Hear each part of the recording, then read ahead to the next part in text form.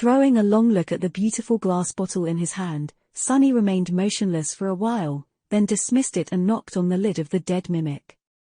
Whatever. I have my coins, at least. Some time later, he was performing a strange aerial dance. Holding onto the rope connecting him to the dead mimic with his one functioning hand, Sunny summoned the Darkwing, then cautiously climbed onto the side of the big chest and tried to balance it so that the heavy thing didn't flip. Because of the fact that both of them were plummeting down with incredible speed, his body felt pleasantly light. Sunny thought about it for a while, then frowned. How did that even make any sense? Yesterday, he had thought that the speed of his fall was going to increase exponentially, which meant that at some point his body was bound to be simply torn apart probably. But now, he realized that his assumption was wrong. Since he could breathe in the sky below and felt the wind, or rather, the air moving past him as he fell through it meant that the speed of his fall had a limit dictated by the air resistance. He did not, however, feel that resistance too much.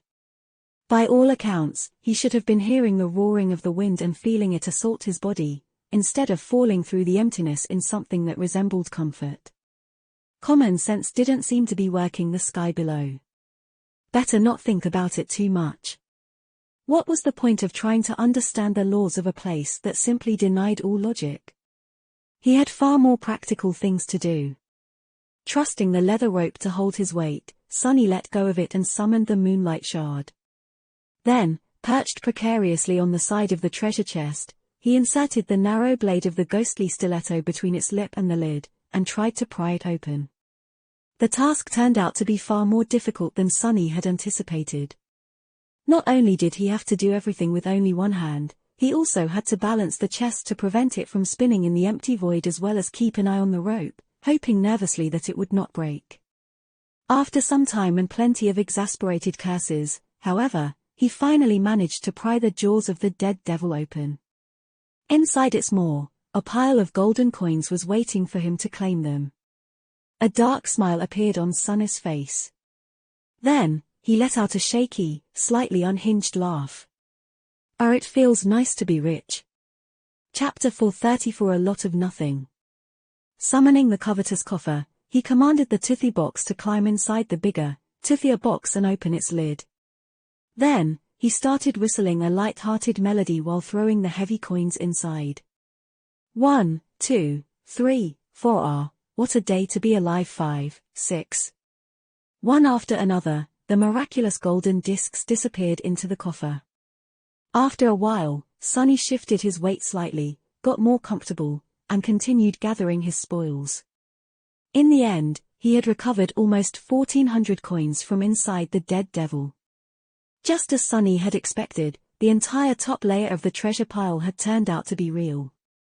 That was an incredible, astonishing boon. Suddenly, everything that had happened seemed worth it.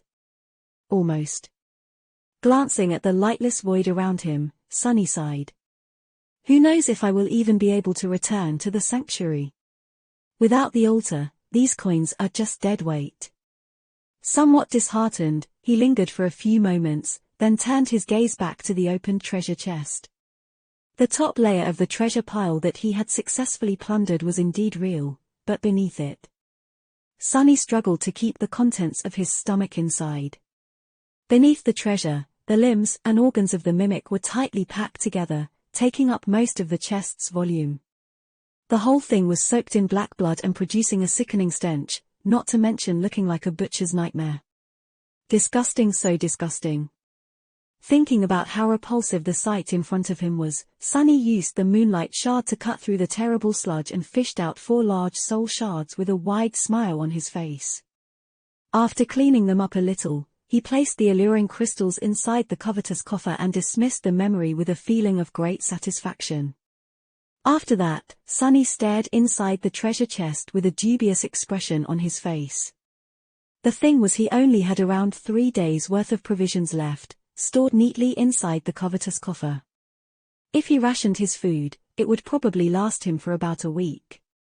After that, Sunny scratched the back of his head, then shuddered and closed the lid of the chest with a loud thud.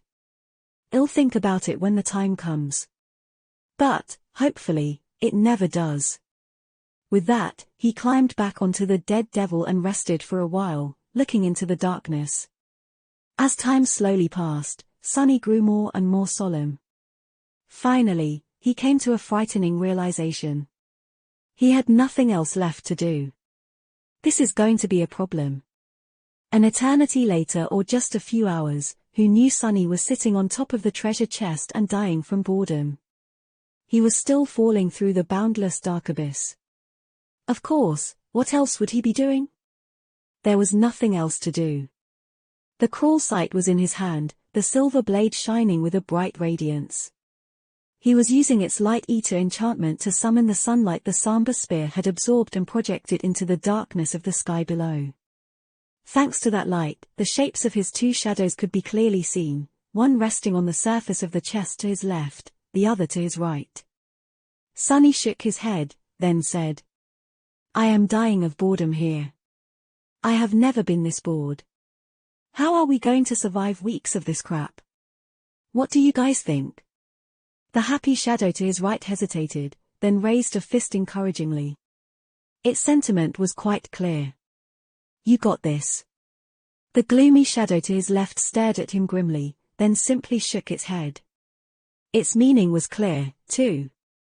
"Just give up already." Sunny blinked a couple of times, then smiled. "Well, I think it's going to be fine. I'll just think about it as a vacation." "Yeah. When was the last time I could just relax and do nothing?" "That's right, never if you think about it, guys, this is a godsend opportunity. An opportunity to rest and laze about as much as I want." He remained silent for a while, then added, "I literally have no choice but to do nothing. Lucky me, right?" The gloomy shadow glanced at him, then covered its face with a palm. Even the happy shadow hesitated for a bit before giving him a timid shrug. Sunny frowned.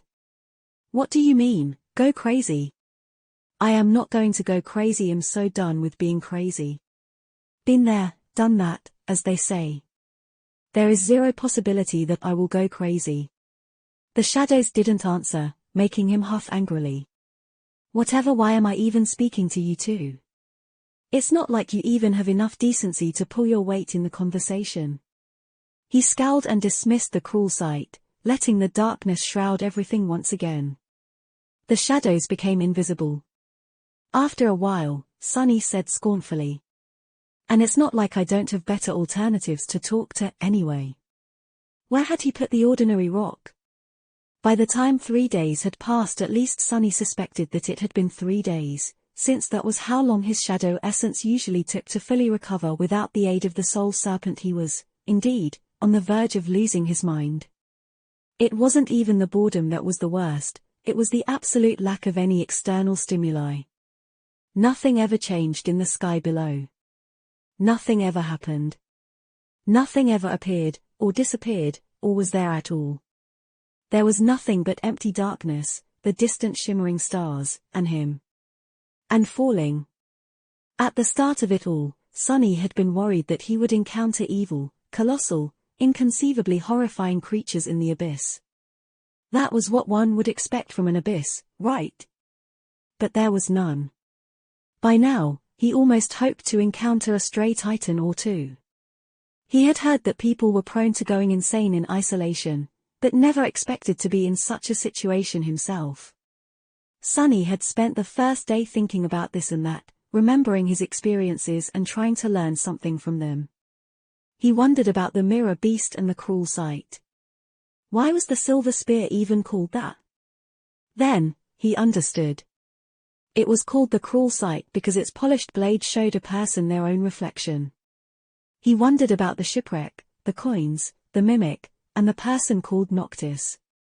How are all of these things connected? After a while, he guessed that Noctis had been the captain of the ancient ship, the master of the mimic, and the person whose face was depicted on the miraculous coins. Noctis was also probably the one who had created the coins, in the first place. That's why they could only be used in his sanctuary.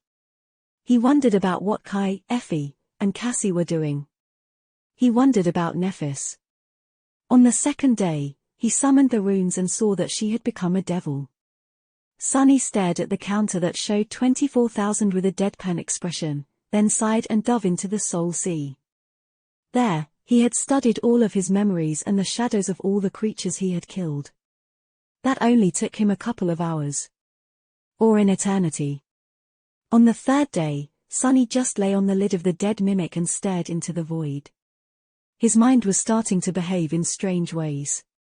Although there was nothing around him, Sunny could sometimes see strange shapes and silhouettes in the darkness, as well as hear distant noises. He wanted to think that they were real, but knew that it was just the result of prolonged sensory starvation. Human minds were weird that way, they couldn't really withstand a lot of nothing. Suddenly, the story of a man who had to turn back after 7 days of descending into the sky below out of fear of going insane made much more sense to him.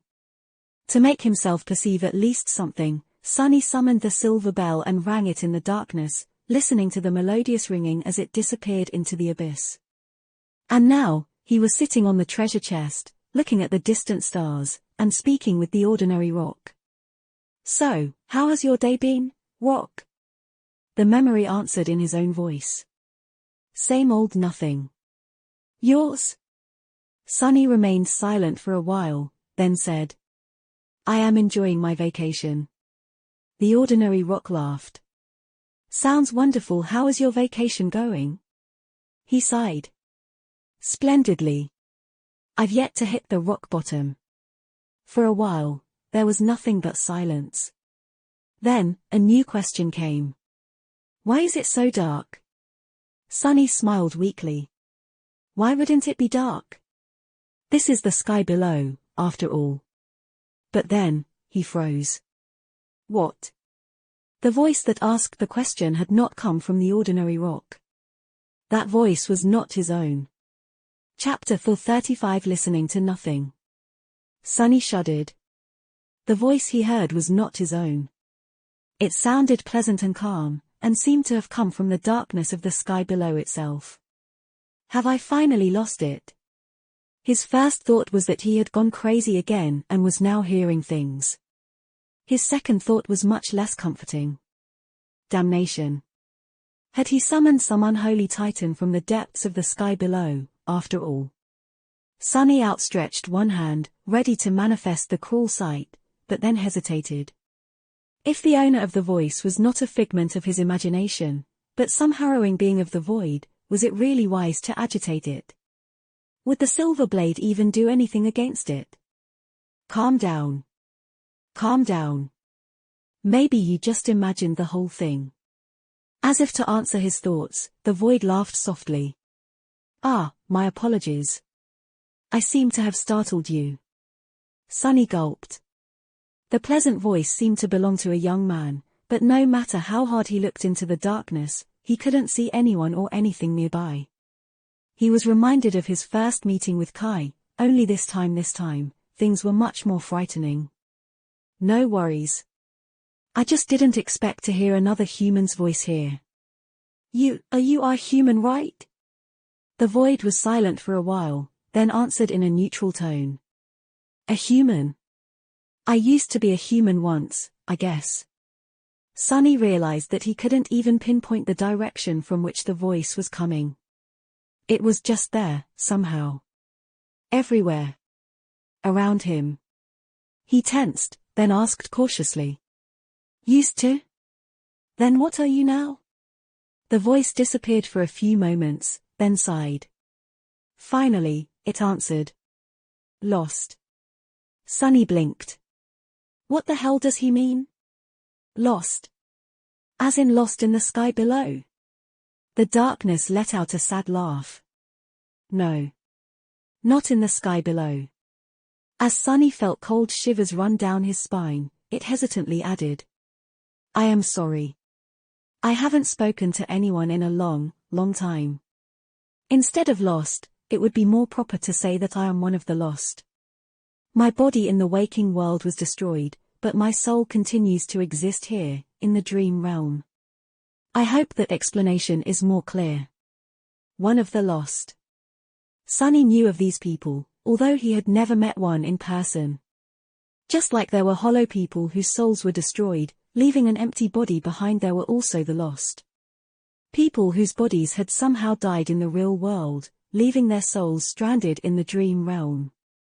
There wasn't a lot of them, since most of the time the soul perished shortly after the body had, but there were some. Knowing that the owner of the voice was one of these lost souls made Sunny relax a little, not that he had any reason to believe that the stranger was telling him the truth. He could have been a nightmare creature, still. Or something worse. But even if he was lost, that didn't explain how they were able to converse. The lost, from what Sunny knew, were just like any other awakened in the dream realm. It was just that they couldn't return to the real world. What they certainly were not were disembodied voices coming from the void. He shifted his weight slightly, ready to do something to protect himself, if need be, and asked. "Sorry to hear that. But how is it that I am able to hear your voice, but can't see you?" The voice lingered for some time, but answered with a bit of amusement. "That is a good question." Sunny waited patiently for him to expand on that answer, but that seemed to be it. A bit irritated, he said. "Well, aren't you going to explain?" Instead, the voice suddenly asked. "Why are you descending into the sky below? This is a very dangerous place." Sunny blinked a couple of times, then coughed. Well, you see, I am not so much descending into the sky below as I am falling into it. I got stuck on an island because of the crushing, and sadly, that island broke off its chain. So, I had to jump off. And here I am." Then, he frowned. "Wait, dangerous place? Why is it dangerous? I haven't seen anything dangerous anywhere in this dreadful pit." The voice lingered for a while, then sighed with regret. "You'll see. When you reach the stars, then you will see." Then, it disappeared. Sunny stared into the darkness, a bit disturbed. A deep frown appeared on his face. "What do you mean? What will happen when I reach the stars?" But there was no answer. No matter how long Sunny waited, the voice did not speak to him again. The void was silent and empty, just as it had been before. In the end, he just massaged his temples and cursed. What the hell was that? Did he imagine the whole thing? Had his mind finally cracked? Sunny stared at the ordinary rock, as though expecting it to actually talk and collaborate his story. Sadly, the memory could only repeat the sounds it had recently heard. Wait, the sounds it had heard. Sunny hurriedly commanded the rock to repeat everything it had recorded in the past few minutes. Then, feeling cold sweat appear on his forehead, he listened to his own voice speaking to nothing. His words were repeated, but where the words of the strange voice should have been, there was nothing but silence. Dismissing the ordinary rock, Sunny clutched his hair and groaned. "Crazy, I've gone completely crazy, curse it all. It has been just 4 days, and I'm already turning back into a lunatic." Not even a full week passed by, and he was already going insane. This is the worst vacation ever. After a while, he frowned. Despite being mostly sure that the whole thing was just a symptom of his sanity slowly breaking apart, Sunny cautiously crawled to the edge of the chest and looked down, at the distant shimmering stars. Was he imagining things, or did they seem to be a little closer? Chapter 436, Nothing to Worry About. After the conversation with the disembodied voice of the void, whether it was real or not, Sunny felt different. Not exactly better, but at least not as lost and unmoored as before. That would be really ironic if the voice was just a figment of my imagination, wouldn't it? The empty void around him didn't seem as empty anymore. Even if it was now full of potential danger, the danger was better than nothing. Anything was better than nothing. After 4 days spent in the endless silence of the dark abyss, Sunny realized just how terrible nothingness was. The human mind was simply not built to withstand it. In any case, he wasted some time staring at the distant stars, and then got to thinking. Now that his cores were once again full of essence, he had no tool left to measure time. After considering his options for a while, he summoned the crawl site and activated the dark mirror enchantment. Even though he had no enemies to fight in the sky below, simply keeping the enchantment active was going to drain his shadow essence. Sunny felt that he could keep it going for about 2 hours straight. After his reserve of Essene became approximately half empty, he dismissed the cruel sight and sat cross-legged in the center of the dead devil's lid. Plummeting through the lightless void, Sunny inhaled deeply and closed his eyes.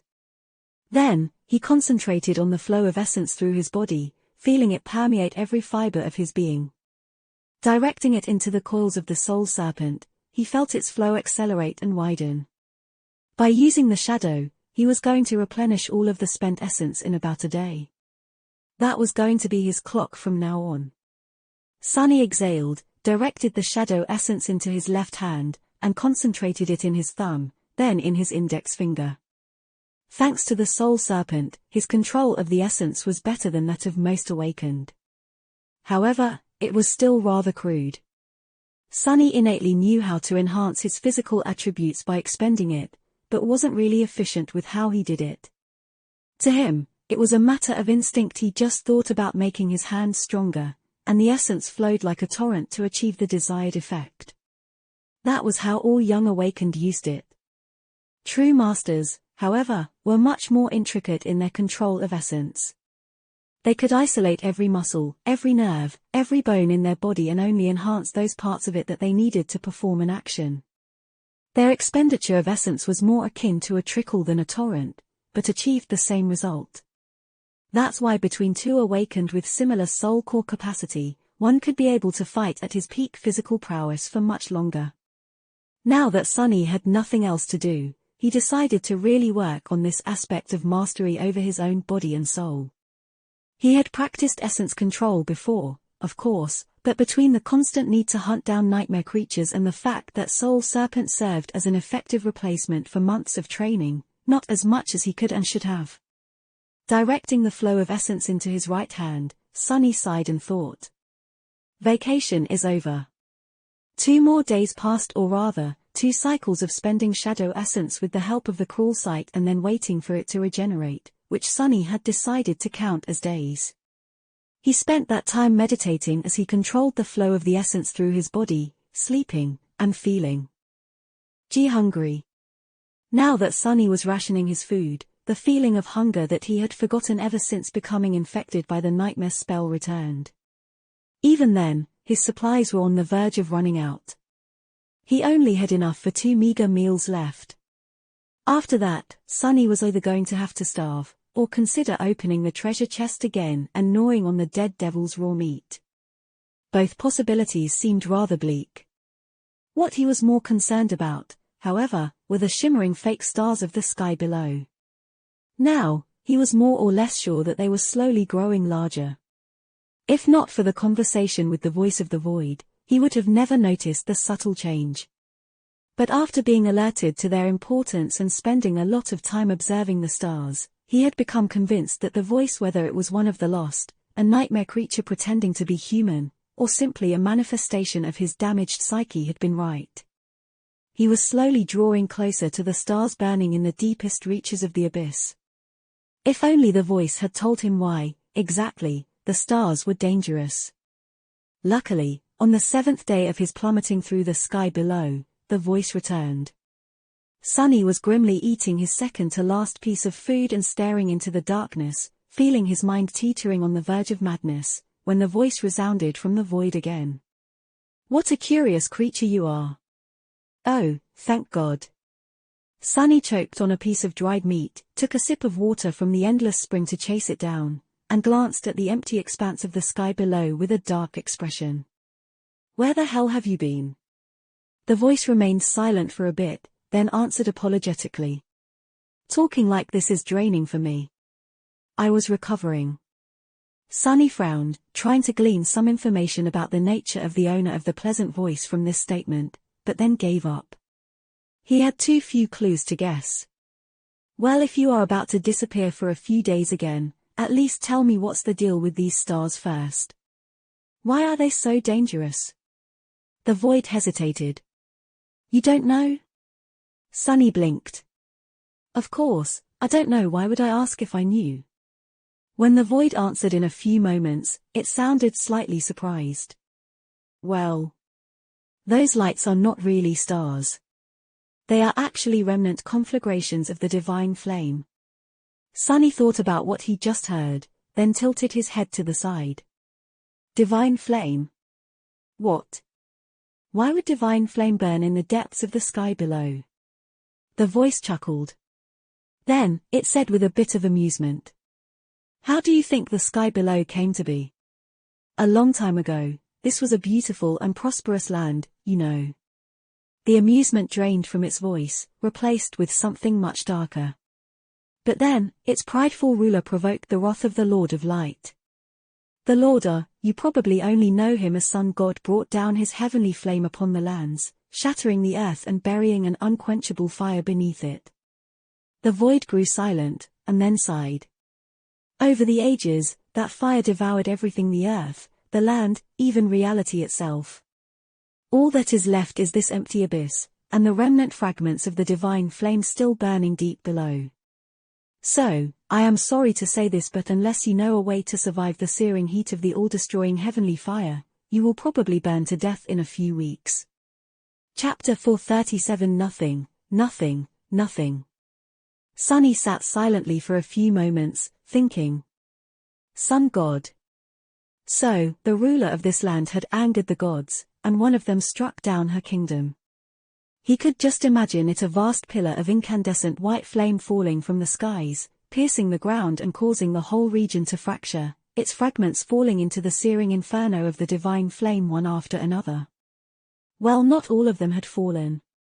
He glanced up, wondering if the chained isles were created to save the citizens of the destroyed kingdom from annihilation. If so, that prideful ruler must have been not so simple herself. Who would be powerful enough to dare resist the wrath of the gods? And what had that being done to provoke it? But more importantly, how the hell did the voice of the void knew so much about it? A subtly suspicious expression appeared on his face. Really? This is very interesting. And how exactly do you know all this? Sunny hesitated, and then cautiously added. Did you, perhaps, have something to do with that prideful ruler? The voice was silent for a moment, and then suddenly exploded with sincere laughter.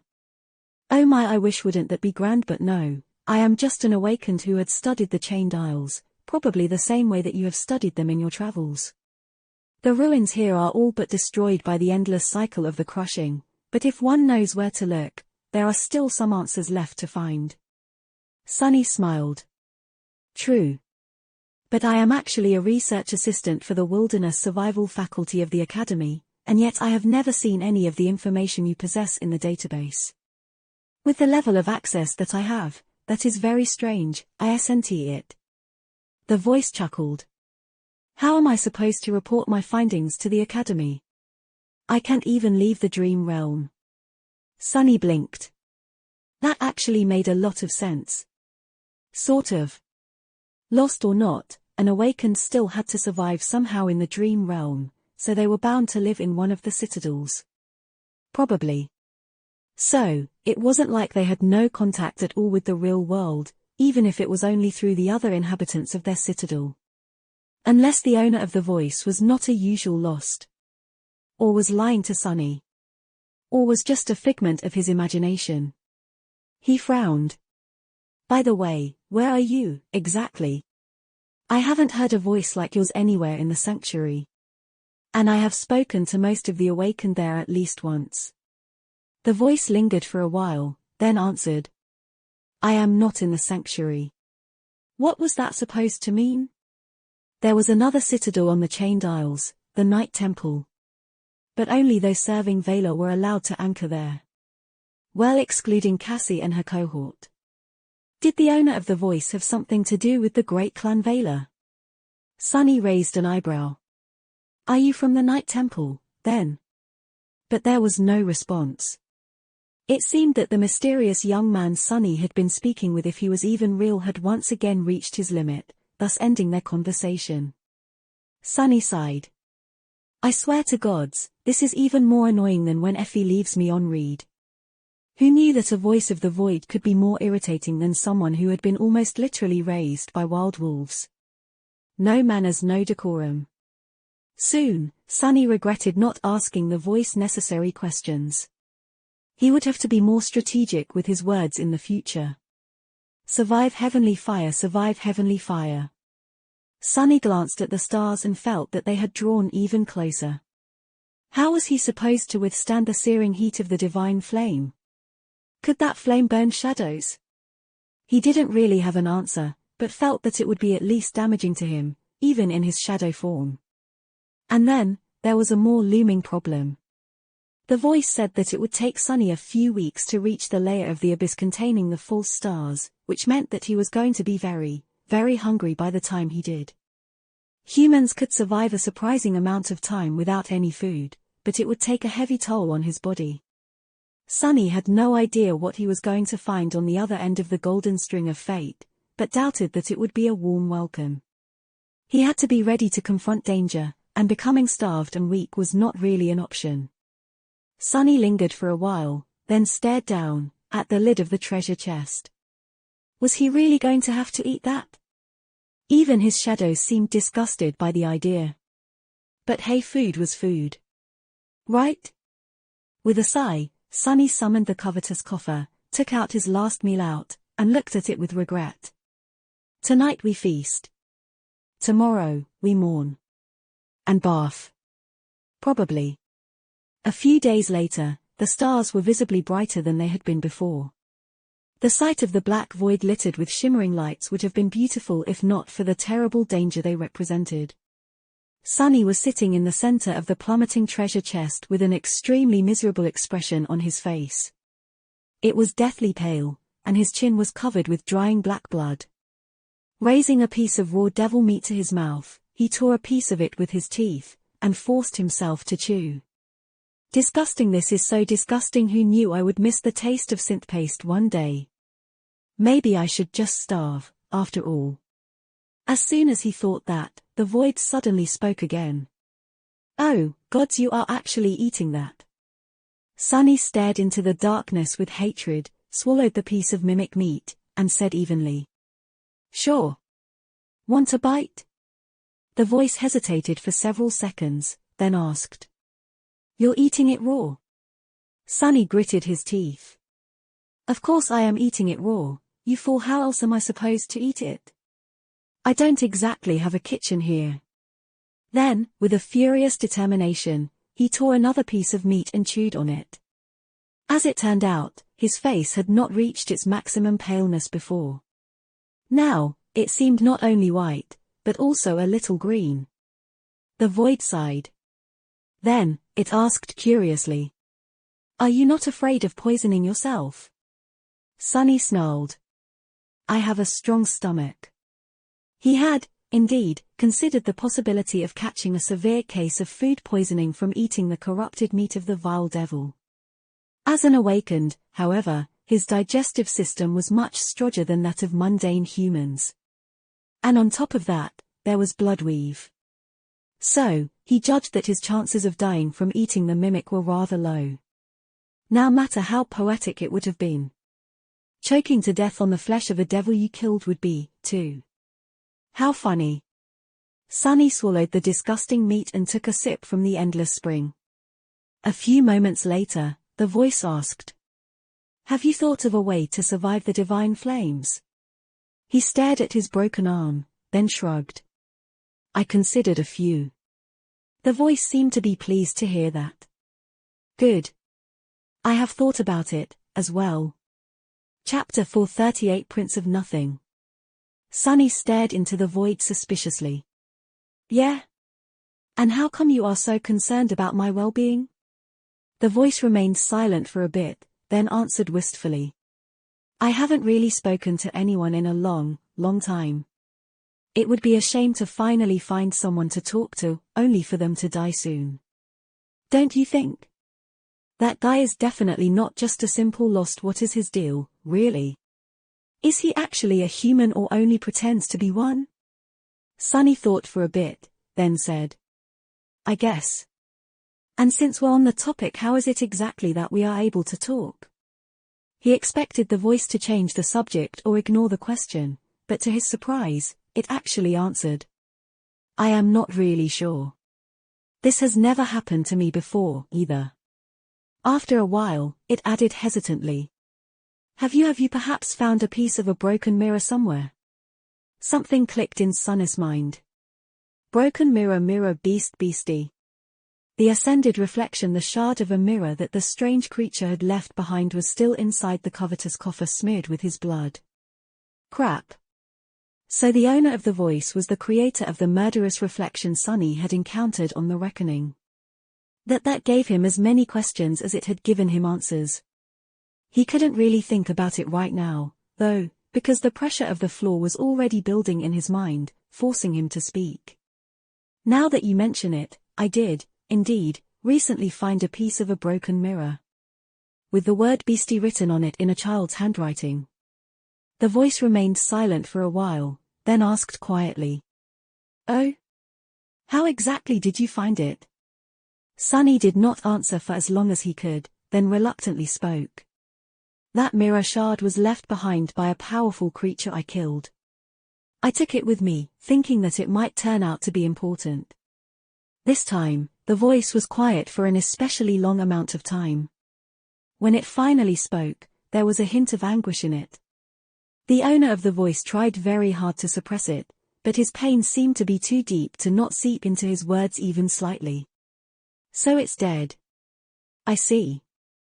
Then, it fell silent once again. Sunny tensed. After a while, he asked carefully. You're not going to be angry with me for killing your pet, are you? A deep sigh resounded from the void. Angry with you?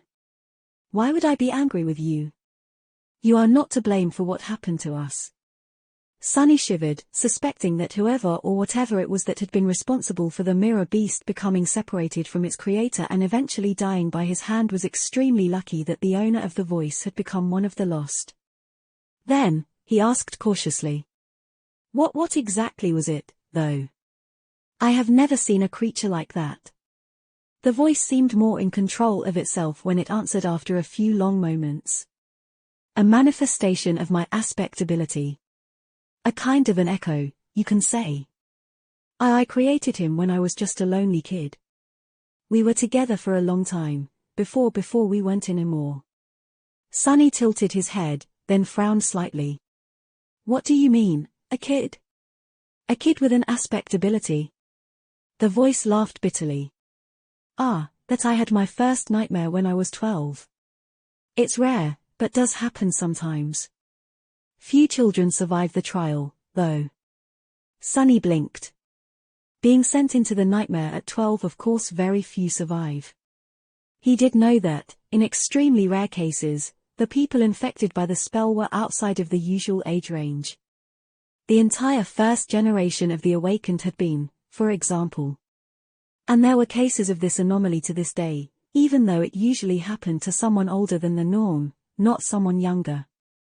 And I thought that I was unlucky. He cleared his throat, then said awkwardly. Well, I am sorry for your loss. If it makes you feel any better, the creature tried to say something before it died. We never stopped searching. Something like that. The voice, however, didn't respond. It seemed that its owner had once again spent all of his soul essence or whatever it was that allowed him to communicate with Sunny and was now gone for another few days. Sunny sighed. Curse it, I didn't even have time to ask him how to survive the damned stars. More strategic with how he chose his words, damn it. Sunny spent a few more days plummeting into the void. By now, he was having trouble remembering what it even felt like, to not be falling. The darkness seemed to be eternal and ever-present, as though he had always been here, in its empty embrace, and all of his actual life was just a strange dream. Maybe it was. No, it wasn't. He was almost sure. By the time the voice returned, the void had changed slightly. Not only were the distant shimmering lights now closer and brighter, but it also felt as if the air was getting warmer. Sunny was in his usual spot, sitting cross-legged in the center of the treasure chest and training to better control the flow of shadow essence. On the surface of the lid near him was a dark longbow and a quiver of black arrows. You practice archery? Sunny opened his eyes and glanced into the darkness, then shrugged. Not really. But I hope to learn a bit of it soon. He made a grimace and nodded toward his broken arm. I do need 2 functioning hands before I'll be able to, though. The bow and the quiver of arrows were the same he had entrusted to Saint before. Both of the memories were ascended, but only of the first tier. The bow's enchantments made it incredibly strong and sturdy, while the only enchantment that the arrows possessed was that they came as a whole quiver instead of a single one. His broken arm, meanwhile, was healing. He could already move his fingers, but the process was far from over. He was halfway there, though. Sunny healed much faster than mundane humans, and even other awakened. He was sure that in another week or so, he would be able to take off the splint and draw the black bow. The voice lingered, then said, "We had no time to discuss the divine flames last time." Sunny nodded. Indeed. Then, he remembered something and asked, "Oh, by the way, what do I call you? Do you have a name? It's a bit awkward to keep thinking of you simply as the voice." The voice laughed. "A name? I used to have a name, I guess." Sunny sighed. "Yeah? Well, what is it?" The void lingered for a while, then answered with amusement. "Mordred. Or, rather Prince Mordred, I guess." Sunny opened and closed his mouth a couple of times, then asked with suspicion in his voice. "Prince? What are you the prince of?" Mordred laughed. "Nothing. I am a prince of nothing. Nothing at all." Chapter 439 Do or Die. Sunny stared into the darkness with an incredulous expression, then shrugged. "Sure. Whatever. Nice to make your acquaintance, Your Highness. I am called Sunless, by the way." Sadly, no title. Silently, though, he thought. The young prince that the dream spawn had taken away? Oblivious to his suspicions, Mordred hesitated, then asked politely. "Sunless? What an unusual name." Sunny grimaced. "Yes. My mother had on second thought, forget that. Are you going to tell me about the divine flame or not?" The Prince of Nothing was silent for a bit, then said. "There is not much to tell. The heat of those flames is absolutely deadly. Unless you have some way to fly, you are in big trouble. Which, I assume, you don't, otherwise, you wouldn't be in this predicament, to begin with. Right? Well, you can't argue with sound logic, I guess." Sunny sighed. "I can control the direction of the fall, but yes, no true flight." He hesitated, then added reluctantly. "For what it is worth, my aspect ability allows me to turn incorporeal, as well as teleport for short distances." He didn't really want to share the details of his powers with the mysterious prince, but currently, there was no other choice. Mordred obviously knew more about the sky below than Sunny, so his advice was vital. The lost prince thought for a few moments, then said. "Turning incorporeal will help against being cooked by the heat, but it won't save you from the divine flame itself. However, not everything is lost. Even though you can't fly, you do have some mobility. With some luck, you might be able to dodge the conflagrations." Sunny glanced into the darkness with a resentful expression. "That I already figured out myself. Tell me something that I don't know, genius." The void chuckled. "Fine. But only because you asked nicely." Then, it disappeared. Sunny's face twitched. "Goddamn, it has gone again." But a second later, Mordred's voice suddenly resounded from the darkness. "No, no. There is still time. I was just thinking." He was quiet for a few moments, then said hesitantly. "There is actually a path through the divine flame. An empty rift in the tapestry of stars where none of it remains. If you find it, you might survive." Although it was hard to control his emotions these days, Sunny tried his hardest to suppress the misplaced anger and calm himself down. When he spoke, his voice sounded almost even. Why didn't you tell me sooner? How far am I from this rift, then? Mordred sighed. How would I know? It's not like I know where you are, exactly. More than that, I had never managed to find the rift myself. The sky below is vast and deadly, after all. So, he was exploring this abyss, too. Why? What's out there, beyond the fake stars? Sunny tilted his head, he asked cautiously. If you never found it, how do you know that it's there? The void remained silent for some time. After a while, when Mordred spoke again, his voice sounded distant and weak. The tear, it should be somewhere near the tear. I think. With that, Sunny felt that he was alone in the darkness again.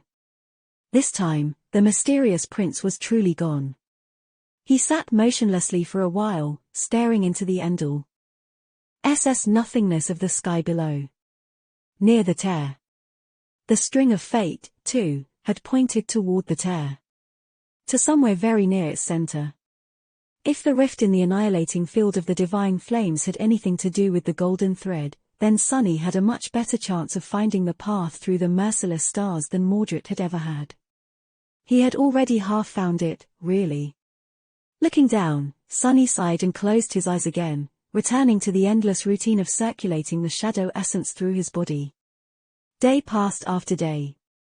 The closer Sunny drew to the obliterating stars, the calmer he became. Now that mortal danger was getting near, his mind had no time and reason to slowly destroy itself. The absolute nothingness of the void that had assaulted it, too, was much less empty now. Not only was it full of threat, but also of heat and light. And shadows. Sunny had dismissed the leather elements of the puppeteer's shroud and undid the bands of its upper garment. Stripped to the waist, he meditated in the darkness, the soul serpent coiling around his pale and lithe body. Because of the rough diet of only eating the poisonous meat of a dead devil, he had practically no fat left.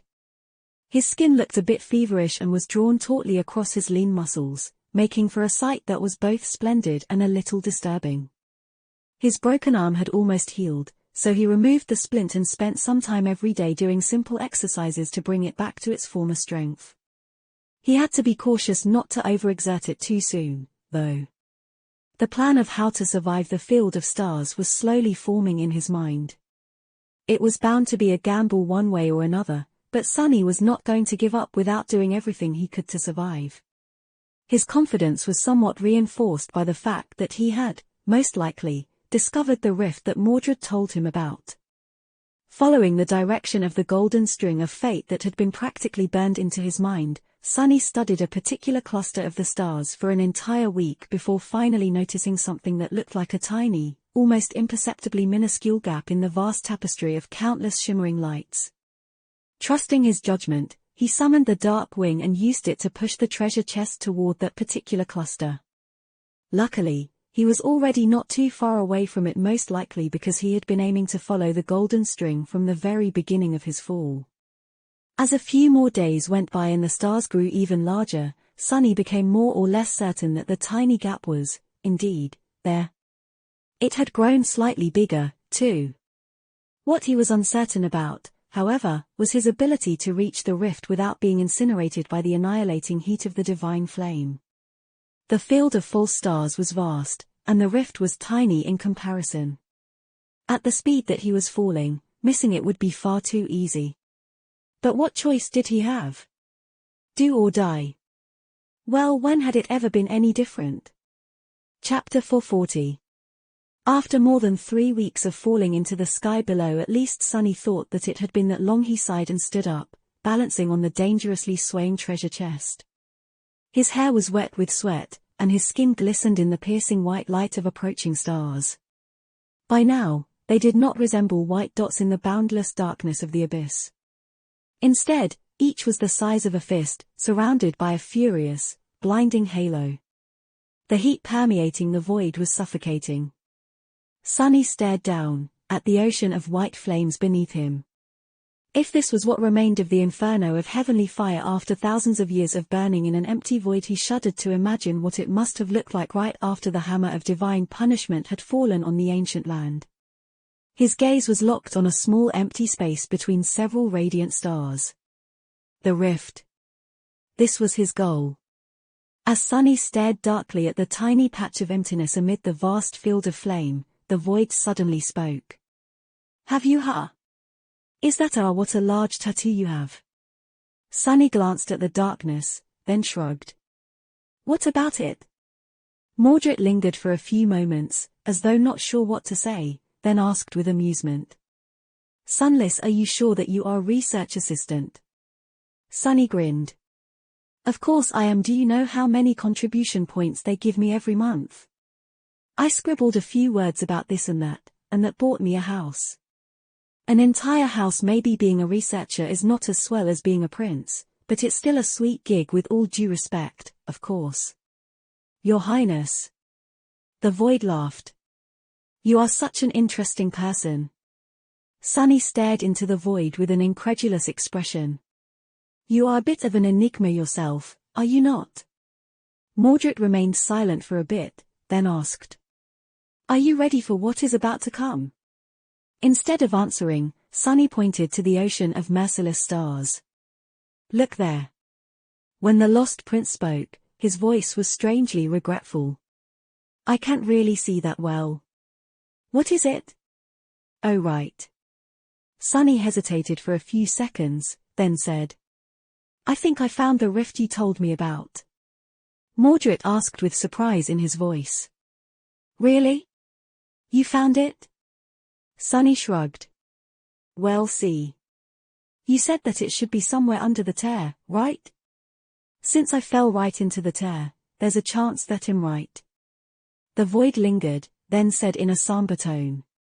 What if you're not? Sunny smiled. Then it has been nice knowing you. Anyway, anything else you want to tell me before you go? I doubt that we'll have the opportunity to speak again before I reach the stars. Mordred thought for a few seconds, then said. I might not be able to reach you at all after that. So good luck. Sunny raised an eyebrow. Really? The voice of the void answered after a long pause. Yes. Why? He shook his head. Nothing, really. I just thought that you are stuck somewhere out there, beyond the stars. Mordred chuckled. No. I am stuck somewhere else. His voice grew strangely distant. Then, an almost inaudible whisper reached Sunny's ears. I hope survive Sunless. Then, the lost prince was gone, leaving Sunny alone in the darkness once again. He sighed. Me too. I hope he'll survive, too. After Mordred disappeared, Sunny waited for a bit, and then broke the rule he had set for himself. For a second time since starting this expedition, he summoned another memory that should have been tied only to Mongrel. The mantle of the underworld. The intricate onyx armor weaved itself from sparks of darkness and covered him from head to toe. Sunny was not accustomed to wearing its closed helmet, since he was usually using Weaver's mask instead, but it was not uncomfortable. His field of vision, however, became slightly constricted. Hopefully, no one will be able to see me this far into the abyss. Out here in the sky below, he felt as though no one, not even those who were attuned to revelations, could peer into his secrets and glean anything about them. The only exception to the rule was the Prince of Nothing himself. But he was gone now. The mantle possessed two enchantments that would most likely prove themselves to be extremely helpful soon. The stalwart trait of the armor imbued it with high resistance against various types of elemental damage, including fire. Just seconds after donning it, Sunny felt the suffocating heat retreat, replaced by a pleasant coolness. How long would that coolness last? He did not know. The Living Stone enchantment, on the other hand, allowed the mantle of the underworld to repair itself while being worn. This trait would come into play later, helping Sunny protect himself even after the divine flame became intense enough to damage the onyx armor. After that, Sunny summoned the dark longbow and the quiver of black arrows. By now, his hand had recovered enough for him to be able to draw the mighty bow he just hoped that he would not need to. Finally, he summoned the crawl sight and attached it to his belt. All preparations were now done. Looking down through the narrow slit of the visor, Sunny sighed. Now, everything depended on his resilience, luck, and how deep his reserves of shadow essence were. In the stark darkness of the empty void, deeper than even the memories of a blue sky could reach, a cracked treasure chest was plummeting toward an ocean of searing white flames. Its underside was bathed in the furious light, while its lid was drowning in the deepest of shadows. Wisps of smoke were slowly rising from its smoldering wood, and the strips of iron reinforcing it were slowly starting to glow as they turned orange. Sunny, who had become a shadow and was once again hiding on the lid of the dead devil, felt fine for now. Until the treasure chest was destroyed, he was protected from directly touching the light of the divine flame. But how long would the corpse of the mimic last? He was thinking about something else, though something far more dreadful. The rift, the damned rift, I am going to miss it. Chapter 441, Ocean of Flame. Sunny almost managed to direct his endless fall toward the tiny gap between the remnant conflagrations of the divine flame, but on that incredible scale, even the smallest mistake was bound to take him many kilometers away from the goal. A mistake that he had inevitably made, since there were no lessons on navigating eternal voids, especially without any tools except for his own two eyes. Damn it. Right below him, swiftly approaching, was an ocean of obliterating light, heat, and fire. The conflagrations themselves were rather small, no larger than a dozen meters in diameter, and chaotically scattered in the void at a considerable distance from one another. Each looked like a furious, undulant orb of dancing white flames. The space between them, though, was not safe. It was permeated by immolating heat that nothing could withstand, at least nothing Sunny had at his disposal. As the adamantine wood of the treasure chest started to slowly catch fire, he hesitated, then glanced at the empty darkness of the distant rift in the ocean of light. Whether by accident or by design, there was a point in the field of false stars where no conflagrations remained. A roughly circular breach was torn through them, promising him safe passage. But how was he supposed to reach it? If Sunny jumped off the plummeting chest right now, he would probably be able to glide all the way to the rift. The distance was just right. However, he was pretty sure that the dark wing would be instantly turned to ash by the terrible heat of the remnant vestiges of the divine flame. Not to mention that he himself would probably get thoroughly cooked inside the mantle of the underworld if he remained corporeal for that long. With a mental sigh, Sunny left the comforting embrace of the shadows. A kneeling figure in an intricate onyx armor appeared on the lid of the smoldering treasure chest. Ugh! Despite the protection of the stalwart enchantment, the air he breathed in was thin and scaldingly hot. It almost felt as if he was inhaling fire. Other than that, however, the mantle of the underworld did a good job of keeping the heat at bay, and yet, Sunny could feel it starting to slowly get warmer. He didn't have a lot of time. Standing up, he raised the dark longbow, narked an arrow on its string, and gritted his teeth. Then, sending a thin trickle of essence into the muscles of his shoulder and back, he strained his body and drew the mighty bow. It felt as though he was lifting a mountain. How the hell does Saint make it look easy? Feeling his muscles tremble, Sunny aimed toward the rift and hesitated for a second. After he did this, there would be no going back. What is there to go back to, fool? Aren't you sick of that damn chest? Relaxing his hand, he let go of the string. The black arrow shot into the darkness with incredible speed, instantly becoming illuminated by a blinding radiance. It was strange, the void was full of light now, but with nothing to reflect it, the sky below still appeared black and empty. Only when something entered the emptiness did the light become visible. Sunny felt the chest sway, and struggled to keep his balance. A couple of moments later, the fletching of the arrow suddenly caught fire and burned away. However, that didn't affect its flight too much. The arrow pierced the darkness and turned into a distant spark, covering almost an entire kilometer in just a few seconds. Then, however, it slowed down considerably, and its wooden shaft began to smolder. It was time to move. As Sunny felt flame licking his greaves, he held his breath and used Shadow Step. The arrow he had sent flying in the direction of the rift was wrapped into one of his shadows. As the shadow unfurled itself from the igniting shaft, Sunny shot out of it as if launched from a giant slingshot. As soon as he left the shadow, it instantly wrapped itself around his body, and then slid toward the quiver. Crap! Sunny found himself flying through the darkness with nothing to support or shield him from being directly exposed to the immolating radiance. The mantle of the underworld suddenly shone in the torrent of light, instantly growing considerably warmer. It wasn't burning his skin yet, but he suspected that there was not much time left before that happened. Especially because his momentum was not only horizontal, but also vertical, and was becoming more so with each moment.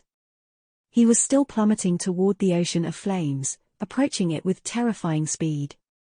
The closer he got, the more obliterating the heat would become. Twisting as he fell to orient himself in the void, Sunny knocked another arrow and drew the bow again. This time, it was considerably harder, since he had nothing to stand on and had to rely solely on the strength of his arms and shoulders. Just in the few seconds it had taken him to draw the bow, the heat became much more destructive. Another arrow flew into the darkness, and several seconds later, he used Shadow Step again, appearing almost 2 kilometers closer to the rift. It was still decently far away, though. Curses! Sunny flew through the obliterating darkness and struggled to knock another arrow. The glossy black surface of the mantle of the underworld was starting to glow, slowly turning incandescent. He was still fine inside, though. For now. If a little hot. Another arrow disappeared into the darkness, and Sunny jumped through the shadows again. This time, the jump devoured pretty much all of his remaining shadow essence. Whatever little there was left would not have been enough to repeat the process the 4th time. However, maybe just maybe he wasn't going to have to. After using Shadow Step 3 times in a row, and turning some of his vertical momentum into horizontal one with each jump, Sunny was now plummeting diagonally through the void, seemingly toward the very edge of the rift. I am going to make it. Am I going to make it? Even if he would, it was going to be very, very close. The string of the bow suddenly caught fire and broke with a loud ring. Dismissing the bow and the quiver, Sunny sent both of his shadows to reinforce the mantle of the underworld and threw his hands and legs to the sides. He was trying to create as much surface area as possible to utilize the resistance of the air in his favor. He was well versed in all kinds of falling and gliding thanks to using the dark wing so often, so this was not something new to him. Granted, he had never done it in a heavy armor. Speaking of which, Sunny hesitated, then directed some of his remaining essence into the mantle of the underworld to activate the Feather of Truth enchantment and make the armor as light as possible. Then, all he could do was endure the growing heat and wait and watch as both the obliterating ocean of flames and the circle of saving darkness approached him at tremendous speed. His life now depended solely on which of the two was going to swallow him first. Chapter 442 Burning Heaven. Surrounded by a radiant halo, Sunny plummeted into the darkness. His breath was ragged and hoarse, and his eyes were blinded by the piercing shine of the immolating ocean of white flames beneath him. Fearing that his eyes would be permanently blinded by it, he closed them, which helped a little. Hot, it's so hot. He was drawing closer and closer to the remains of the divine inferno, and as he did, the stone-like metal of the mantle of the underworld was growing hotter and hotter. Soon, its outer layer turned bright red. Then, it started to melt. Damn. Sunny directed more of his remaining essence through the coils of the soul serpent, activating the living stone enchantment of the underworld armor. As the onyx melted and cracked, causing him excruciating pain, the mantle began to repair itself. Before anything could fully breach the surface of the incandescent onyx, the damage was undone. For now, the enchanted armor could heal itself faster than it was being destroyed. In large part due to being augmented by both of his shadows, perhaps. Sunny encountered another problem, though. It was getting harder and harder to breathe, not even because the air was scalding and hot, but because there was not enough of it. Fire fed on oxygen, after all. Luckily, Sunny was no stranger to being deprived of it. What's more, thanks to the bloodweave, he could get by without breathing for much longer than most awakened, and he suspected that he would have to do just that very soon. Hopefully, he would be able to reach the rift shortly after that. And speaking of the rift, he carefully opened his eyes a little and glanced into the blinding inferno beneath, trying to judge whether or not he was going to make it. For now, it seemed that he would easily pass the field of fire and enter the dark emptiness, but that was just an illusion. Sunny had to factor in that his forward momentum was constantly growing weaker, which meant that his trajectory would become more and more vertical the longer he fell through the searing abyss. It was too hard to tell whether or not he was going to make it. Gritting his teeth, he shifted his weight and lowered one hand, grabbing the hilt of the cruel sight. Then, he raised the silver blade to his chest, threw a cursory glance at his warped reflection, and activated the Light Eater enchantment of the Samba sword. Instantly, the mirror blade began to absorb the merciless light of the false stars, growing white-hot and incandescent. Sunny, however, found himself able to see once again. He even felt a little cooler, although it might have been just wishful thinking. Surrounded by a strange bubble of darkness left behind by the devoured light, Sunny plummeted toward the obliterating stars. Almost there. By then, the conflagrations of the divine flame were so close that it seemed as though he could reach out and touch them.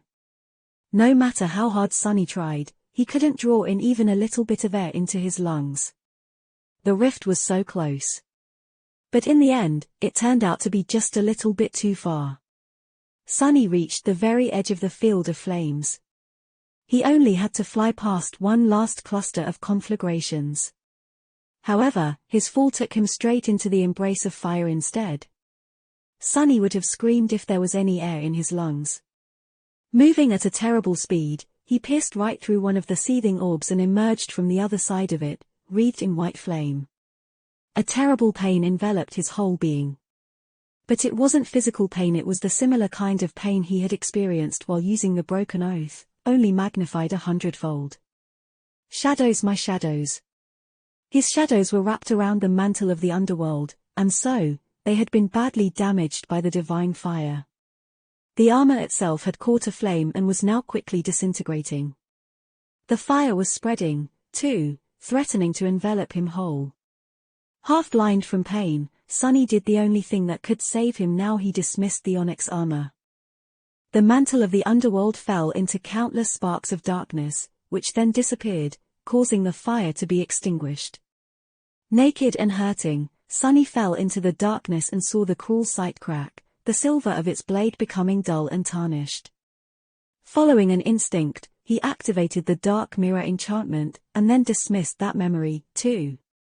Finally, he wrapped the wounded shadows around himself and circulated what little shadow essence he had left through his entire body, spending all of it to make himself more resilient. And then, he felt cool wind touch his blistering skin. Sunny fought through the terrible pain and opened his eyes. Behind him, there was a wall of ruthless radiance. But in front of him, there was nothing but darkness. He had reached the rift. Hurts, everything hurts. Crap, this is so unfair. Sunny flew deeper into the rift, creating more distance between himself and the conflagrations of the divine flame. Of course, they were too close for him to feel comfortable. But at least he could breathe again, and wasn't being cooked alive. Well, at least not very fast. Before being badly hurt by the divine flame, Sunny had hoped that somehow, miraculously, he would turn out to be immune to it. He was technically a shadow of a sun god's descendant, after all. Why wouldn't he be immune to the manifestation of his master's domain? Well, his master's indirect ancestor's domain, to be precise. Plus, he was not just any shadow, but a divine one left behind by Shadow God himself. Light and shadows were two sides of the same coin, weren't they? As it turned out, the divine flame didn't care. Arg. Currently, Sunny was falling through the rift. He had reached its center and dove straight down, hoping to stay as far away from the surrounding stars as possible. It was as though there was a tunnel of empty darkness torn through the very heart of the field of flames, and he was following it down. Down, down, down. It was hard to even conceive of a world where he wasn't constantly falling down. Now that he had no mantle of the underworld to protect him from the blaze, Sunny was suffering a lot. Rift or not, the air was still permeated by the unbearable heat. His skin was red, with patches of it blistering. Some of it was badly burned by his unfortunate clash with the divine flame and because he had not dismissed the burning mantle of the underworld fast enough. It was not life-threatening, though. Yet. Come on, end, goddammit. But the field of flames showed no signs of ever ending. Until it did.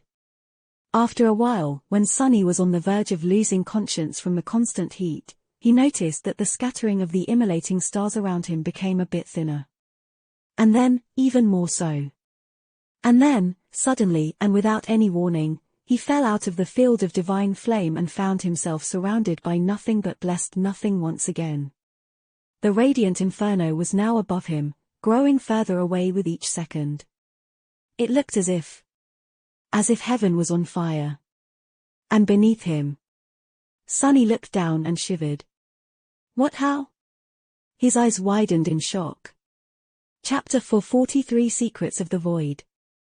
Out there in the empty darkness of the void something even darker loomed, hidden from the radiant light of the ocean of flame above. Sunny peered at the distant black silhouette and shivered. What the hell?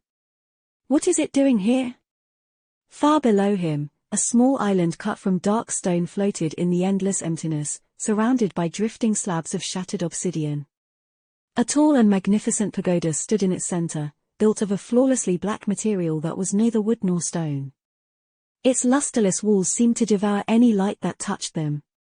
It was the perfect replica of the ivory tower but at the same time its opposite. The two pagodas were so alike that for a moment, Sunny even thought that he had somehow found himself high up in the sky above.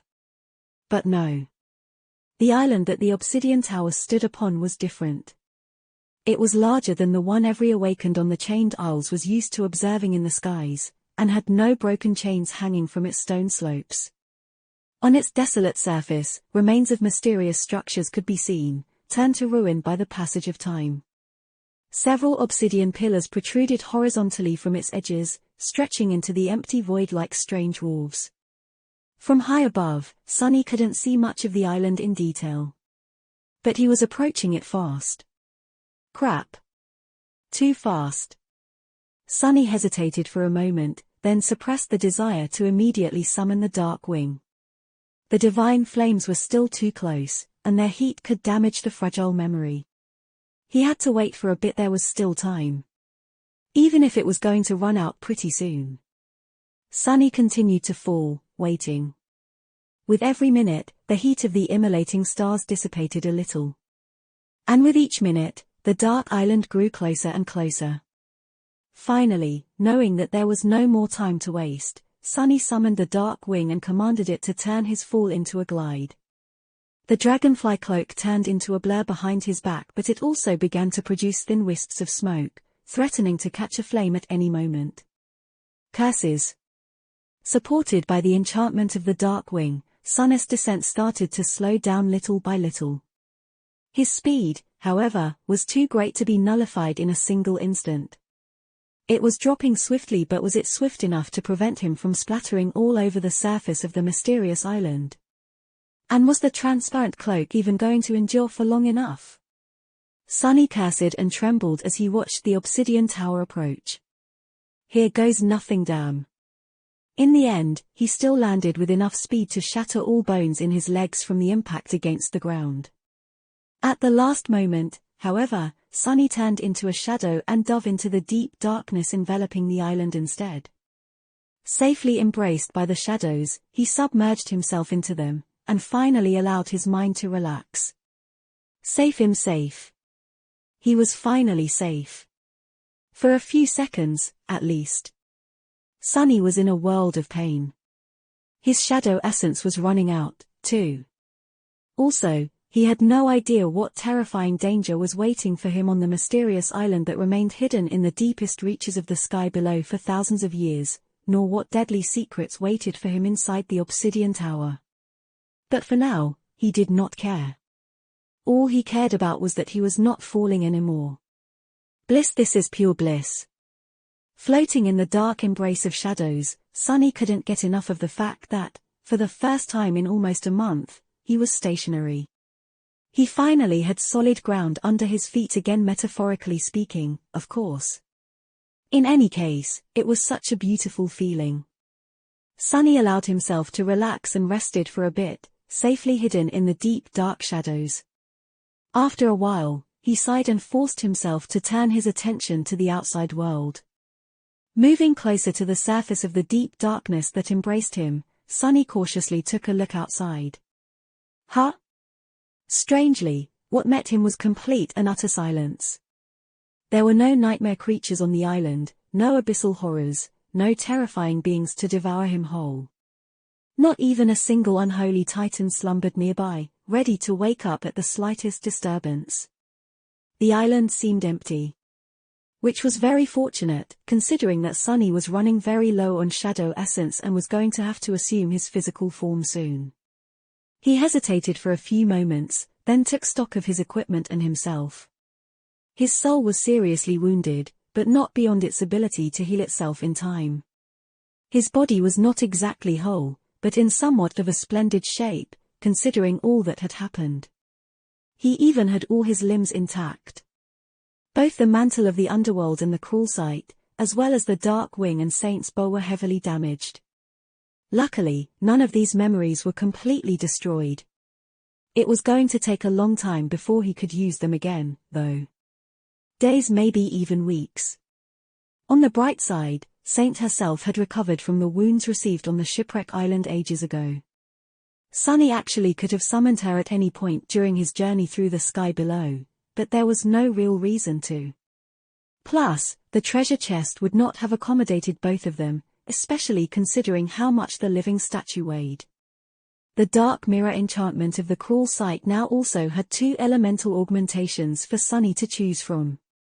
Its runes showed: Current Charge Divine Flame, Latent Charges Soul, Divine Flame, Well, if there was one benefit from being burned by the damn thing, it was that now he would be able to cause similar pain to others.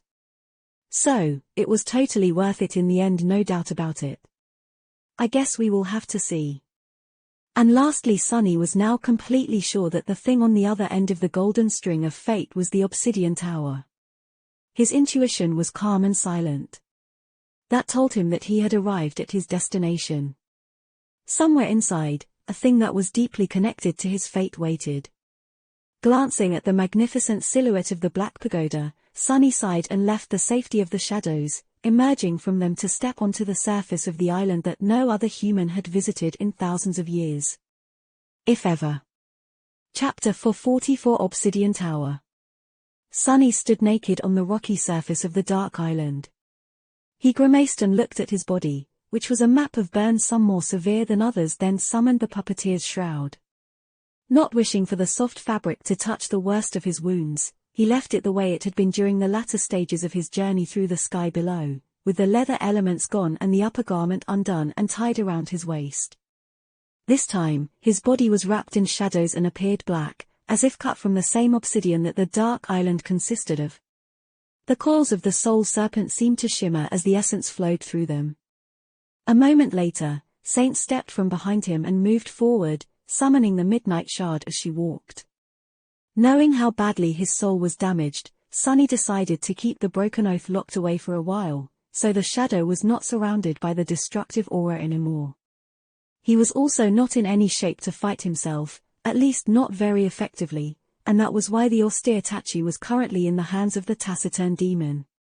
If push came to shove, Sunny would either use the Moonlight Shard or command the Soul Serpent to assume the Odachi form. With a heavy sigh, he summoned the Endless Spring and greedily drank the cold water from it, then leaned forward and poured some on his head. After that, he finally felt like a human once again. All in all, things weren't that bad. He was alive and in one piece, suffering from neither thirst nor hunger. Here on the dark island, the air was pleasantly warm. Bright stars burned in the empty void high above, making for a beautiful view. Right in front of them, the graceful silhouette of the obsidian tower rose from the ground like a black rift in reality. It turned out to be much larger than Sunny had thought, but nowhere near the scale of the Crimson Spire. That cursed thing seemed to be too gargantuan to even exist, while the ancient pagoda was more or less fit to have been built for humans. Well, maybe for extremely tall humans. Or tiny giants. As Sunny studied the obsidian tower, Saint tilted her head and stared at the black pagoda, too, her ruby eyes reflecting some strange emotion. Was it recognition? Why would his shadow recognize a tower hidden in the depths of the abyss below the chained islands? Strange. Sunny frowned, then dismissed the endless spring. He remained motionless for a few moments, then slowly headed toward the tall pagoda. Saint followed. As they walked across the island, Sunny had time to look at the various ruins left on its surface.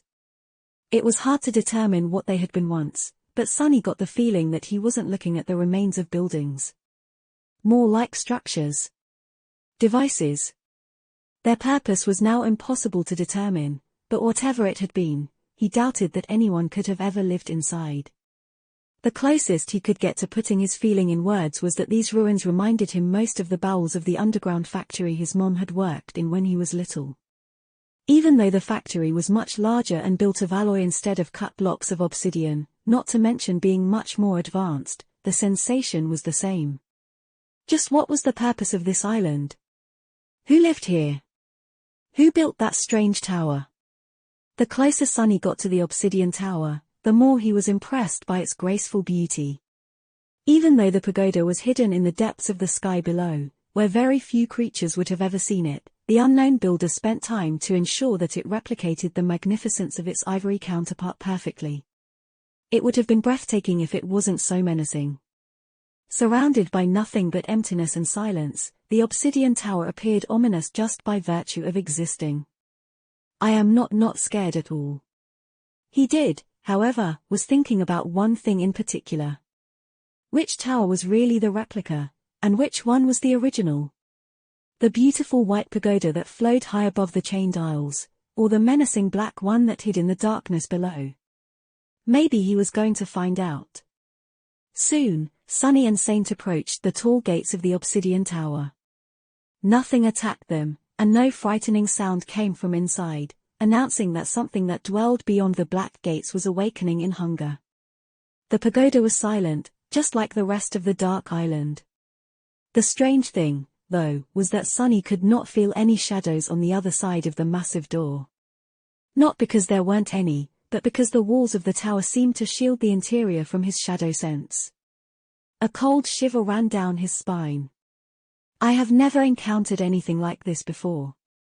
Have I? He hesitated, then approached the black door, summoned the moonlight shard, and scratched its surface.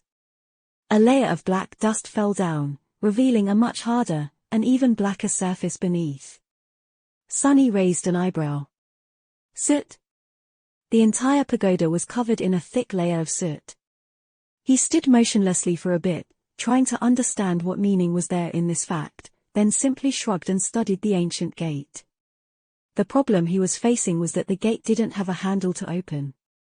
Neither did it have a keyhole, a bell to ring, or a knocker to announce his arrival. How the hell am I supposed to open it? Without shadow sense, he couldn't use shadow step to simply appear inside. So, for the moment, Sunny was stuck. It would be very, very funny to travel all this way only to find out that I can't open a damn door. Right? Slightly embarrassed, he looked at Saint and asked. Any ideas? He didn't really expect an answer from the taciturn demon, but to his surprise, the shadow stared at him for a few moments, and then lowered her sword. Then, she raised one hand and pointed to her eye. Sunny observed all of that in complete bewilderment, then blinked a couple of times. What does she mean? Then, an idea came into his mind. Turning back to the door, he put one hand on it, and then shifted his gaze in a similar manner he did when looking beneath the surface of memories to look at their spell weave. And there, beneath the obsidian surface of the tower's gate, he saw it. A weave. It wasn't the weave of ethereal threads he was used to seeing, though. Instead, it was a much cruder and more primitive version of it, created from very physical diamond strings that stretched beneath the stone surface, creating a beautiful, but simple pattern. Sunny had only seen this type of weave one time before. Inside Saint herself. Back when she was just an echo, he had noticed it hidden behind the radiant pattern of the spell weave. He had thought that it was what made the stone warriors alive, in the first place. That it was created by the last child of the unknown in the cavernous halls of his dark domain. And that it might have been the precursor of the spell itself, or maybe an imitation of it. Was this tower built by the Lord of the Underworld too, then? Sunny hesitated for a moment, then moved his hand to a particularly bright knot of the diamond weave and sent a small amount of shadow essence into it. For a moment, nothing happened. And then, the gates of the obsidian tower opened. Chapter 445 Respite. Visible only to Sunny, the diamond weave beneath the surface of the gate ignited with ghostly light. Almost immediately, a thin vertical crack appeared in the ancient stone. Then, the gate silently opened, and a gust of wind hit Sunny in the back. He took a few steps away, hiding behind Saint, and cautiously looked over her shoulder at the dark entrance. Nothing was moving in the darkness. From what he could see, the interior of the obsidian tower seemed quite mundane. As soon as the gate opened, his shadow's sense could finally penetrate the invisible barrier surrounding the graceful pagoda. It didn't detect any danger, as well. It really did seem safe. He waited for a few moments, then coughed and waved a hand in front of his face, trying to get the soot that had flown into the air away from it. Ah, well. Nothing to worry about, then. Let's go. Sunny glanced at Saint, lingered for a second, and added in a polite tone. Oh, ladies first. The taciturn demon turned her head slightly, stared at him with one ruby eye, then simply walked forward and stepped over the threshold of the ancient tower. Sunny waited for a few moments, and followed. Tightly gripping the handle of the moonlight shard, he dove into the darkness that reigned behind the tall frame of the entrance, made a dozen steps forward, and found himself in a wide corridor that seemed to encircle the entire first level of the pagoda. The corridor stretched both far to the left and to the right. Here and there, Sunny could see large doors leading to differently sized rooms that were situated in the direction of the tower's outer wall, all the way to the bends of the corridor. And right in front of him was an intricate wooden gate decorated with beautiful engravings. Behind it was the central hall of the tower. Sunny hesitated for a bit, then pushed the wooden gate, which opened easily and revealed a vast chamber on the other side. That smell. His eyes widened. Behind the gate was a large hall with a very tall ceiling. As soon as the gate opened, glass lanterns ignited on its walls, filling the interior of the obsidian tower with ghostly blue light. There were various things in the hall, all of which demanded Sunny's attention. There was a stand holding smith's tools and implements, all masterfully crafted from black obsidian and silver. A badly burned worktable with a scattering of beautiful soul crystals on its black surface. A stone wall with mysterious schematics cut into it, the cuts themselves so smooth and deep that he couldn't even begin to imagine what had left them behind, let alone what the schematics described. There were strange devices forged from silver and black steel, some of which reminded him of astronomical instruments, but also very mundane things, like chairs, tables, and even something that resembled a very long bed. All of it was perfectly preserved and immaculate, with not a speck of dust anywhere, cleaner than even his own house in the real world was despite the thousands of years that must have passed since the obsidian tower was visited last. It also all felt slightly wrong. The sizes of everything were almost fit to be used by a human, but slightly different. The shapes of the handles of all the tools were slightly strange. The way the pieces of furniture and equipment were arranged in space filled him with a slight feeling of unease, even now. He didn't know why. But Sunny did dwell on this for too long. Neither did his gaze linger on any of these items. His attention was pulled toward one specific place. Not too far from him stood a simple wooden table. And on it was all kinds of delicious food. Juicy meat, freshly baked bread, succulent grapes, glass jars of exquisite wine, beautiful pots full of steaming tea, all of it waited for him, as if served only a few seconds ago. Sunny's mouth watered. How is this possible? This has to be an illusion, right?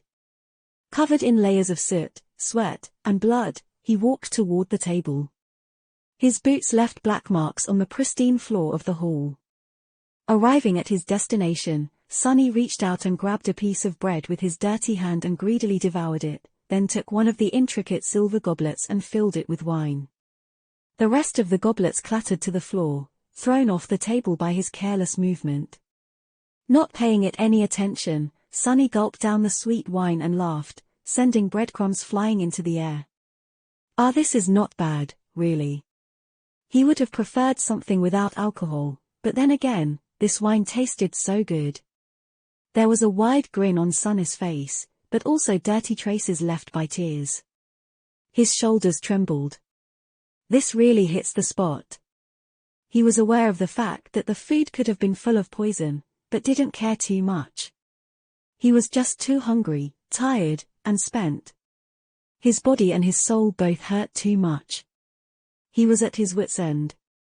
Refilling his goblet and grabbing a piece of perfectly roasted meat, he wandered away from the table and took another look at the large hall. There's no one here, right, Saint? The shadow silently walked behind him, vigilantly looking around and keeping the midnight shard ready. But there was nothing to use it against. Sunny wandered for a minute or so, and eventually stopped near a large bed covered with black, lavish furs. Dropping the empty goblet on the floor, he hesitated a little and then climbed into the furs. Who's been sleeping in my bed? Sunny dismissed the puppeteer's shroud and lowered his heavy head onto a soft pillow. He wanted to give Saint the command to stand guard, but there was no need. The taciturn demon was already doing exactly that. Before Sunny could think about something else, the exhaustion of the past few weeks took over his mind, and, offering almost no resistance, it slipped easily into the embrace of darkness. The first thing Sunny ended up doing after discovering the obsidian tower and finding his way inside was falling on a bed and going to sleep. He slept well. Chapter 446 Relentless Destroyer. Sunny slept for a long time, the exhaustion slowly leaving his battered body. After a while, though, his consciousness rose from the deepest layers of slumber, summoned back by pain and thirst. With a sigh, he turned to his other side and tried to go back to sleep. After a few more hours of tossing and turning, though, Sunny was finally awoken by the loud sound of something crashing to the floor. What is Saint doing? He reluctantly opened his eyes and sat up. As Sunny's weight shifted, the bed beneath him suddenly broke with a loud crack. He rolled onto the floor with a startled yelp. Huh? Standing up, Sunny looked at the broken bed, then at the hall of the obsidian tower, which was now submerged in darkness. A bewildered expression appeared on his face. The room he had entered before had gone through a dramatic transformation while he was asleep. The magical lanterns were now extinguished, and everything inside seemed dilapidated and decrepit, almost on the verge of crumbling to pieces. The magnificent tools and implements had rusted through and deformed, the worktable had collapsed under its own weight. That was the sound which had awoken Sunny. The food he had enjoyed yesterday had turned to dust. The pristine condition of the hall was gone, and now it was full of darkness, debris, and dirt. It was as though eons had passed since he fell asleep. A cold feeling appeared in his chest. Have I slept for 1,000 years? Remembering fairy tales where similar things often happened, Sunny felt a hint of horror, but then thought about it for a few moments and calmed down. No, he had not. Judging by how much shadow essence had accumulated in his cores, he slept for about 24 hours straight, which was a lot, but nowhere near 1,000 years. Saint, who was keeping watch nearby, also didn't look as if she had been guarding him for a few centuries. Instead, it was the pagoda itself that had aged. As if an invisible seal that had kept it untouched by the passage of time for all those thousands of years was now broken, and time was finally catching up with it. Time was the most relentless destroyer, after all. Sunny sighed with relief, then grimaced. Curses, I should have eaten more yesterday, much more. All that delicious food, wasted. Shaking his head dejectedly, Sunny looked around, then accessed his own state. His wounds were already much better than they had been the day before.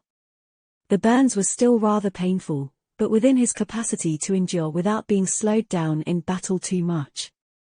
A couple more days of rest, and he would be close to being fully functional again. He was really hungry, though. But that was going to have to wait.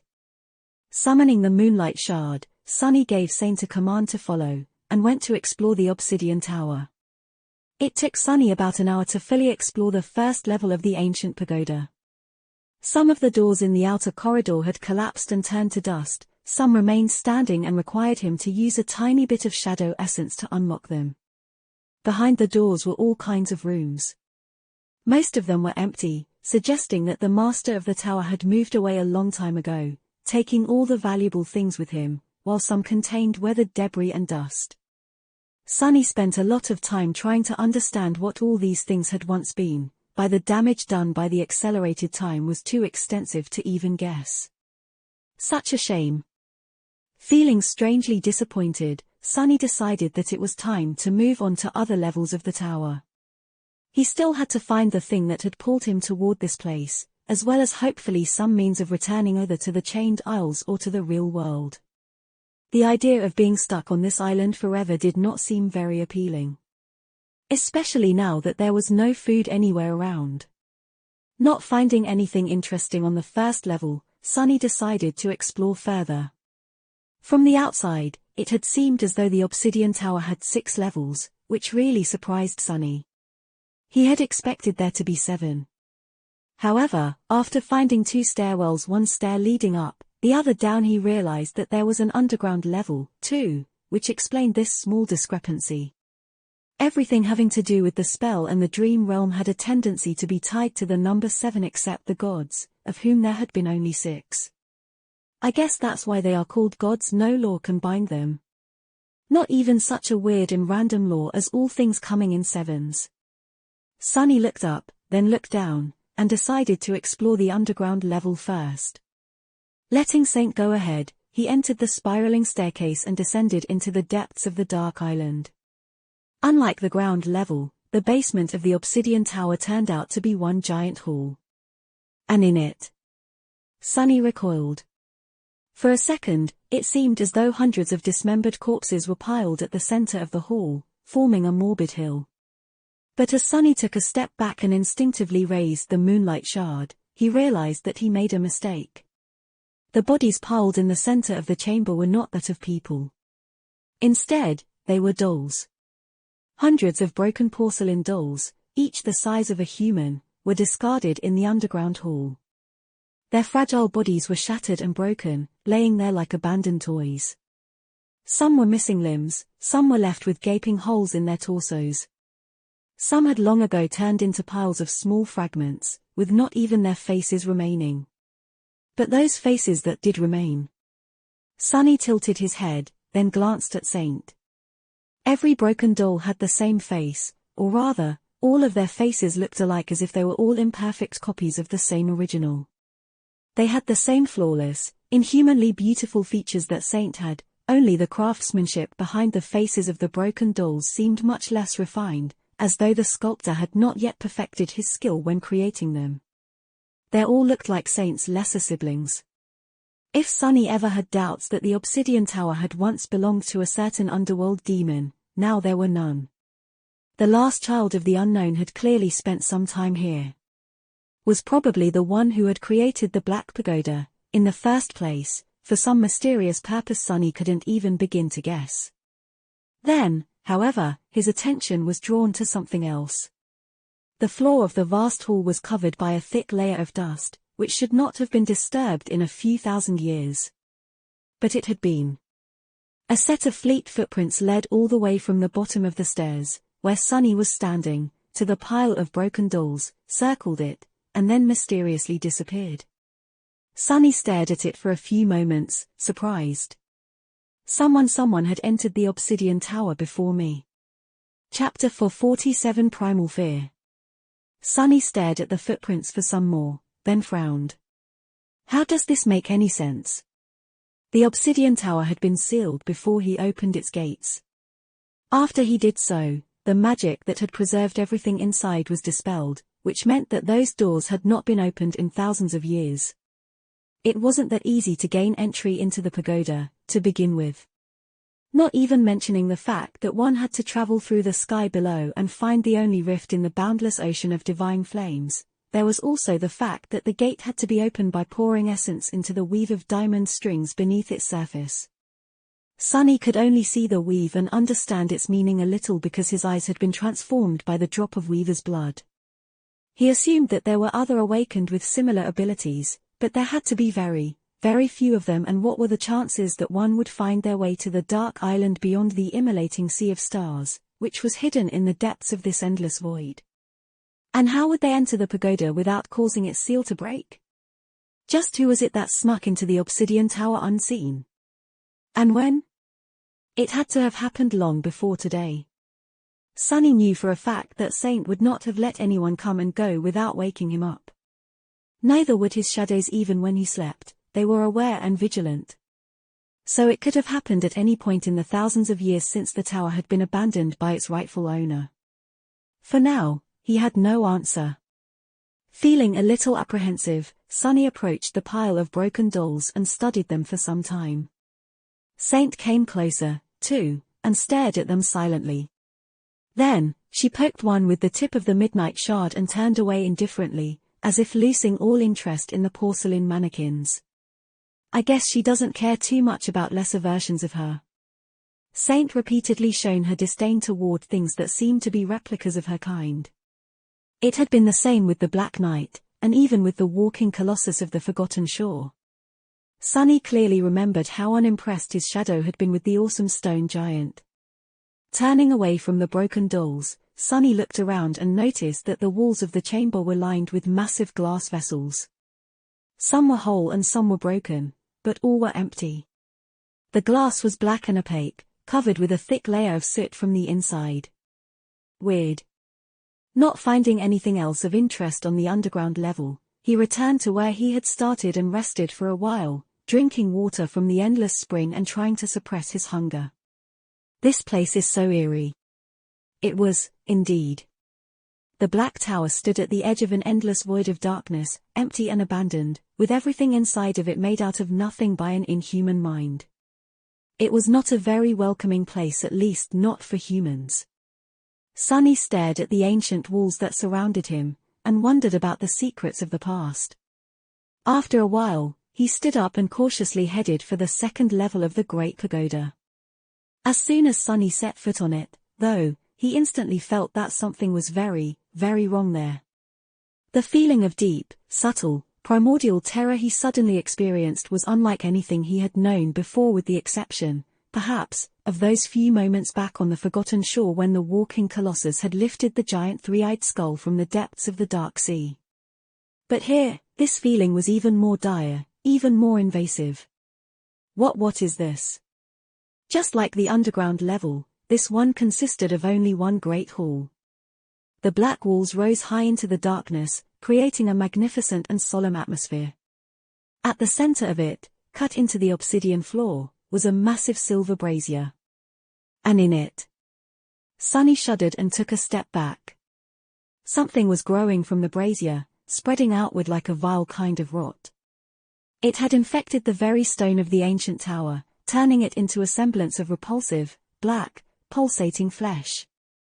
The silver brazier was infected by the terrifying growth, too, its metal somehow becoming a part of it. It seemed as if everything would become absorbed and transformed by the spreading corruption. As long as it was touched by the harrowing growth, entire worlds would be devoured by it, perhaps, if given chance. The thing slowly spreading from the ancient brazier felt like pure evil. Sunny shivered, gave Saint a signal to stay back, and shifted his gaze slightly. He was looking past spreading black flesh, at the source of this harrowing infection. At the very center of the brazier, blackened by the flames that must have raged in it once, lay a severed human arm. Well, it resembled that of a human, at least. The arm was much longer than it should have been, and the hand had 7 fingers that ended with sharp claws. The rot seemed to be spreading from a terrible torn wound on the forearm, to the charred and emaciated flesh, and then outward, to everything else around it. Despite the repugnant state of the severed arm, the cut that separated it at the shoulder seemed clean and perfectly smooth, as if delivered by a steady and unfaltering blade. But Sonny was more affected in something else. A deep frown appeared on his face when he noticed it. In his mind's eye, the vile arm was radiating a blindingly bright, overwhelming, beautiful golden radiance. It was awash in the light of divinity. A frightening thought appeared in Sonny's head. Can it be? In front of him, stricken by the harrowing rot, was a severed arm of a deity. It was also the reason why fate had brought him to this lost and forgotten corner of the abyss. Chapter 448 Golden Needle. Sonny stared at the severed arm of an unknown deity, then at the harrowing, profane rot spreading from it. Then, he tiredly rubbed his face. Why can't anything ever be easy? He was sure that his fate was somehow connected to that arm, which meant that he was going to have to get to it somehow. But Sonny was also sure that there weren't enough rewards in all of the universe to make him go anywhere near that rot, let alone touch something infected by it. He had the feeling that this thing was way out of his league. In fact, he suspected that a divine being had ruthlessly severed their own arm because even someone as powerful as that had no means to resist that spreading corruption. What was Sonny supposed to do, then? Well, trying to remain as far from the rot as possible, he studied it for a while before coming to a strange conclusion, or rather, a strange question. If the corruption was so terrible, then why had it not spread through the entire tower? Why had it only managed to crawl a few meters out of the silver brazier, turning a small portion of the second level of the pagoda into its flesh? Scratch that. Why didn't the whole island become one giant chunk of rotten black whatever the hell that thing is? The answer was not hard to guess. It was because the rot, just like everything else inside the tower, had been sealed away from time for thousands of years. And now that Sonny had broken that seal. His frown deepened as he glanced at the silver hearth that was overgrown and had become a part of the spreading rot. Now, there were only 2 possibilities. Time was going to catch up to the devouring corruption, and it was either going to slowly consume everything or starve and die. Could that thing last for thousands of years with nothing to feed on except for cold stone? Did it need to feed on flesh and souls, or would anything do? I guess I am going to find out. Keeping an eye on the patch of harrowing rot, Sonny tried to suppress his fear and took a step forward. It didn't seem like the rot was spreading. At least not yet. In any case, he wasn't going to get closer to it. But he also knew that if the worst happened, he had no tool at his disposal that would save him. If that thing began to grow, slowly spreading across the whole of the obsidian tower, and then across the whole island, Sonny was simply going to die. Probably jump down into nothingness to avoid becoming a part of that thing. There was nowhere else to retreat to in the sky below, after all. And he doubted that he would be able to find a second secret island out there in the void. So, his only hope was to find something inside the pagoda to save him. He had to explore further. Plus, there was a possibility that the rot would swiftly wither and die. Not that Sonny would bet on it. Pressing his back against the cold obsidian, Sonny dismissed Saint and skirted around the outer wall of the great hall until he reached the staircase that led higher, to the 3rd level. There, he summoned the taciturn demon again, hesitated for a bit, and then left one of his shadows to keep an eye on the devouring rot. Feeling irrational panic at the thought of turning his back to the silver brazier, Sonny gritted his teeth, and then cautiously ascended the spiraling stairs. As soon as the terrible thing disappeared from view, he let out a relieved sigh and realized that his entire body was covered in a cold sweat. Raising a trembling hand, Sonny wiped his face, and then continued to climb higher. Saint being by his side gave him a little confidence, at least. The shadow seemed absolutely unperturbed by the horrific visage they had left behind. I bet fear can't even fit into that stone head of hers. Do shadows have the ability to be afraid? He didn't know whether or not Saint could feel fear, but the gloomy shadow certainly could. In fact, behind its haughty exterior, it was rather cowardly. He was sure that the bastard would have been trembling all over if not for the fact that it was currently wrapped around his body. Trying to distract himself with these thoughts, Sunny entered the third level of the obsidian tower and froze, dumbfounded by what he saw there. I see. Wait, no. What the hell am I looking at?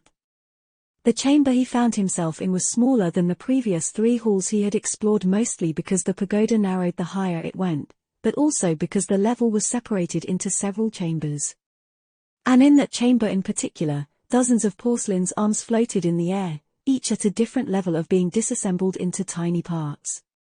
It was as though someone had stolen them from the pile of broken dolls in the basement of the obsidian tower and then brought them here to tea. Oh, do what, exactly? Sunny stared at the floating garden of disassembled arms, and then walked closer. He felt as though he was in some bizarre anatomy museum. As it turns out, the porcelain dolls were much more complex than he had thought. In their disassembled state, their limbs showed how intricate the design was, and how many moving parts went into making each one as functional and articulated as that of a human. The joints, in particular, seemed like a marvel of engineering, not to mention the incredibly delicate weave of the diamond string beneath. Even Spelltech automatons could not boast of that level of ingenuity and intricacy. But why were these arms brought here and taken apart? Who had done it? The Prince of the Underworld himself? It didn't look like it. Why would he need to study his abandoned creations? It all became clearer when Sunny reached a stone pedestal standing at the far end of the chamber and saw a faint golden light emanating from a small object laying on it. On the surface of the table were numerous parts that had been scavenged from the disassembled porcelain arms, several skeins of beautiful diamond string and a long, narrow needle. It was the needle that gave off a faint, weak radiance. Sunny looked at the needle, then glanced at the floating porcelain arms, noting for the first time that each was missing a part or two. Finally, different pieces of information connected in his mind, and he felt that he understood something about what had transpired in the obsidian tower.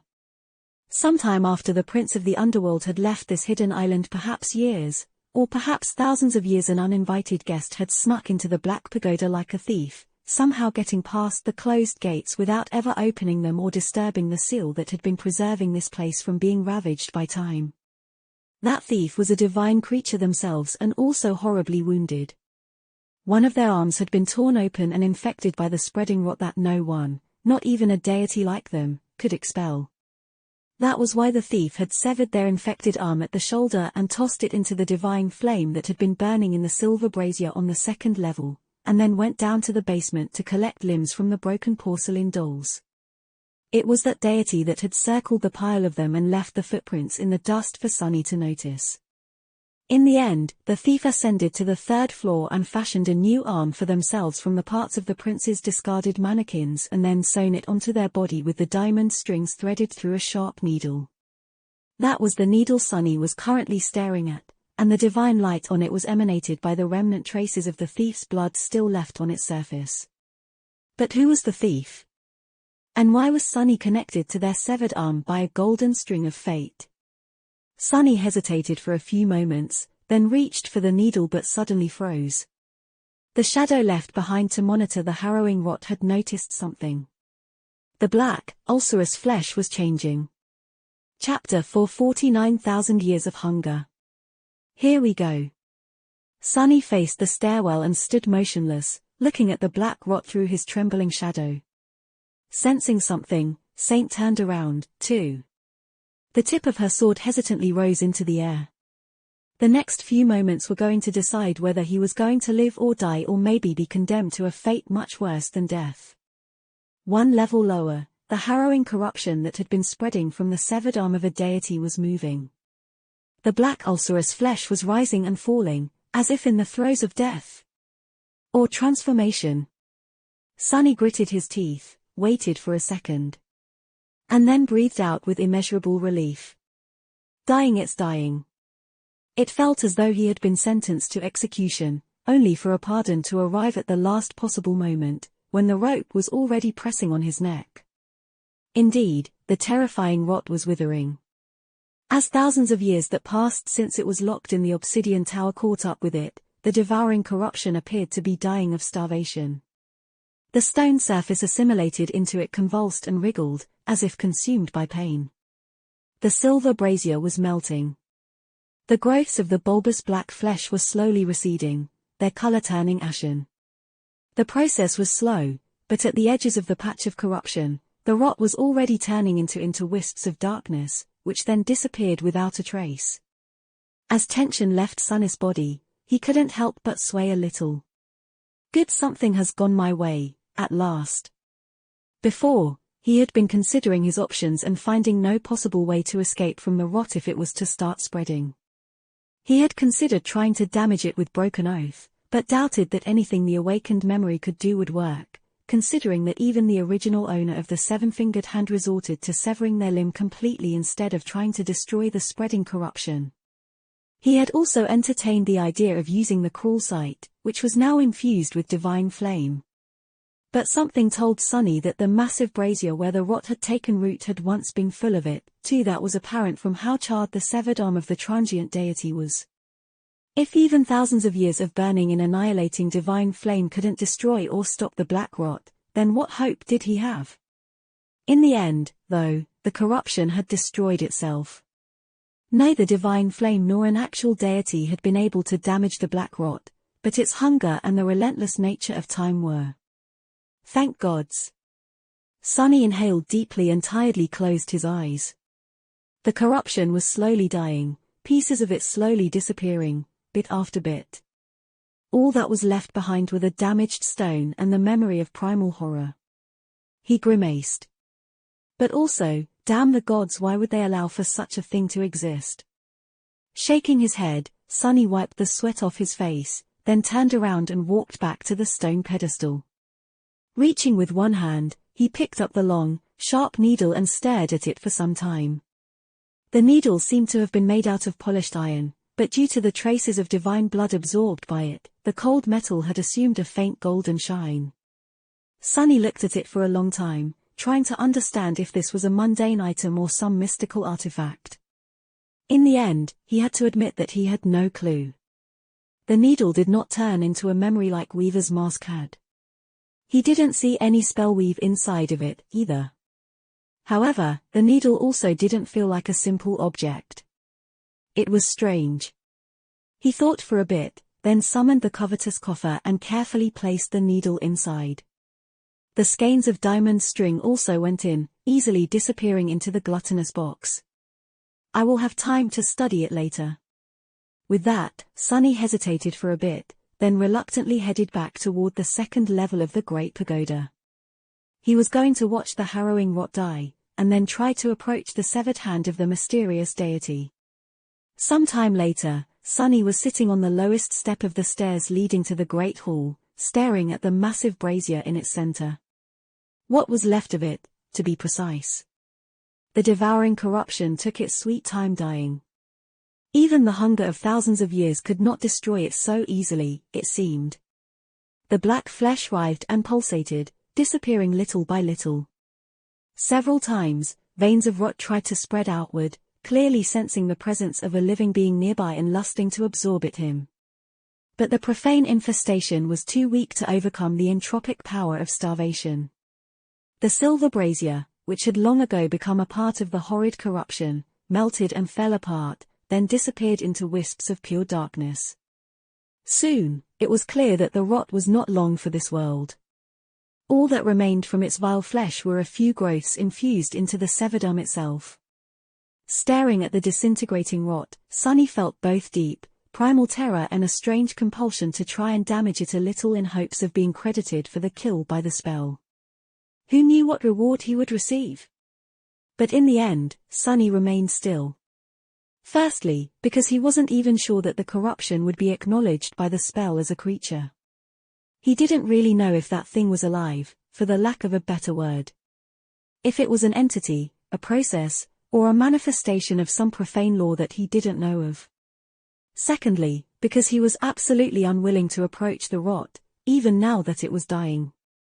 He wasn't even willing to let his memories get anywhere near it. The memories were connected to his soul, after all. Who knew if that thing was capable of spreading to a memory, and then to his very soul through the invisible link? So, Sonny simply sat silently and waited. After a while, the corruption finally died. The charred flesh of the severed arm became ashen, crumbled into dust, and finally disappeared in wisps of deep, impenetrable darkness. All that remained was the empty hall, the patch of mangled obsidian in its center, a single piece of pristine alabaster bone shining with blinding gold radiance. A sole phalanx of a finger. Sonny waited for a few minutes, gathering his courage, then sighed and stood up. He glanced at the small bone, scowled, and walked toward it. It was time to see what fate had in store for him.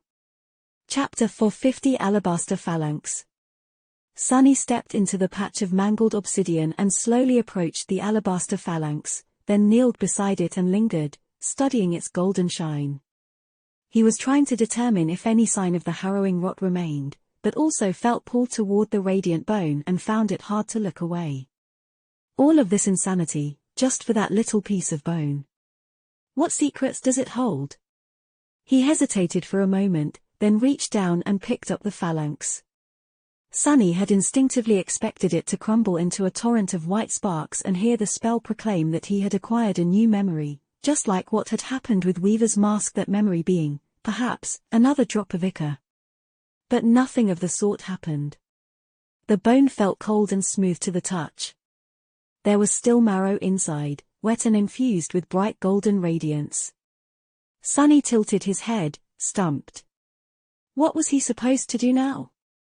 In hindsight, the fact that the phalanx was not going to turn into a memory was rather sensible, obvious, even. After all, memories were simply copies of real items recreated by the spell, just like echoes were copies of actual creatures or items conjured by it from scratch following some unknown principle. This, however, this was the real deal. The alabaster bone had nothing to do with the spell.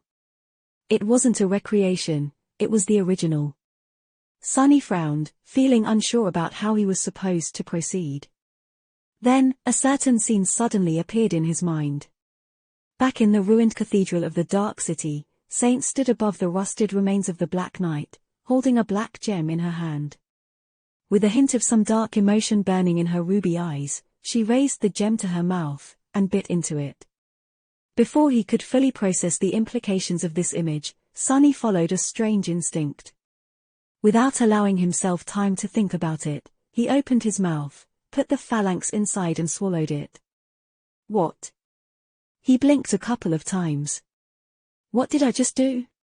Sonny stared at his empty hand, in which a divine bone had been just a few seconds ago, with wide eyes. And then it was as though a furious fire ignited in his chest. Crap. Sonny tumbled to the floor, feeling a harrowing pain permeate his entire being. It was the unbearable agony he knew and remembered all too well, the feeling of his very nature being forcibly changed into something that it was never meant to be. That nothing was ever meant to be. Or maybe simply not allowed to. It was the opposite of the euphoric sense of rebirth the awakened experienced after completing the first nightmare or returning from the dream realm for the first time, the feeling of your whole body being torn apart and reassembled, only to be torn apart once more. Arg, here we go again. The torturous suffering he was experiencing was very similar to what he had gone through after consuming the drop of Weaver's blood. Back then, it had felt as though every muscle, every fiber, every molecule in his body were destroyed and recreated over and over again, becoming slightly different with each time.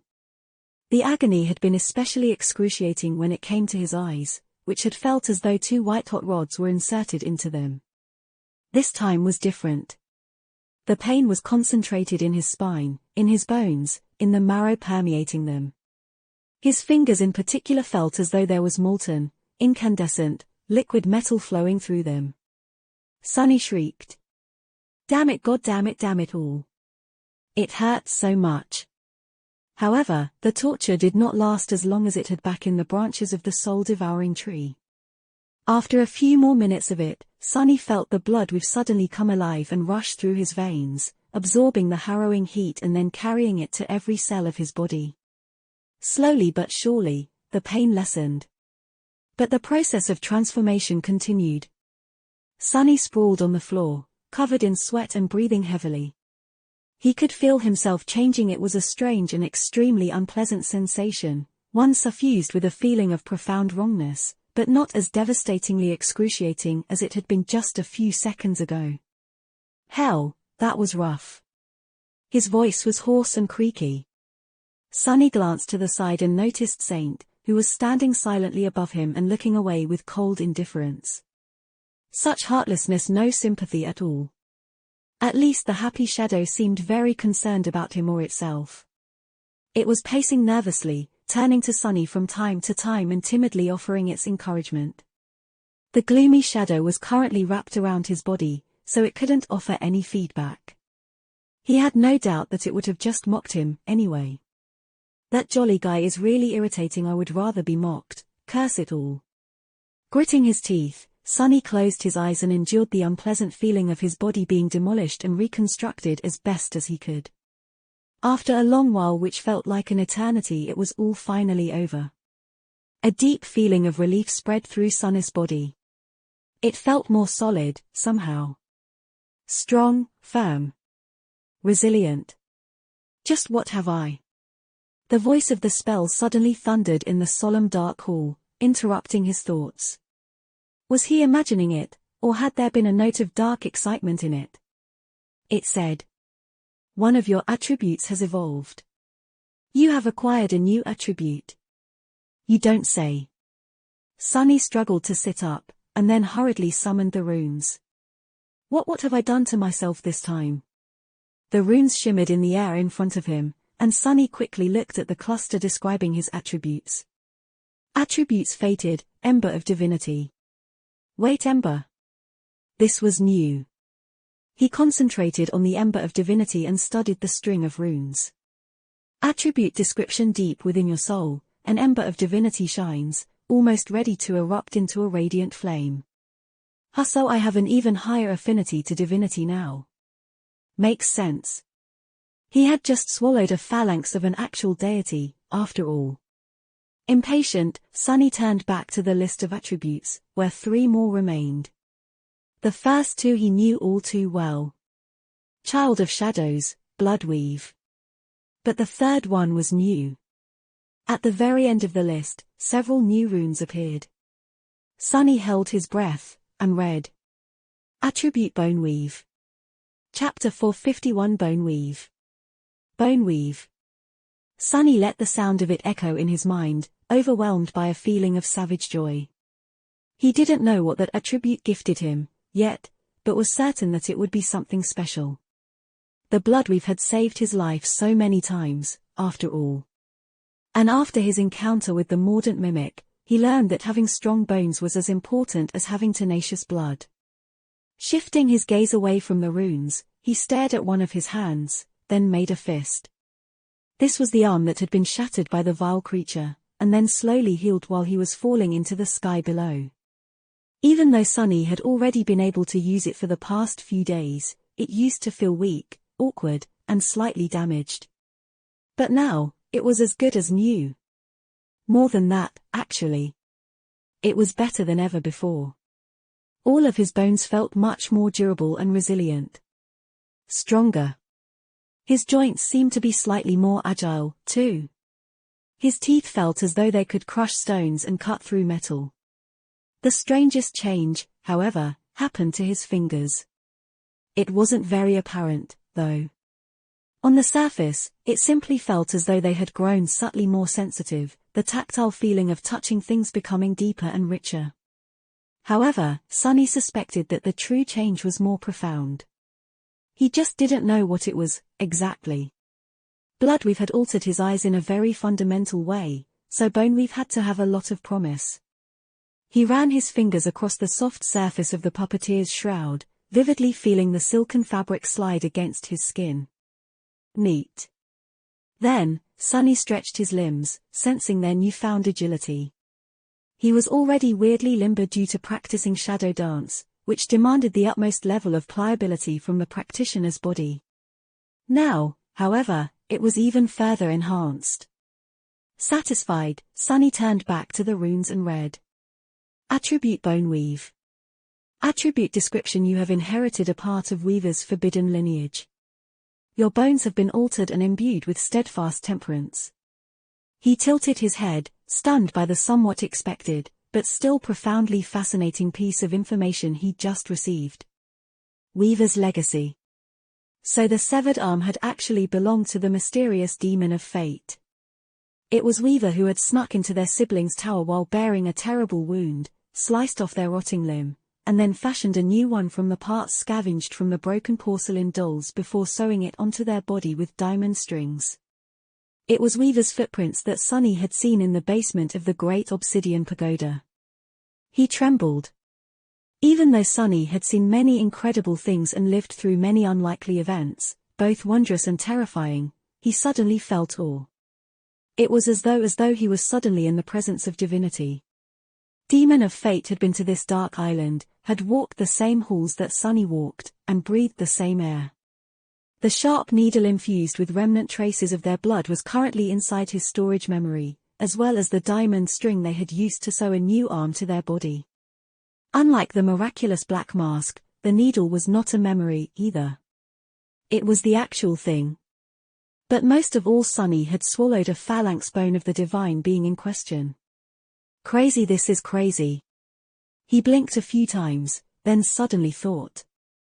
Was this how Neff felt when she first met Kai, I wonder? What a random and ridiculous thought. Then, a slight frown appeared on his face. Why would Weaver secretly come to their younger brother's abandoned workshop?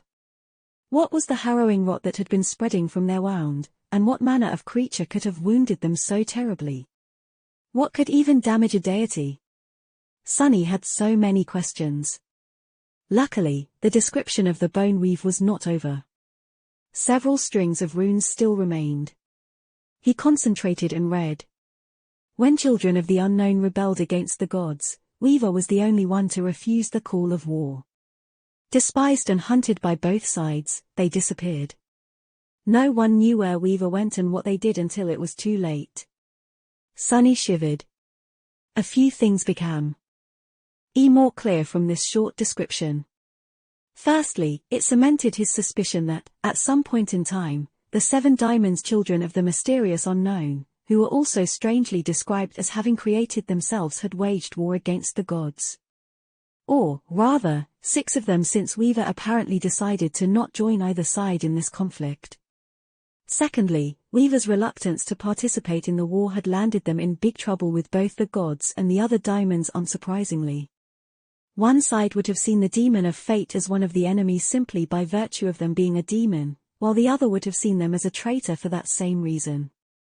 That could potentially explain how Weaver ended up being ghastly wounded, and why they had to sneak into the Obsidian Tower in secret. These 2 pieces of information were extremely fascinating, but it was the third one that gave Sunny pause. No one knew what Weaver did until it was too late. That sounded so ominous. That made it seem as though Weaver alone had turned out to be more terrible than both the 6 diamonds and the 6 gods combined, in the end. What exactly had Weaver done? Sunny really wanted to know the answer to this question, and not only out of idle curiosity. He was carrying 2 parts of Weaver's lineage inside of him now, after all. The lineage that was described as being forbidden. Was the reason for that connected to what Weaver had done? Just as always, the answers Sunny had received brought him a swarm of new questions. Curses. With a sigh, he dismissed the runes and stood up. There was no sense in pondering about that now, not without finding more information, both about the diamonds and the gods. After all that had transpired, he was incredibly tired and hungry. But mostly hungry. With a resentful sigh, Sunny gave Saint a sign to follow and headed back toward the first level. Chapter 452 Above and Beyond. Several days later, Sunny was sitting on a piece of broken furniture in the central hall of the first level of the obsidian tower. The covetous coffer stood near him, its lid open and its sharp teeth revealed. He was holding the cruel sight in his hand. The silver blade of the somber spear was incandescent with white radiance, infused with divine flame. Sunny was currently using said divine flame to roast a piece of repulsive, slightly rotten black meat. That was the last piece of mimic's flesh he had stored inside the coffer before taking a plunge into the ocean of merciless stars. Saint was also nearby, staring into the distance with her usual cold indifference. He glanced at her, then sighed. "Sorry that I haven't fed you in a while." The shadow did not react to his words in any sort of way. Sunny continued to talk, though, unbothered by the taciturn demon's apparent lack of interest. "Hey, that's not true. It is not my fault. Blame my incredible luck, instead. What can I do? The memories I find are just too incredible. How can I let you eat them? I can't." He grinned, then threw a dubious look at the sizzling black meat, and sighed. "I guess it's done." Dismissing the cruel sight, Sunny brought the meat to his mouth and took a bite out of it. As he chewed, an absolutely miserable expression appeared on his face. "Ah, that's the stuff. I tell you, Saint, this meat absolutely delicious. I pity you, really, for being unable to taste this divine. Oh damn it, how can anything be so vile, this divine dish? It's the best devil steak you can possibly eat in a lifetime. Just a single bite can really change your life. For the worst. At least chewing the damn thing was much easier now. Before the acquisition of bone weave, eating mimic's meat felt like gnawing on an old leather boot. It felt pretty much the same now, but Sunny's teeth were different. They were able to slice and cut through the tough meat of the devil with ease. Plus, it wasn't raw. That was already a reason to celebrate. Feeling his eyes tearing up from disgust, Sunny glanced at Saint and forced the smile to remain on his face. "I see you are left speechless by my culinary skill. Fair, fair." However, in the next moment, a voice suddenly resounded in the darkness of the obsidian tower. "You actually survived." Sunny choked on a piece of the vile meat. For a second, he thought that his loyal shadow had only been pretending to be mute all this time, instead simply choosing not to speak to him. But no, he recognized the voice. Sadly, it wasn't Saint. It was Mordred. The Prince of Nothing was back. Thank gods. Sunny had been burdened by being all alone on the dark island much more than he was willing to admit. Even though he didn't trust the mysterious voice, he felt relieved to hear it. Swallowing the meat, he took a sip from the endless spring, then looked around the hall and said, "As you can see. Although, being the honest-to-a-fault young man that I am, I have to admit that it wasn't easy or pleasant. In fact, I can hardly believe that I survived myself." He glanced at his body, which was still in a rather sorry state. His burns were healing, but much slower than they would have usually healed. Even though the divine flame had not touched him directly, just the heat radiated by it was enough to leave long-lasting traces that even Bloodweave wasn't able to remove fast. Mordred remained silent before speaking again, as he usually did. When his voice appeared, it was full of genuine surprise. "You really found the rift in the ocean of flames?" Sunny shrugged. "As it turned out, I was more or less falling toward it the whole time. But even then, I almost burned to death trying to reach it. My most powerful memories were heavily damaged, and I only survived thanks to a bit of luck." Which was technically true, although not nearly all of the truth. The mysterious prince hesitated, then asked, "Where are you now?" Sunny tilted his head. How much of my surroundings can he perceive, I wonder? The first thing that Mordred had ever said to him was ask why it was so dark, so he probably could see something, at least. "Can't you see where I am?" The voice answered, most likely honestly. "I can see a big hall filled with ancient, broken things. That doesn't tell me a lot, though." "Makes sense." Sunny nodded, feeling the pressure of the floor building up in his soul, demanding for him to deliver an answer. He gestured at the interior of the obsidian tower. Well beyond the false stars, the void continues for who knows how much further down. But some distance from the flames, there is actually a single island floating in the emptiness. There is a magnificent black pagoda on that island, which looks like the exact copy of the ivory tower. That is where I am right now, inside that pagoda. Then, Sunny scratched the back of his head, and added. But anyway, how come I can still hear you? Haven't you told me that your voice would not reach beyond the stars? Mordred sighed. That was what I thought. Luckily, I seem to have been wrong. After a short pause, he said in a strange tone. The Ebony Tower, so it does exist. Sunny blinked. I guess it's one way to call it. Then, however, a complicated expression appeared on his face. Wait, you knew about it? The mysterious prince remained silent for a bit, then answered.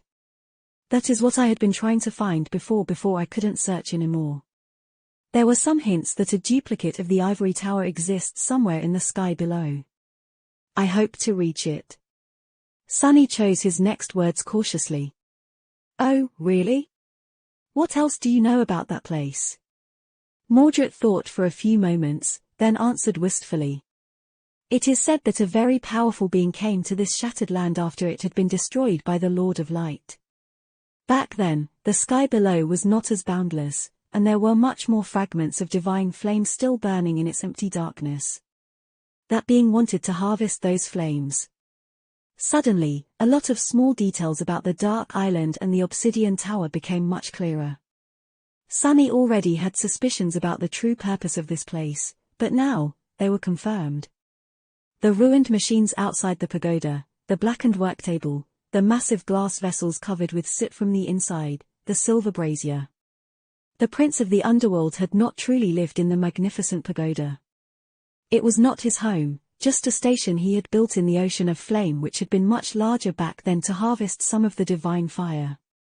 Why he had need of it, Sunny did not know. But he suspected that the prideful demon had either succeeded in his purpose or failed, and that was why he eventually left and sealed the Obsidian Tower, which then stood abandoned for thousands of years. And at some point during that time, another child of the unknown had come here for a short while, although their purpose was very different.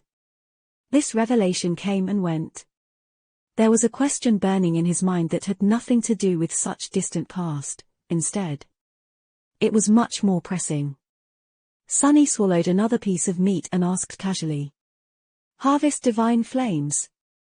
Very interesting. Was that why you wanted to come here, too? Or had Mordred been after something else? Was after something else? The lost prince laughed. No, not really. In fact, I wasn't that interested in the Obsidian Tower itself, to begin with. Sunny frowned. Why did you want to find it if you weren't interested in it? Mordred sighed. After a long pause, he answered, his voice dark and full of suppressed emotion. What I was interested in was not the copy, but the original.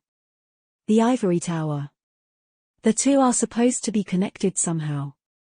If one finds that connection, they might just be able to reach past the crushing and step foot on the Heavenly Isle. Chapter 453 Shrine of Stars. Sunny remained silent for a while, thinking feverishly. A bridge between the two towers. That was his chance to escape this dismal place and return to the real world. The problem was, he had no clue what this connection Mordred had told him about was. However, he had an idea. In the past several days, Sunny had explored the rest of the obsidian of the Ebony Tower. He had made a couple of fascinating discoveries, but most of it was now full of nothing except dust and rubble. Pretty much everything inside the pagoda disintegrated due to the onslaught of time after he had opened its gates. The most promising and mysterious of his finds, though, was situated on the last level of the tower, in a small circular hall that housed nothing except for a graceful stone arch, which stood lonesomely in its center and looked like a misplaced, empty doorframe. The most intriguing part about the arch was that it was surrounded by a circle of runes almost like the gateway in the Crimson Spire had been. In fact, that was what Sunny assumed it to be, an inactive gateway. For that reason, he had spent these days trying to find a way to activate it. He had poured shadow essence into the arch itself, as well as every corner of the hall. He had studied the unfamiliar runes, hoping to either find a way to translate them or maybe discover a place where they had been damaged, thus rendering the arch useless. But nothing had worked yet. The information provided by Mordred instantly changed his perception of the arch, though. If what the Lost Prince had told him was true, then maybe it wasn't a gateway to the real world. Maybe it was an entrance to the magical bridge connecting the Ebony Tower to its ivory counterpart. Still, how was he supposed to make the damn thing work? With a deep scowl appeared on his face, Sunny asked. If this place is really connected to the ivory tower, then how would one go about using that connection? Do you have any ideas? There is something that looks like a portal here, but it doesn't work. I tried to open it 100 times, to no avail. Mordred thought for a bit, then said uncertainly. Have you tried saturating it with essence? Sunny grimaced. Of course, what am I, a fool? That was the first thing I attempted. He hesitated for a few moments, then voiced something that had been keeping him worried for a while. Maybe it requires some sort of a key to be opened. The voice remained silent for a long time. Then, Mordred said. No, I don't think so. Sunny raised an eyebrow. Really? Why? The Lost Prince answered casually. Because only doors that can be kicked open require locks and keys. The master of this place wasn't someone who needed such things to keep uninvited guests away. Makes sense, I guess. He seems to know a lot about the Prince of the Underworld, though. I thought knowledge of diamonds was really scarce. Sunny sighed. So, how do I activate the connection then? Mordred considered the question for a second or two, then said with a hint of doubt in his voice. The creator of the Ebony Tower was a builder of things. A genius artifacts, but also of practical sort from what little knowledge of him remains. He would have probably used whatever was at hand, and went for the simplest solution. Builders don't like overcomplicated things, after all. Sunny considered his words. The simplest solution. A seed of an idea appeared in his mind. With a thoughtful expression, he took another bite out of the piece of meat and chewed it thoroughly. The Lost Prince politely remained silent while Sunny ate. After a while, however, he suddenly spoke. Oh, by the way. I don't want to worry you, Sunless, but there seems to be a powerful nightmare creature standing right behind you. Sunny almost choked again. If not for the fact that he was looking both forward and back at the same time with the help of the shadows, he would have jumped and summoned the cruel sight immediately. But he knew that there was no one behind him. Except for Saint. He swallowed the foul meat, then smiled weakly.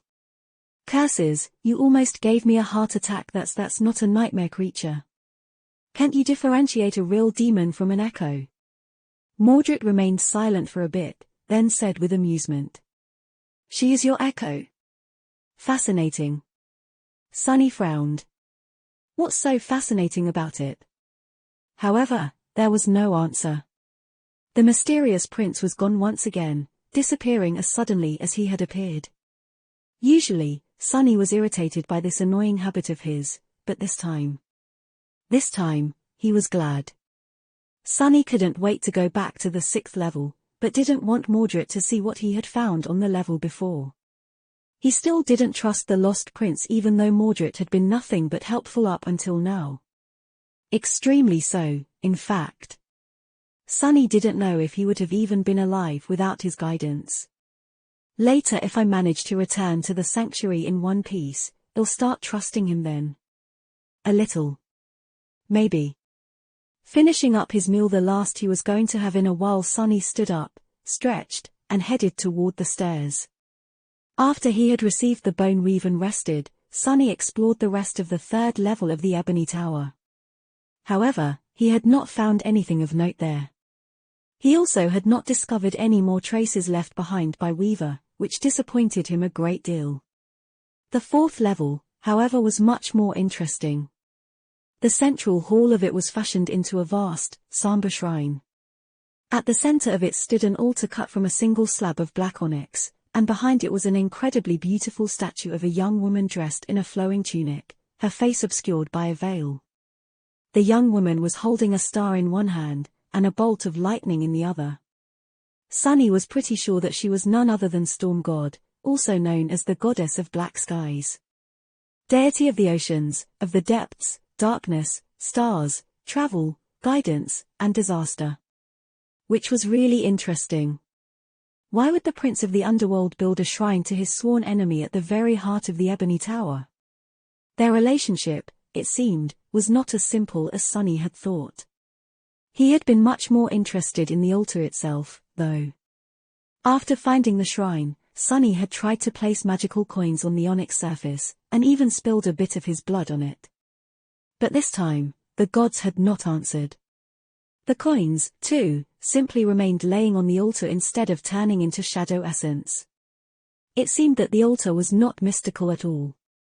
In fact, as far as altars went, this one appeared to be quite mundane. Sunny had quickly lost interest and continued exploring the Great Pagoda. And he had not been disappointed by that decision. Because there was something very, very important on the 5th level of the Ebony Tower. Chapter 454 Hope. The 5th level of the Ebony Tower had almost killed Sunny. It was completely empty, its black walls drowning in darkness and unadorned. There was no dust, no ruined pieces of furniture, tools, or strange metal devices. Not even lanterns. There were, however, countless runes carved into the walls themselves. And almost all of those runes were of the kind that radiated a sickening, dire sensation that made one feel as though their mind was breaking apart. The same mysterious runes that the spell used to describe the unknown, and that Sunny had seen written on the floor by the prisoner of the small cell that was hidden under the ruined cathedral in the Dark City. Back then, looking at them dealt a heavy blow to Sunny, but he persisted and was eventually able to read a single phrase that the prisoner had written, unlike everything else, in a familiar script. Hail Weaver, demon of fate. Firstborn of the unknown. On the second to last level of the Ebony Tower, however, there were much more of the terrible runes. And most of them seemed far more intense, far more powerful. When Sunny had first set foot into the dark hall, he yelped and jumped back, then rolled down the spiraling stairs all the way back to the shrine of the storm god. Good thing his bones were now much more hardy. Eventually, however, he had returned to the Hall of Runes. Sunny knew that looking at the vile writings could destroy his sanity, maybe even outright kill him, so he had done so with his eyes closed and while leaving the shadows behind, so that they, too, could not see the ancient walls. Even then, he felt a terrible pressure constantly assaulting his mind. He was not going to leave without learning at least something from this chamber of secrets. Where else would he ever be able to study writing left behind by an actual demon? So, he tried to limit the scope of what he saw and glance at the obsidian walls, one little section at a time. The experience was nothing short of horrid, but at least tolerable. And only when Sunny summoned Weaver's mask was he able to look at the portions of the hall without feeling like passing out or falling down in a fit of convulsions. The forbidden runes turned less dreadful, but did not give up their secrets. He didn't know their language, after all. The spell, too, either refused or failed to translate them. His exploration, however, was not for naught. Because, while slowly moving around the dark hall, he discovered something extremely valuable. It was a map. Or rather, a strange semblance of one. Both the runes and the images constituting the map were cut into the stone, their lines smooth and deep. Sunny did not know what tool the Prince of the Underworld had wielded to leave these markings behind, but imagined him simply using his nail to cut into the indestructible stone that even divine fire couldn't destroy. At the center of the map, jagged mountains were depicted, shrouded by mist. Directly south of them, an island with a familiar silhouette of a graceful pagoda floated above flames. Even further south, separated from the mountains by a vast emptiness, was a mighty castle. Far to the west, a snowy peak stood near a fuming volcano, and nestled between them was an arched bridge. To the southwest, a strange ship floated on ghostly waves. Southeast of the mountains, divided from them by a long stretch of nothingness, a perfectly symmetrical pyramid was cut into the obsidian wall. And lastly, to the north, further away than an other image, above all of them, was a familiar shape. A fearsome mask stared at Sunny, crowned with 3 horns. Weaver's mask. The map was strange, however, because the areas she depicted seemed disconnected, somehow. There were no borders, no terrain, no measure of distance between them. The ideas of north, south, east, and west were only something Sunny had assigned to the map out of habit. Truly, it could have been the exact opposite, or impossible to apply to the logic of the map altogether. But at the same time, it fit with the geography of the dream realm as he knew it, somewhat. Each of the images had an inscription near them, written in a runic language that Sunny had trouble understanding. It was similar to the one used by the spell, but also different enough to make translation either impossible or difficult. But even without reading the inscriptions, he easily guessed what the images meant. The mountains depicted in the center of the map were, of course, the Hollow Mountains. Even if the image itself was only familiar, their closeness to the ivory tower cemented that conclusion. The ivory tower, of course, represented the Chained Isles. The castle to the south had to be Bastion. Although Sunny had never seen it with his own 2 eyes, he knew its silhouette and appearance from childhood, just like any other human in the real world. Its likeness was the stage for countless dramas, movies, and webtoons, after all. Similarly, he recognized the great stone bridge nestled between a snowy peak and a raging volcano. It was the road to Ravenheart, the great citadel ruled by Clan Song. Knowing the position of Bastion and Ravenheart, it wasn't hard to surmise that the ships sailing on the ghostly waves represented the Storm Sea, where the citadel of the third great clan, House of Night, was located. Sunny had no idea what the pyramid to the east represented. The 7th image, however, was rather clear. It meant Weaver. By knowing who it described, he was also able to translate the inscription near the depiction of the mask. It read, Fate. There was another symbol near it, though, which meant something akin to a question mark, an inquiry. So, actually, it was fate. Basically, even the Prince of the Underworld had no idea where his eldest sibling lived. And this was what the images were, in Sunny's mind. They represented the 7 diamonds, or rather, their domains.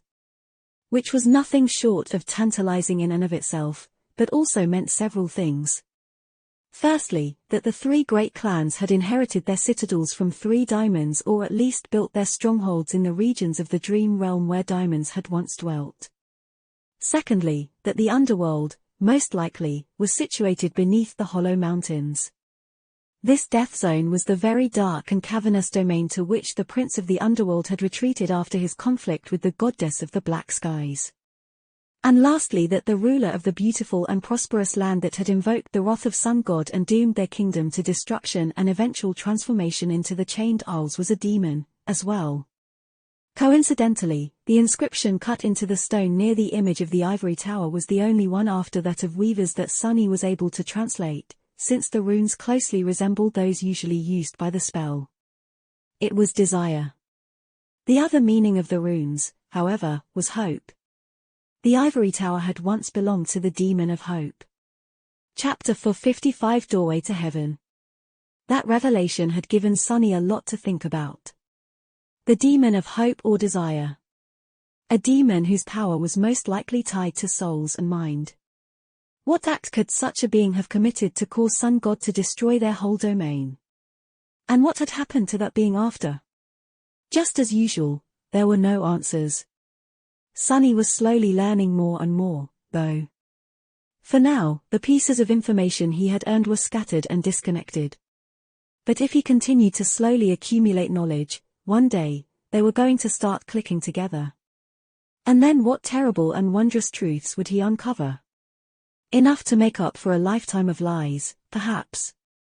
Apart from inscriptions dedicated to Weaver and the ivory tower, Sunny failed to translate anything else. He had, however, memorized every little detail of the unfamiliar runes describing the Hollow Mountains, Bastion, Ravenhere, a ship sailing on the storm sea, and the mysterious pyramid to the east. I'll have to visit Teacher Julius when I'm back in the real world. He has to know something about this script, right? Thinking about the map, Sunny entered the rune hall, kept his eyes closed, and walked to the entrance to the stairwell leading to the 6th level of the Ebony Tower. The last one. When he entered the chamber of the stone arch, he sighed with relief. The pressure emanated by the terrifying runes was finally gone, leaving his mind at ease. The headache caused by them, however, was going to persist for a few more minutes. Sunny sat down, leaned his back against the wall, and stared at the arch while waiting to fully recover. The highest level of the Great Pagoda was not very large, in comparison to the 6 others. It was just one big hall, circular in shape, and almost completely empty. The only thing inside of it was the arch itself. It was tall and composed of the same material as the rest of the Ebony Tower. In fact, the arch didn't seem to have been built instead, it was almost as if it had simply grown out of the floor, without any seam separating it from the black stone. It looked like a doorway that someone had put in the middle of the chamber, for some reason, and then forgot to attach a door to it. This was Sunny's only hope of escape. He stared at it for a long time, thinking about how to make the portal work. In the past, he had tried a lot of things to activate the arch, as well as studying the circle of runes surrounding it. But nothing he had done accomplished anything. His recent conversation with Mordred, however, had given Sunny an idea. What had Mordred said? That the Prince of the Underworld was somewhat of a divine smith. A builder of things but also of the practical sort. That he would have used whatever was at hand, going for the simplest solution. That more or less confirmed what Sunny knew of the prideful demon already. After all, Saint and her kin had been created by the Prince of the Underworld. In retrospect, Sunny had completely failed to understand the magnitude of that accomplishment. To create a living being from nothing, a whole race of them, really. That did sound like something that only a god would be able to do, didn't it? The Prince of the Underworld, however, was not a god. He was a demon, a lesser deity. Was the creation of Saint and her people his way of showing the true divinities that he was in no way inferior to them? Or was he guided by some different ambition? I wonder how the gods reacted. Teacher Julius had described diamonds as terrible beings that inspired fear because of their unknown origins and strange powers. What happened after one of them had accomplished something that was supposed to be in the purview of only the gods? Saint's description, back when was an echo, said that she and her kin were designed to bring peace, but were born into an endless war instead. But regardless, that was not the point. The point was that Saint was made out of stone. Sunny had always thought that it was an integral part of her design, a fundamental aspect of the vision her creator had for the living statues. To make them stronger, perhaps, or harder to destroy. But after witnessing the porcelain dolls and speaking with Mordred, Sunny was not so sure anymore. The broken dolls showed that the material from which to make his creations had not mattered to the Prince of the Underworld too much. What was at hand the simplest solution? Was Saint made out of stone simply because there was a lot of stone in the Hollow Mountains for its prince to use in his experiments? There was nothing but stone there, really. That, I can't be right, can it? But somehow, Sunny felt that it was, indeed, right. He glanced at Saint and blinked a couple of times. Lazy bastard. Sunny shivered, half expecting to be struck down for thinking about the mighty demon in such unflattering terms. When nothing happened, he shook his head and returned to his thoughts. There was plenty of stone in the Hollow Mountains, but there was literally nothing around the Ebony Tower. But what about in the past? What had there been a lot of around it back at the time the Prince of the Underworld resided in the sky below? What would he have used to power his magical engines? This pagoda had been built to harvest divine flames, after all. Feeling the headache finally retreat, Sunny stood up and walked over to the arch. Then, he summoned the cruel sight, activated the dark mirror enchantment, and poured his essence into it, watching the silver blade become infused with incandescent white light. Then, he hesitated for a moment, and lightly pressed the tip of the Samba spear against the cold black stone. Immediately, it was as though the floodgates had been opened in his soul. The shadow essence flowed into the cruel sight, and through it, the divine flame flowed into the arch. Sunny staggered. In just a few seconds, all of his essence was spent. However, the portal did not open. Something in the hall did change, though. The circle of runes surrounding the obsidian arch began to glow with weak, shimmering light. That light was dim and barely visible, but it was, without a doubt, there. Sunny stared at the runes for a long time, and then, a wide grin appeared on his face. Bingo. Chapter 456, Leaving Nothing Behind. For the next few days, Sunny's life became rather monotonous.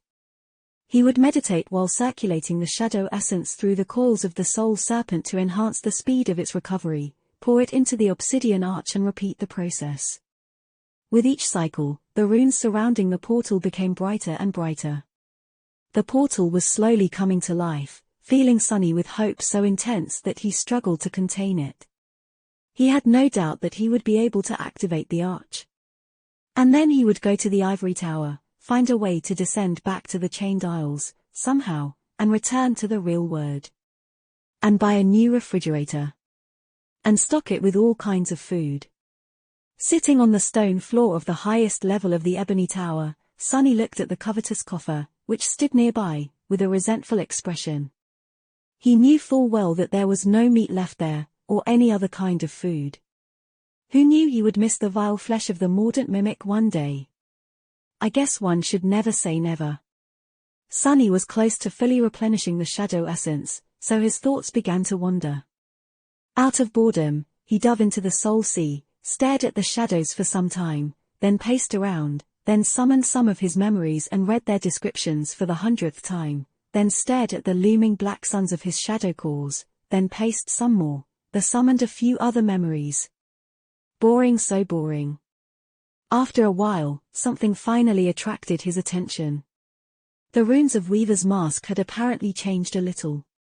Before, there was a in place of the name of its third enchantment. After Sunny had activated that enchantment, almost frying his brain in the process, the name changed, however. He blinked a few times, then looked at the runes again. Did I read it right? But no, there was no mistake. The first two enchantments were just as before, Mantle of Lies and Simple Trick. The third one, however, now had new runes describing it. Memory enchantment. Where is my eye? Where is my eye? Enchantment description helps the world appear into the tapestry of fate. Sunny looked at the runes with a deadpan expression for a few moments, and then laughed so hard that it threw him out of the soul sea. Oh gods, where is my eye? Priceless. By the time he was done laughing at Weaver's strange naming sensibility, the cycle of restoring the shadow essence was complete. Sunny shook his head, smiled, then stood up and summoned the cruel sight. By now, the circle of runes was burning with a furious white radiance, turning the somber black hall into a stark tapestry of darkness and light. It seemed as if the air inside the arch was rippling slightly, hazy from heat.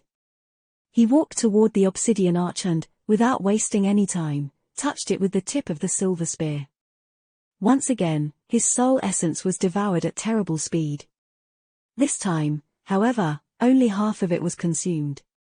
As bright light suddenly hit Sunny in the eyes, he took an involuntary step back and raised a hand to shield them. A cool breeze caressed his face, and he could suddenly smell bark, grass, soil. Life. When his eyes adjusted to the brightness, Sunny slowly lowered his hand and looked at the arch with a bewildered expression. It was as though a rift in reality appeared inside the ebony tower. All around the portal, the hall was just as it had been, dark, somber, cut from lusterless black stone. Inside the portal, however, was a clear blue sky. Sunlight had suddenly invaded the ebony tower after thousands of years spent in utter darkness, and brought with it the sounds of the wind and the rustling of leaves. Sunny could see the skies, but also the ground. A beautiful green meadow continued from where the obsidian floor ended, full of vibrancy and life. A shadow of a tall tree shaded the proximity of the portal, and there was a path of white stone leading from it toward. Some distance away, a pristine white wall rose higher than Sunny could see through the portal. Surrounded by the blue skies, clouds, and vibrant green grass, it seemed to be the epitome of beauty and tranquility. The whole site was like a paradise. He swallowed. The ivory tower. Mordred was right. What's more, judging by how softly the grass swayed under the wind and how lazily the branches of the tree moved, the heavenly island was really not affected by the crushing. In that regard, at least, it was safe. Yes. Suddenly tense, Sunny quickly glanced at the circle of runes. Just as he had expected, it was already growing dimmer. The portal was burning through the meager amount of divine flame Sunny had been able to charge it within these past days, and was going to close soon. Curses. Well, it was not as though he had not been prepared to go through the arch as soon as it opened. He had done everything he wanted to do in the Ebony Tower, given the circumstances. There was not much to be done here, to begin with. Time had destroyed every possible trophy he could have found, and the most valuable treasures, the bone weave and the knowledge of the map left behind by the Prince of the Underworld, were already in his possession. Now, he just had to escape alive. Dismissing all of his memories, Sunny wrapped both shadows around his body and dashed toward the light. Please don't be an illusion. He appeared near the portal, dove inside and stumbled, falling to his knees. His fingers touched the soft grass, and, with his tactile sense enhanced by the bone weave, Sunny felt every tiny detail of its texture, of the rich soil beneath, of the heat of the sun on his skin. It was all real. It was wonderful. As the portal shimmered and closed behind him, Sunny closed his eyes tightly and let out a short, quiet cry. He had too many emotions boiling in his heart to put them into words. He made it. He escaped from the void. He left nothing behind. While Sunny was feeling the joy of escaping from the sky below, something else happened. Somewhere far away, or maybe close by, there was a room built of cold stone, full of deafening silence. It was dark and empty, arranged in the shape of a heptagon, with 7 corners drowning in deep shadows. There were 7 mirrors standing at each of the 7 walls of the room, pointed at its center. There was nothing there. However, in each of the 7 mirrors, a figure of a young man reflected, sitting on the stone floor with his hands chained behind his back. The young man was still and motionless, almost as if he was just a statue and not a living being. But then, something changed. A few moments after Sunny crossed the portal and appeared on the Isle of the Ivory Tower. One corner of the young man's lips curled upward slightly, forming a hint of a smile. Mordred was glad to see Sunny escape, too. Chapter 457 Ivory Tower. Saint, come look at this. Sunny sat on the soft grass, enjoying the sunlight and the cool wind. He had not even known how much he missed everything, really. Looking back, it was hard to imagine that he had endured more than a month of utter nothingness without losing his mind. His experiences in the Dark City, it seemed, made him far more resilient. The shadow of the Ivory Tower was slowly moving closer as the evening approached, marking the passage of time. It was peaceful and quiet on the green meadow of the heavenly island. Answering his call, the taciturn demon appeared nearby and stood silently, observing the magnificent white tower. Her ruby eyes, however, did not show any emotion. He sighed. Well, I think it's lovely. The soaring island was not very large, so Sunny could more or less see its edge not too far away, surrounded by floating slates of shattered marble. There was a meadow on this side of it, a grove that rustles under the wind, and a graceful gazebo built of the same white material as the ivory tower itself. The stone arch inside of it was also white, and empty. The portal was gone. Some distance away, connected to the gazebo by a stone path, stood the magnificent great pagoda that had once belonged to the Demon of Hope. If its copy in the sky below was somber and ominous, the original was the complete opposite. It was beautiful, graceful, and slightly surreal, as if too sublime to exist in the mortal realm. In a sense, it did not. Something about the ivory tower made Sunny uneasy, however. He couldn't quite describe the feeling, but it was as though he simultaneously felt pulled toward it and threatened by it. The sensation did not come from his intuition, but more so from the deepest corners of his soul. It was rather strong. And there was also something strange in the shape of the tower itself. There was a weird thing that went around the base of it, circling the whole perimeter of the Great Pagoda and disappearing from view. That thing was almost of the same color, but slightly less pristine, and made out of long and weathered sections. After looking at it for a while, Sunny finally realized what the thing was. Bone. Wrapped around the tower was what remained of the tail of some giant, dead creature. He frowned. Good thing it's dead. I hope it remains this way. Sunny sighed, used the crawl sight to help himself stand up, and headed toward the edge of the island. Saint followed, putting the blade of the midnight shard on her shoulder. Reaching it, he cautiously looked down and saw the disjointed patchwork of the chained isles far below. From this high, they looked like pieces of a beautiful mosaic that someone had laid out on the backdrop of velvety darkness, with a scattering of radiant stars shining in between. Sunny gazed down for a while, then picked up a rock from the ground and threw it over the edge. The rock fell for 100 meters or so without meeting any resistance. Then, however, it suddenly cracked and exploded into shards, which then became dust and were scattered in the wind. Curses. It seemed that the crushing was still there. It's just that the ivory tower itself was not affected by it, as well as the island it stood upon and a small area surrounding it. How was he going to come down? Sunny stood at the edge for some time with a resentful expression on his face, then turned around and walked deeper into the island, circling the ivory tower from the left. On the other side of the Great Pagoda was a clear lake, with streams of water flowing out of it and falling over the edge of the island. In the bright sunlight, it seemed as though the entire surface of the lake was shining with pure golden radiance. Sunny looked at his reflection in the water, then at an intricately engraved bench standing near it, cut from white stone. Finally, he walked further on and reached a vantage point from which the gate of the graceful tower could be seen. Oh! The gates looked very similar to those he had opened in the depths of the sky below, with the main difference being the color and the absence of soot. As well as that there were skeletal remains of a giant beast lying in front of them, its serpentine body wrapped around the tower, its massive skull resting right near the tall white doors.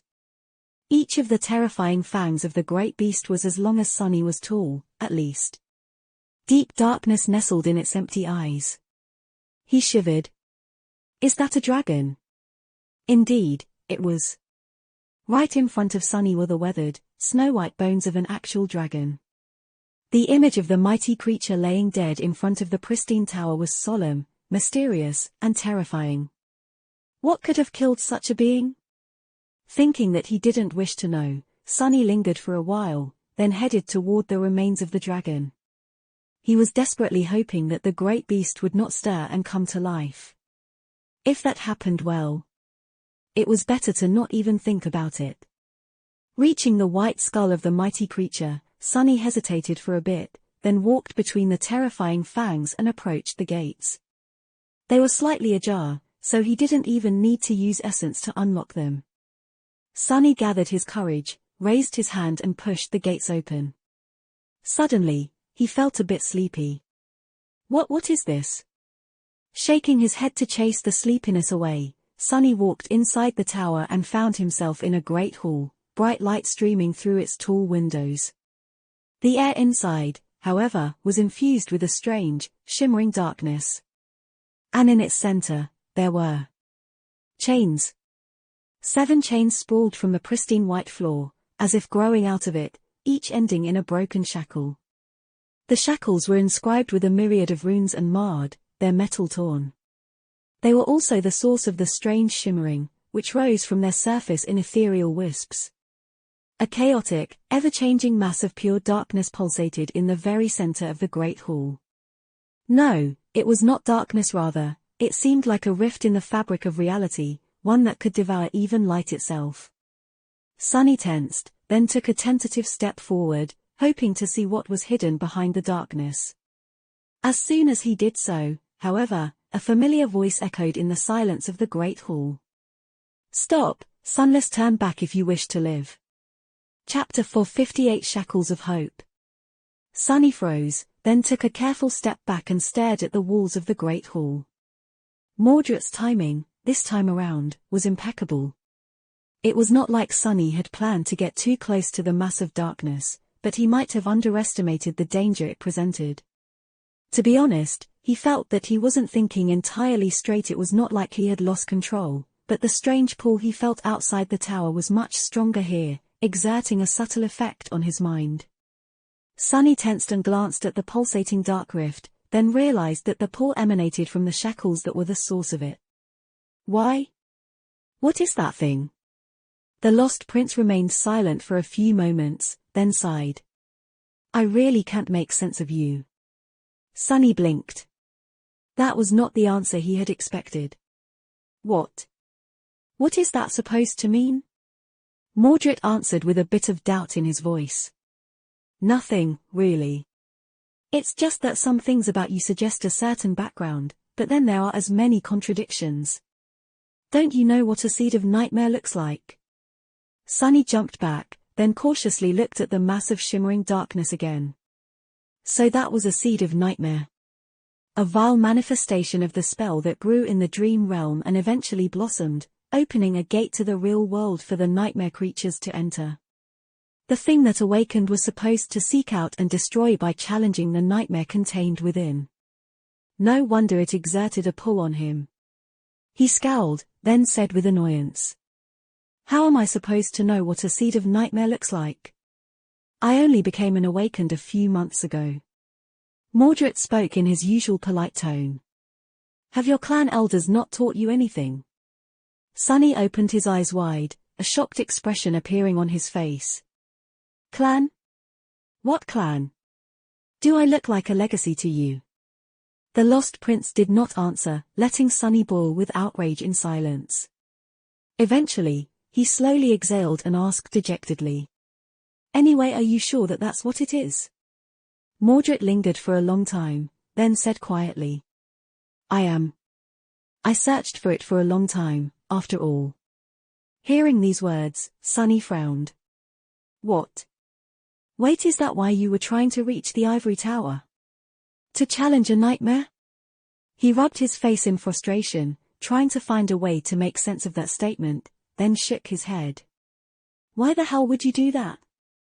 There's no shortage of seeds of nightmare everywhere in the dream realm, ones that are not hidden behind endless voids and oceans of divine flame. These things were not so numerous that one stumbled on one every day, but also not so rare to go to this lengths to reach one." What had Mordred been thinking? The Lost Prince answered after a short pause, his voice slightly amused. "You are not a legacy, indeed." Sunny let out a heavy sigh. "Either you are extra obscure today, or I can't understand you for some reason. What do legacies have to do with any of this?" Mordred thought for a bit, then said, "This seed of nightmare is a very, very special one." What is he going on about? The only thing that differentiated seeds, in Sunny's mind, was their category. A Category 2 seed would blossom into a Category 2 gate, and contained a second nightmare. If an awakened challenged it and passed the trial, they would become a master. If a master challenged a Category 3 seed and survived the third nightmare, they would become a saint.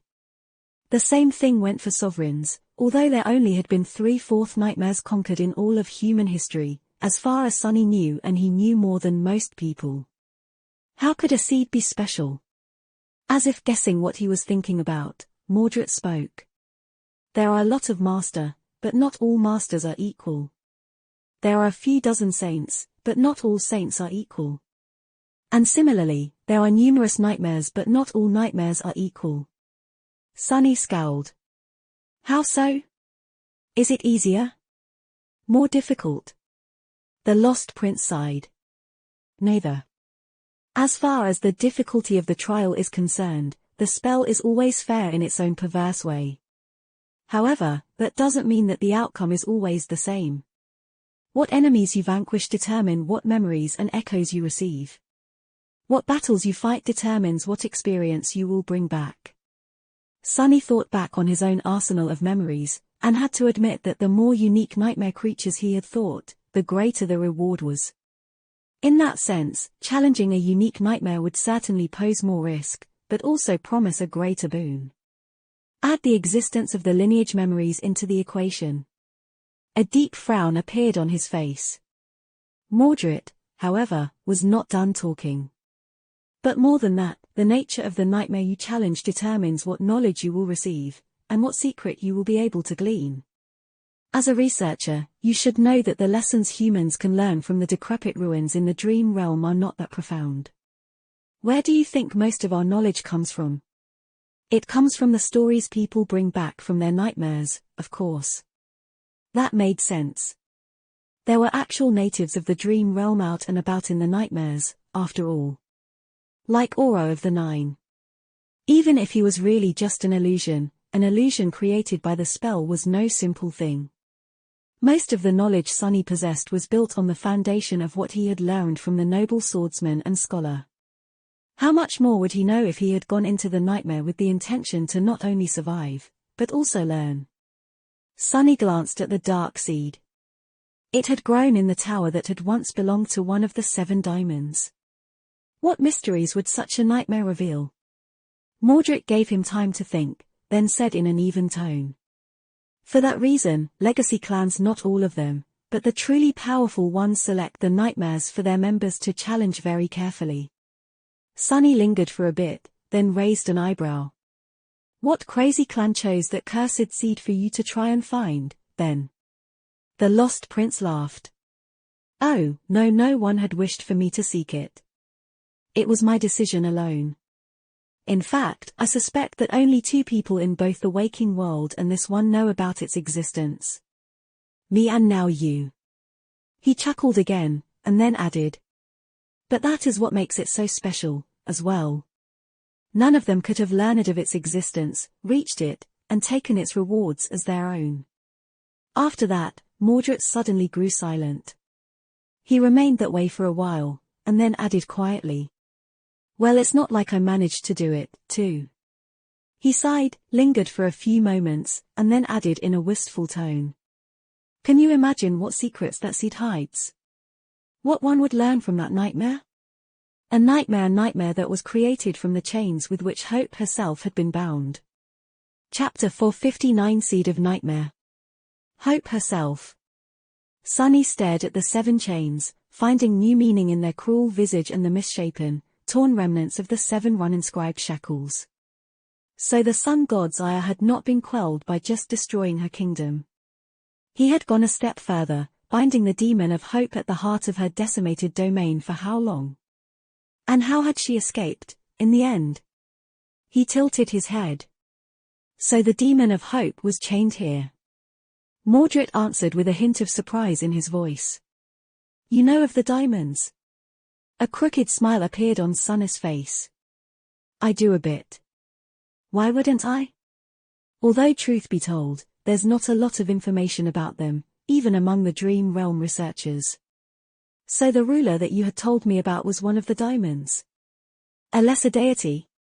Mordred kept silent for a bit, then said dejectedly. Yes. I am not sure that those 2 words really go together, though. I also don't know what Hope had done to earn the wrath of the Lord of Light. However, I do know that these 7 chains are what holding is the chained isles from falling into the sky below. Sunny raised his eyebrows. What? The Lost Prince sighed.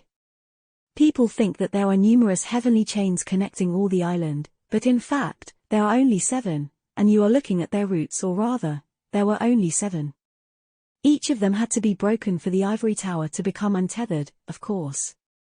So, now the islands are linked by the fragments of the original 7 chains, many of them severed from each other. That is why they are slowly crumbling, one after another. Sunny thought for a bit, trying to correct the way he used to think about the chained isles. The new information was interesting, but not very useful. Shaking his head, he turned back to the Seed of Nightmare. So what is the category of that thing? I guess it contains a second nightmare, since you wanted to challenge it. Mordred answered succinctly. Correct. That's one way I can get out of the dream realm, then but am I suicidal enough to go into the second nightmare alone? Whole cohorts of experienced awakened routinely perish in their attempts to become masters. What would my chances of survival be with no one to cover my back? Just as Master Jet had said, no one survived in the dream realm alone. She probably knew from experience. He scowled. Wait, will this seed create a gate in the real world if it's not destroyed? When Mordred answered, his voice was almost indifferent. Indeed. But not for a long time, maybe in a few years, or a decade. It has not matured enough to be able to bloom, yet. Sunny hesitated. But it can be challenged, right? The Lost Prince did not answer for a while, but then finally said. Yes. A seed can be challenged before it blooms, as well as after. If the seed is not found in time and a gate opens, challengers can fight their way through and enter the nightmare directly. The gate also disrupts the anchors of those near it, so masters and saints that enter the dream realm will appear in the vicinity of the blooming seed. After that, they can lead awakened to it. He paused, then added. In fact, most of the seeds are not found in time, because the dream realm is vast and only partially explored. That's why the nightmare creatures are entering our world so often. Challenging a seed before it blooms is much better. In this case, however, I would advise against it. Sunny turned away from the massive shimmering darkness, then asked in an even tone. Yeah? Why?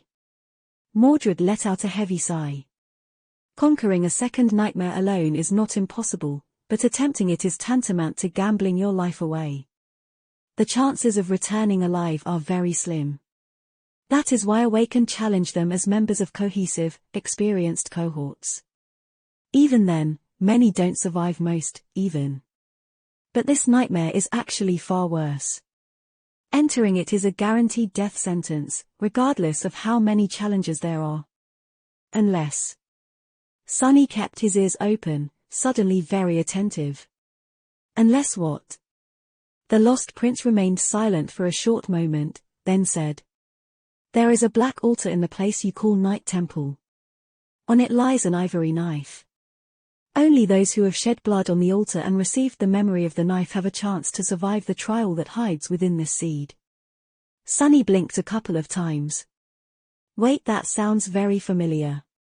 He thought for a few seconds, then asked. Would the obsidian knife from the white altar of the sanctuary of Noctis work? Mordred laughed. Sure. Having both would be even better, incredibly so. However, I don't know the method to receive the memory of the obsidian knife. The ritual seems to be different from the one required for the altar in the Night Temple, and I have never figured it out. You didn't, but I might have. The image of the covetous coffer appeared in Sunny's mind, full of golden coins. There were almost 1,500 of them inside. Would that be enough to allow him to lift the obsidian knife off the altar? He had a feeling that it would. What do these knives actually do, though? And how the hell do you know all this? However, there was no response. Mordred was once again gone. Sunny was left alone in the beautiful hall of the Ivory Pagoda, staring at its white walls and the darkness that had taken root between them. The Seed of Nightmare was calling to him, demanding to be challenged and destroyed. Or maybe simply to be fed a delicious human soul. Crazy. This is crazy. Challenging a second nightmare alone was very similar to throwing his life away, and that was even without the particular piece of information that Mordred had given him, that no one would be able to survive this very special nightmare without a memory of one of the two altar knives, or better yet, in possession of both. The question was, what was worse? Challenging the nightmare, or attempting to survive the crushing? Chapter 460, Fight or Flight. Sunny remained in the Hall of Chains for a while, looking at the Seed of Nightmare and the shimmering darkness that suffused it. Then, he walked outside. Full of thought, Sunny passed between the jaws of the dead dragon and slowly headed toward the lake. There, he sat on the stone bench and stared at the water with a dark expression on his face. The wind lightly caressed his face and his pale skin, soothing the few remaining burns that he had received in the sky below. Saint stood silently by his side, her graceful onyx figure reflecting in the clear waters of the lake. A heavy sigh escaped from his lips. I am almost home. More than a month ago, he had ventured on an expedition to explore the shipwreck island and search for clues about the whereabouts of the treasure left behind by mysterious Noctis. He had only planned to be gone for a week. He had found the treasure, but also fought and defeated 2 devils, one fallen, and one ascended, receiving 2 powerful memories in the process. After that, he gazed at the tapestry of fate through the eyes of a divine mask, and plunged into an endless abyss. He spent several weeks plummeting through a sea of nothingness, only to be met by an ocean of flames in its depths. On the other side of the fire was a black tower built by an ancient demon, and in it was a severed hand of a deity, consumed by a terrible rot. There, Sunny swallowed a phalanx bone of Weaver, and received the second part of their lineage. After that, he used divine flames to open a portal between the dark void and the sunlit heavens, and found the 7 chains that a god had once used to bind Desire, the demon of hope. And somewhere along the way, he met a lost soul who called himself Mordred, the Prince of Nothing, a disembodied voice that came out of nowhere, and helped him along the way. Now, Sunny just had to do one last thing: either plunge into a deadly nightmare, or off the edge of the Ivory Island, to be met with the obliterating fury of the crushing.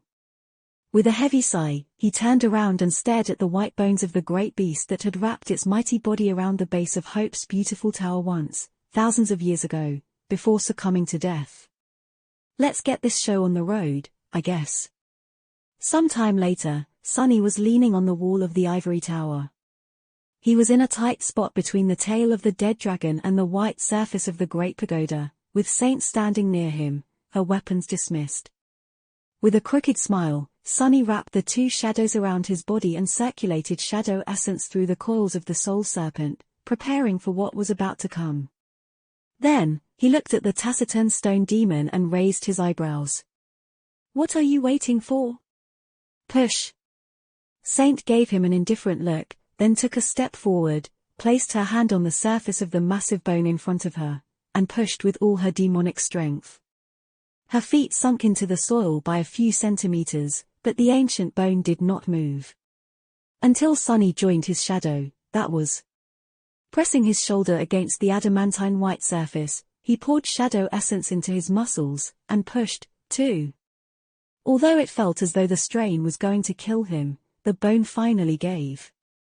One of the massive vertebrae comprising the dead dragon's tail rolled over, separating from the rest. Come on, keep at it.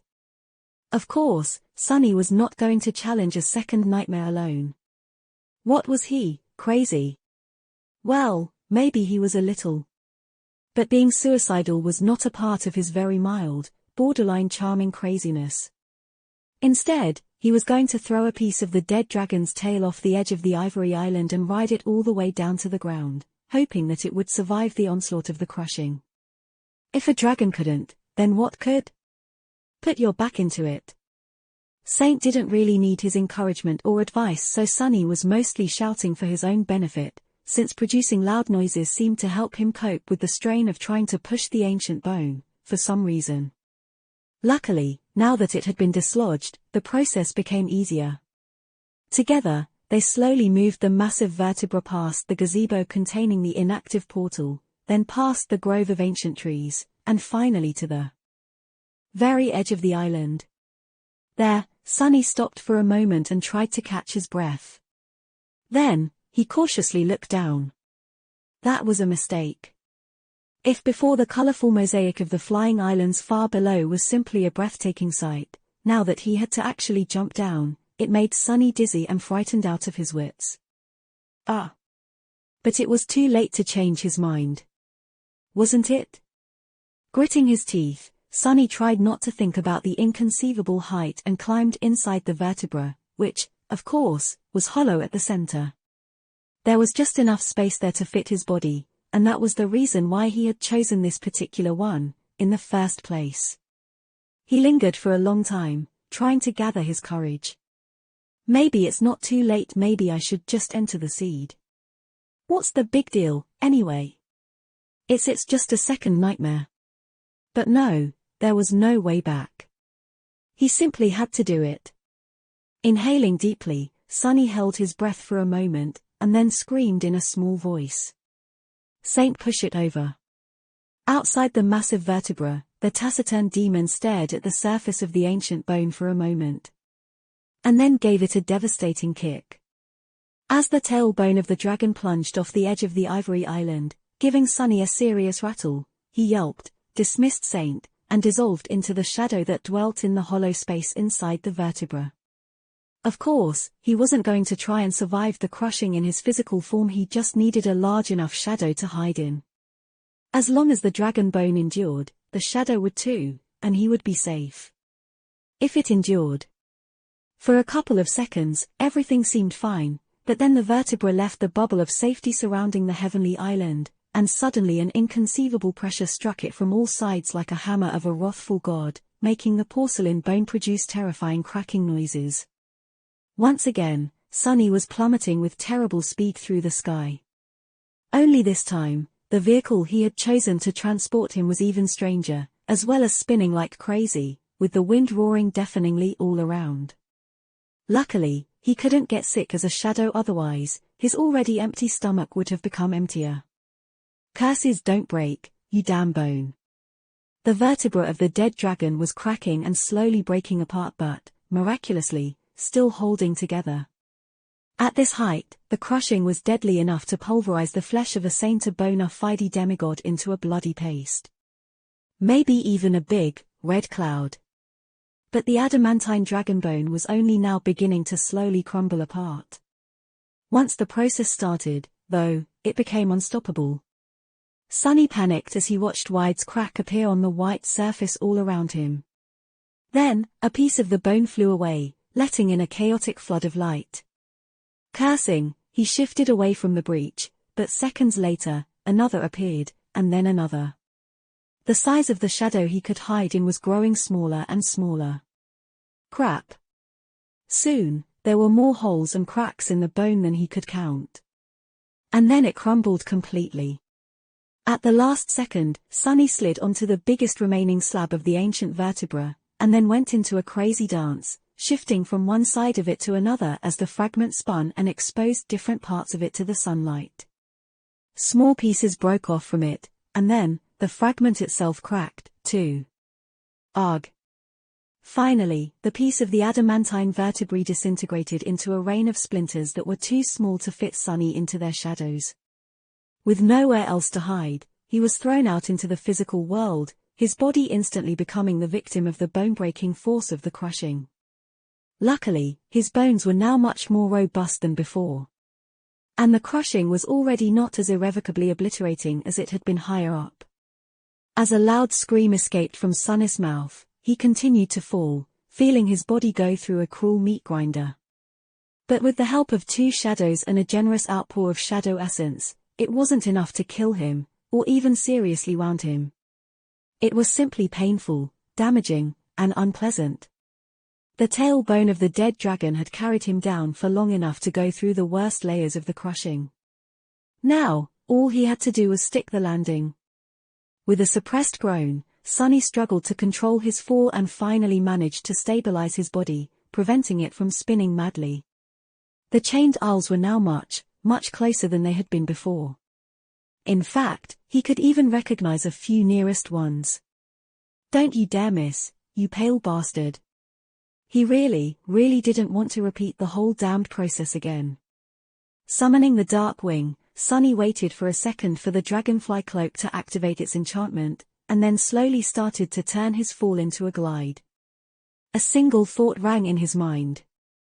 I actually made it, crap, I really did. Sometime later, a figure of a young man fell from the skies and nimbly landed on the index finger of the giant iron hand that lay in the center of a peaceful, quiet island.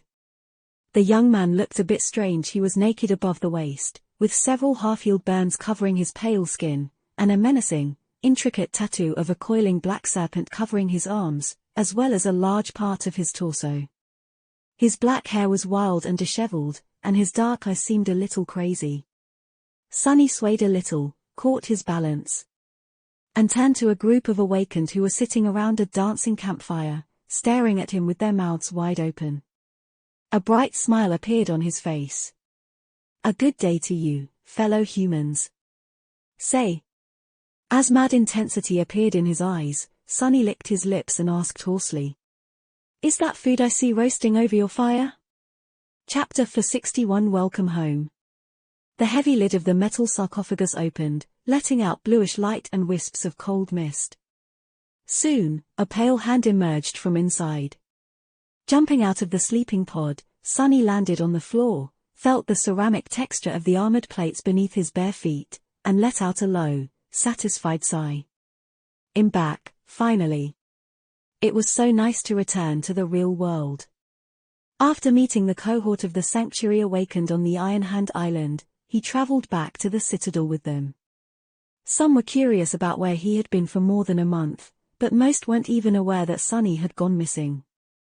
He used the full scope of his formidable ability to bend the truth ever which way, and left them with the impression that his recent expedition had been long, but not very exciting. They did continue to give him strange looks the whole way back, though. For some reason. But Sunny wasn't too bothered by that. After entering the sanctuary, he went straight for the altar. Since it was the middle of the day and the moon was hidden behind the horizon, he couldn't use the coins immediately. So, instead, he simply touched the altar and left the dream realm. Home, I'm finally home. Even though Sunny had not spent a lot of time in his new house, the feeling of safety both its walls and the real world gave him was extremely comforting. Miraculously, even though he had been gone for many weeks, his body felt completely fine. It was as though he had only slept for a night. That's the magic of technology. Glancing at the extravagantly expensive sleeping pod, Sunny decided that he had spent his money well, and headed for the exit out of the basement while whistling a cheerful tune. Then, however, he froze. What the hell? Something was not right. First of all, he had never used the lighting in the underground dojo. But now, it was turned on, drowning everything with bright light. Secondly, the armored doors of the lift leading up were violently torn open. It was as though a massive nightmare creature had broken through the defense systems of the house and ripped them apart, bending the adamantine alloy like it was wax. Crap. Sunny jumped back and summoned the cruel sight. What could have come here? Did a gate open nearby? Full of tension and grim determination, he used the stairwell to climb to the ground floor and cautiously entered his living room. The first thing he saw there were dirty dishes. Lots and lots of dirty dishes. The second thing he saw were two hazel eyes staring at him with scathing accusation. Have I gone really crazy? Somehow, Effie was in his living room, sitting in her wheelchair with a bowl of steaming cup noodles in one hand and chopsticks in the other. There was a very disgruntled expression on her face. What the hell is she doing here? What's going on? Staring at Sunny, Effie swallowed a mouthful of noodles, and then said in a dark tone. You're back. Way to make your friends worry, asshole. As it turned, back when Sunny had been falling into the sky below and thinking about how no one would miss him, he was very wrong. In fact, the opposite had happened. About 2 weeks after he stopped answering their messages, both Effie and Kai got worried. Effie went to the academy to check on him, and that was when they learned that Sunny moved out of the dormitory. Bastard, you could have told us that you bought yourself a house, you know? You owe me a housewarming party. Sunny blinked. A what party? Is there really such a thing, or is she pulling my finger?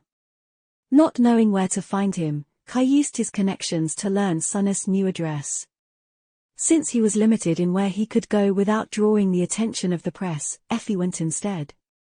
And when she found the basement locked, well. My armored doors, it was you broke them. She sneered. What are you crying about? Those armored doors of yours were pathetically easy to break, anyway. Buy yourself better ones anyway. I thought that I was going to find your corpse in the sleeping pod. Do you even know how that made me feel?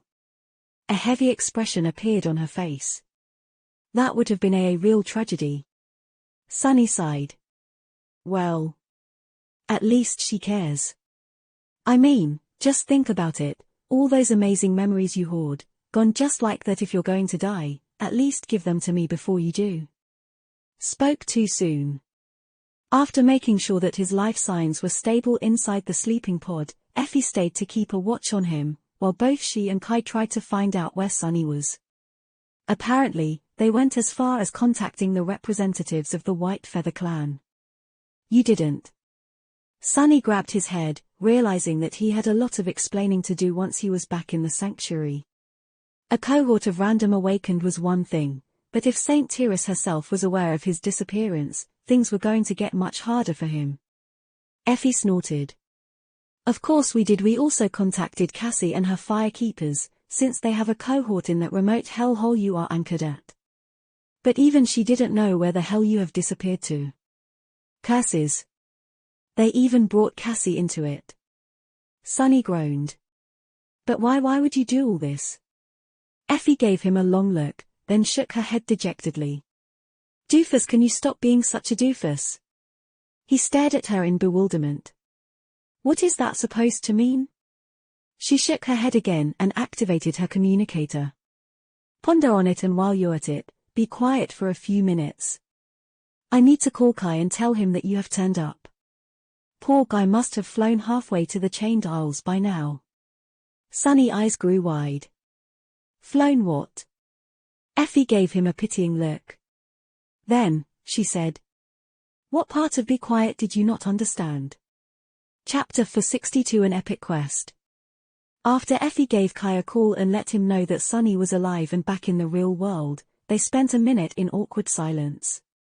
Sunny looked around, taking in the sight of his once pristine and orderly living room.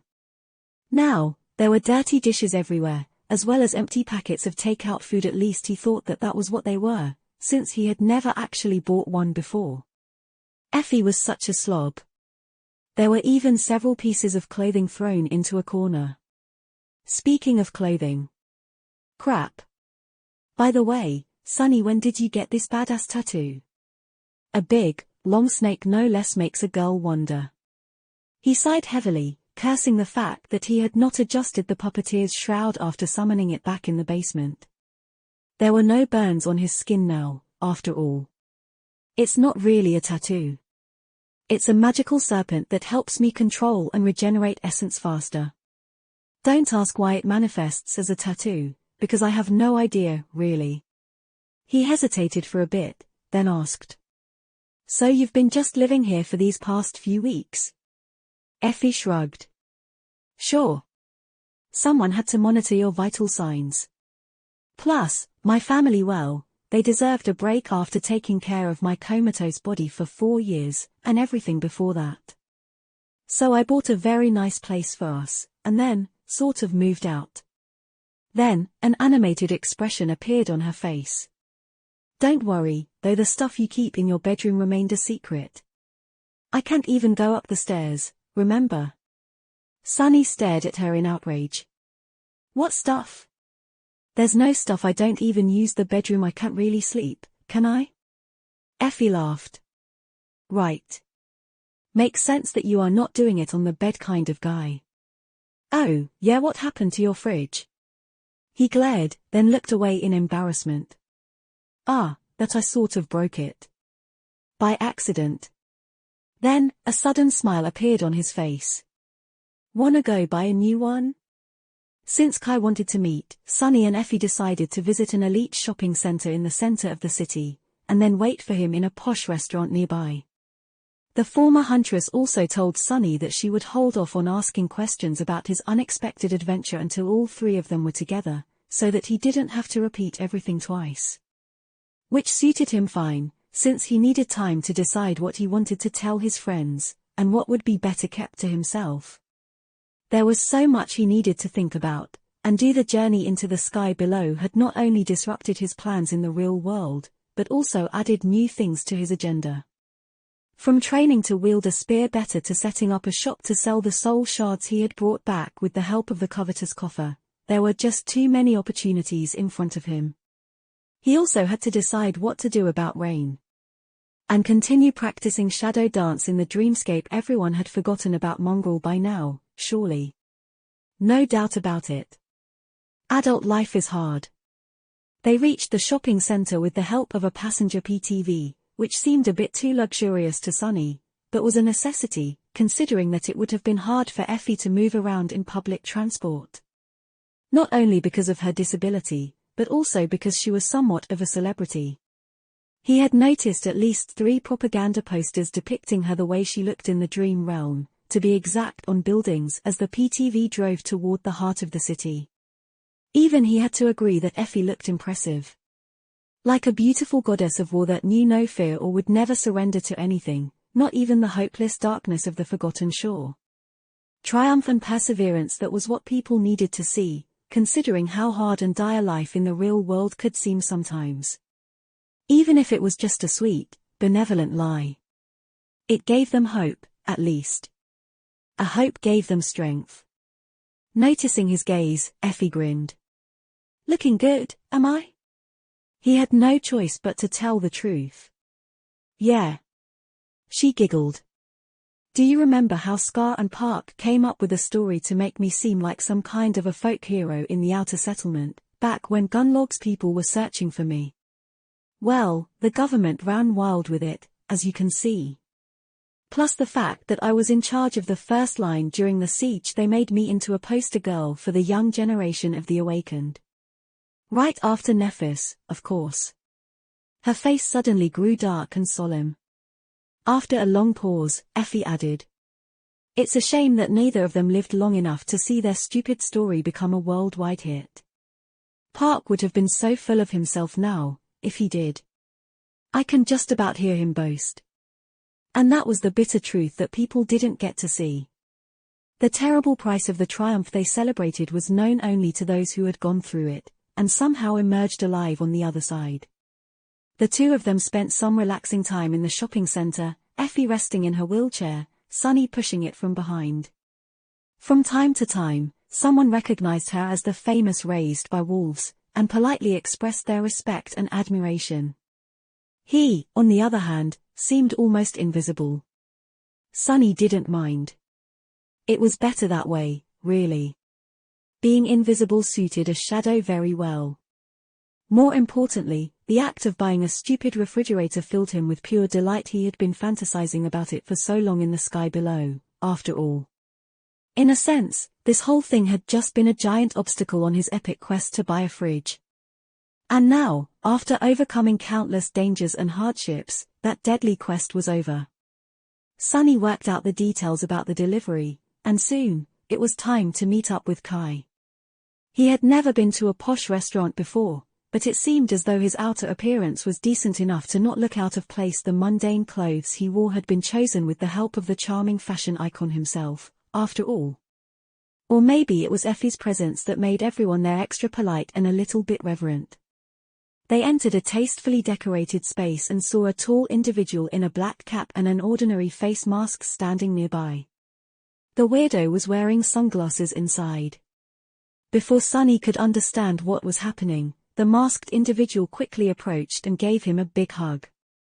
Does he really think that his disguise is fooling anyone? And why is he always trying to hug me? Of course, it was Kai.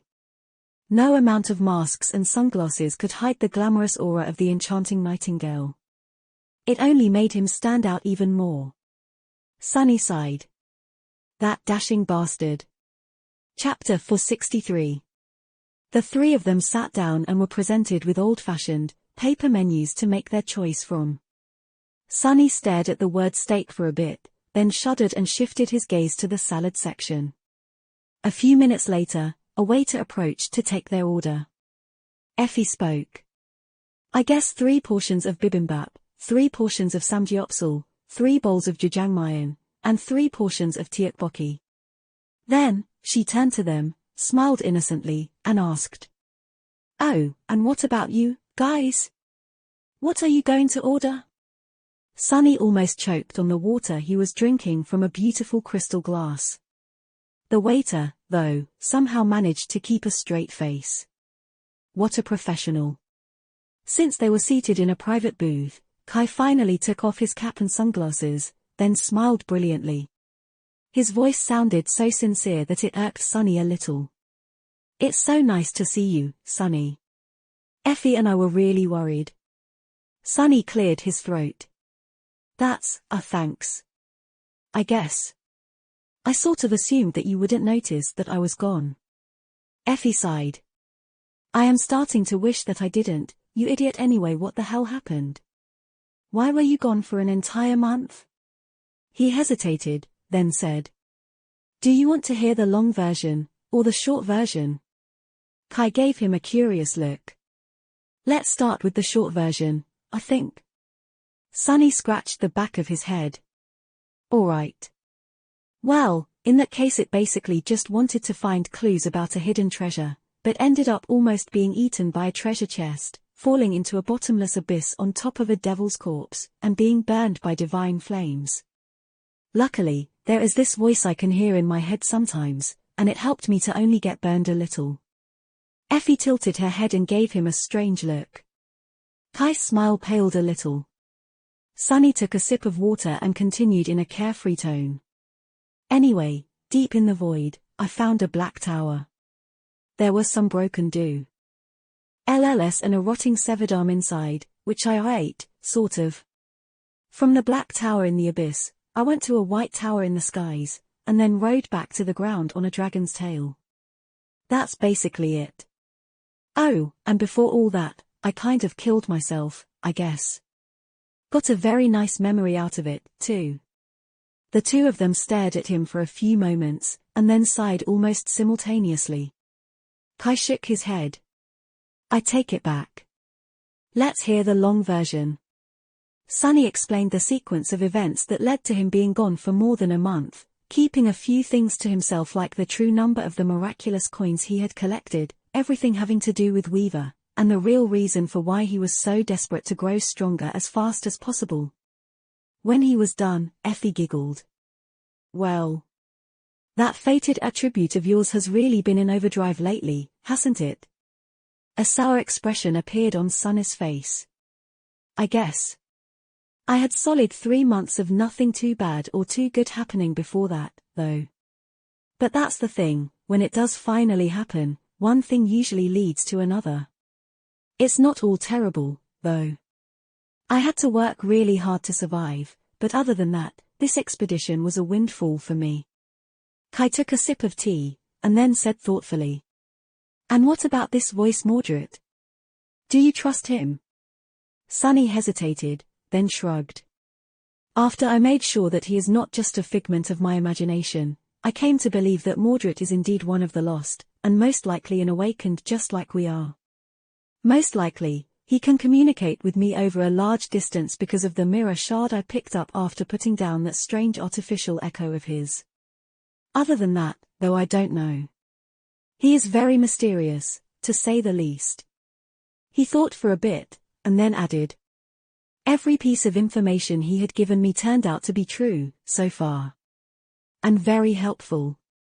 I might have not been alive right now if not for him. So it's hard to say, really." Kai smiled. "Well, in that case, he is all right in my book." Sunny paused as the waiter approached to bring the dirty dishes away and refill their glasses.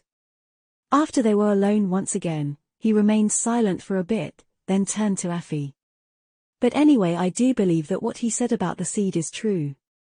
I think I can get the obsidian knife, which is supposed to make the nightmare easier. So I wanted to ask. Effie, I know that you can snap your fingers and have a dozen of the most powerful awakened cohorts in the world accompany you to conquer the second nightmare. But would you consider challenging one with me?" He expected her to tease him a little before giving an answer, but Effie remained quiet for a bit, an uncharacteristically serious expression on her face. After a while, she said, "Challenge a nightmare? Now, barely 4 months after we had become awakened. Are you crazy, Sunny? He smiled. No, I don't mean now. Both of us need time to grow stronger and prepare, of course. After saying that, Sunny looked away. In 7 months. After the winter solstice. That's when I plan to return to the ivory tower and go into that seed. Will you come with me? Effie looked at him for a long time, then smiled, too. Sure. Why not? I wouldn't have it any other way, even. But, Sunny, I have one condition. He raised an eyebrow. Really? What is it? Effie glanced at Kai, then said calmly. You need to convince Cassie to join us, too. I don't know what happened between the two of you, but it doesn't matter. Members of a cohort don't need to be friends. They just need to work well together, and our cohort worked perfectly, back on the Forgotten Shore.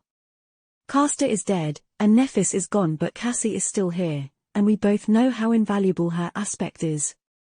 As Sunny's face darkened, she added. Plus, isn't she anchored at the Night Temple? She can help you get the ivory knife, as well. That princeling said that having both would be much better. A nightmare is a nightmare and will be absolutely deadly, no matter how prepared you are. Letting go of any advantage is stupid. Convince Cassie. A wave of anger and protest rose from the depths of Sunny's heart. Even though he had time to recover from what had happened in the Crimson Spire and understood the reason why Cassie had done what she had, he was still full of resentment. He was still hurt. He was still unwilling to even think about forgiving her. But Effie was right. No matter how he felt about Cassie, she was a boon for any cohort, especially now, since she had grown much more confident in her powers after becoming an awakened. She also had other survivors of the Forgotten Shore following her as they waited for Nephis to return, and the connection to the Clan Vela emissaries in the Night Temple. He didn't have to forgive her to fight side by side with her. He just had to trust that she won't betray him again, which he reluctantly did. Even though Sunny didn't want to give Cassie the benefit of the doubt, he knew that she had learned a bitter lesson. A heavy sigh escaped from his lips. What should I do?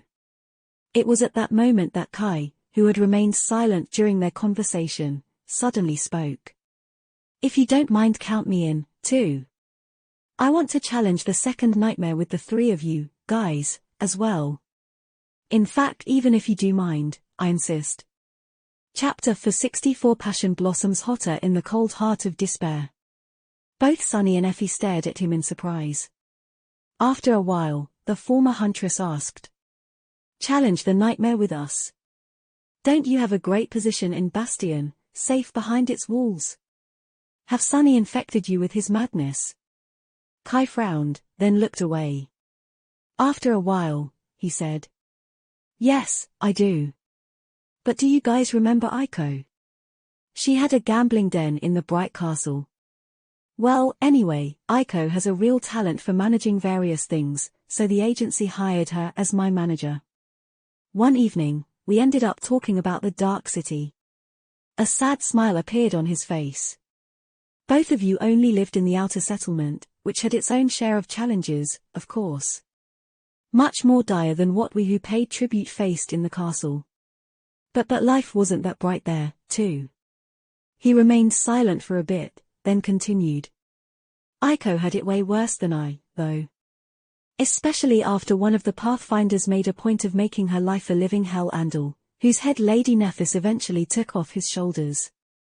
We all knew it, but no one really helped. A heavy sigh escaped from Kai's lips. Because what could any one of us really do against one of the Pathfinders? But there was a lot of these compromises, of little lies we told ourselves as we closed our eyes to every dark, dirty thing that went on around us. He looked at Effie, and said. People were starving in the outer settlement while we had our bellies full. Well, it wasn't our fault, because the castle couldn't feed everyone. Surely, if there was more food, we would have shared. The guards decided to harass someone? Well, that wasn't our fault either, because Tessai was too powerful, and we were too weak to resist him. And so on, endlessly. Everyone went as far as they needed to keep thinking of themselves as one of the good guys. Kai grew silent, then said quietly. But, you see, it actually was our fault. All of us have committed the same crime. We were all weak. When I spoke to Aiko, I finally realized that in this world, being weak is a sin, too. At least for us, the awakened. So yes, I want to challenge the second nightmare, despite being safe and sound behind the walls of the bastion. Because I never want to close my eyes to anything, ever again. He looked at them, then smiled. 7 months. That's more than enough time for me to prepare. Plus, don't you need someone who can fly? Or are you going to simply jump into that weird undersky again and just hope to miss all those flames? Sunny coughed. Kai had a point. Well, if you put it like this. After Kai's unexpected and poignant confession, they spent some time simply relaxing, laughing, enjoying their food, and chatting about this and that. Kai shared his experience of winning 12 consecutive weeks of the Avatar Singer and having to lose on purpose in the end, and the furor his face reveal and the subsequent announcement of Nightingale's upcoming comeback album caused in the music industry and among the fans. He also complained about having to hire a second publicist because of a strange scandal he had gotten somehow involved in on the network, causing Sunny to look away in shame and keep his mouth tightly shut. Effie mostly talked about all the fried chicken wings she had eaten and all the sorts of beer she had drunk, as well as what types of nightmare creatures she had hunted and fried, and ate. She also joked about all the propaganda events the government wanted her to participate in, and the various ways with which she had managed to dodge most of them. Sunny shared his experience of buying a house, and how it made him feel. He almost got sentimental thinking about his beautiful armored doors that Effie had smashed through, and about his new, expensive, shiny refrigerator. Finally, Kai had to return to his schedule. Before they parted, though, he hesitated, then took out 2 colorful pieces of synthetic paper from his pocket with a very embarrassed expression on his face. Without saying anything, he handed the brochures to Sunny and Effie. Sunny took one, and stared at it with a confused expression. It appeared to be an invitation of some sort. On it was an image of 2 people standing back to back with swords in their hands, both of them extremely beautiful, in a professional kind of way. The guy was dark-skinned and handsome, with broad shoulders and an incredibly masculine face. The girl was thin and languid, with a slim figure that bordered on being gaunter than Sunny had been in his outskirts days. She had a doll's face with big, glistening eyes and full, slightly parted lips.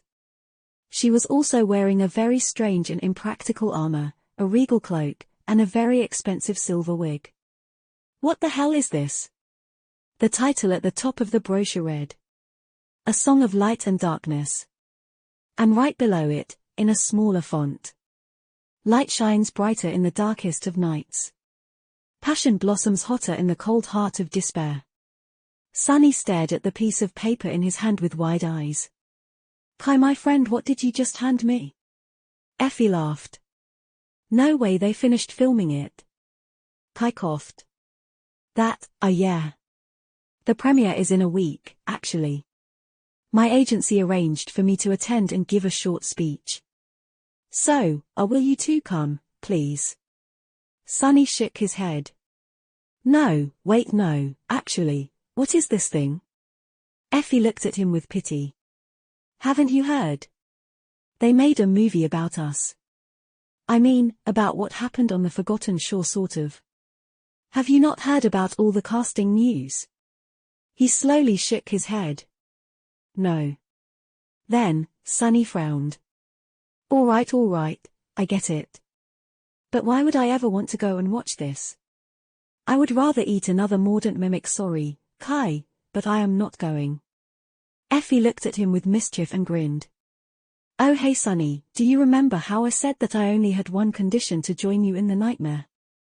Well, scratch that. Actually, I have two. Chapter 465. After a white, sunny day, Effie returned to his home just in time to receive the delivery of the refrigerator. Two tall and broad-shouldered store workers unloaded it from the cargo hold of their delivery vehicle and placed the big box down. Wife a bit of strain after that, one of .m smiled asked. Good day, where should we put it? Sunny waved a hand _R. Need I'll do it myself. The loaders looked at him doubtfully, then simply shrugged and left after getting his signature _. After the vehicle drove off, Sunny looked around, then lifted the heavy box and carried it inside the house without any effort. Over. Soon, the refrigerator was standing in the place where his oft one used to be, the synthwood panels covering its doors mending in with the minimalist design of the kitchen. Effie and Sunny stared at RTRA White. Satisfied then, he said. I like it. A lot. Effie smiled _yeah _BT ties the whole room together.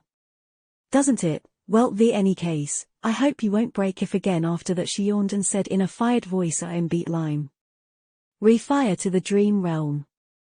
What about you? Sunny thought for a few moments Suddenly, a wide smile appeared on his face. I have an errand to run, but after that, I am going in, 20 wait, where are going to sleep? Effie shrugged. Your guest room, where else? He blinked. Don't you need a steeping pod? The former huntress giggled. I have one in your guest room What? Why are you staring at me like that? Was I supposed to shuttle between the academy and your comatose body every day? Sunny lingered for a bit then sighed Makes sense, I guess I shot. Have put one air, to begin with. What are the chances of me having mundane humans as guests? Then, he waved Effie goodbye and headed for the door as she tumbled her wheelchair around and rotted toward the guest bedroom. He was very exerted about what he was going to do. Sometime late, Sunny was in a beautifully lit store, pushing a shopping cart forward and slowly fitting it to the brim. All kinds of food, as well as some other things. He was quietly ring a cheerful tune, imagining all this stuff going into his new fridge. The contents of the cart would have cost more than he could ever dream to make, back when he had been living in the outskirts, but now, he could not only afford even do so without having to count his money or feet apprehensive about the cost. He root lust buy as much he wanted of any quality that he wanted and will bring it back home, his own home. Life had changed so much. After a while, he felt as though he got enough now that he had the covetous coffer. He will not only bring soul shards out of the dream realm but also bring stiff from the real. Woe to the chain distessa that meant so much an unlimited amount of spices, all kinds of snacks to make the long days of exploring less dreadful, various little things to make SSF more comfort. Hell, if he wanted to, he could even bring a tent and steep in if like a king. Incredible. Oh, this is simply incredifiate. Of course, not all of these things could be bought in a general store, but he can't visit other places or simply order stuff on the network. As he was heading for the registers, a familiar voice suddenly putted him out of his thoughts. Monica, can we get ice cream? Sunny froze for a moment, then slowly turned his head and looked. His left, down a long aisle he was passing. There, a pate girl of around 14 years was standing near a tan, graceful woman in her 40s. An 8-year-old boy with blonde hair and a bright seal was pushing a tub of ice cream into her hands. Sunny watched Rain and her family for a moments, then turned away and continued on his way, leaving them behind. A quiet sigh escaped from his lips. At least she's doing fine. Well, of course she is. I've only been gone for a month. Why would anything happen simply because I wasn't here? He reached the register, then hesitated for a bit until turned back. When he returned, there were several tubs of delicious ice cream added to his cart. As the light of dawn shined on the chained aisles, Sunny appeared on the outer island of the sanctuary of Gnosis. He stared at the sky, grimaced at the absence of the moon, and headed toward his room.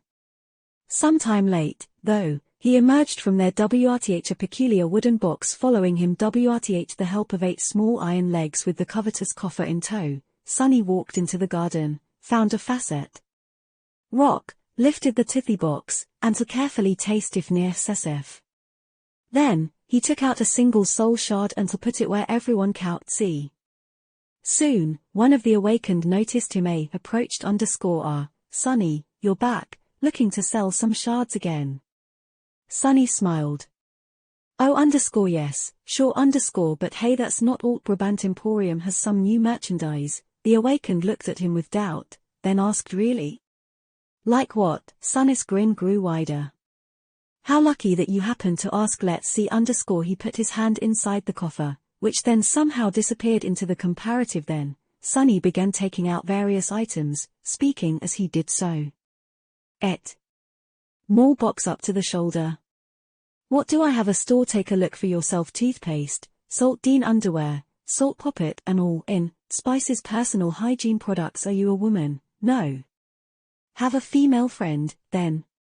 What really? Well, with the stuff I have here, it can be fixed. Oh, what is this? Wow, do you look at that? As more and more people gathered and stared at the absolutely mundane, the precious items that Aphiost none of them had access to in the dream realm with something resembling lust in their eyes, Sunnis' own gleamed with greed. By the way, Brilliant Emporium is also proud. Announce the opening of a conveyance. Cease underscore want our dedicated staff to bring something specific from the real world, no problems want. So something to the real Woden.ed. That's not a problem, either underscore for just a small commission. I am going to get rich so Risa yes, soul shards were a rare commodity in the real world. But a good pair of underpants in the dream realm was, perhaps, even more valuable.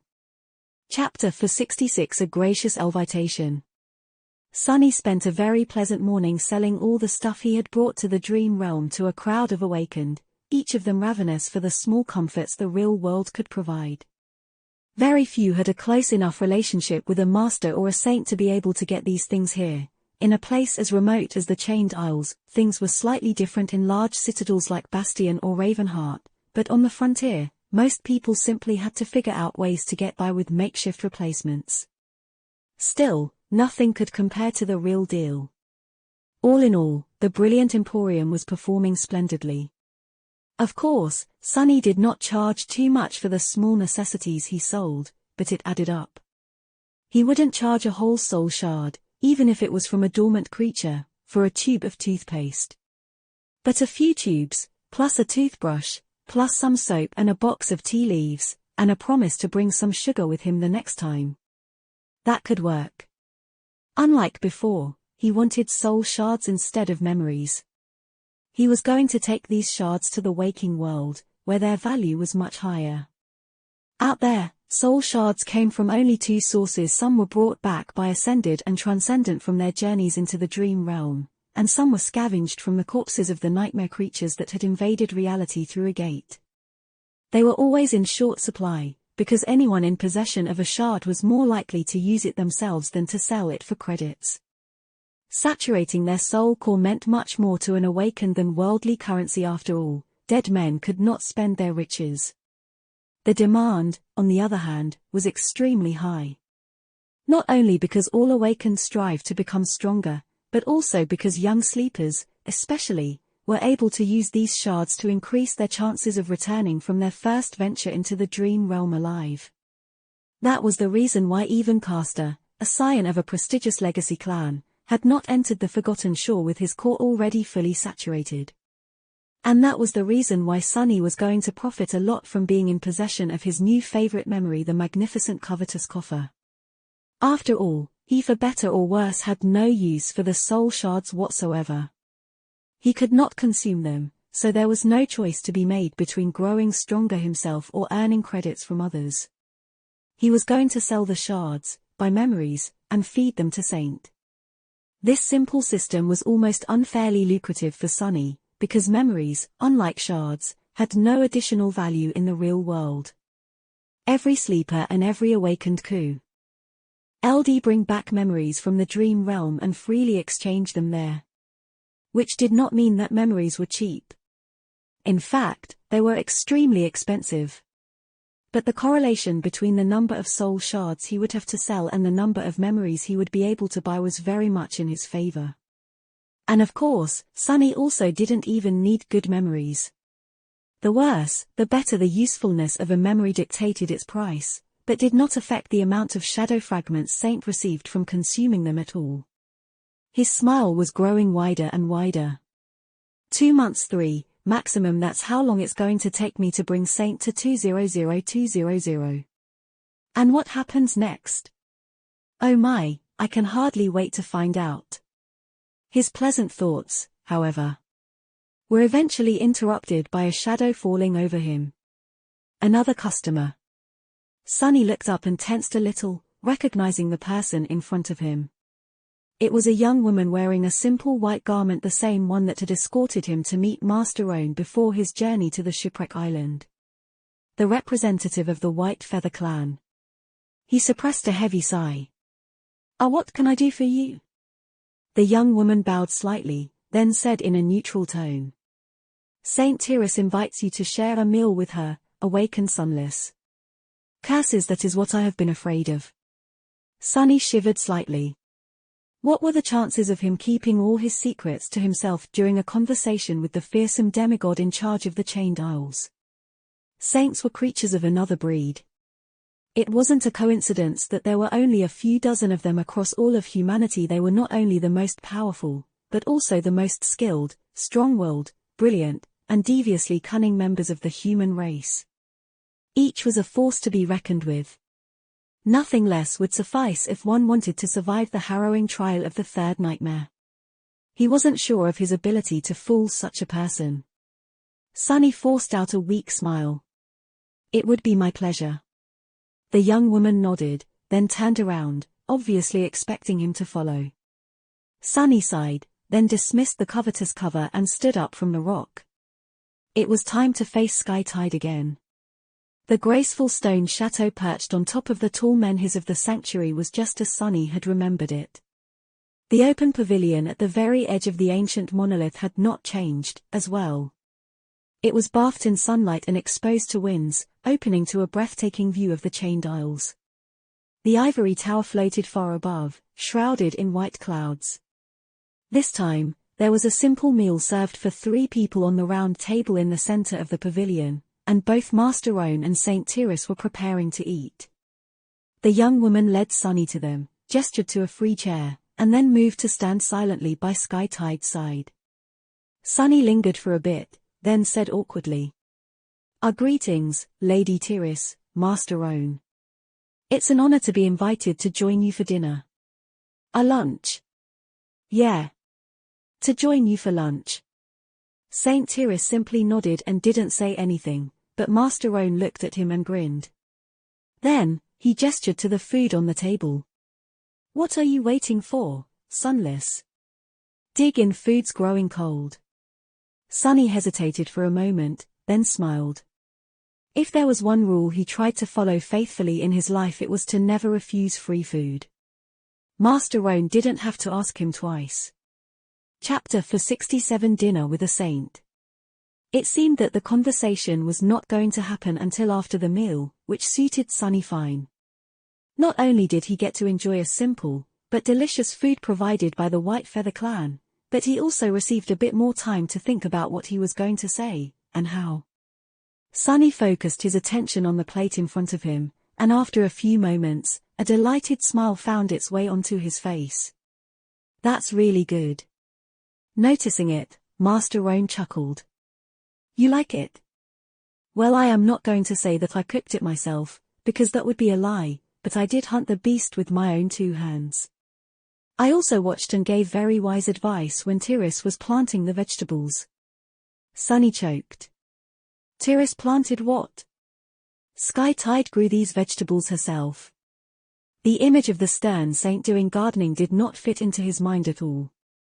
He threw a furtive glance at the unnaturally beautiful woman, and swallowed. Yeah, can't imagine it. Saint Tyrus was calmly eating, not a single emotion appearing on her face. At the mention of her name, she looked at her husband for a second, and then returned to her meal without reacting in any way. Sunny didn't know if she was simply like that around strangers, or always aloof. In any case, it was hard to picture Sky Tide doing mundane things like gardening. Not knowing what to think of it, he lingered for a few moments, then said awkwardly. Yes. Thank you, it's very tasty. It was too good, in fact. The food was disappearing from his plate at a concerning speed, which meant that he had to sort out his thoughts fast. Basically, there were 3 things about his recent adventure that were better kept secret. The first one was the miraculous coins and their connection to the sanctuary of Noctis. The second was Mordred, despite the fact that Effie and Kai had easily believed him, telling total strangers that there were voices in his head was not the best of decisions. Besides that, Sunny got the feeling that the Lost Prince might have been in not-so-friendly relationship with the emissaries of the Vela clan that resided on the Chained Isle. Skytide did not serve Vela directly, but her clan was still allied to the rulers of Bastion, to the point that one might have gone so far as to call them a vassal clan. And lastly, there was the whole thing about the Ebony and Ivory Towers, the connection between them, and the Seed of Nightmare. If it threatened to create a gate at any moment, he would have felt obligated to inform the White Feather clan, so that someone else could destroy it before that happened. But since the seed was far from blooming, he wanted it all for himself. However, Sunny suspected that he will have to sacrifice one of these secrets to keep the others intact. The question was which one? Finally, the food was gone from their plates, and the young woman in white poured beautiful ember tea into their cups. Sunny blew on his, and glanced at Master Roan. So, not to appear impolite, sir, but to what do I owe the pleasure? Here it comes. He hesitated, then added. Is it about my friends making a ruckus after I have gone on an unusually long expedition? You weren't too inconvenienced by having to look for me, were you? He was expecting a confirmation, but instead, a surprised expression appeared on the strapping master's face. Look for you? Oh, why would we look for you? Noticing that Sunny was confused, he remained silent for a moment, and then smiled. There must have been a misunderstanding. Nightingale and Raised by Wolves did, indeed, bring your disappearance to the attention of our clan. I was going to explore the places where you had been seen last to investigate, but luckily, Lady Cassia arrived at the sanctuary just in time. She informed us that you would return in a few weeks, so we didn't have to worry. A tense smile froze on Sunny's face. She did? Well, I'm glad your time wasn't wasted, then. Damn it, damned Cassie and her damned visions, how much does she know? He took a sip of tea to hide his expression behind the cup for a second. That changed things on purpose or not, Cassie had helped him avoid the scrutiny of having to explain his absence to the White Feather clan. That, however, posed another problem. And that problem was Song of the Fallen herself. The timing of her visit to the sanctuary of Noctis and this strange action of hers were probably not a coincidence. What was she playing at? Or was he being too paranoid, looking for a meaning where there was none? Cassie was not some Machiavellian mastermind, after all, unlike Sunny and Nephis both. At least she had not been. Putting down the cup, Sunny cleared his throat. But then why did you invite me? Master Roan smiled and produced a folded piece of paper from his pocket. Oh, it was just to hand you this. Lady Cassia left you a message before leaving on an expedition with her cohort. Sunny tried to seem calm and nonchalant as he took the piece of paper and unfolded it. Inside, 2 words were written in awkward handwriting. Desecrated Grove. They were, without a doubt, left by Cassie. After becoming blind, writing was hard for her. That's why the penmanship seemed so crude. What the hell is that supposed to mean? Desecrated Grove. Sunny had heard of that place. It lay west of the sanctuary, separated from it by a stretch of long chains. The grove itself was not the most deadly of territories, but there were several corrupted creatures nesting on islands in close vicinity to it. Had Cassie known that he would want to speak to her, and left him a direction to where to find her? Why would she lead her cohort to that remote place, which was situated as far from the Hollow Mountains as one could get on the Chained Isles? Strange. Sunny folded the note, put it under the vambrace of the puppeteer's shroud, and smiled. Thank you. Things like that weren't too strange. Since he had gone on a long expedition and missed Cassie, who was planning to remain in the dream realm for a while herself, it was logical to communicate through messages. She could have just sent one to his communicator, though. Although, if he was honest with himself, there was a big chance that he would ignore the message if she had. Sunny finished his tea, and then asked cautiously. "So I can go?" Master Roan shrugged. "Sure. It was nice to see you again, Sunless. I hear your emporium is doing well." Sunny couldn't believe his luck. Expressing his gratitude, he rose to leave. Just as he did, though, Saint Tyrus spoke for the first time. Piercing him with a penetrating gaze, she said evenly. "Have you been to the Reckoning Island?" He froze. Under the stare of Skytide, twisting the truth didn't seem that wise anymore. Sunny hesitated, then said simply. "Yes." Saint Tyrus looked at him for a few moments, then turned away. "Next time someone asks, say no."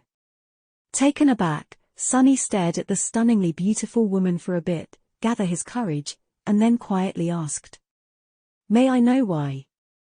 Skytide kept her gaze at the breathtaking vista of the chained isles below them.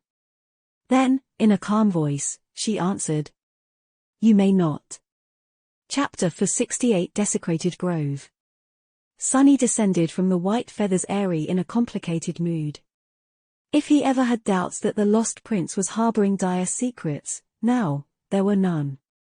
Why else would Saint Tyrus caution him to not speak about the mirror beast, who had seemingly been the only trace left of Mordred's existence?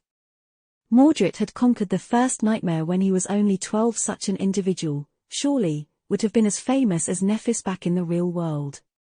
And yet, Sunny had never heard of him, or of anyone who had accomplished the same feat. It was almost as if someone very powerful had purposefully erased any mention of the mysterious prince from history. How had he lost his physical body, to begin with? And where was his spirit body in the dream realm? Did he even have one? He must have had it once, at least. The pack Sunny had found on the Reckoning contained a detailed map of the Chained Isles, with the word Hope written on it next to a question mark. Back then, he thought that the owner of the pack had been killed by the mirror beast. Now, however, he suspected that it had belonged to Mordred himself. So, the lost prince had at least visited the Chained Isles before disappearing. Was the great clan Vela complicit in his disappearance? Sunny had no real reason to come to that conclusion, other than the fact that the Chained Isles were in their sphere of influence, and that Saint Tyrus hinted at her knowledge of the nature of the mirror beast. But why hadn't she killed it herself? I am going to have to ask Mordred a lot of questions when he appears. Which wasn't going to happen for many days, sadly. Until then, Sunny had other matters to attend to. He glanced at the sun and judged that it had barely reached its zenith. The moon wasn't going to appear for a while, so, even though the desire to place his precious coins on the altar gnawed on him, he decided to address the most pressing problem first. Cassie. No matter how reluctant Sunny was to face his former friend, he had to speak to her. He couldn't make plans for the future without knowing who would be by his side as he challenged the second nightmare. And he absolutely needed to challenge it. Collecting essence was fine, but becoming a master would change the power dynamic between him and Nephis much more. And even though creating future cores would be harder after he achieved a higher rank, being an ascended also meant that there would be much fewer things out there that could squash him like a bug. Not only among the nightmare creatures, but also among the humans. The more crumbs of information about the sovereigns Sunny learned, the more disturbed he became. He was distrustful by nature, so he didn't believe that these hidden overlords would not try to exert their influence on him or try to destroy him one day, simply by virtue of being able to do so. And even without this threat there were hundreds of master in the world, which meant that there were hundreds of people who could kill him without breaking a sweat. But if he became a master himself, well, then there would only be a few dozen individuals he would have to be really wary of. Like Saint Tyrus. Not to mention that, as an ascended, he would be free to come and go from the dream realm as he wished. He would even be able to abandon it forever, and never come back. Wouldn't that be a nice choice to have? So the desecrated grove it is. Sunny frowned, then returned to his room, took out his map from the covetous coffer, and spent some time adding all the details he remembered from Mordred's map onto it. Soon, he was in possession of an intricately detailed depiction of most of the chained isles on his hands, complete with descriptions of what dangers he was likely to meet, and where. With its help, traveling to his destinations was going to be much safer. Sunny studied the route to the desecrated grove and sighed. Shouldn't be too hard. I can probably reach it by morning, and return to the sanctuary the next day at night, when the moon is high in the sky. And finally get to use the coins he had bled so much to earn. He dismissed the covetous coffer, stretches his limbs, and headed toward the exit from the sanctuary. The journey to the remote island that Cassie named in her note indeed turned out to be uneventful. Sunny rode the heavenly chains in the form of the shadow and traversed the islands on foot, avoiding any nightmare creature that crossed his path.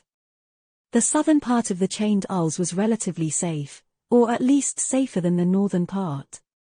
Well, no surprise it was bordering regions of the dream realm that had been tamed by humans more than a decade ago, while to the north there was nothing except for the dreadful Hollow Mountains. The desecrated grove itself was somewhat near the main route from one of the great chains which connected all of the chained isles to the rest of the dream realm to the sanctuary of Noctis. People who were either coming to or leaving the region used that route to travel between the Great Chain and the Citadel, so it was often patrolled by the White Feather forces. Sunny traveled along the established route, then left it to go deeper into the dangerous wilderness of the Flying Islands. He carefully avoided all the places where corrupted nightmare creatures were known to dwell, and kept his eyes open for any sign of danger. However, nothing that couldn't be avoided happened. None of the islands Sunny wanted to cross were rising, so he even managed to escape having to endure the crushing. The sun rolled down over the horizon and disappeared, and the moon followed its example. As the first light of dawn ignited in the east, Sunny flew through the shadows and then soared high into the air, cresting the edge of a large island and softly landing on its soil. The desecrated grove he had arrived. Sunny let out a heavy sigh. He had almost hoped that some terrible monstrosity would attack him on the way, making it so he wouldn't have to meet Cassie. The searing mess of emotions he felt toward her was much scarier than any nightmare creature could ever hope to be. At the end of the day, humans were much harder to deal with than monsters. Chapter 469 Firekeepers. The desecrated grove was a large island, its surface overtaken almost entirely by a forest of twisted, charred, dead trees. The ground was covered by a thick layer of ash, which was often thrown into the air by the strong winds. Grey flakes rained down from the sky.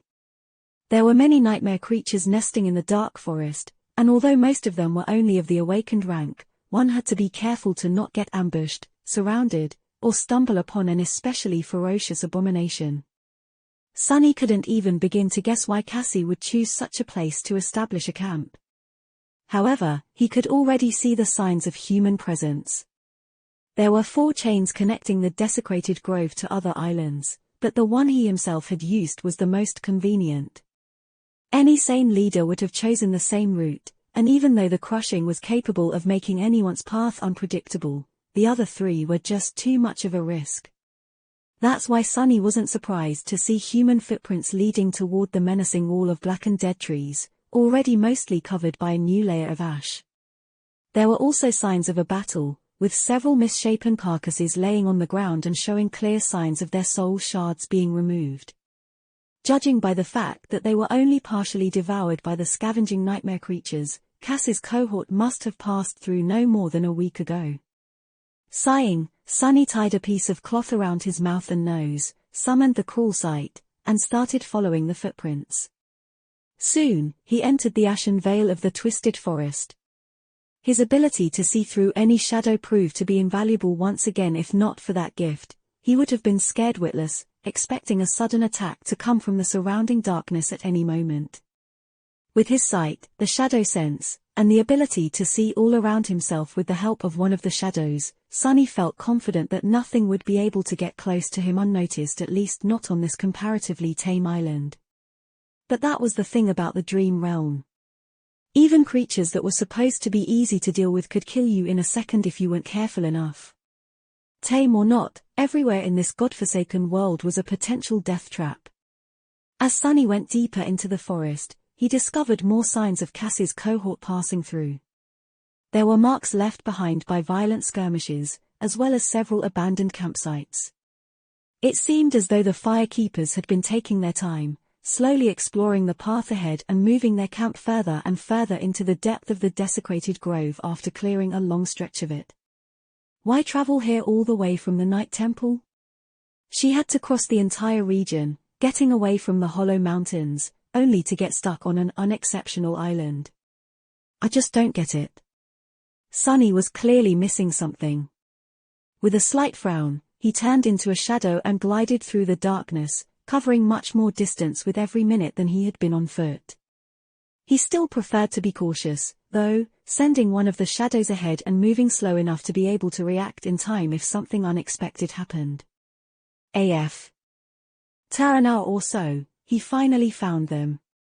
Cassie and her cohort were camped at a secluded clearing that was around halfway to the heart of the island, dangerously far removed from the edge. If the desecrated grove entered the ascent phase, the time window for them to get back to the chain before the crushing became deadly would be extremely narrow. Since it was early morning, most of the members were asleep, with only 2 lookouts standing watch with torches in their hands. Sunny observed them for a few seconds from the shadows, and then sent his own forward. He recognized both of the watchmen, since they had spent a lot of time together during the struggle for the throne of the Bright Castle, as fellow members of Nef's faction. The firekeepers were comprised of about 40 survivors of the Forgotten Shore, those who had decided against pledging their allegiance to the legacy clans that wanted to recruit them, as well as the government, and had not become fully independent like Effie and Sunny had. Although Cassie was their nominal leader, she didn't command the whole host herself. Instead, Nef's followers were divided into several cohorts, each operating in different regions of the Dream Realm. Firekeepers were not a formal organization, but more of a loose alliance of people who shared similar beliefs and principles, the main being the hope that Changing Star was going to return alive one day. Sunny's shadow entered the circle of light created by one of the torches, glared at the lookout, and then waved at him. The young man stared at it with wide eyes. What the hell? The other swiftly turned, summoning her weapon. What is it? The first one remained silent for a moment, then sighed. Ah, crap. He massaged his temple, as if experiencing a headache. I think it's Sunny. There were 8 people in Cassie's cohort, every one of them a familiar face. Well, Sunny more or less knew all of the survivors of the Forgotten Shore, had fought with them back to back, so that wasn't surprising. What did surprise him, though, was how warm they welcomed him. Even if some were clearly displeased with having to wake up a bit early and wary of his entrepreneurial ambitions which they had been amply subjected to during the war for the Bright Castle, they were still clearly happy to see Sunny. Soon, his shoulder began to hurt a little from all the friendly slaps it received. Would you look at that, 4 months on these damned islands, and this is the first time we actually cross paths. How have you been, Sunny? Oh, I was so sad that we missed you in the sanctuary. Glad you decided to visit.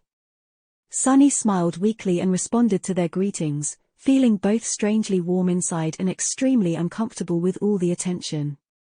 Truth be told, he was glad to meet them again, too. He still couldn't quite believe that anyone had escaped the Forgotten Shore, let alone a whole 100 of young men and women, some of whom were in front of him right now. After the greetings were done, he looked around and raised an eyebrow. Sure, guys. Likewise. But where's Cassie? The firekeepers glanced at each other, then one of them smiled. Oh, right, you must be dying to see her. Not exactly. The girl who spoke shook her head and turned toward a path leading somewhere away from the camp. Let's go. It'll take you. Not too far from the camp, a deep hole was dug near the roots of one of the dead trees. Beside it, with her back to him, stood a delicate girl with pale blonde hair and an elegant rapier hanging in a scabbard on her belt. Hearing their footsteps, Cassie turned around. A small smile appeared on her face. Sunny. You've made it. Chapter 470 Come Winter. Cassie had changed since the last time they met.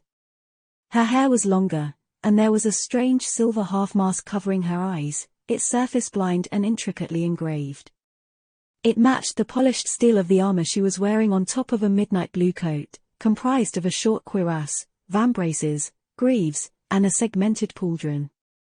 The quiet dancer hung on her belt, but there was also a long dagger opposite it, its guard twisting upward. What changed most of all, however, was her demeanor. The blind girl seemed much older, somehow.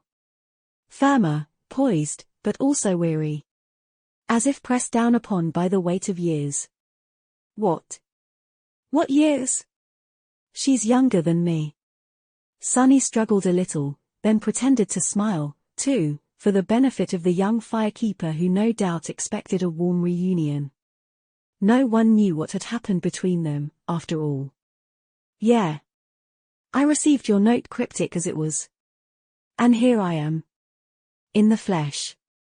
The girl who had led him to Cassie glanced at them, then made an excuse and went back to the camp, tactfully deciding to remove herself from what she thought was going to be an emotional meeting of two old friends. Former friends, really. Sunny hesitated a little, then asked. So how have you been? Cassie sighed, then turned back to the excavated roots of the charred tree. After a while, she spoke. Not so good, actually. Her voice sounded distant. We have tried to venture into the Hollow Mountains, as you must know. But it was hopeless. That place is pure death, for anyone who dares set foot into the mist. We hoped to find a way back to the Forgotten Shore. In the end, however, we were lucky to simply escape alive. Cassie remained silent for a bit, then asked. What about you? Sunny grinned. Me? Oh, I've never been better. With that, he summoned the covetous coffer, fished out some fresh, fragrant fruit from it, and sat down on a nearby stump. Taking a big bite out of a juicy peach, he chewed it with gusto, and then glanced at the blind girl. Oh, sorry. I only brought enough for one. Yes, Sunny knew that he was being ridiculously petty. But so what? Pettiness was his middle name. Figuratively speaking. So, you failed to return to the Forgotten Shore, and now what are you doing, exactly? Why are you digging up trees in this vile forest? Cassie smiled a little, then answered evenly. I am looking for something. Then, she turned away from the hole and faced him. Yes, I told the White Feather Clan that you will return alive. No, I did not see a vision of where you were, and what you did in the past month. Sunny stared at her with a dark expression. What is this? She can read minds now? And no, I can't read minds. If you must know, my second ability allows me to sense what will happen in the next few seconds. That's why I can walk around without a cane, and knew what you were going to say. He grimaced. That's going to be very annoying, I think. Sunny looked at Cassie, re-evaluating her armor and weapons. With an ability like that, she might have become a very formidable fighter. Or not. He didn't really understand how it worked, to tell the truth. So, he asked curiously. Does that mean that you can see now? Cassie shook her head. No, not exactly. But if I want to take a step forward, and sense falling into a ravine, I can walk around it instead. If I sense being pierced by a sword, I can try to deflect it. And if I sense being asked a question, I can answer it. He thought for a bit, then said. So, what is my next question? The blind girl simply shook her head. I don't need to waste soul essence to guess. You want to know how I knew that you will come back to the sanctuary in one piece. Sunny finished his fruit, threw the pit into the hole, then smiled. Indeed.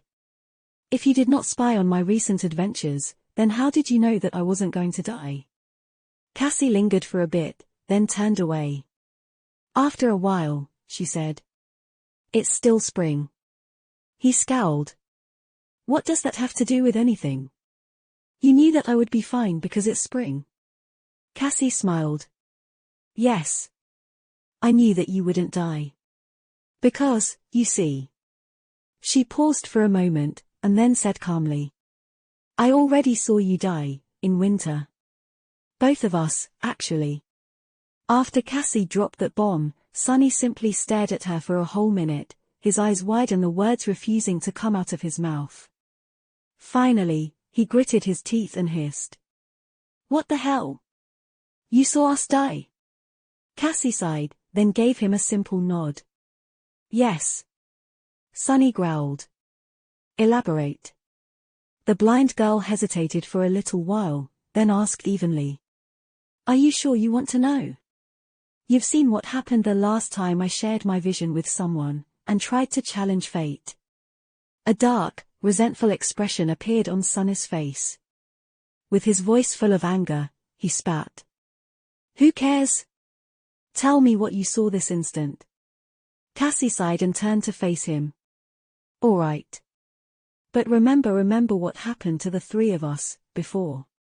How we tried to deceive fate, but were played by fate instead." She grew quiet for a moment, and then said. "This is what I saw. There was a crumbling island falling into the sky below, and the two of us blooded, mangled, and weak falling down with it. It was snowing. Above us, a giant bird flew, wreathed in thunderclouds. It was fighting a terrifying black wyvern, their blood falling down like rain. Then the darkness swallowed us and we were gone." Cassie looked down, then added solemnly. "That was how we died."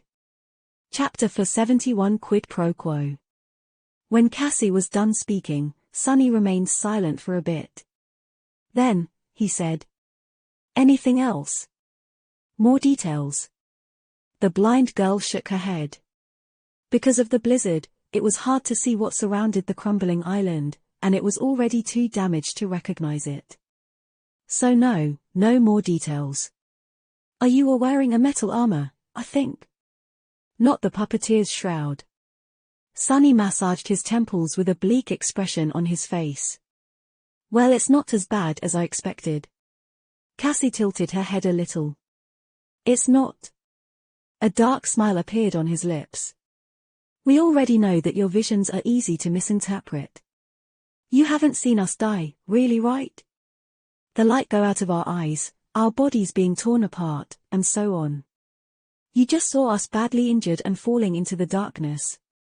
So what? I have already fallen into the sky below once, and here I am, good as new." The blind girl hesitated. "You fell into the sky below?" Sonny waved a hand dismissively. "Yes, but that doesn't matter." "Wait, no, actually, it does matter. It's the reason I came to see you. I have almost forgotten because of this charming revelation of yours." After that, he grew silent, thinking about Cassie's vision of their death. Despite Sonny's bravado, inside, he wasn't as nonchalant about it as he wanted to appear.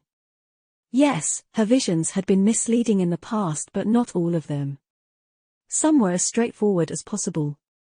And yes, although he had already gone through the endless void below the Chained Isles once, there was no guarantee that he would survive it second time, not unless he had chosen to do so himself. After the Twisted Rock was destroyed by the crushing, Sonny managed to survive due to 3 reasons. One of them was Mordred, one was that he had already been near the tear, and the other was the "Where is my eye?" enchantment that he had used in a moment of desperation. That enchantment had almost killed him, itself, and only failed to do so because his already exhausted shadow essence ran out just at the right time. If his reserves had not been depleted, and he was forced to endure staring into the eternity of fate for a few seconds more, his mind would have been destroyed completely.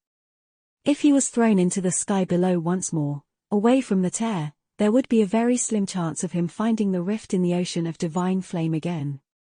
Especially if he was as badly wounded as Cassie implied.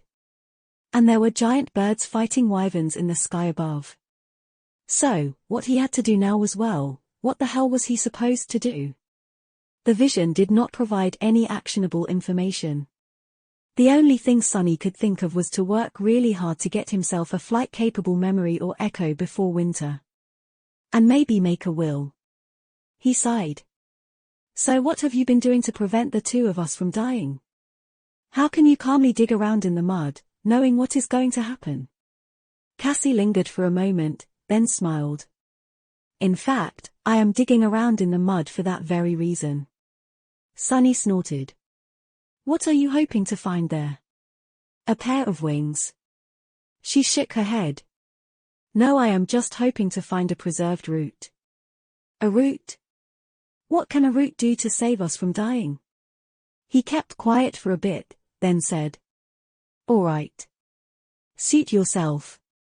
Anyway, I wanted to talk with you about something. Cassie looked into the depths of the forest, then nodded. About what? Sunny gathered his thoughts, then explained. I have found a nightmare seed. A very special one, that contains a very special second nightmare. And I want to challenge it after the winter solstice actually, scratch that. I want to challenge it by the end of the autumn. His initial plan was to give himself and his companions 7 months to prepare, but considering what Cassie saw happening in winter, these plans had to change. Whatever it was that she predicted, facing it as a master would be much more desirable than facing it as an awakened. Unless her vision took place inside the nightmare, of course. Regardless, now, he decided to return to the ivory tower before the autumn was over. 6 months was a tight amount of time to get ready, but now so different from his initial plan. He could make it work, provided that other people whom he wanted to take with him would, too.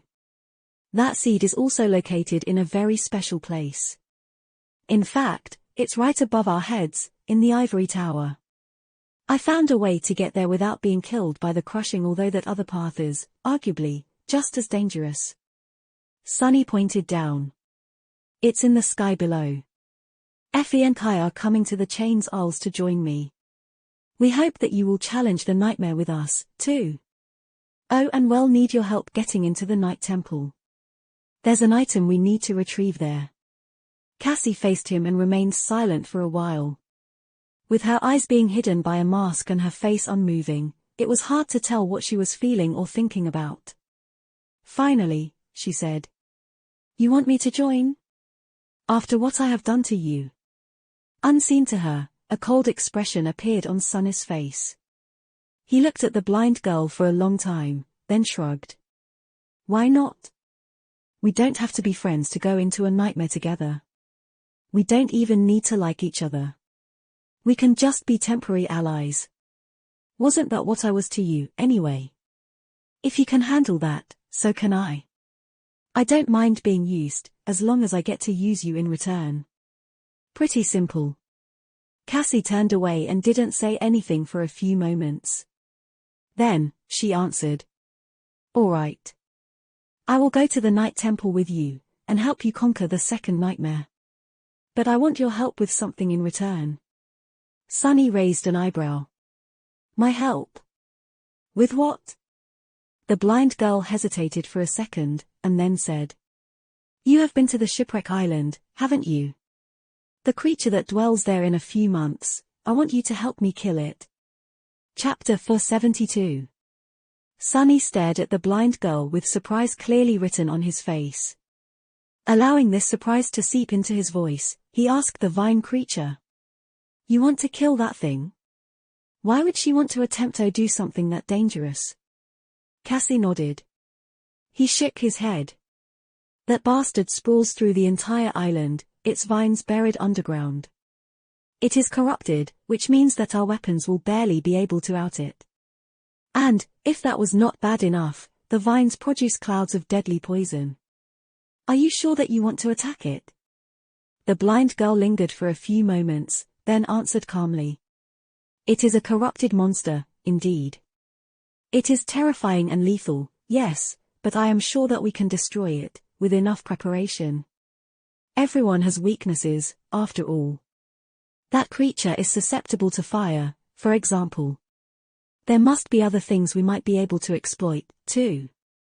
Sunny wrote a while, then shrugged. Fine. I will help your cohort fight the monstrosity on the Shipwreck Island. I will not promise that we will succeed, though Cassie sighed. Then we have a deal. My cohort and I will remain in the desecrated growth until our business here is done. I expect it to take a month, at least maybe more. After, we will return to the sanctuary, recuperate, and proceed to the shipwreck island. She paused for a moment and then added, and then, I will help you challenge the second nightmare. Sunny smiled. If we don't die before that, you mean? The blind girl turned back to the roots of the dead tree. Yes. If we don't die before that.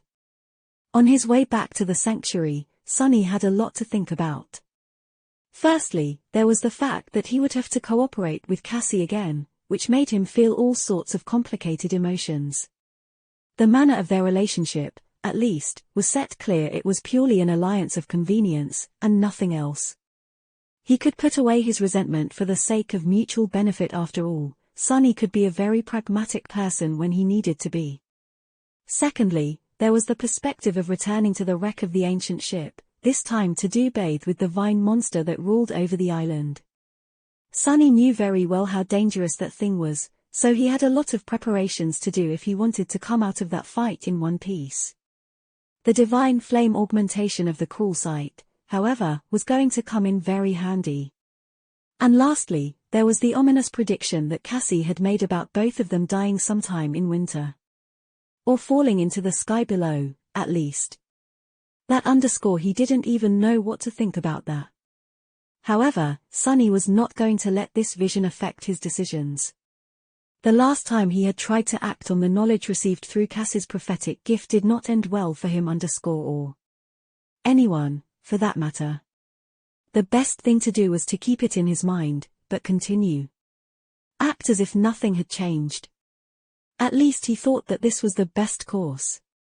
Tired and mentally exhausted from the long journey to and back from the desecrated grove, Sunny approached the sanctuary of Noctis in the middle of the night. His shadow essence reserves were almost depleted, and his head buzzed from all the thoughts swarming inside of it. Landing on the soft grass and hearing the familiar sound of water falling over the edge of the island, Sunny gritted his teeth. Forget about it for now. First things first.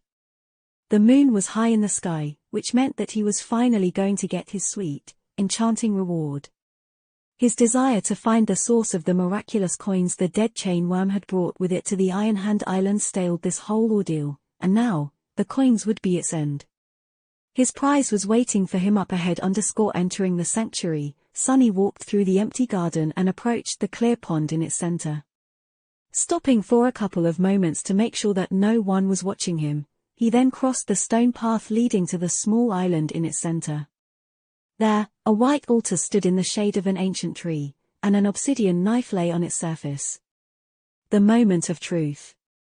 Sunny summoned the covetous coffer, took out one of the gold coins out of it, and placed it on the altar. The coin shimmered, reflecting the moonlight, and then disappeared. Your shadow grows stronger. A big smile appeared on Sunny's face. Summoning the runes, he read. Shadow fragments, 224-2000. It works initially. Sunny thought of going about using the coins in a slow and deliberate manner, throwing a dozen or so on the altar each time he had to return to the real world to minimize the chances of being noticed and well as arising suspicion. But now that the reward was in his sight, he decided against it. He wanted all of it right now. He deserved it. Putting the wooden box on the altar, he turned it to the side, and then put his hand inside. A moment later, a stream of golden coins flowed onto the white surface. Then, they all started to disappear. Your shadow grows stronger. Your shadow grows stronger. Your shadow grows stronger. In the end, Sunny ended up sacrificing all 1,400 or so coins to the altar.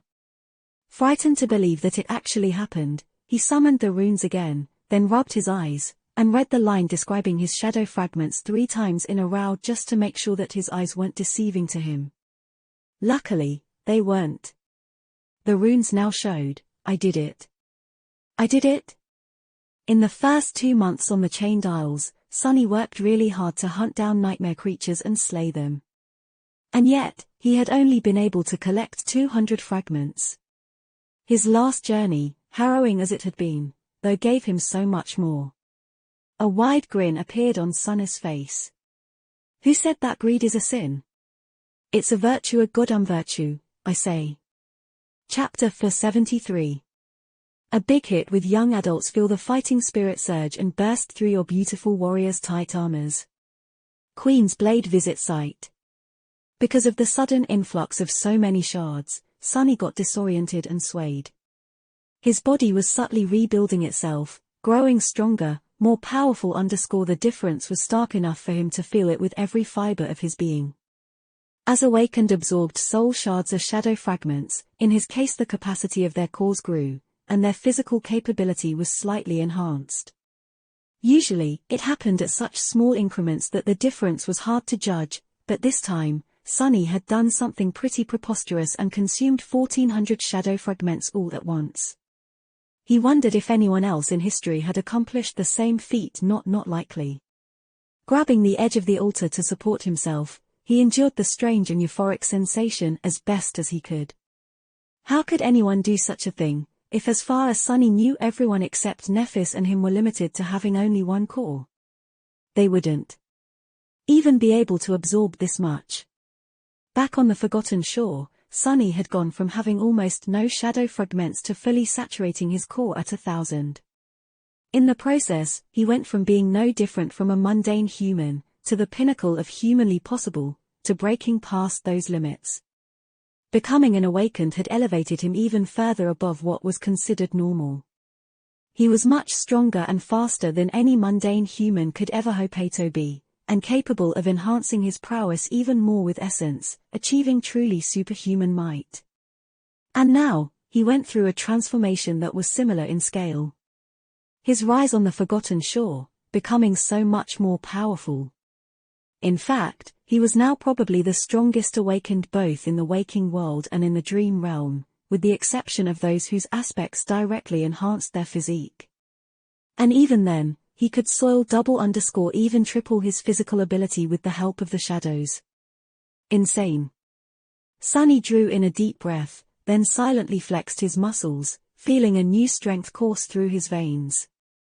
He felt incredible. Incredibly strong, incredibly fast, incredibly resilient. But that wasn't all. The capacity of both of his shadow cores was also dramatically enhanced, almost doubling in a matter of seconds. Therefore, his E of shadow essence were now also much deeper. That meant that he could fight his peak form for longer, use the active enhancements of his memories more, remain in the form of a shadow for a bigger amount of time, control his shadows at a larger distance, and travel further when using Shadow Step. In short, Sunny had just become even more of a menace. Slowly getting accustomed to his new and improved physique, he couldn't help but smile. Now that he had finally made use of the miraculous coins, his previous disaster of an expedition came into perspective. Despite how much he had suffered and how close he had brushed with death, it all felt worth it, somehow. His goal was to grow stronger, and Sunny had just made a big step toward that goal. It felt good. While Sunny was consumed with triumphant thoughts, his gaze fell on the obsidian knife that lay on the altar. He lingered for a while, then cautiously reached with his hand and touched the cold stone handle. Will it work? That knife remained on the altar of the sanctuary for as long as humans lived there. Pretty much every awakened that had ever set foot into the citadel tried to raise it off the white surface at least once, including Sunny. But none of them succeeded. The knife seemed to weigh more than the entire island itself, as if it was glued to the altar. No matter how much people tried, no one had ever managed to move it even by a millimeter. However, when Sunny used the miraculous coins for the first time, he seemed to have noticed that the obsidian knife moved a little. Therefore he had made a conclusion that if he were to place enough coins on the altar, the knife might become detached from it and fall into his hands. Holding his breath, Sunny wrapped his fingers around the handle. Here goes nothing. Putting all of his strength into the pull, he tried to lift the obsidian blade of the altar. The knife, however, offered no resistance at all. It behaved like any knife would, easily sliding off the white stone, which then caused Sunny to lose his balance and tumble to the ground in a graceless roll. Sitting up, he stared at the knife in his hand with wild eyes. Then, he shuddered. Crap. Sunny half expected for the entire sanctuary to suddenly plunge into the sky below, or for the gateway to stop functioning. That's why he wanted to just lift the knife a little, and then place it back down if something had gone awry. Instead, he was now a few steps away from the altar, with no way of getting back to it immediately. Luckily, none of his fears came true. Despite the fact that the obsidian knife had left its usual spot on the altar, the island seemed fine. Everything was just as it had been a few seconds ago. He exhaled with visible relief. Well, good. I wouldn't want to mess things up too bad for everyone here on the Chained Isles. Rising to his feet, Sunny looked at the obsidian knife. It seemed have been cut from a single piece of black stone, with its blade sharpened and polished. There wasn't anything special in how the knife looked. In fact, it seemed a little bit crude, almost primitive. There was also one little problem. The knife did not turn into a memory. Sunny had expected it to disintegrate into a rain of sparks and enter his core, just like Weaver's mask had done, or like shard memories behaved when raised by a new wielder. Mordred had mentioned something to that effect when speaking about the ivory knife in the Night Temple. He told Sunny that one had to spill blood on the Black Altar to receive a memory of the blade that rested on its surface. But the obsidian knife did no such thing. It just remained in his hand, as material and palpable as one could imagine. What was even stranger, though, was that the knife didn't appear to have a spell weave. LT was, without a doubt, a magical item. Sunny could feel that it was, even if he didn't know what properties that entailed. However, when he looked beneath the surface of the knife, he didn't see the familiar pattern of ethereal strings weaving themselves around anchoring lights. What he saw instead was just brilliant radiance, as though the knife was filled to the brim with soul essence. And in that radiance was just a single string. It wasn't the same type of ethereal string, though. It was a Sunny frowned. A string of fate. A single string of fate was somehow placed inside the obsidian knife, folding on itself endlessly, with its two ends connected to create a perfect, never-ending circle. Sunny stared at the strange string for a while, and then furrowed his brow. What is that all about? Chapter 474. Truth be told, Sunny studied the obsidian knife for a while, and concluded that he had no idea what this thing was supposed to be capable of. It wasn't a memory, and it didn't have a weave, so neither the spell nor his own ability to perceive and somewhat understand such things could help him. The only thing Sunny knew for certain was that someone had plucked a string from the tapestry of fate and placed it inside the knife, making a circle out of it for some mysterious purpose. Everything else was going to have to wait until the next time he heard from Mordred. The Lost Prince was bound to know more about the obsidian knife, since he seemed to know a lot about the Chained Isles and their past in general. Now, however, Sunny had to deal with another problem. He had to explain the disappearance of the knife to the White Feather clan, somehow. Come morning or at any moment, really, if someone decided to leave the dream realm or entered it in the middle of the night, people would become aware that the knife that no one had been able to lift or move was now gone.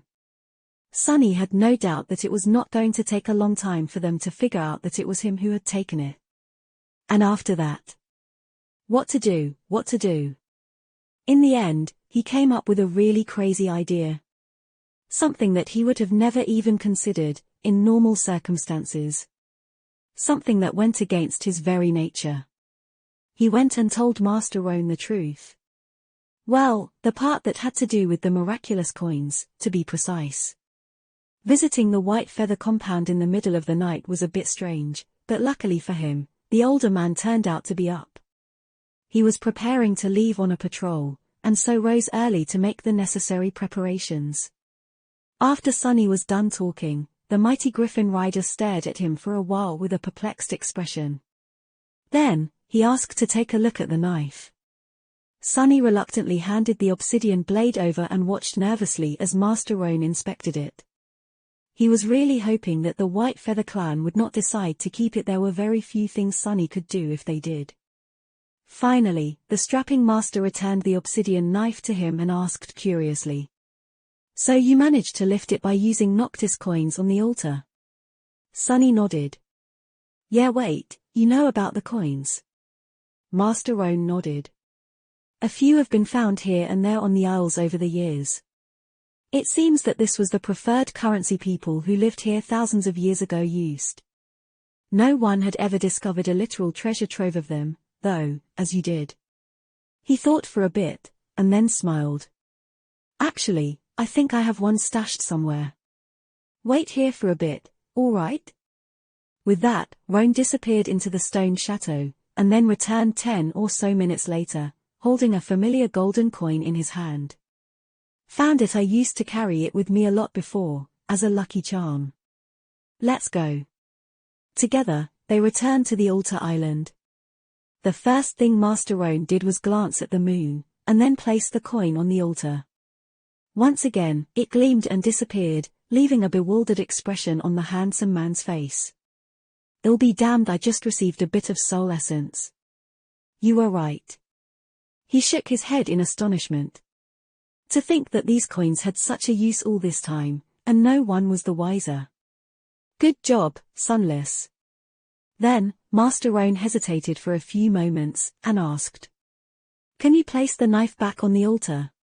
Sunny did as he was asked, and then watched as the mighty Griffin Rider used all of his formidable power in a vain attempt to lift the obsidian blade off the white surface.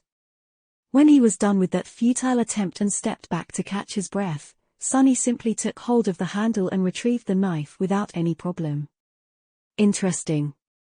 Then came the moment of truth. Sunny tensed as he waited for the older man's decision.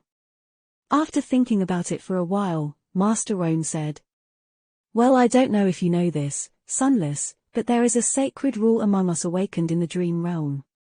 The sanctity of this rule is unassailable and beyond reproach. And that rule is finders, keepers. Sunny blinked. What? The strapping master grinned. So you don't have to worry about either me or Tiras taking that knife from you. Then, however, his smile dimmed. Other people, though, might not be as reasonable. Even if no one knows what power this thing has, or if there even is anything special about it, someone might get too excited and act in a regrettable manner.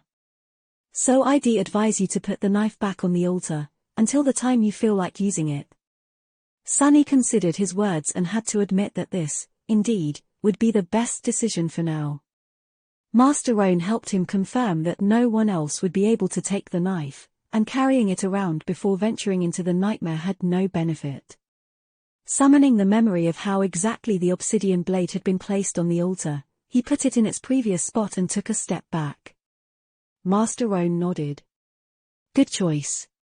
Please, do tell us if you find out anything about its purpose, at least if it has anything to do with the well-being of the sanctuary. If need be, we'll compensate you fairly to either take the knife off your hands or lend it for a bit, if that's what you prefer. Sunny agreed to this condition, since it sounded reasonable. With that out of the way, the strapping Griffin Rider looked at him with sparks dancing in his eyes. So, what are you going to do now? Sunny frowned. What a weird question. Go home, take a shower, deal with some real-world business. Why? What are you going to do? Master Roan laughed. What do you mean, what I am going to do? I am going to go on my patrol, and then I'll go coin hunting, of course. I suspect that everyone in the sanctuary is going to be searching for Noctis coins like madmen for quite some time after that discovery of yours. People are going to get really busy. Sunny remained silent for a bit, and then said in a very serious tone. Good luck, then. Oh, and one thing, if you find a big chest full of them, make your griffin stomp on it a few times before coming closer. Better yet, do that to every chest you encounter in the future. Never trust a chest not to eat you, is what I am trying to say. I sure won't. With that, he said goodbye to the handsome master, placed his hand on the altar, and returned to the real world. There was a lot he had to do there. Chapter 475. Some time later, Sunny was in his kitchen, eating the breakfast he had just prepared. He was thinking of all the things on his to-do list. They were, in no particular order, selling the soul shards he had brought with him from the dream realm, and setting up a stable method to sell more in the future, returning to the dreamscape to participate in duels on the professional arenas, to practice shadow dance and feed the mantle of the underworld with victories, observing Rain and thinking of a way to deal with that whole situation, learning how to properly fight with a spear, visiting Neff, writing a report about the Noctis coins for teacher Julius. There were probably more things he had to do, but was forgetting. But he already had enough on his plate. Finishing the breakfast and staring toward the door of the guest bedroom, where Effie still slept while her spirit wandered the dream realm, he shook his head and went out to sit on the porch as he drank some delicious tea. It was early morning. Sunny enjoyed the pleasant view of the terrace district, watched as Rain walked to the public transport hub on her way to school, and then activated his communicator. He was going to start with the simplest of tasks. Navigating to the market section of the network, he habitually imputed his identification number to access the awakened section of it. Sunny had browsed the wares there before, even if back then he barely had enough money to buy anything. Today, however, things were different. Today, he was approaching the network as a seller, not as a buyer. Sunny entered soul shards as the keywords and stared at the listings, appreciating the number of zeros in their prices. It seemed as though the value of shards was not uniform. Of course, the higher rank shards cost much more. But people, strangely, also seemed to care about what nightmare creature the crystal came from, and how it had been defeated. What the hell? Apparently, there were underscore collectors among the wealthy mundane humans who were very interested in this sort of thing. Some superstitious awakened also believed, for some reason, that absorbing bad shards would be detrimental to the purity of their souls. Weirdos. Sunny didn't immue a lot of things, but one thing he did know was that there was not a single awakened out there with a pure soul. Even the best of them were murderers by nature, and their hearts were painted black by the nightmares they had experienced. Not to mention that there were no bad or good soul shards. They were all pretty much the same, coming from terrible monsters and earned through bloodshed. Anyway, that was something he was going to consider when creating his own listing. After getting the gist of the pricing, Sunny opened the form to create his own digital shop. Without thinking too much, he named it Brilliant Emporium and went on to fill out the entire form. Then, it came the time to put his soul shards into the auction. Sunny wrote simply, "For soul shards coming from a fallen devil, Mordant Mimic."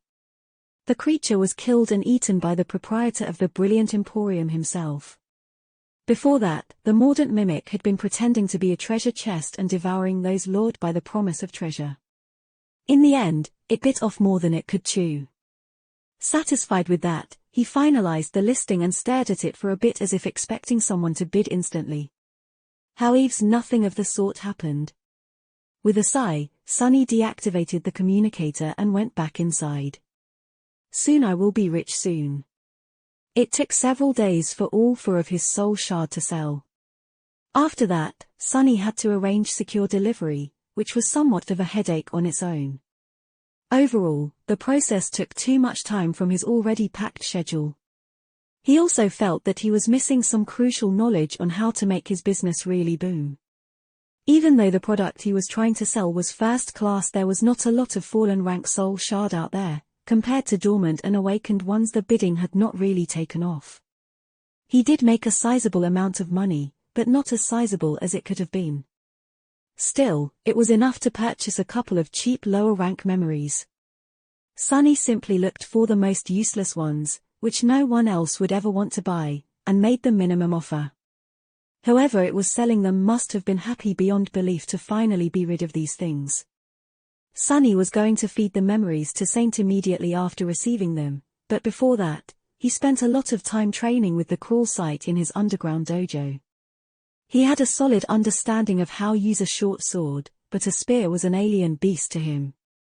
Even though Sunny knew the basic rules of combat technique and could perform somewhat effectively while wielding any weapon, he was far, far away from mastering them. How fortunate it was then, that he had a renowned spear master raised by Wolves herself crashing in his guest bedroom. Granted, she couldn't really spar with him due to her condition. But he had Saint for that. In the end, the three of them spent a lot of time in his basement. Effie was observing and explaining to him what to do, how to do it, and most importantly, what not to do. Saint served as his opponent and the mighty enemy to polish his nascent skill against, and Sunny found himself once again in the role of a willing punching bag. It was just like in that week they had spent in the hidden chamber of the ruined cathedral in the Dark City. Sunny even got nostalgic, remembering how cozy and nice things had been back then. Now, how Eve's things were much better. Not only was there an unlimited amount of delicious food they could eat during the breaks in his training, there were even medicine and ice baths to ease the pain in his bruised and beaten body. Training with Saint was really effective, but she really didn't know how to pull her punches. Just like that, a few days passed. And then, something that Sunny had been dreading for a while finally, and inevitably, happened. It was time to accompany Kai to the premiere of The Song of Light and Darkness. Chapter 476, A Song of Light and Darkness. Some time later, Sunny was pondering his life choices while sitting in the back row of a crowded theater. The lights were already off, which obviously meant nothing to him. People seemed to be really excited to see the movie, though especially Effie, who was to his side, munching on something called popcorn and staring at the screen. In the darkness, samba music started to play, reverberating through the entire space and making the audience shiver. Effie suddenly jabbed her elbow into his ribs. "Do you know who is the composer for this thing? It's Griffin the First. Don't know how they managed to get him, but he scored the entire movie. Such an honor, can you believe it?" Sunny had no idea who this Griffin guy was, but judging by Effie's reaction, he was someone famous. Massaging his ribs with a grimace, Sunny offered a stifled answer. "I can." On the screen, the interior of a spacious and beautifully lit room appeared. A small girl with silver hair was playing on a carpet, while a handsome man with dark circles under his eyes was shown studying a map. What the hell? Was that supposed to be Nephis? If so, her hair should have been black. It only turned silver after her first nightmare. Effie giggled. So cute. The girl, meanwhile, approached the table and reached to touch the strange sword that lay on it. The blade of the sword was short and misshapen, as though shattered a long time ago. Before the girl could cut herself, though, the man lifted the sword and brought it out of her reach. "This is not a toy, Nephis." Sunny palmed his face and grimaced. "But, Daddy, why is your sword broken?" The man smiled. "So what if it is broken? It is still sharp." Then, he put his hand on the girl's shoulder and looked at her with a very serious expression. "One day you will wield a sword too, darling. When you do, remember one thing: we, awakened, only raise arms to protect humanity. As long as we don't give up, no matter how dire the situation is, there will be hope. Just like this sword, humanity is more resilient than it seems." Sunny tilted his head. "Wait, this doesn't even make sense." The scene, however, was already over. The screen turned black for a few moments, and the movie transitioned into the future. Nephis, now a languid jade beauty with a slim waist, generous figure, long eyelashes, and mesmerizing grey eyes, was entering the academy. What followed was a long training montage showing her defeating every other sleeper there with a training sword, all the while offering words of wisdom. Like never give up hope, or remember your duty, or we are humans. The propaganda was so tacky and laid so thick Sunny could help but cringe. The only person the Jade Beauty couldn't defeat was a handsome young man with masculine features, broad shoulders, and a noble bearing. Hunley Caster. Oh, no. Oh, no. Sunny should have guessed by the invitation Kai had given him, but the director of the movie was obviously hinting at the nascent romantic feelings between the two. Their conversations in the academy seemed to be about swordsmanship, but were also somehow deeply flirtatious. The actors had mad chemistry together. He wanted to vomit, but the audience was clearly enthralled by the two leads. Sunny didn't dwell on this preposterous thing for long, though, because right about then, his own character was introduced. "What he spell is this?" The actor hired to play him was a literal child. It was a teenage boy of about 13 years of age, with a mischievous grin and a face that, for lack of better words, simply begged to be punched. Worse than that, he was shown as extremely uneducated, clumsy, and naive. In short, Sonny was the comic relief. He turned to Effie in outrage, only to see her laughing silently. "Oh, man, who's the casting director for this movie? I need to send them flowers." Even his shadows were laughing. Both of them. Sonny gritted his teeth, promised to exact revenge on Kai and Effie for making him endure this, and turned back to the screen. Finally, Nephis entered the dream realm and found herself on the forgotten shore. The coral labyrinth and the dark sea were recreated with such detail that he couldn't help but shiver. Well, they did their research, at least. The audience was holding their breaths during Neff's journey to the Dark City. The terrifying nature of the dark tides and the deadly battles with awakened nightmare creatures populating the labyrinth created a truly tense, suffocating atmosphere. Of course, everyone knew that the main character was not going to die in the first half of the movie. But that's where Sonny as well as Cassie came into play. Just as he had expected, the movie showed them as a burden that had to be carried by Nephis on her heroic journey. But since very few people knew who Sonny was, his fate was uncertain. Nephis was bound to survive, but what about her friends? And, thanks to his character, there were also moments of pleasant levity amidst all the tension. A few times, the whole audience exploded with laughter after Sonny on the screen did something especially stupid or said something really outrageous. He had also slowly developed a catchphrase. It was "Are you crazy?" That not only allowed the audience to chuckle, but also gave Nephis the opportunity to educate her worthless follower, thus naturally delivering a lot of necessary exposition. The real Sonny wasn't amused, though. Because they weren't laughing with him, they were laughing at him. Idiots, what do you even know?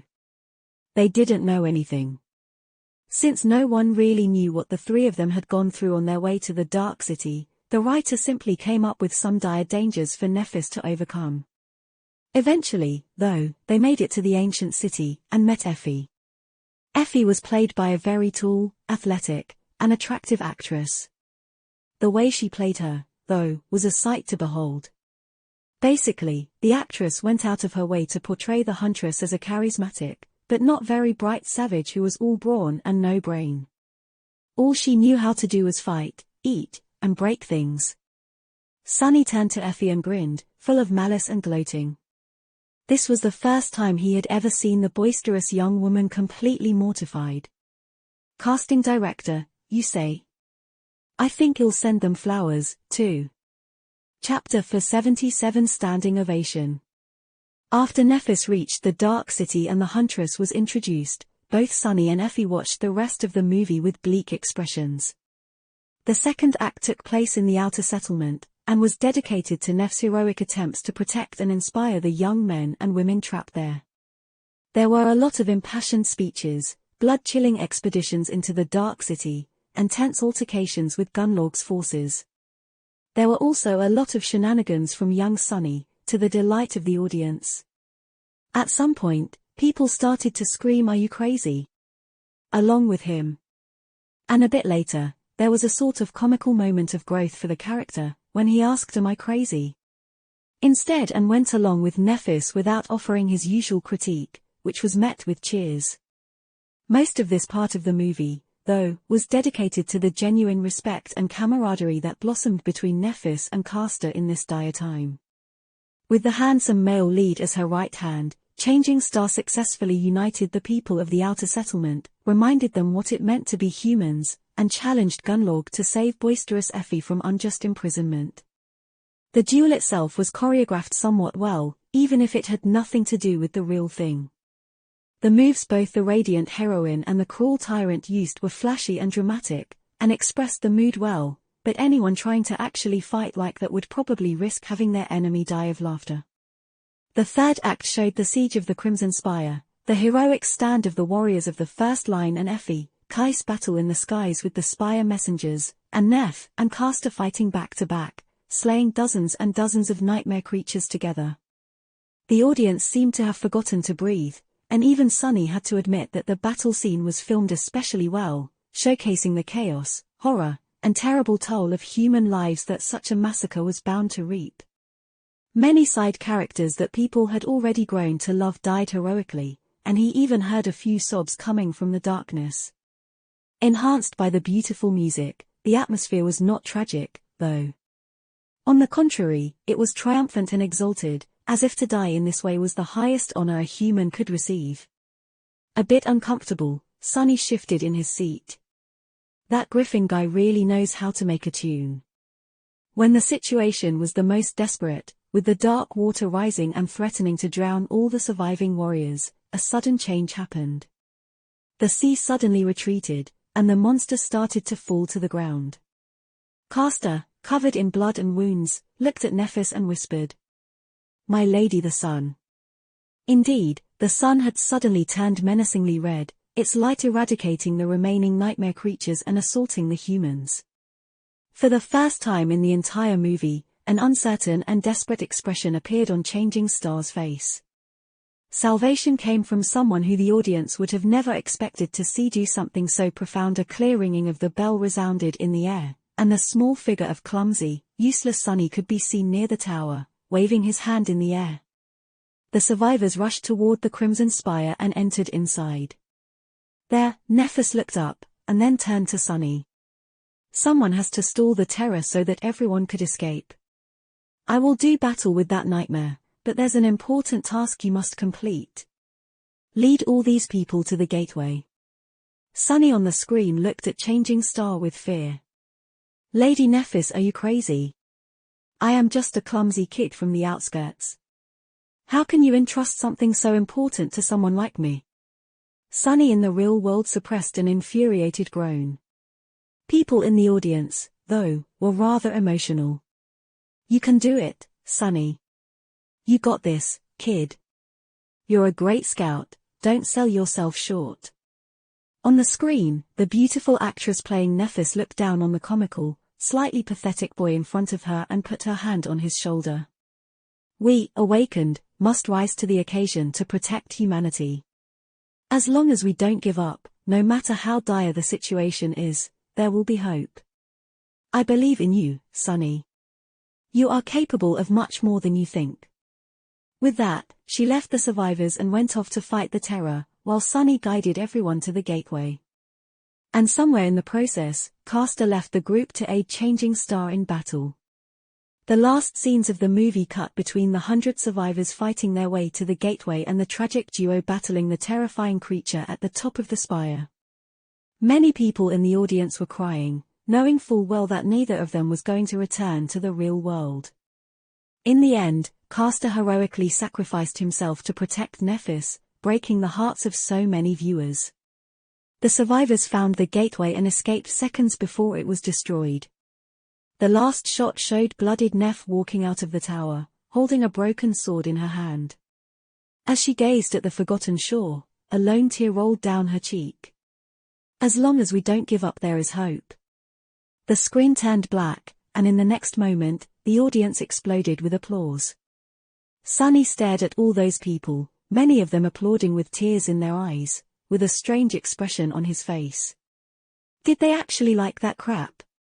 He turned to Effie, lingered for a moment, and asked, Did you like it?" The former huntress gave him a long look. Then, she said, "What, I am, an idiot?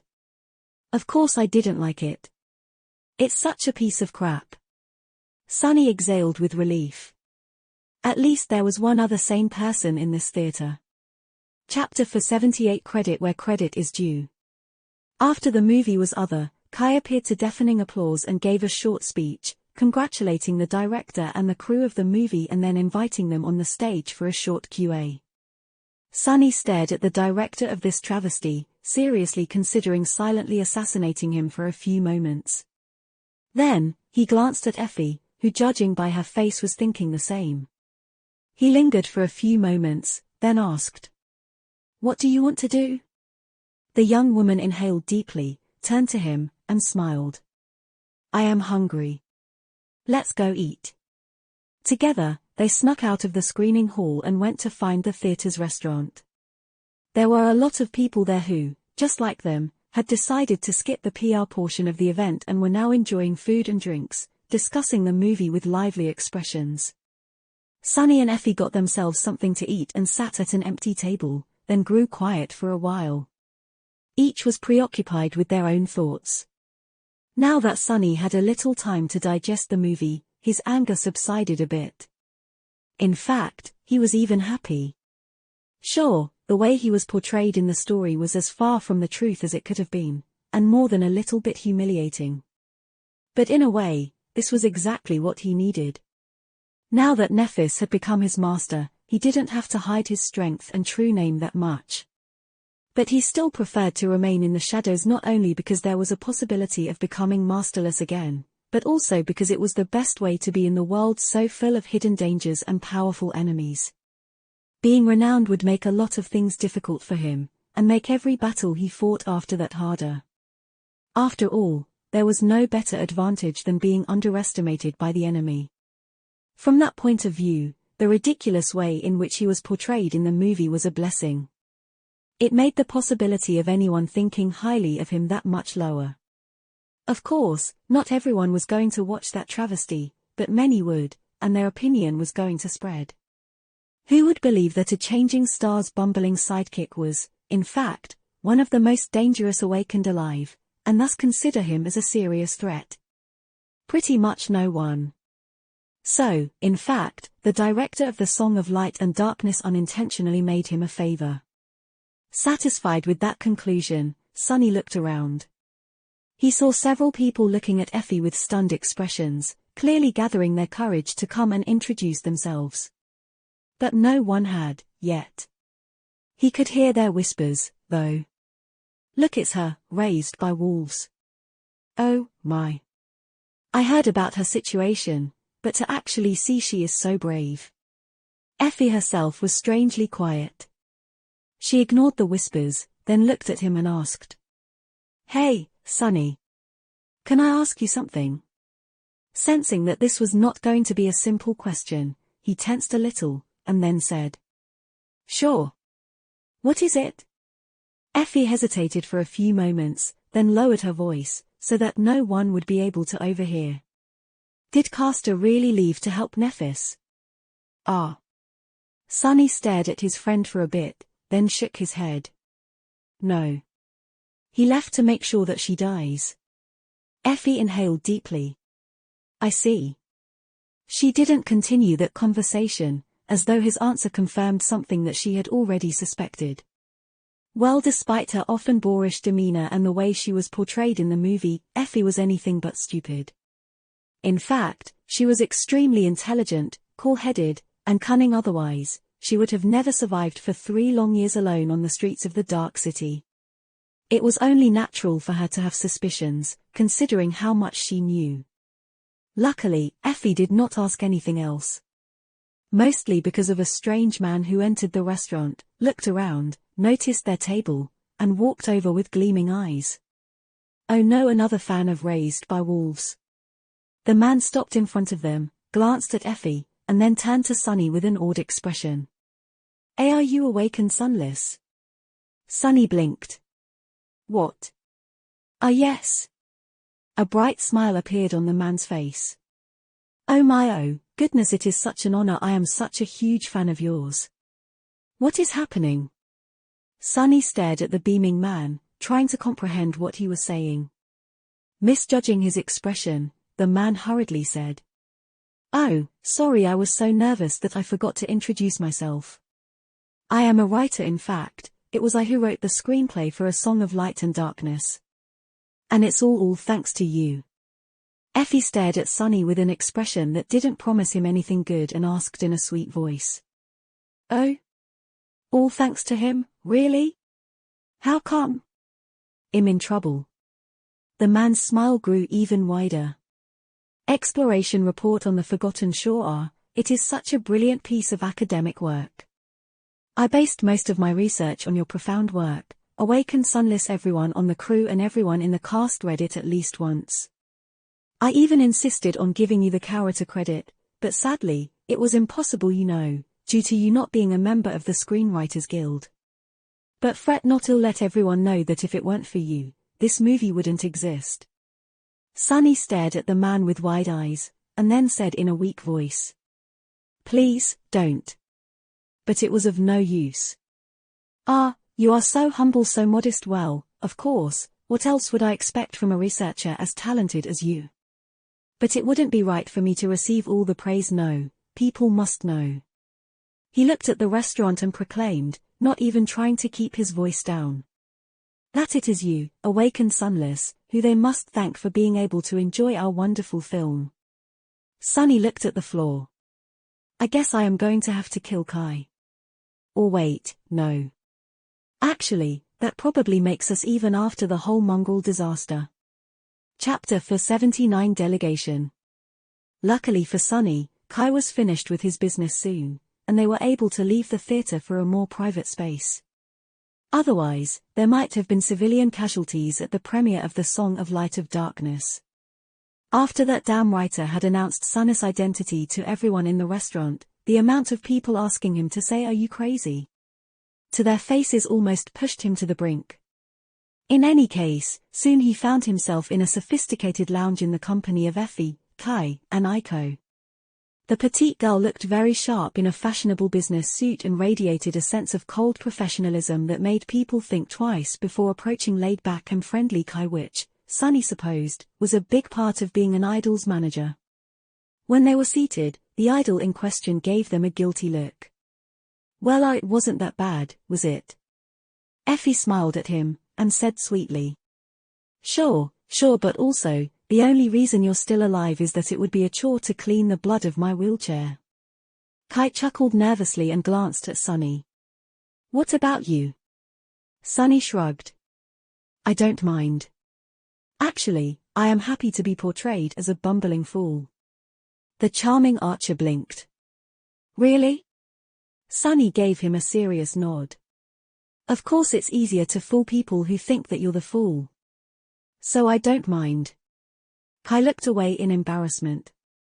"Anyway, you don't have to worry too much, really.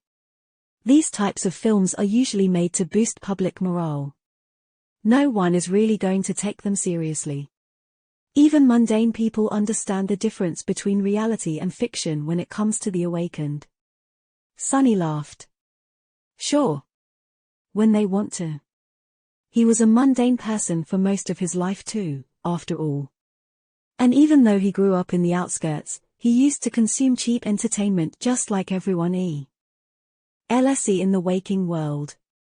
Yes, he knew how to recognize propaganda and what to not take seriously, but at the same time, many things that had nothing to do with the truth found their way into his mind and silently became beliefs.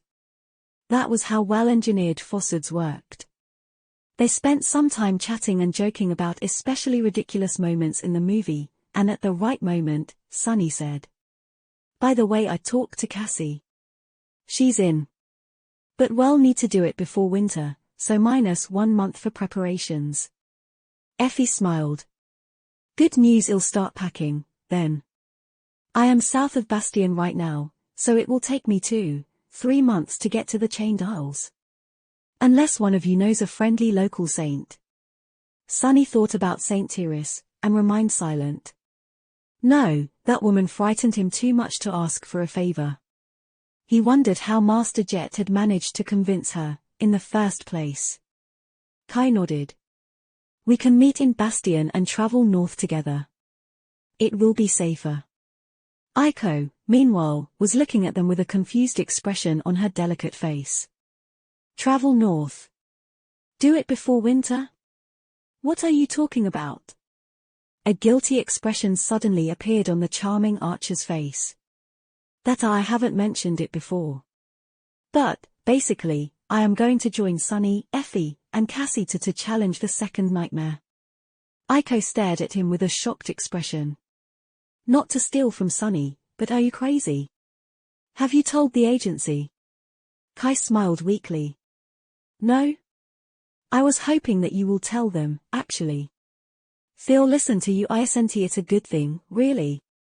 For public relations. Plus, as a master, I won't have to visit the dream realm every day. The petite girl scoffed. If you survive. Then, she glanced at Sunny and Effie, and shook her head. Ah, who am I kidding? I guess I'll be jobless again, soon. You guys have fun for a bit, I'll go get a drink. With that, she rose and went toward the bar. Sunny thought for a bit, then rose, too. I'll go keep her company. Kai gave him a thankful smile. I appreciate it. What does he think I am going to do? Sunny gave his friend a confused look, then followed Aiko. Of course, he wasn't doing it out of consideration. In fact, he wanted to talk to her about something in private. When he approached the bar and stood near the petite girl, she gave him a dirty look. Whatever it is, no. Hell no. Sunny blinked. What do you mean? Aiko smiled crookedly. I know that look of yours. The last time you looked at me like that, Steph, and I almost ended up as the Bloodlord bait. What, do you want me to join your suicide crusade? He shook his head. No, no. Nothing of the sort. In fact, it's about your job. The petite girl raised an eyebrow. Oh? Sunny nodded. Well, since there's a possibility of you losing a part of your income, and Kai tells me that you are really good at managing stuff, how would you like to help me manage a blossoming new business? Aiko looked at him with a dubious expression. Are you opening an assassination agency? He almost choked. What? What made you think that? No, I just found a way to move items between the real world and the dream realm. My dream, if you need to know, is to become the proprietor of an elite memory store. The petite girl stared at him with wide eyes. Really? Sunny frowned. Yes, really, why, can't I have a dream? Just imagine, sitting safely in a fashionably decorated store without having to risk my skin in the dream realm, and have tons of money simply flow into my hands. That's the stuff dreams are made of, is it not? Aiko shook her head with a bewildered expression on her face. I guess. Sunny smiled. You understand the others might think that it's silly, but I know you wouldn't, as a former business owner yourself. Anyway, I won't have a large enough arsenal of memories for a while, but I can start creating a reputation for the store already. A brand name, or whatever it's called. So I just sold 4 fallen soul shards on the network, from a devil I killed and ate. But for some reason, that bastard's shards did not fetch a really good price. Aiko looked at him with a frown. Well, what category of the vendor license did you apply for? Who's your appraiser? What's your feature strategy? SEO approach? Pool of endorsements? He remained silent for a bit, then said. You see, you said a lot of words, and most of them even sound familiar, but I have no idea what you mean. What the hell was she talking about? What's a SEO? Are there different licenses? Wait, do I even need a license? Don't tell me that I need to pay taxes, too. The petite girl closed her eyes for a moment. None? You did none of these things? Sunny nodded. It's a miracle that you even managed to sell those shards. He smiled. That's why I need someone smart and resourceful like you to help me for 5% commission of every sale. Just think about it. How many awakened out there can bring soul shards to the real world, and bring spices to the dream realm? Well, be rich in no time. Aiko sighed and remained silent for a bit. Then, she said. That is a high-risk business venture that wholly depends on 2 unpredictable factors: you staying alive and you continuously hunting down nightmare creatures, which are usually in contradiction to each other. So in normal circumstances, I would have said no. But it is you, I guess. Plus, you have a good relationship with all 3 of the newest named awakened, as well as a lot of prestige as a member of Changing Stars cohort. And now even some pop culture fame. Aiko shrugged, thought for a long while, and then said categorically. 10%. Sunny grinned and offered her his hand for a handshake. Perfect welcome aboard Sunny's brilliant emporium. The petite girl stared at him in shock. Wait, you actually named the store Brilliant Emporium? Can the naming be changed? He shook his head. No. It's non-negotiable. But what's wrong with that name? It's a great name. I think that it's brilliant. Chapter 480 Busy Schedule. After that night, Sunny became really busy. Delegating, that's the secret of success. That was his thought after Aiko joined the Brilliant Emporium as a manager. With her help, he went through all the necessary paperwork to make his improvised network store seem legit. Sunny noticed the difference right after listing the soul shards he had gathered from the inhabitants of the sanctuary for sale. Not only did they got purchased much faster, but the price was also pleasantly higher than expected. He also didn't need to spend a lot of his severely lacking time on managing sales, delivery, and purchases. Aiko streamlined the process and created a simple and efficient system where he handed her the inventory and the updated information on what items the Awakened wanted to receive from him in the dream realm, and she did the rest. While its volume of sales was not overwhelming, the Brilliant Emporium started functioning as a real business with a constant level of activity and a slowly growing client base. Sunny just had to collect the money and spend it on low-tier memories to feed to Saint. Well, and remain alive while getting the soul shards, of course.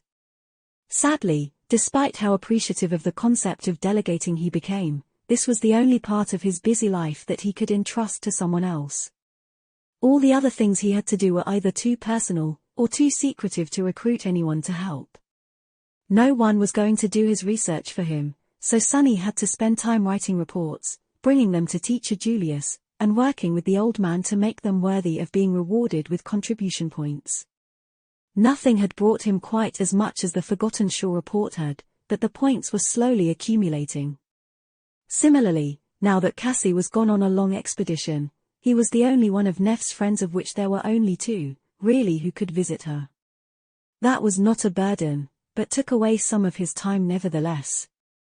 He also kept an eye on the runes describing her status, and saw the number of soul fragments in her possession increase at a frightening speed almost every day. Sunny didn't know where Nephis was and what she was doing, what kinds of enemies she was fighting, but they must have been as powerful as they were ample in numbers. He had to keep up. Now that he had received a vast boost to his power through sacrificing the miraculous coins to the White Altar in the Sanctuary of Noctis, less than 400 fragments stood between him and being able to create a third core. That meant that he had to continue venturing into the wilderness of the Chained Isles to hunt down nightmare creatures. Armed with the crawl sight and the ability to infuse its blade with either invisible soul damage or radiant divine flame, he was now able to go further than he had before, and challenge creatures that previously he chose to avoid. Their deaths rewarded him with shadow fragments, while their bodies gifted him soul shards that were then sold and converted into memories, and through those, into shadow fragments as well, this time for Saint to consume. It was a virtuous, but exhausting and wildly dangerous cycle. And as if the pressure of having to keep up with changing star wasn't enough, he also had to continue training, both with the spear with the help of Effie and his taciturn demon and without it, to practice shadow dance. That second task, however, had turned out to be much harder than Sunny expected. Before plunging back into the dreamscape, he decided to be careful and check what the situation with Mongrel was.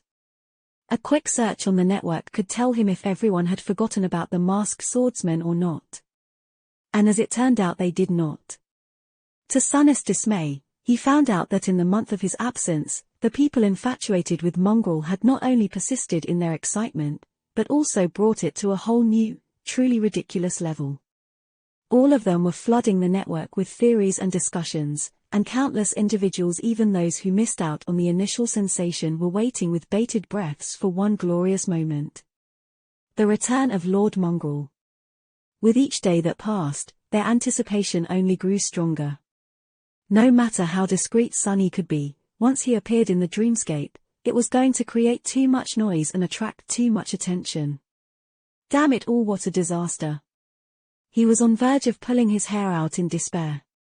It was worth remembering that the persona of Mongrel O'Irony had been created to help him stay anonymous, potentially in order to safely glean secrets about the sovereigns in the future.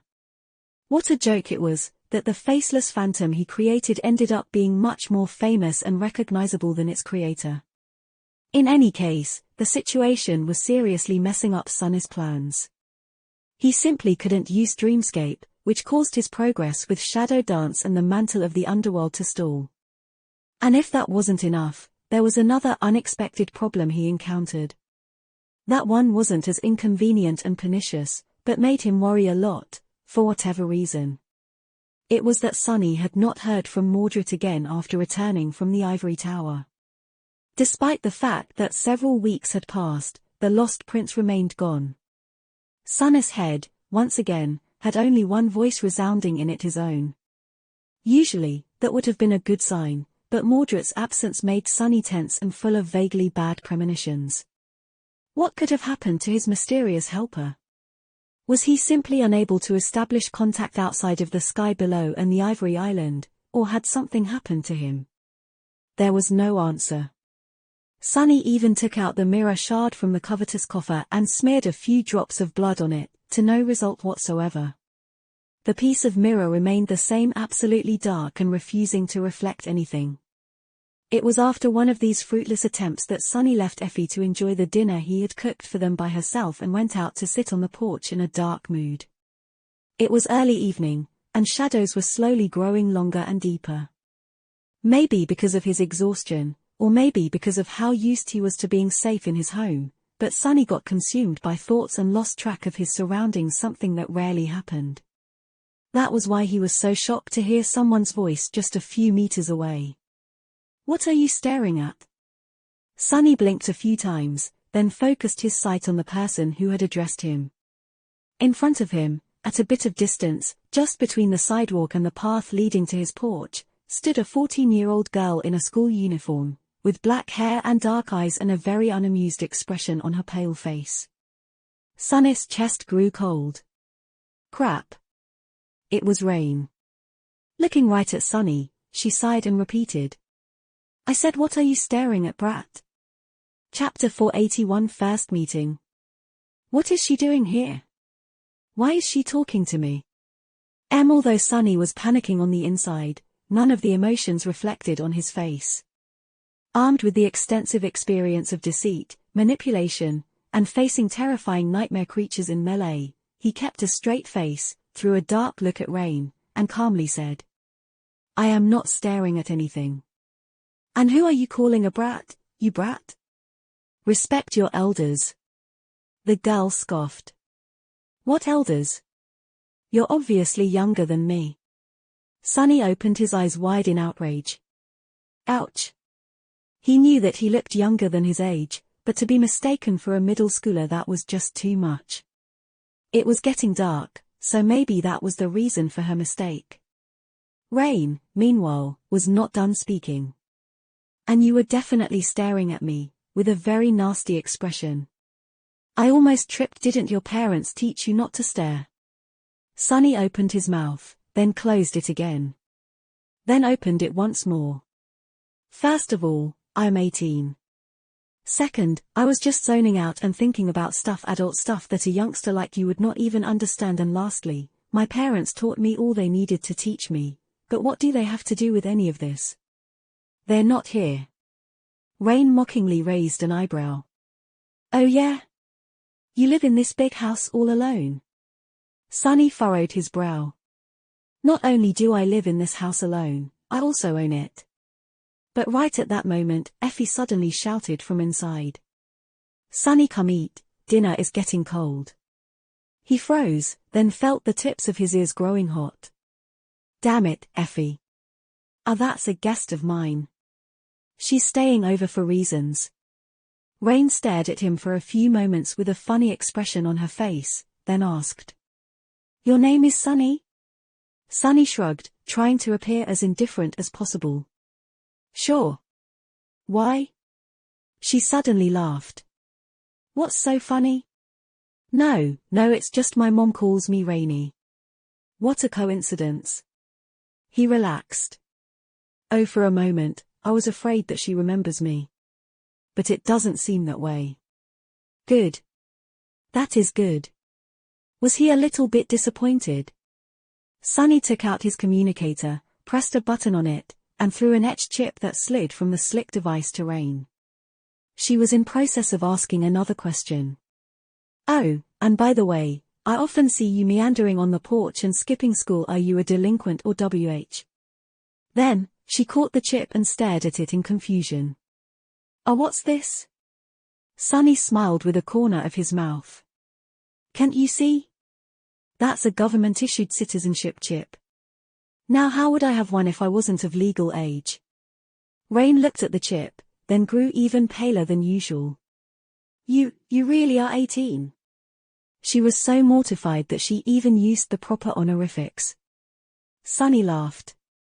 Of course I am. As a respectable adult, I never lie. I am the most honest person in the world, really. The girl seemed like she was currently wishing to sink into the earth. Oh, I am so sorry, then. I didn't think.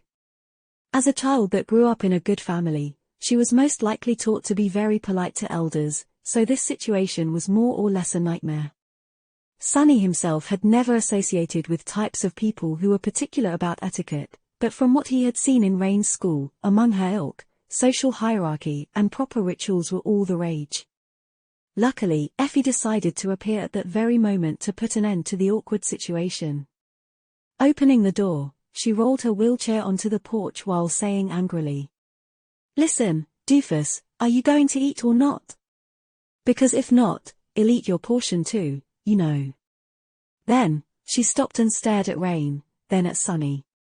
After a few moments, she asked, "Who's your friend?" Sunny rubbed his face. "Eat as much as you want. And this girl lives in the neighborhood. She was just passing by." Rain nodded. "Nice to meet you, Mom. I'm very sorry. I was just on my way home from school, and made a mistake.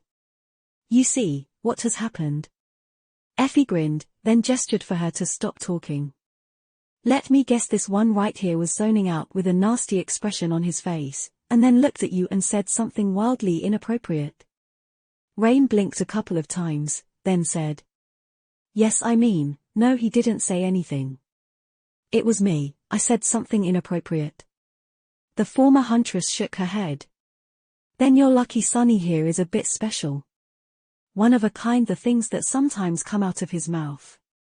Sunny stared at her in outrage and hissed, "The things that come out of my mouth? You're the one to talk." She sighed, then looked at Rain with a hurt expression on her face. "You see how he bullies me? That's no way to treat a guest, Sunny. So ungracious. What will this nice neighborhood kid even think?" Rain energetically shook her head. No, I won't think anything. I have to go home, actually. It's been nice meeting you." With that, she hurriedly turned around and made a step to walk away. Effie raised her voice a little. "By nice meeting you, too. If you feel guilty about the misunderstanding, you can stop by any time with food, all will be forgiven." Sunny stared at her with wide eyes, not quite believing what he was hearing. Finally, when Rain's figure disappeared behind the green fence, Effie turned to him and smiled. "It's almost like there's a factory somewhere in the city releasing whole batches of tiny, pale, bony teenagers. That girl is almost as pale as you, Sunny. I can't believe it." With that, she shook her head, turned her wheelchair, and went back inside to continue her dinner. Leaving Sunny alone, flabbergasted and trying to determine if he was currently awake. What was that? What just happened? Of all the countless scenarios he had in his head of how his first meeting with Rain would go, this was definitely not one of them. Chapter 482, Peace Offering. Sunny was too shaken by what had just happened to do anything else today. So, he just went down to the basement, entered the dream realm, and remained in his small room in the sanctuary instead of going out to fight nightmare creatures. There, he just slept peacefully for the entire night. This was a very strange way to act for Sunny, but many awakened did just that every day. Unless their citadel was under attack, which happened frequently in most parts of the dream realm, or they were assigned a certain duty, people just remained in their quarters, slept, and returned to the real world without throwing themselves into any kind of danger. Others performed various tasks to earn a livelihood in the citadel, all the while staying safe behind its walls. Few frequently ventured outside and challenged the wilderness of the dream realm. And who could blame them? Most people were made awakened against their will, after all. It was the spell that wanted humans to risk their lives, go through deadly trials and endure terrible suffering, not people themselves. So there was nothing wrong with a person who wanted to stay as safe as possible, for as long as possible. If anything, it was Sunny who behaved abnormally. In any case, he felt refreshed and more balanced when he returned to the real world in the morning. A good night of sleep helped him put his unexpected encounter with Rain in perspective. Yes. It was an unfortunate mistake on his part, and yes, the fact that she now knew his face and name was less than ideal. But truly, nothing too bad had happened. Rain just thought of him as a neighbor. Not even an acquaintance, just a stranger. Which was just as Sunny wanted it. To be on the safe side, he could avoid leaving the house for a while, altogether. And yet, in the evening, he found himself sitting on the porch again, enjoying the view and a cup of tea, as he had already grown used to. After yesterday, I doubt that she'll ever want to approach this house again. So I should be all right. But as it turned out, he was not. Sunny noticed Rain walking from the public transport terminal long before she came anywhere near his home, because one of his shadows was stationed further down the street to keep a lookout. He sighed, then lowered his eyes and pretended to study the synthwood surface of the porch, hoping to avoid making eye contact with the teenage girl. This time, he was not going to give her a reason to come closer and talk to him. However, it was all for naught. When Rain approached the path leading to his door, she slowed down a bit, hesitated, then turned and walked directly to him. What the hell? Sunny raised his head and stared at her with a bit of surprise. Ah, hi. It's you again. She nodded, then took off her backpack and produced a big food container out of it, seemingly full of something delicious. Then, Rain handed it to Sunny. Here.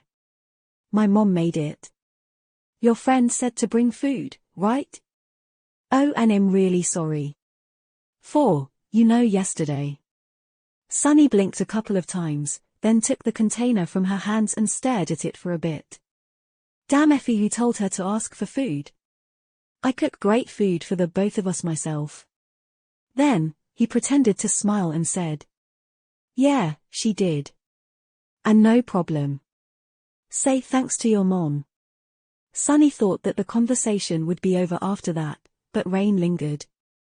There was a sort of curious expression on her face. It's nothing much, just some pasta with mushrooms and cream sauce. My favorite. Sunny, right? Rain, by the way. He looked at the food container again, re-evaluating his stance on its existence. Nothing special, he was willing to bet that the ingredients she listed were all natural, too. A far cry from synth-paste people like him usually consume to keep their bellies full in the outskirts. Sunny knew a few guys who would kill to eat something like this. His smile became more genuine. Yep, I'm Sunny. Nice to meet you, Rain. She smiled slightly, hesitated for a few moments, and then asked. So you're really 18? And live alone in your own house? I mean, with that nice friend of yours. Sunny shrugged. Sure. She's just staying over until she finds a place of her own, though. Why? The girl looked at him with wide eyes. I mean, aren't you a bit young to live on your own? Aren't your parents worried? He stared at her for a couple of seconds, then tilted his head a little. I think that I'm of a perfect age to live on my own. And no, my parents aren't worried about me one bit. Rain smiled, as though hearing the most fascinating thing ever. But, like, who cooks your food? No, wait, who buys your wood? Do you get an allowance? Or do you have a stipend from your university? Wait, do you even go to a university? I have so many questions. Sunny mentally groaned. Questions, I hate questions. Outwardly, though, he remained calm. What kind of questions are those? Obviously, I buy and cook my food myself. And who needs a university? A stipend? I am a wildly successful young entrepreneur, if you must know. Basically, I do whatever I want. Rain stared at him. And your parent just let you? They're not lecturing you every day about the future, the importance of having a productive career, and how you must be always ready in case you get infected by the spell? Sunny furrowed his brow. No, none of those. Rain looked at him with envy and sighed. You're lucky my mom and dad are like hawks. What the hell is a hawk? Something bad, I presume. He remained silent for a while, a complicated expression appearing on his face. Finally, Sunny said. Don't be hard on your mom and dad. You're the lucky one, really. I sort of twisted the truth a little. My parents don't care about where I am and what I do because I don't have parents. So I would rather be in your situation than mine, great as it is. Yours is a bit greater. Rain stopped smiling and looked at him with a hard-to-read, sad expression on her pale face. Then, she said quietly. Oh, I see. Sorry. I didn't know. She smiled a little and waved. Well, I'll be going then. Enjoy the pasta, Sunny.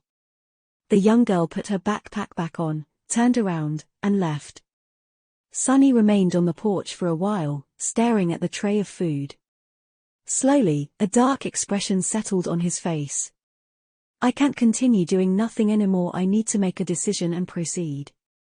I wasted too much time as it is, already. He avoided doing anything about getting Rain ready for the possibility of becoming infected by the spell, because he didn't know what to do, and how. But this inaction had to stop. He had to come up with something. Chapter 483 200 seconds. The problem was, he just didn't know enough to make a good decision. And even then, was he even qualified to make it? Sunny had a lot of experience dealing with various situations, possessed a quick wit, and was street smart, as well as having a real talent for killing things and remaining alive. Without wasting time on false modesty, he could admit that he excelled at many things. But were the things he excelled at even applicable to training a young girl for the nightmare spell? After all, what he wanted to give her were not combat skills or survival tactics, those she was being taught already, in an elite school that someone like him would have never been able to attend. What he wanted to give her was a mindset that would allow her to survive in the unforgiving hell of the dream realm. And mind was a delicate thing. If he went about it in the wrong way, he could bring more harm than good. Not to mention that everyone was different, and what worked for him was not guaranteed to work for someone else. Take his own friends, for example. All of them had wildly diverging mindsets, but each had been able to thrive even in a place as dire and harrowing as the Forgotten Shore. So what the hell do I do? Sunny massaged his temples, then sighed. First he had to observe more and understand more. Whatever he wanted to decide, it was stupid to try and base that decision on observing Rain for a single day as she went about her classes. Maybe I'll get inspired. Or my intuition will give me a hint. With that thought, he frowned, finished his tea, and went inside. The next morning, Sunny left his house early and used the transit system to reach the district where Rain's school was located. Now that he knew the place, he didn't need to follow his sister around. Instead, he went ahead, returned to the cafe he had hidden in the last time, and sent one of his shadows to keep watch on the entrance of the school as it waited for the young girl to appear. Half an hour later, he noticed her figure and silently ordered the shadow to follow Rain inside. I am going to have to keep studying her demeanor for a while, a few weeks, at least. By then, it is going to be clear if my initial impression was right, or if I need to reconsider my evaluation. I'll also understand her strengths and weaknesses much better. Sunny had to stop himself from groaning. A few weeks that was going to really eat into his time. Both the hunt for shadow fragments and his training with Effie and Saint were going to suffer. Which was such a shame. Recently, he was starting to feel a hint of confidence when handling the crawl sight in its spear form. Previously, Sunny had mistakenly considered the spear to be a rather static weapon, one mostly capable of only straightforward thrusting attacks. And on the surface, it was more than that. This was actually one of its best features. Anyone could use a spear with a decent level of effectiveness. That was why it ruled the battlefield for thousands of years. Unlike the sword, a person didn't need endless hours of practice to become a proficient amateur with it. But in the hands of a master, the spear was a completely different beast. It was swift, deadly, and unpredictable, capable of a vast variety of attacks at a wide array of ranges. It was a truly versatile weapon capable of dealing devastating damage to anyone who would dare to approach its wielder. What Sunny liked the most, though, was how deceiving a spear could be. Crawlsight, in particular, was especially flexible due to its long blade, which could both pierce and slash. Not to mention the fact that the length of its shaft could be changed at will. Sunny was still much more comfortable with swords, though. Especially familiar ones, like the Midnight Shard of the Great Odachi form of the Soul Serpent. He was growing rather fond of the ability to keep his enemies further away from his body that the Crawlsight gave him, nevertheless. So it was a real shame that he was going to have to reduce the amount of time he trained by a lot. That was not even the main reason why he felt malcontent about the prospect of spending weeks observing Rain at school, though. The main reason was teenagers. Sunny clearly remembered the mental trauma he had experienced after being forced to watch the young elites attending the prestigious school, making life difficult for both themselves and the teachers. Even after having to fall into an endless abyss while eating the rotten meat of a devil and burning in the ocean of divine flames, he would rather repeat the whole thing than experience school life again. Well, almost. Not really. With a sigh, Sunny concentrated on the pastry in front of him and prepared for a long and arduous day. That pastry alone made his mood better, simply because of the fact that it didn't come from a mimic. The young elites were the same, venomous, incredibly misguided, and infuriating. Luckily, Rain was also the same. She studied quietly and avoided all the drama, which basically made her a pariah. Good girl, Rain, that's right, disregard all the nonsense and learn as much as you can. Knowledge is a privilege. These classmates of yours are too stupid to value it, but you're not. Well, it wasn't as though they were some delinquents, either. Academic achievement was the cornerstone of the social hierarchy in this elite school, so the competition among the students was fierce. It was just that most saw learning as a tool to earn status, as opposed to the goal. Not that their priorities were any of Sunny's business. Hour went after hour, and at some point, he decided to leave the cafe and take a walk to chase away the boredom.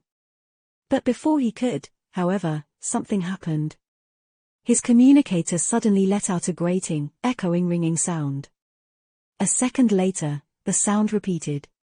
And it wasn't only just him. Every person in the cafe, from the clients to the members of the staff, was receiving the same notification. Sunny's chest grew cold. He knew that sound, of course. Everyone in the world knew and dreaded it. Looking down, he saw the familiar text appear on the screen of his communicator. No. The notification read: Emergency alert. Emergency alert. Gate activity detected in your proximity. At 201 seconds. Evacuate immediately. Chapter 484. The Gate. A gate. There is a gate. Before Sunny even comprehended these words, he was trembling, cold fear rising from the depths of his heart to swallow him whole. This was not a conscious response, but an instinctual reaction, something that his body had learned to do in the past, the terror that all modern humans came to bear in their very bones. The grating, echoing ringing meant only one thing: run if you wish to live, if you don't want to die in a manner so harrowing that words could not describe it. But Sunny wasn't a mundane human anymore. Strangling the instinctual fear, he threw it aside and stared at the screen of the communicator with a dark expression on his face. The notification was similar to the ones he had seen several times in the past. Previously, when he lived in the outskirts, he had learned of the devastation an opening gate could bring firsthand. Wherever you lived, you were bound to hear that sound once every few years. Granted, the infrastructure in the outskirts was way less developed than in the proper parts of the city, and there wasn't a lot of awakened around. So the results were often more disastrous. He was in a very respectable district right now. But ironically, things were much worse. Sonny wasn't very versed in the technology the government used to detect the appearing gates in advance, but he knew that it failed this time. Usually, people would receive a notification at least 10 minutes, half an hour, sometimes even days before the dreaded event. This gave most of them time to evacuate out of the impact zone, and also allowed the government forces to arrive before the flood of nightmare creatures broke free of the opening gate and cut through the ranks of the nearby awakened who tried to stall it. 200 seconds, that was nothing. Less than nothing. It was not nearly enough time for people to run, and not nearly enough for help to arrive. Such a small time window meant only one thing. That unless something happened, there was going to be a massacre. He was safe, though. He could just shadow step away at any moment. As people jumped to their feet and ran to the exit with panicked expressions, Sonny sighed and pressed on the notification. Immediately, a map opened up, showing him the location of where the gate was going to appear, as well as optimal evacuation routes. Too close. There was no way that Rain's school was going to be able to evacuate thousands of students in time. If their hazard protocols were well established, they were not even going to try. They would just gather the children in the most protected part of the school, activate their defense systems, and try to hold until help arrived.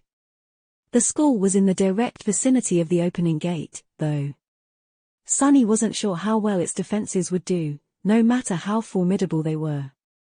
Even if there were several awakened staffed as security personnel or instructors for this exact eventuality, they wouldn't be able to do much. The true elites would not take such positions, after all. What to do?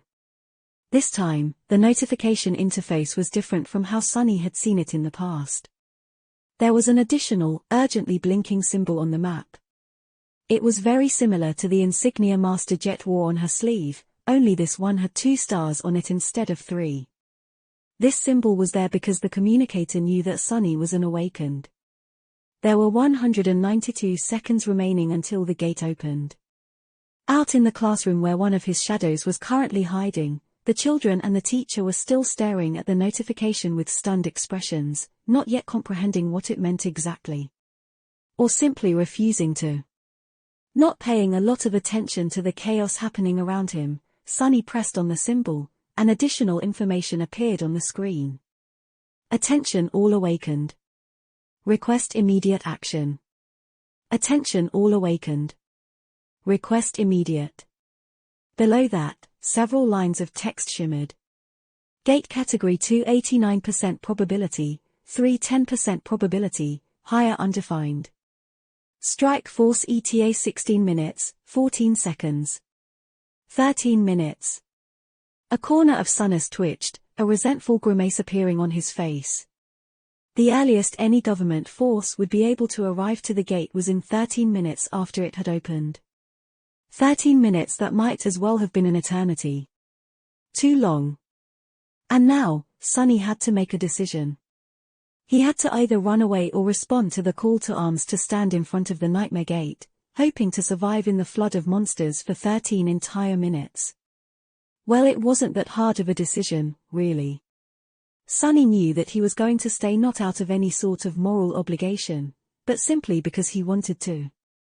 He was equally as reluctant to turn tail and allow the spell to invade his world with impunity as he was to see countless nice, mundane humans die in the maws of nightmare creatures.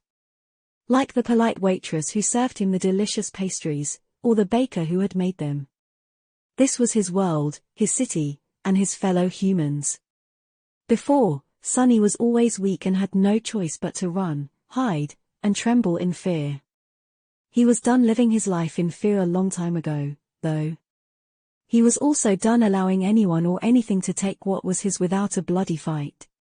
He was done being weak. But even that wasn't the real reason. Perhaps Sunny would have considered the approaching disaster too much of a risk and retreated, but Rain was there, very near to the center of the map displaying the gate's impact zone. So really, running away wasn't even an option. 180 seconds remained. Now left alone in the empty cafe, Sunny stood up and stretched. A heavy sigh escaped from his lips. This is going to be a wild, wild ride. Chapter 485 Lesser Evil. Now that he knew that he was insanity going to act, Sunny had to decide how exactly, and do it very fast. Sadly, the question was not as easy as it seemed. His life was too complicated for anything to be easy. Not only was the answer to the question not too obvious, but, what's worse, he had mere seconds to make a decision, which was not nearly enough to think things through with any sort of clarity. But what choice did he have? None at all. Sunny grimaced. Let's speed-run our options. The safest and most cowardly option was to shadow step into the classroom through the shadow, spying on Rain, grab the girl, and bring her away. At least it seemed safe on the surface. In reality, though, such an action would cause all types of terrible consequences both for him and for his sister. Not only was he going to have a lot of explaining to do, revealing all the things he wanted to keep hidden, he would also leave countless witnesses, as well as digital evidence, connecting Rain to him and vice versa. In the future, whenever he was going to end up having really dangerous enemies, which Sunny had no doubt would happen one day, soon that evidence was going to come to light and lead them to her. Which was not something he was willing to accept. So, he was going to leave that option as the last resort, and act on it only if the school's defenses were breached and Rain was in imminent danger. With that out of the way, there was only one path left: doing his civil duty and going directly to the gate, in hopes of stalling the tide of nightmare creatures long enough for the cavalry to arrive.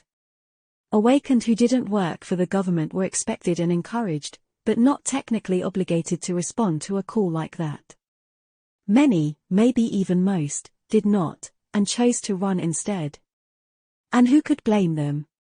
Not everyone with an aspect was a combatant, and even those who had not become one voluntarily. Forcing these already traumatized people to go to their potential deaths under the threat of retribution if they refused was not something the government was eager to do. Or maybe, it simply couldn't. Forcing Awakened to do anything was a dangerous idea, since they could potentially topple the government if pushed too much. So, the government preferred to use a carrot instead of a stick when dealing with them. It was a delicate balance. Sunny wasn't sure that he was even going to see that carrot, though. Because he was facing a dilemma. Yes, he had decided to fight in front of the gate, but this could also be done in several ways. 2 ways, really.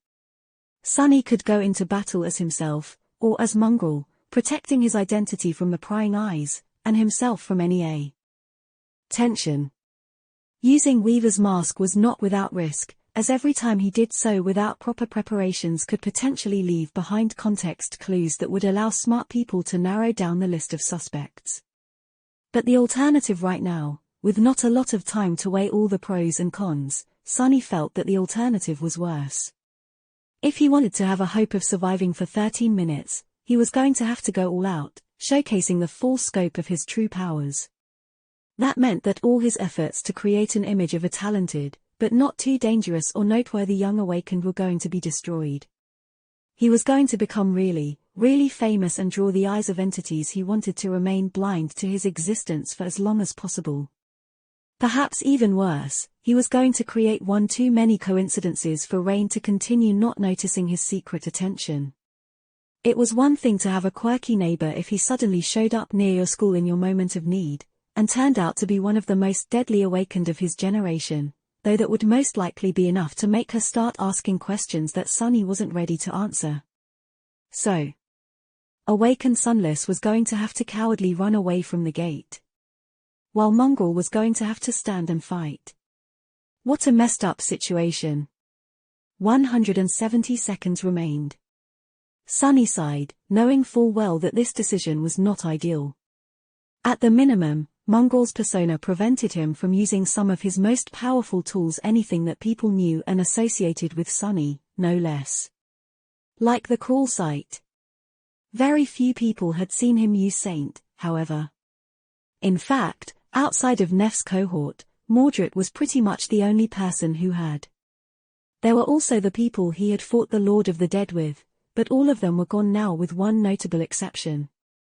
Seishan was still alive and out there somewhere, in the embrace of one of the three great clans. So summoning Saint was not ideal, too.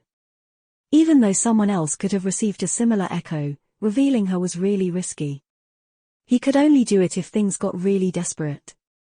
Maybe I should reconsider. But there was no time to consider things anymore.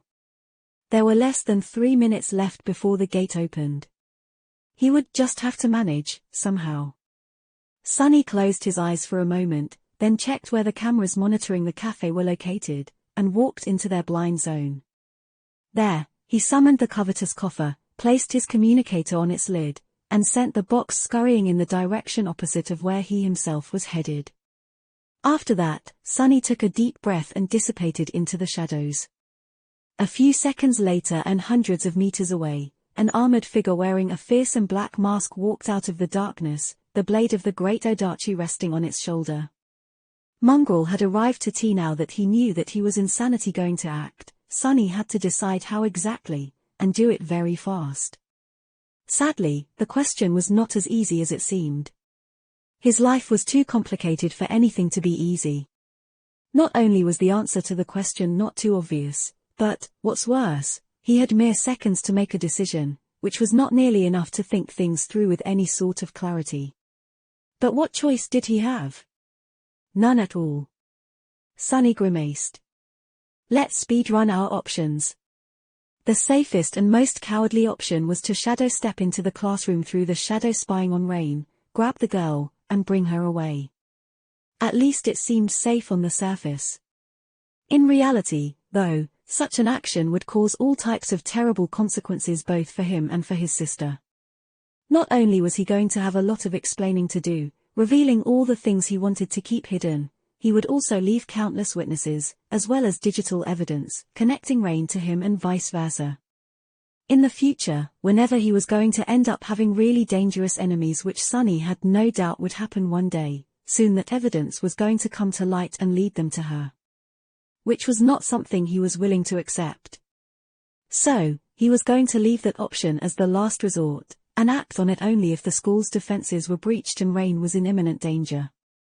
With that out of the way, there was only one path left: doing his civil duty and going directly to the gate, in hopes of stalling the tide of nightmare creatures long enough for the cavalry to arrive. Awakened who didn't work for the government were expected and encouraged, but not technically obligated to respond to a call like that. Many, maybe even most, did not, and chose to run instead. And who could blame them? Not everyone with an aspect was a combatant, and even those who had not become one voluntarily.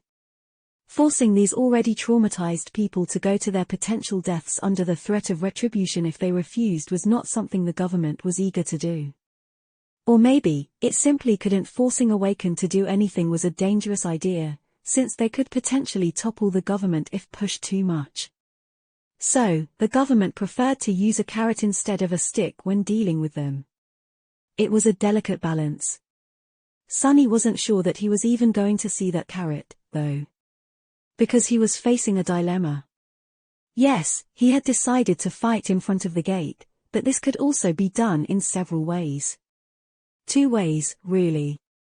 Sunny could go into battle as himself, or as Mongrel, protecting his identity from the prying eyes, and himself from any attention.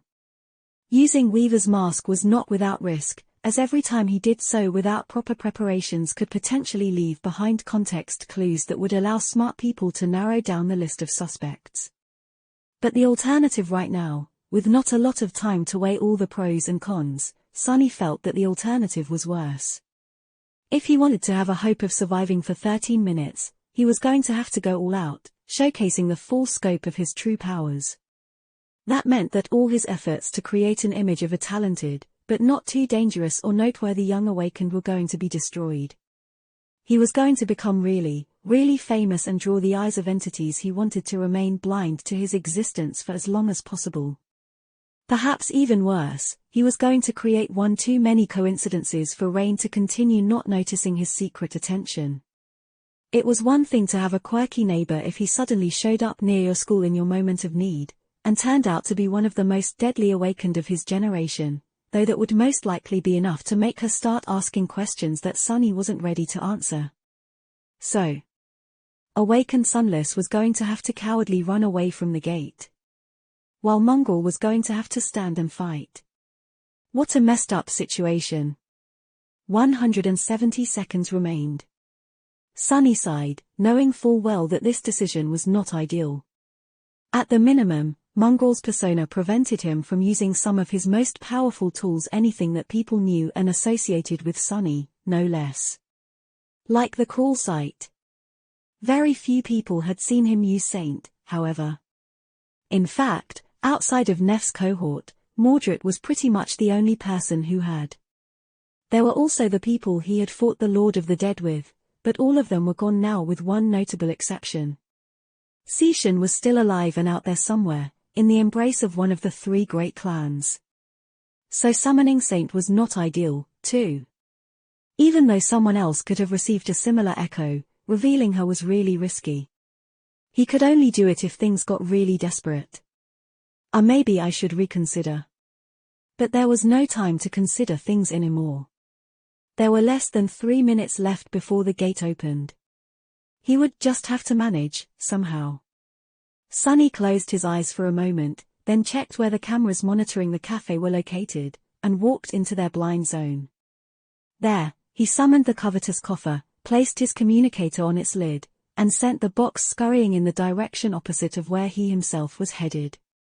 After that, Sunny took a deep breath and dissipated into the shadows.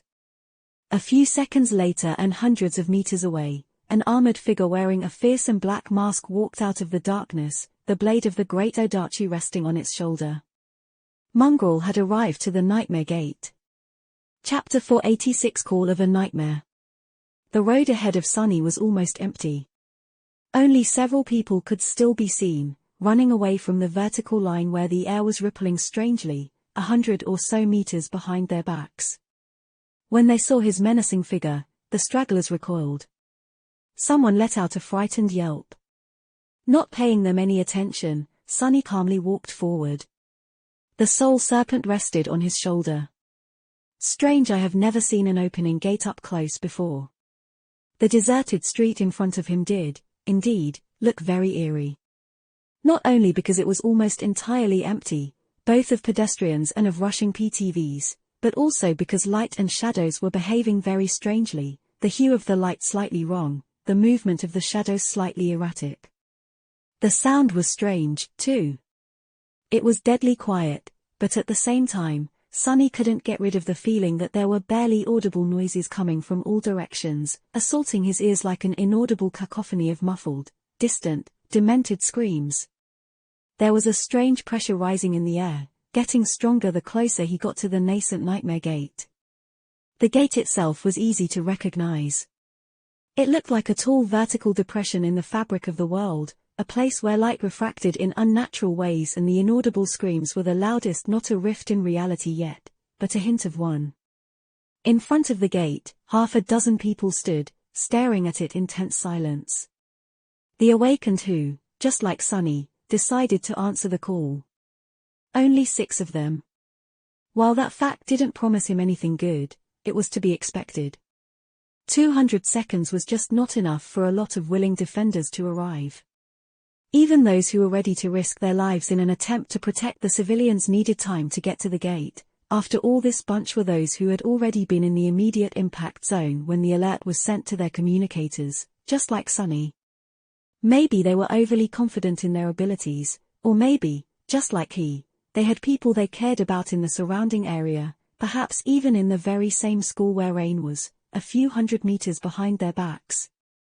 In any case, he couldn't help but feel a bit of respect toward these people. Coming to a gate already required a lot of courage, remaining even after it became clear that there were going to be less than 10 awakened fighting side by side to stall the tide of monsters was beyond that. These people were ready to die to fulfill their duty. Fools. Brave, brave fools. What about Sunny himself, then? I am a fool, too. But a cowardly one. Sunny had no plans of dying today. He knew what he was doing, and had ways to escape if things got too dire. Without slowing down even a little, he calmly walked past the 6 awakened and stopped with his back to them, closer to the gate than anyone else. Unwittingly, Sunny found himself standing at the head of the small group of defenders. Unlike them, he showed no sign of fear.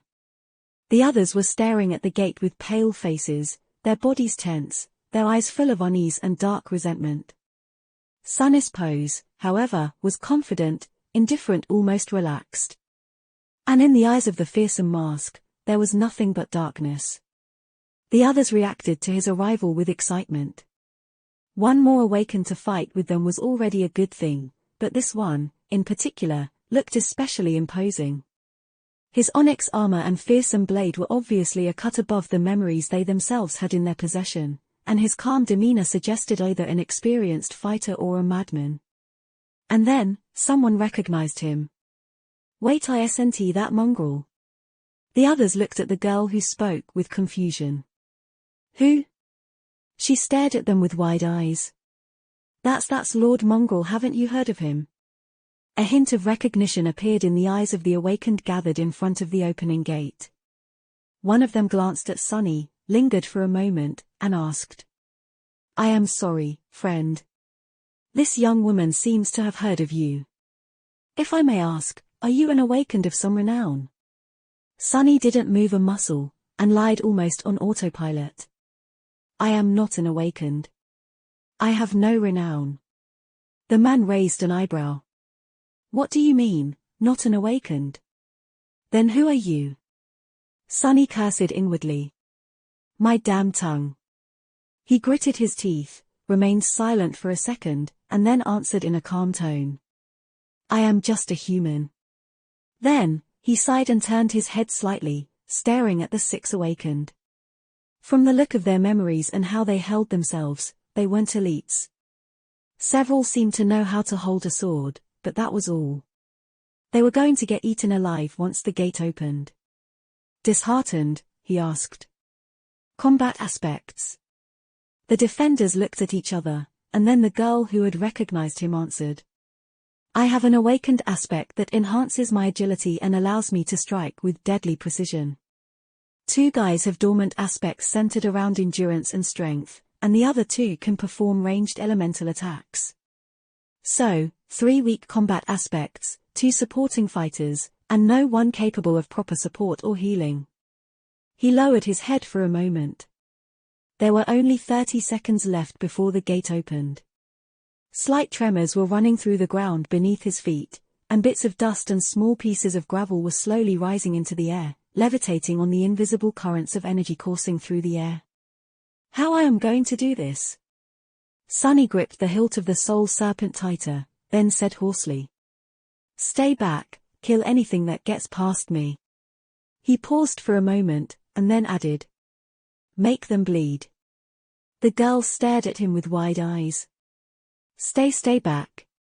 But, sir, you can't do it alone. There will be a horde of them. Even if there were 100 of you, that wouldn't be enough to kill them all. Sunny turned away and looked at the slowly opening rift in front of him. How could he get these people to stay out of his way? The best place for them to be was at the back, finishing off anything that Sunny failed to kill and preventing the nightmare creatures from escaping into the city, escaping toward Rain's school. Failing to come up with a better lie, he opened his mouth and said coldly. One of me is enough to kill them all. With that, Sunny left the girl standing there with an open mouth, and walked forward. What's the big deal, anyway? It's just a nightmare gate. His legs, however, were trembling a little. Just at that moment, an especially strong tremor ran through the ground. The shadows exploded in a mad dance, the sunlight growing dim and ghostly. The wind howled through the empty street, as if the air was being sucked into the widening rift. And then, an invisible shockwave spread out of it, making the windows in the surrounding building shatter. Sunny resisted the push and suddenly felt the familiar feeling permeate his soul. The call of a nightmare. The gate had opened. Chapter 487 First Wave. Sunny took a step forward and brandished the soul serpent, feeling the indomitable nature of Saint's grounded battle style permeate his bones. The gloomy shadow wrapped itself around the blade of the Odachi, causing it to shine with dark radiance. Just like the taciturn demon, this serpent shared a kinship with the shadow, and as such, the augmentation it received was even more powerful than Sunny himself could enjoy. Even though the Odachi was only of the dormant rank, for now, this alone made it equal to an awakened blade in terms of sharpness, durability, and lethality. He activated the living stone and feather of truth enchantments of the onyx armor to make it light as a feather and able to heal the damage it was bound to receive. Then, Sunny summoned the Blood Blossom charm and willed the armor to integrate it, activating the Underworld Armament enchantment. This way, the enhancing effect the Crimson Flower had on his memories and shadows was going to be inherited by the mantle itself, and then strengthened even further. He had not told the other Awakened to make the nightmare creatures bleed just to seem cool. He literally needed there to be as much blood flowing to the pavement as possible, so that his armor and sword became as powerful as possible. The gate was open now, revealing a dark rift in the fabric of reality, as wide as the street itself and as tall as the buildings. It seemed to devour all light around it and call to him. Call for him to enter. Sunny wasn't too preoccupied with the gate itself, though. His gaze was locked on the unclear silhouettes moving through the darkness. Soon, the first nightmare creature burst into the daylight, leaving cracks on the asphalt with its black claws. Good. Had he not wanted to accumulate shadow fragments? Had he not wanted to raise the counter of the Prince of the Underworld enchantment? Well, he should have been careful about what he wished for. There were going to be hundreds of abominations coming through the rift today to satiate his wish. The second category gates were the most frequent to appear in the waking world. As such, everyone was familiar with how they functioned. The first few waves of advancing nightmare creatures were not going to be too terrible, at least for a fighter of Sun's caliber. They would be comprised mostly of dormant creatures, with some awakened abominations mixed in. Their classes and numbers, too, would be comparatively low. But these first few waves they were just a hint of the horror to come. Pretty soon, every nightmare creature coming from the gate was going to be of the awakened rank, with more and more fallen ones appearing as well. Their classes were going to rise, until there were as many demons as there were monsters and beasts around. And if Sunny was still alive by the time this second stage was nearing its culmination, well, two things could happen, neither promising him anything good. Either the gate was going to end up really being of the second category, or not. If it continued to grow, reaching the third category, then there would be more and more waves of nightmare creatures, hundreds of fallen abominations lunging into the real world from the dark void between worlds, with corrupted horrors and creatures of higher classes appearing among them. If it didn't, then, the Guardian of the Gate would manifest itself into reality. The Guardian was always at least one rank higher than the Gate's category, and could be of any high class, from a devil to a dreaded titan. In any case, Sunny had to live through the initial waves first to find out what was going to kill him in the end. The first creature to appear from the darkness resembled a terrifying hound with blood-red bone spikes growing from its mottled, black fur. It landed on the road and opened its maw, then produced a guttural, hoarse roar. And then abruptly grew silent as Shadow Serpent's blade slashed across its neck, severing its head entirely. You have slain a dormant beast. Sunny jumped back, and just as he did, more silhouettes lunged at him from the dark rift, their eyes burning with madness and bloodthirst as they smelled what was waiting for them up ahead. A whole world full of defenseless, untainted souls for them to devour. Not so fast, you filth. Sunny had a very simple plan. He was going to build a barrier in front of the gate. He was going to build a mountain of bleeding corpses right at T. He border of the darkness, to show the next waves of nightmare creatures how welcoming the real world was to their kind.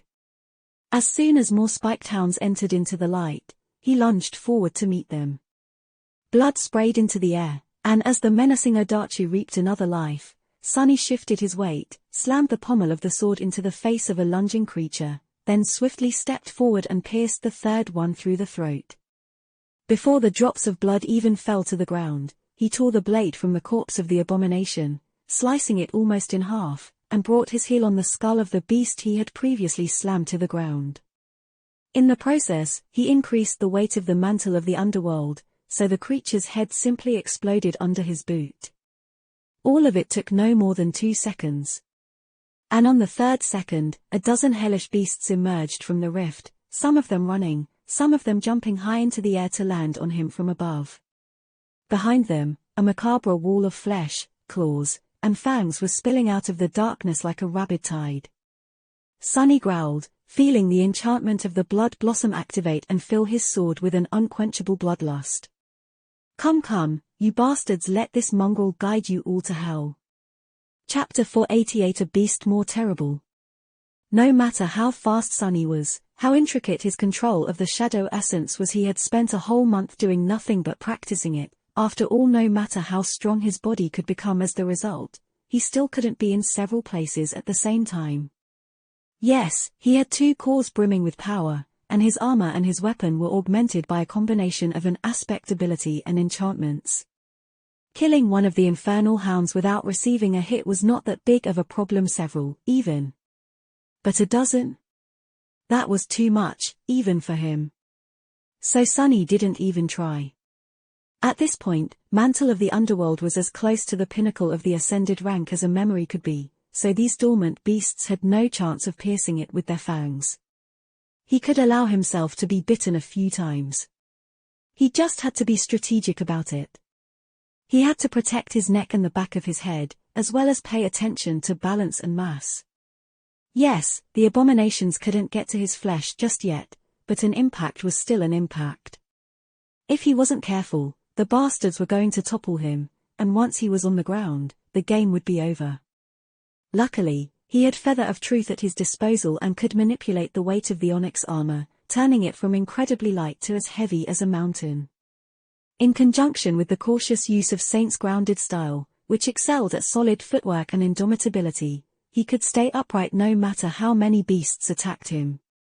Ignoring the creatures that were lunging at him from the ground, Sunny dashed to the side to avoid being landed on by one of the jumping hounds, and received another on the tip of the Odachi, allowing the momentum to impale it on the sword.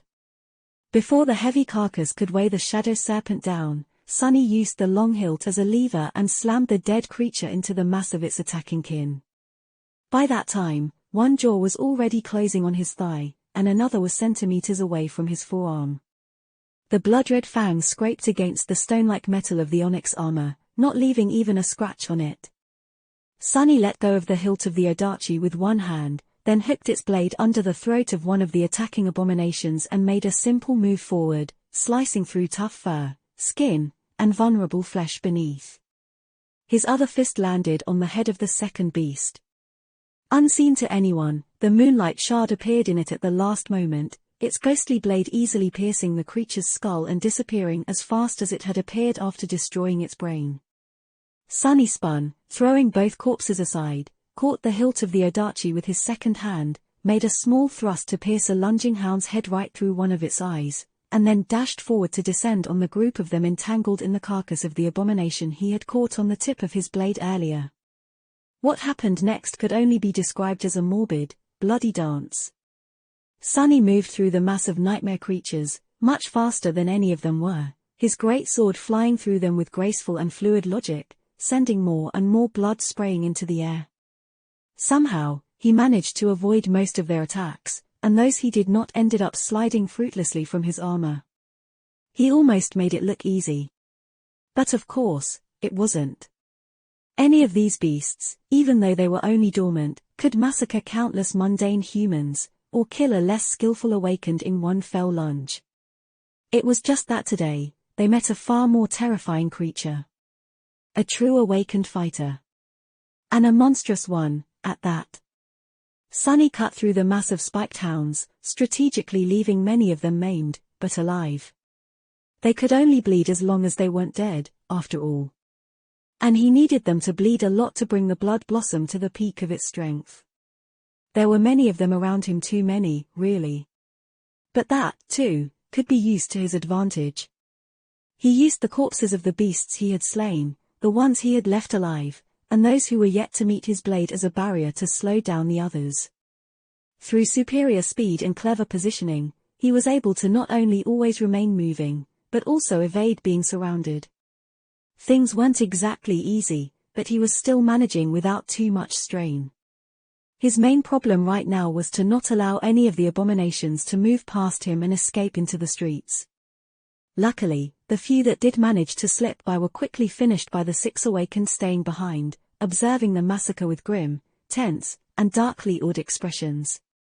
However, Sunny wasn't oblivious to the fact that this successful start was an illusion. The first wave was just an appetizer, after all. Simply a hint of the true calamity to come.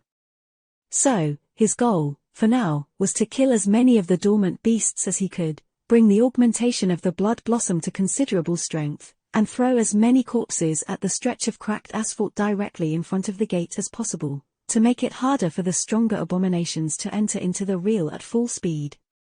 He felt the dreaded change too soon, though. It came in a form of an eerie, long whistle that suddenly made the hounds lunge at him with renewed fury. And then, a crude arrow suddenly flashed out of the darkness of the rift, almost hitting him in the eye. The arrowhead, fashioned out of a splinter of a red bone, exploded against the wood of Weaver's mask, throwing his head back. What the? He swiftly repositioned and caught his balance, then dashed forward and skewered several beasts on the blade of the shadow serpent. More arrows flew out of the darkness, piercing the flesh of the attacking hounds or sliding off the onyx surface of the mantle of the underworld. He felt each hit, though. The power behind these arrows was truly monstrous. Awakened creatures are coming already? As soon as he thought that, the first of the hunters came out of the darkness, following their hounds into the real world. Sunny gritted his teeth. A tall, desiccated humanoid with skin as black as coal and as rough as the bark of an ancient tree, wearing rotten remains of fur armor, raised a mighty bow made out of wood and bone, and looked at him with empty holes where his eyes should have been. Furious, red flames burned in their darkness instead. Crap. Sunny grabbed one of the hounds and hoisted its body up just in time for the arrow to pierce its body instead of hitting him in the face. Bows, they're using bows. How was that even fair? Feeling the bloodlust of the blossom charm surge in his heart, Sunny threw the dying hound at the bone hunter, gripped his sword, and dashed forward once again. Chapter 489 Second Wave. There were several ancient archers aiming at him already, and more of the hunters were appearing from the darkness. Some wielded bows, some spears with jagged flint blades and crude axes.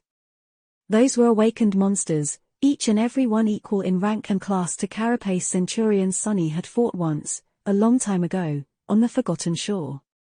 And to Sunny himself, technically. A much tougher enemy for him to slaughter. Luckily, unlike the massive centurions, the hunters weren't covered in adamantine chitin from head to toe. Ducking under the flying arrow, Sunny lunged forward and thrust the tip of the Adachi into the desiccated flesh of one of the bowmen. The black, bark-like skin offered a lot of resistance to the shadow-honed blade, but the force of the blow was terrible enough to rip through flesh and bone, allowing it to pierce the body of the hunter and emerge from his back.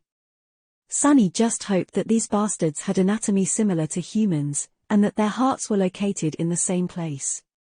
From the look of it, they were. However, the monster did not react to having his heart destroyed as a human would. Instead of dying, he simply grabbed the blade of the shadow serpent and took a step forward, skewering himself deeper onto it, in an attempt to reach Sunny with the other hand. Curses! Sunny twisted the blade, severing the monster's fingers, and then pulled the Adachi upward, slicing through his ribcage, neck, and skull. This, finally, caused the bowman to die. You have slain an awakened monster, ancient Barrow Wraith. Revenant's great, simply great, damn it. So he was fighting corpses that were possessed by some sort of a murderous spirit. As such, the hunters weren't fully sentient. That didn't stop them from remembering some of their craft, though. Not only were they able to wield their stone weapons with deadly skill, they also seemed to coordinate their attacks, herding Sunny like prey. The archers moved apart so that he would have no choice but to show his back to one while attacking another. Those with melee weapons rushed forward, aiming to surround him. The situation was quickly turning desperate. Sunny gritted his teeth, dodged a strike of a stone axe, saw it shatter the asphalt into dust, and lashed out with the shadow serpent. Just a moment after the blade of the great Odachi severed the attacker's legs, another arrow hit him in the shoulder, causing Sunny to stagger and almost lose his balance. He glanced around him, noticing that the enemies had succeeded in positioning themselves in a way that would have doomed a normal enemy. He was surrounded from all sides, with archers hiding behind mighty hunters wielding spears and axes.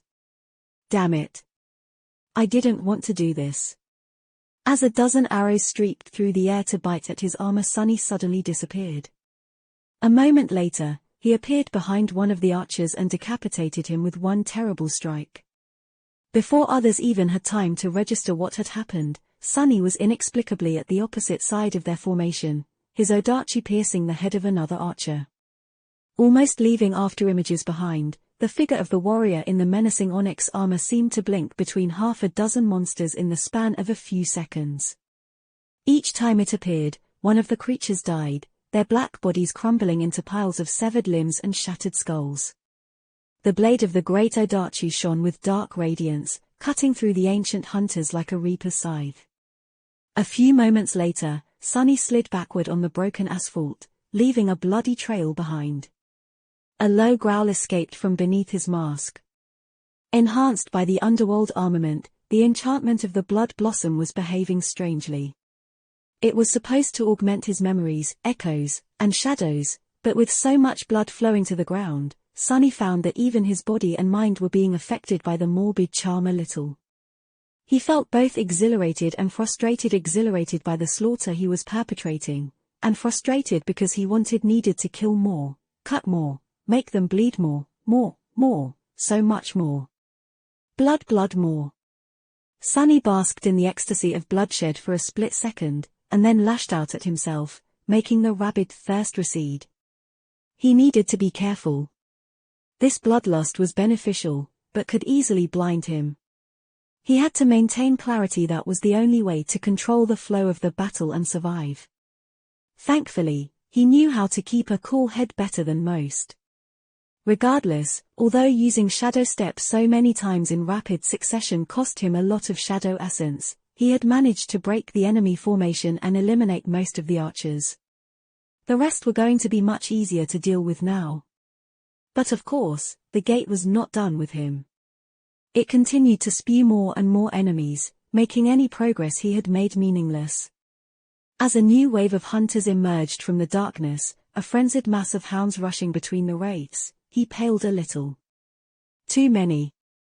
No matter how superior his armor, weapon, and skill were, he was going to get buried under the tide of nightmare creatures due to their momentum. And even if he managed to cut a hole in the wall of abominations, the rest were going to move past him and descend upon the Six Awakened, and then, inevitably, escape into the streets of the city. Toward Rain's school. Damn, this is going to suck. As the new wave of creatures lunged forward, joining the survivors of the previous one, Sunny shifted his memories around. For a brief second, the Broken Oath took the place of the Blood Blossom, its soul-eroding aura being inherited and enhanced by the mantle of the underworld. A wave of nausea washed other Sunny's mind. Ugh! A mental scream rang in his head. Luckily, he was prepared for the pain. His armor provided him with a solid defense against soul attacks, 2 even ones coming from the mantle itself. The attacking nightmare creatures, on the other hand, had no resistance to it at all. Sunny had only kept the Broken Oath active for a second before changing the slotted charm back to the Blood Blossom, but it was enough to break the momentum of the tide of abominations. The hunters staggered, the hounds stumbled and slowed down. For a brief moment, the whole mass of monsters seemed disoriented. Sunny used this opportunity well. The dark figure wearing a fearsome mask suddenly appeared in the very middle of the enemies, and before the nightmare creatures could regain their bearing, the great blade of the Odachi turned into a whirlwind of darkness, leaving clouds of bloody mist and severed corpses everywhere he went. Sunny had abandoned Saint's grounded style, reduced the weight of the mantle of the underworld to that of a feather, and turned to pure offense, dancing between the enemies like a dark, slaughtering demon. For now, he was still at his peak. But exhaustion was already not too far behind. As he fought, his breath was slowly becoming hoarse and labored. How long has it been? He thought back to what had happened until now, and felt the first hint of desperation. Just a couple of minutes. The whole battle took slightly more than 2 minutes. And he had to continue for at least 11 more. Chapter 490 Breakpoint. 6 minutes. That was how long Sunny managed to hold on until things really went from bad to terrible. By then, the ground in front of the gate was littered with piles of corpses, their blood flowing down the pavement like a crimson stream. He had lost count of how many dormant abominations he had slain, how many ancient hunters he had sliced apart. Despite how strong and fearsome the Primeval wraiths were, their assault had broken against the impenetrable barrier of his blade, his aspect, and his will. Sunny paid a price, though. By now, his muscles were burning, and he had to force the air in and out of his struggling lungs. The mantle of the underworld held, but his body beneath the black stone-like metal was beaten and battered. The armor itself was covered in blood and dented slightly in several places. Those dents did not come from the hunters, though. During the third wave, new nightmare creatures emerged from the darkness of the gate. Among them were larger beasts, more terrifying than the hounds Sunny had been slaughtering. And their masters. The demons of the mysterious barrow were similar to the desiccated huntsmen, but much taller, stronger, and better equipped. They wielded masterfully crafted flint weapons and armors made out of rotten leather and bone, their empty eyes burning with hungry red flames. What's worse, they really knew how to use their stone spears and swords. Met with the strange, ferocious, and deviously lethal battle style of the Primeval demons, Sunny was sent for a loop. This was like nothing he had ever experienced before. They fought with the straightforward, yet insidious resolve of cunning apex predators, with the evil will to kill through any means necessary, always following the most efficient and barbarously cruel path to dominance. It should not have worked, but it did. The dents on Sunny's armor could attest to it. Well, he shouldn't have been surprised. If these ancient wraiths came from people similar to his own world's prehistoric humans, then they were the most devastating of predators, ruthless killers on a planetary scale. From what little Sunny knew about history, ancient humans had spread across the whole planet like a plague, eviscerating whole types of living creatures including all other nascent branches of the human kind in one fell avalanche. With their flint weapons and the knowledge of fire, they became nothing less than the cause and perpetrators of the sixth mass extinction, equal to the likes of massive asteroids and climate shifts despite their puny size and lifespan. He was kind of starting to miss the Carapace Legion. In any case, Sunny somehow managed to kill these terrifying fighters, a few of them, at least 2. More than that, he reached into the very essence of Shadow Dance and greedily absorbed every nuance of their primeval and ferocious fighting style, and then reflected it back at the waves of nightmare creatures, bringing his already terrifying dance of death to a truly chilling level of brutality. The Blood Blossom had long ago reached its limit. Minutes passed, and despite the fact that Sunny was battered and growing dangerously tired, his reserves of shadow essence swiftly diminishing, for a few moments, he felt as though he had things under control. That maybe, just maybe, he was going to stand his ground for the whole 13 minutes. And then, he realized that he would not. As the 6th minute came to an end, a furious bellow shook the world, and something massive lunged at him from the darkness of the gate. The barrier of corpses he had built in front of it exploded, and a giant beast twice as tall as Sunny, as weighing at least 20 times more, emerged from it in a cloud of blood and bone fragments, 2 empty eye sockets full of ghostly red flame. Sunny stared at it with wide eyes. The creature resembled a giant bison, its black fur mottled and rotten, a ridge of long, scarlet bone spikes piercing the hide along the spine. The head of the monstrosity was crowned with 2 jagged, blood-red horns. A fallen that thing is fallen. The bison was also different from the hounds and larger beasts he had been fighting against, since it, just like the ancient hunters, was itself a wraith. A corpse reanimated by the malevolent spirit of red flame. Crap. Sunny hurriedly commanded the Feather of Truth to make his armor as heavy as possible and lowered his stance, knowing full well that he couldn't allow that thing to get past him. In the next moment, 2,000 kilograms of rotting flesh and sharp horns crashed into him at full speed. CR. For a split second, everything became dark. Then, Sunny found himself bouncing off the asphalt and then rolling across it at a terrible speed, up until the moment a wall of a building stopped him and exploded, shards of cement flying into the air. Not good. Disoriented, he shook his head, feeling drops of blood seep under Weaver's mask, and then used the Shadow Serpent to help himself stand up. Then, he looked toward the gate through the red mist clouding his sight. The massive wraith was approaching the six terrified awakened. Its speed, however, was slow, and its steps staggered. There was a big hole in its forehead where the thick, adamantine bones of the skull were shattered and cracked, bits of bloody pulp spilling out of it and falling to the ground. Just before the impact, Sunny had brought his armored fist down on it, summoning the Moonlight Shard at the last moment. His plan was to pierce the big bastard's brain, but because of the violent force and momentum of their collision, he ended up doing that, and then punching a hole through the creature's forehead with his spiked gauntlet. Sunny's thoughts were slow and astray, but he was already starting to regain his senses. I have a concussion, I think. Failing to breach the last few meters to the six awakened, the bison stopped and swayed. Its legs suddenly caved, and it toppled over, sending a tremor running through the ground. A flood of abominations was already rushing into the breach it had created, though. Into the empty space where Sunny had been. Still disoriented, Sunny staggered, then raised the Soul Serpent weakly. Bad. This is really, really bad. Chapter 491 Desperate Measures. As nightmare creatures rushed forward, the six awakened began to act. The two with elemental aspects attacked first. Something flashed in the air, and then one of them was suddenly surrounded by a swiftly spinning ring of fire.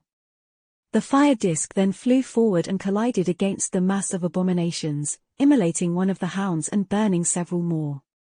The other raised her hand, and a thin blade made of nothing but air whistled as it bit into the flesh of one of the hunters, severing one of his arms at the shoulder. Sunny blinked. You have slain a fallen monster. The fastest of the nightmare creatures were already lunging at the defenders. The girl he had spoken to before took a step forward and attacked with a slender saber, striking at the neck of a spiked hound and opening its artery with a precise cut. Two more awakened were covering her from the sides, both wielding a shield and a memory weapon of their own, one a short sword, the other a steel pike. The last one did something to repel the arrows that were already flying toward their bodies, but Sunny had no idea what. Your shadow grows stronger. The awakened were performing well. They acted with sufficient coordination and foresight, doing everything in their power to slow down the tide of approaching monsters. Although not elites, each of them was a capable combatant. They were brave and determined. And yet, it was not going to be enough. Not nearly enough to survive, let alone prevent the invaders from escaping into the city. You have received a memory. What to do, what to do. Not fully realizing what he was doing, Sunny commanded the shadow to wrap itself around his body, and for the Soul Serpent to slither back onto his skin. Immediately, he felt much more powerful, his head more clear. His muscles brimmed with raw strength, double what he had just a second ago. His breathing became deeper. Sunny knew that he had to slow the abominations down, and then get back into the fight. That was the only way. Making a step forward, he swayed a little, and then grabbed the roof of an abandoned PTV to help himself keep balance. Bending down, he then grabbed the bottom of the heavy alloy vehicle with his other hand. Sending all of his essence rushing through his body, flooding it with as much strength as he could muster, he then growled and dug into the alloy with his fingers. And then, sending cracks through the asphalt, Sunny strained every muscle in his body to perform one devastating, explosive push. The window of the PTV exploded, and as its frame deformed, the whole vehicle suddenly flew into the air. It breached the distance between him and the rushing tide of nightmare creatures and crashed into it from the side like a bizarre cannonball, turning several dormant beasts into bloody pulp, breaking numerous bones, and sending most of the front row of abominations tumbling down. The runes shimmered in front of Sunny, and with no time to waste, he threw just one look at them, searching for the description of his new memory. He was only interested in one thing. Memory-type weapon. Good enough. Not bothering with reading the rest, Sunny summoned the weapon and used Shadow Step to appear amid the reeling abominations. Some had avoided his improvised ram and were already either attacking the six awakened or escaping into the streets. He couldn't do anything about it now. What he could do, though. As an ancient spear with a head crafted out of a long and sharp piece of black obsidian materialized in his hands, he thrust it into the throat of one of the wraiths, then used its back end to slam another one in the chest. Then, Sunny spun the spear and brought it down on the head of a lunging hound, shattering its skull with one terrifying blow. While he tried to overcome the ringing in his ears and continued to fight, more nightmare creatures got past him and more still were already emerging from the gate. Die, die, die, die, you damn wretches, die faster. They breached the line of defenders. The voice of the headmaster seemed calm, considering the situation, so the children gathered in the combat training hall of the school didn't panic, either. Nevertheless, they could feel that the adults were frightened, and that fear spread like an infection. The children were frightened, too. For many of the younger kids, this was the first time they experienced being near an opening gate. Those who were older knew what to do. In theory, only none of those things could be done. There was just not enough time to evacuate or reach the nearest shelter, and so, the lessons they had learned were useless. Everyone was gathered in the most protected place in the school, the gymnasium, and huddled together. The younger children were placed in the middle, the older ones near the edge, with the teachers standing the furthest from the center. The combat instructors were armed with actual memory weapons, which looked menacing and beautiful, at least to Rain, who had never seen her teacher wield one of his real weapons before. With him, the other instructors, and a couple of bodyguards who happened to be inside the school because of those children whose parents were really important, there were 5 awakened among them, each armed and ready to fight. The other teachers and older students were armed, too, albeit with mundane weapons. Rain herself was holding her training sword, realizing for the first time how flimsy and pathetic it was. Before, the sword had always seemed to weigh a ton and be unnecessarily sharp. Now, she wished that it was a real weapon, and not just a training one. What is going to happen? Because she happened to be standing near the headmaster, she saw her combat instructor glance at him and say something in a low voice. Rain wasn't supposed to hear it, most likely, but she did. He said, "It's a miracle that they held that long, really. Only 7 of them. I don't know who these people are, but they should have been overwhelmed in the first minute." Overwhelmed? But if 7 awakened were supposed to die in less than a minute, then what about the 5 protecting us? Rain suddenly felt cold and scared. The whole thing didn't seem real. How can something like this happen? This school was so prestigious and expensive, and so many important people sent their children here. Surely, the defenses. As if answering her thoughts, muffled sounds of firing penetrated the walls and sent shivers running through everyone's bodies. The automatic turrets had gone online, which meant that there were nightmare creatures approaching. Rain's father worked for the government, handling matters having to do with the logistical support of the awakened, and although he didn't like to talk about work, she knew more about these matters than most kids of her age. Because of that, she understood how ineffective mundane weapons were against the creatures of the spell, especially ones of higher ranks. So she just hoped that. Something broke with a deafening crash, and the whole gymnasium suddenly trembled. Curses. Rain gripped the hilt of her sword tighter, and turned toward where the crash had come from with a pale face. Her eyes widened. Hundreds of meters away, in the mass of nightmare creatures, Sunny sent another abomination to hell, threw its body away, and growled. There were so many of them, too many. Through the shadow hiding beside Rain, he saw that those monsters that had gotten past him and the other defenders had reached the school. He also saw more and more creatures arriving through the gate, beasts, monsters, and demons, awakened and fallen, there was simply no end to them. And he was dead tired and growing weaker, fast. His body was at its limit, his reserves of shadow essence were running dry, and even the mantle of the underworld was showing signs of straining to resist the never-ending rain of blows he was not able to evade anymore. Feeling blood streaming down his face, Sunny briefly glanced toward the distant school, then back at the gate. And then, he shivered. Something had changed. Something was coming. In the darkness of the gate, a new silhouette appeared. A moment later, all the beasts that surrounded him froze, and then howled triumphantly, as if to welcome the new creature to the waking world. The Gate Guardian had arrived. Chapter 492 Gate Guardian. Sunny stared at the gate, momentarily paralyzed by dread. Then, he snapped out of it and fought through exhaustion, rushing to kill as many abominations as he could before the Guardian came out of the gate. He had an inkling that after, there would not be an opportunity to pay them any attention. Is it the Guardian? How many minutes has it been? He had no idea. Somewhere along the way, Sunny had lost count of the time. All he knew was that it had not been long enough.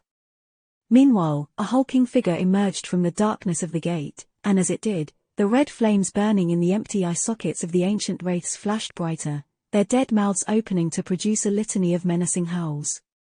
Crap. The Guardian was more than 4 meters tall, his desiccated body resembling that of the Primeval hunters and demons Sunny had fought, but at the same time much more frightening. He wielded a long spear, its blade cut out of a single slab of obsidian and covered in so many stains of ancient, dried blood that it seemed as if the stone itself had absorbed them and turned dark red. The giant was wearing an intricate leather armor, much more robust and imposing than those of the lesser wraiths, with strips of strange, bluish iron woven onto it. His wrists bore dozens of bracelets made out of iron and bone, and on his shoulders was a cloak fashioned out of the hide of some terrifying monster. The skull of the creature served as his helm, and his face was covered by a disturbing burial mask, its features twisted and bestial. The mask and the skull on his head each had 3 eyes, all 6 emanating intense, malevolent red radiance. Sunny felt a cold shiver run down his spine. What is that thing? He didn't know what kind of a creature the ancient chieftain was, but had no doubts that he was a fallen tyrant and a very powerful one, at that. Maybe the barrow these wraiths were coming from had been built to entomb this ancient menace, to begin with. And his mask had 3 eyes. Anything with 3 eyes made Sunny shudder, for reasons he did not fully understand. After the Forgotten Shore, he knew that this was a sign of something too terrible for him to know. Could he kill a fallen tyrant? Maybe if he had a lot of time to prepare and study his enemy, and attacked from the shadow.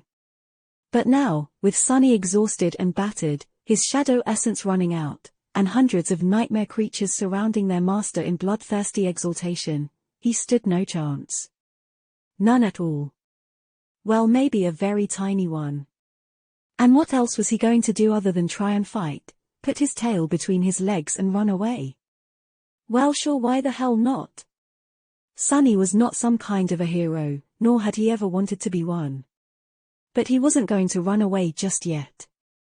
As the nightmare creatures renewed their assault with even more frenzied rage than before, he gritted his teeth and brandished the obsidian spear, feeling the primal battle style of the ancient wraiths seep into his very bones. Sunny was not done spilling blood. He had a little bit of fight left in him, still. In the gymnasium, silence and fear gave way to mayhem and panic. The walls of the school had been breached, and nightmare creatures crawled inside, madness burning in their terrifying empty eyes. Get back.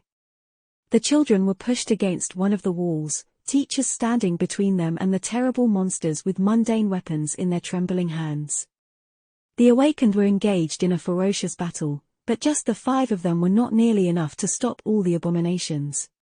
It was inevitable that sooner or later, some of the abominations were bound to get through. And soon, they did.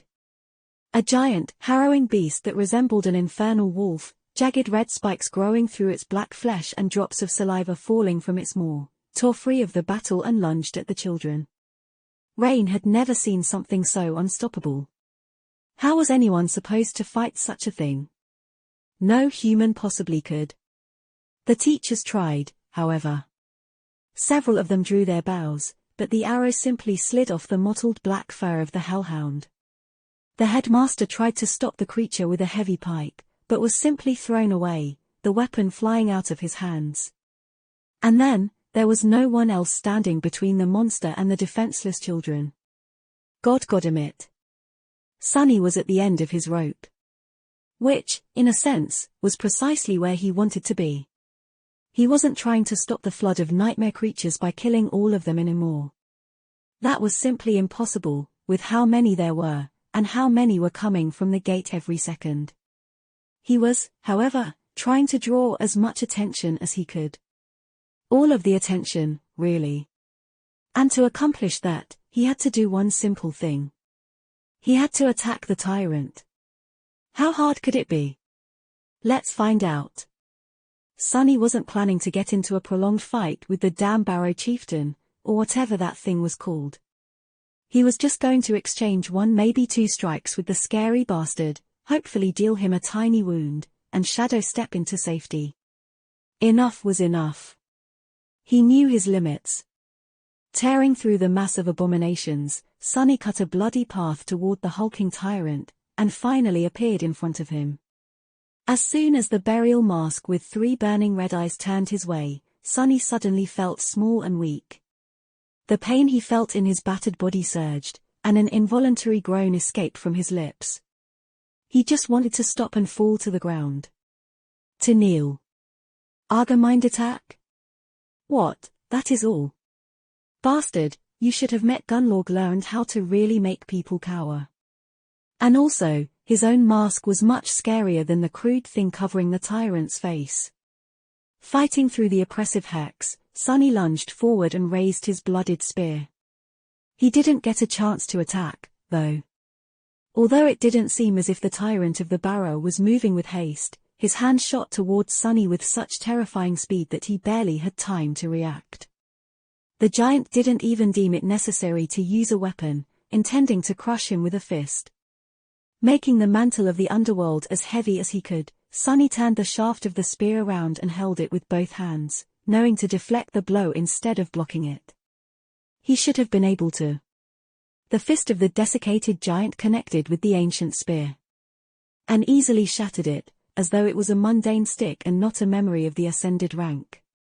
Before Sonny could even feel the terrible impact reverberate through his bones, 5 massive fingers closed around his torso like a steel bear trap.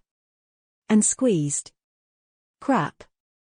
Your memory has been destroyed. What a shame he didn't even get a chance to learn what it was called. The stone-like metal of the mantle of the underworld groaned, but held. His bones, reinforced by the steadfast temperance of the bone weave, held too. Not that Sonny was having a good time. It felt as though he was being slowly crushed to death, unable to draw in a single breath. It hurt as hell, too much worse than that, actually. But worse still, while the tyrant had him in his grip, he couldn't use Shadow Step. He couldn't escape. I think I messed up. As Sonny struggled in the tyrant's iron grip, the giant tilted his head a little, and easily lifted him off the ground, bringing his prey closer to the 3 burning red eyes. Chapter 493 Advent of Death.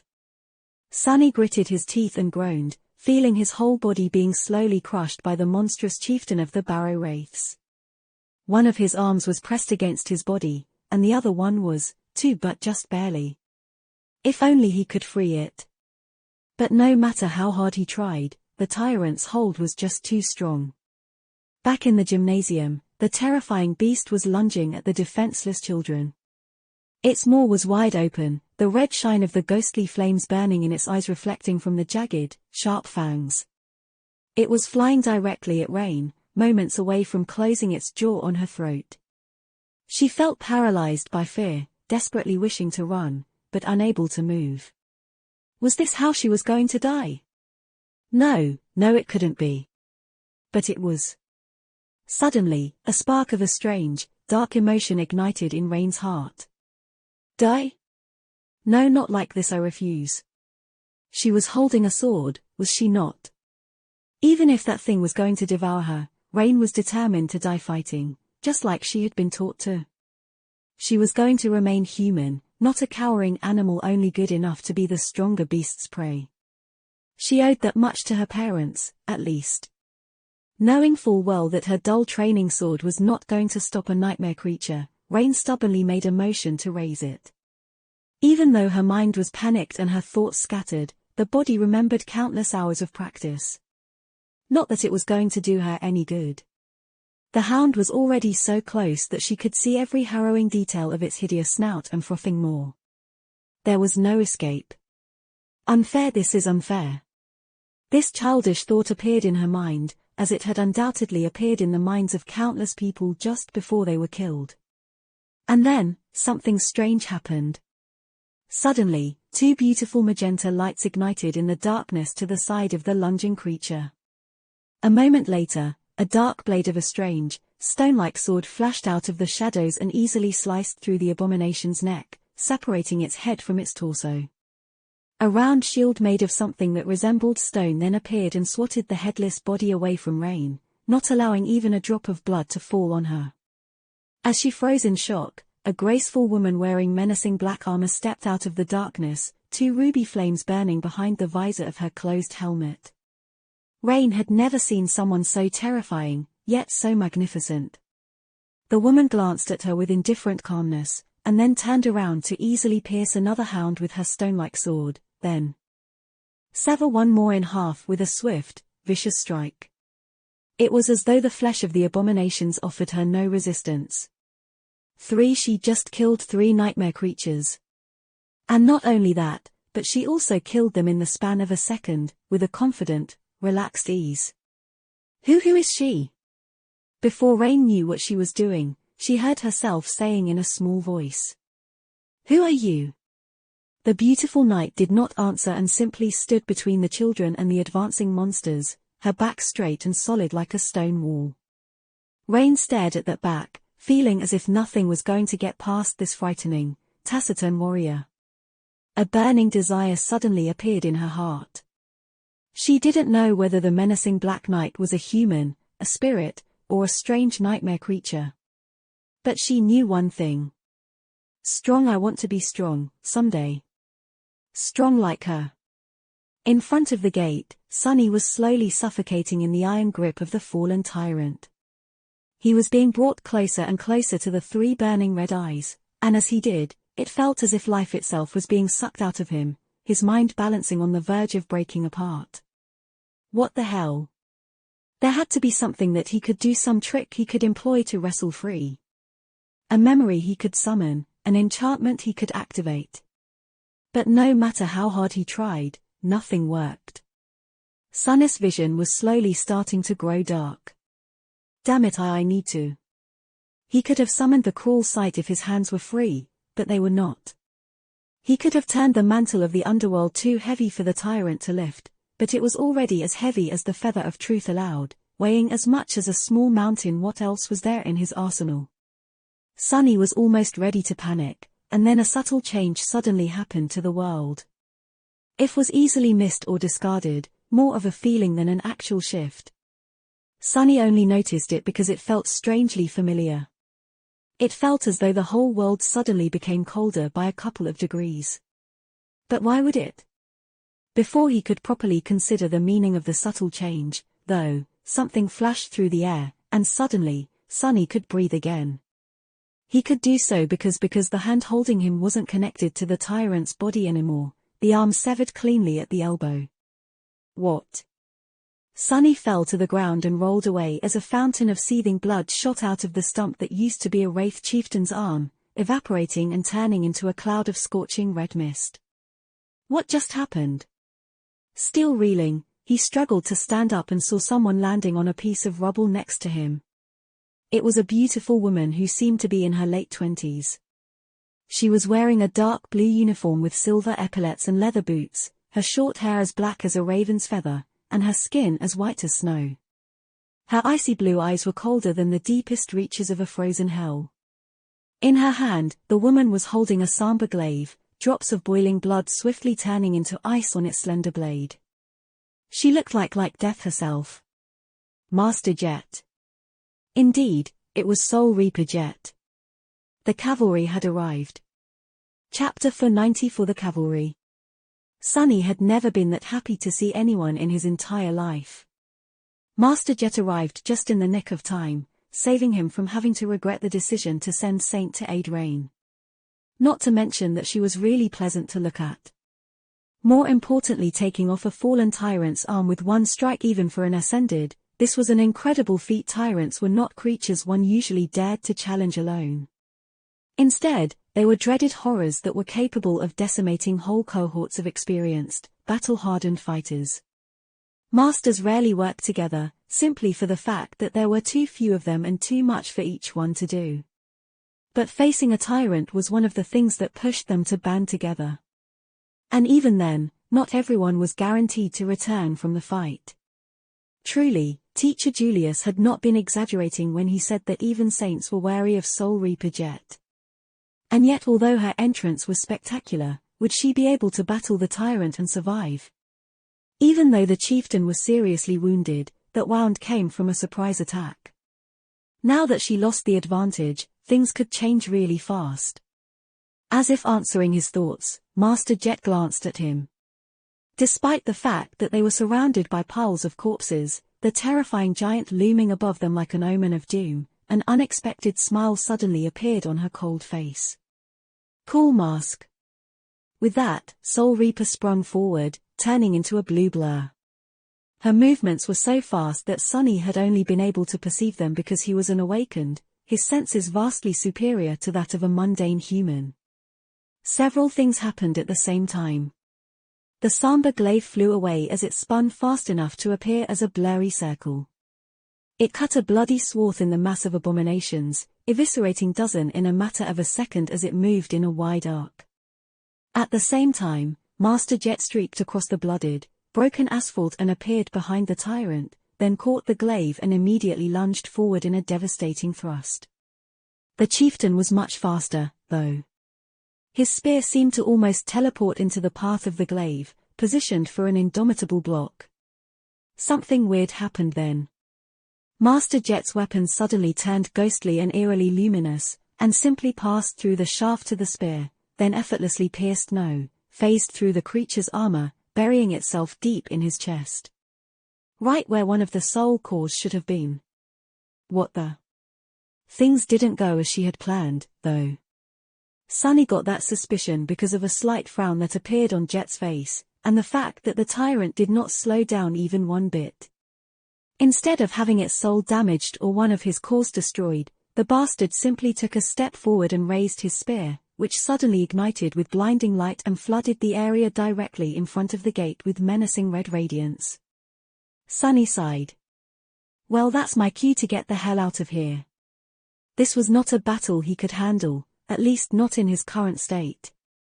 Master Jet seemed to have the situation under control. Even if she ended up as no match for the Barrow chieftain, she would at least be able to stall him until the rest of the government forces arrived.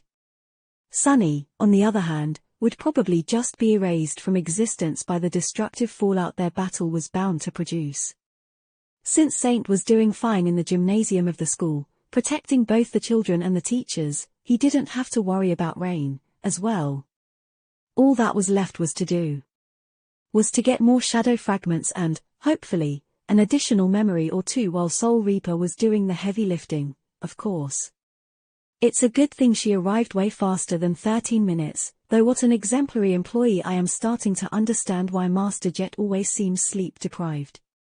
I hope the government gives her a raise. With that, Sunny picked himself off the ground and used Shadow Step to appear near the 6 awakened, who were on the verge of being overrun by the advancing nightmare creatures. Honestly, it was a miracle that all of them were still alive. Summoning the Odachi once again, Sunny cut down a hunter who had been aiming at the familiar young woman with a bow, and gave her a cursory glance. Something exploded behind him, in the direction where Master Jet was fighting the tyrant, painting him with shades of deep red. Lord Mongol, what should we do? Wasn't that obvious? Run, you idiots. Grimacing behind the fearsome black mask, Sunny opened his mouth and said, his voice full of resentment toward the fact that he had to tell such an obnoxious lie. "Stand and fight." The girl stared at him, a sudden expression of shame clearly written on her face. Of course, that is what an awakened ought to do." Suppressing an infuriated groan, Sunny strained his aching muscles and raised the soul serpent. What a joke! I better not see that quote going viral on the network. In the end, the gate was contained with, miraculously, no civilian casualties. Soon after Master Jet appeared, the government strike force finally arrived. Several swift air carriers descended from the skies in the howling of jet engines, and dozens of Awakened jumped down, all clad in high-quality armor and wielding powerful weapons. Almost at the same time, armored vehicles appeared on the road and opened fire on the mass of nightmare creatures, their spell-tech cannons managing to obliterate the weaker abominations and herd the more powerful ones away from the city streets. Operated by mundane humans, these machines were meant to control the battlefield and make it easier for the Awakened to eliminate those creatures too tough for human weapons to destroy reliably. More cohorts, machines, and mundane soldiers followed. Master Jet, unbelievably, ended up actually killing the tyrant. The break in their battle came when she suddenly shifted from attacking the chieftain himself to aiming for the three-eyed skull he wore as a helmet. As soon as she managed to crack the skull, the red flames burning in the eyes of the wraiths were extinguished, leaving them disoriented and weakened. Many simply fell to the ground, losing their perverted lives. The tyrant staggered, and then collapsed in a heap of rotten fur and desiccated flesh, sending a tremor through the bloody battlefield. This time, he was truly and utterly dead. After that, the scales of the battle tilted drastically in the favor of humans. Noticing a dedicated team of Awakened enter the school to secure the students, Sunny dismissed Saint and glanced at the scene of slaughter one last time. His heart was in agony. Not because of the havoc and destruction that seemed to envelop once peaceful streets, but because of all the soul shards and contribution points he was going to miss out on. Such cruelty, such injustice. Well, at least he received a very large number of shadow fragments, several memories, and even learned a new, profound and deviously deadly battle style. This thought did not console him very much, though. Almost on the verge of crying, Sunny sighed and dissolved into the shadows. Without saying anything or demanding any credit, Mongrel was gone just as suddenly as he had appeared. All that was left behind were scores of dead nightmare creatures and the memories of those who saw him fight. And some time later, in a dark and empty alley, Awakened Sunless, who avoided the summons to defend the gate, walked toward an especially remote corner and bent down to pick up the covetous coffer, which was furtively looking out from behind a big garbage container. Taking his communicator, Sunny patted the box on the lid and dismissed it, then stared at the screen with a dark expression. A heavy sigh escaped from his lips. Ah, it's good to be a coward.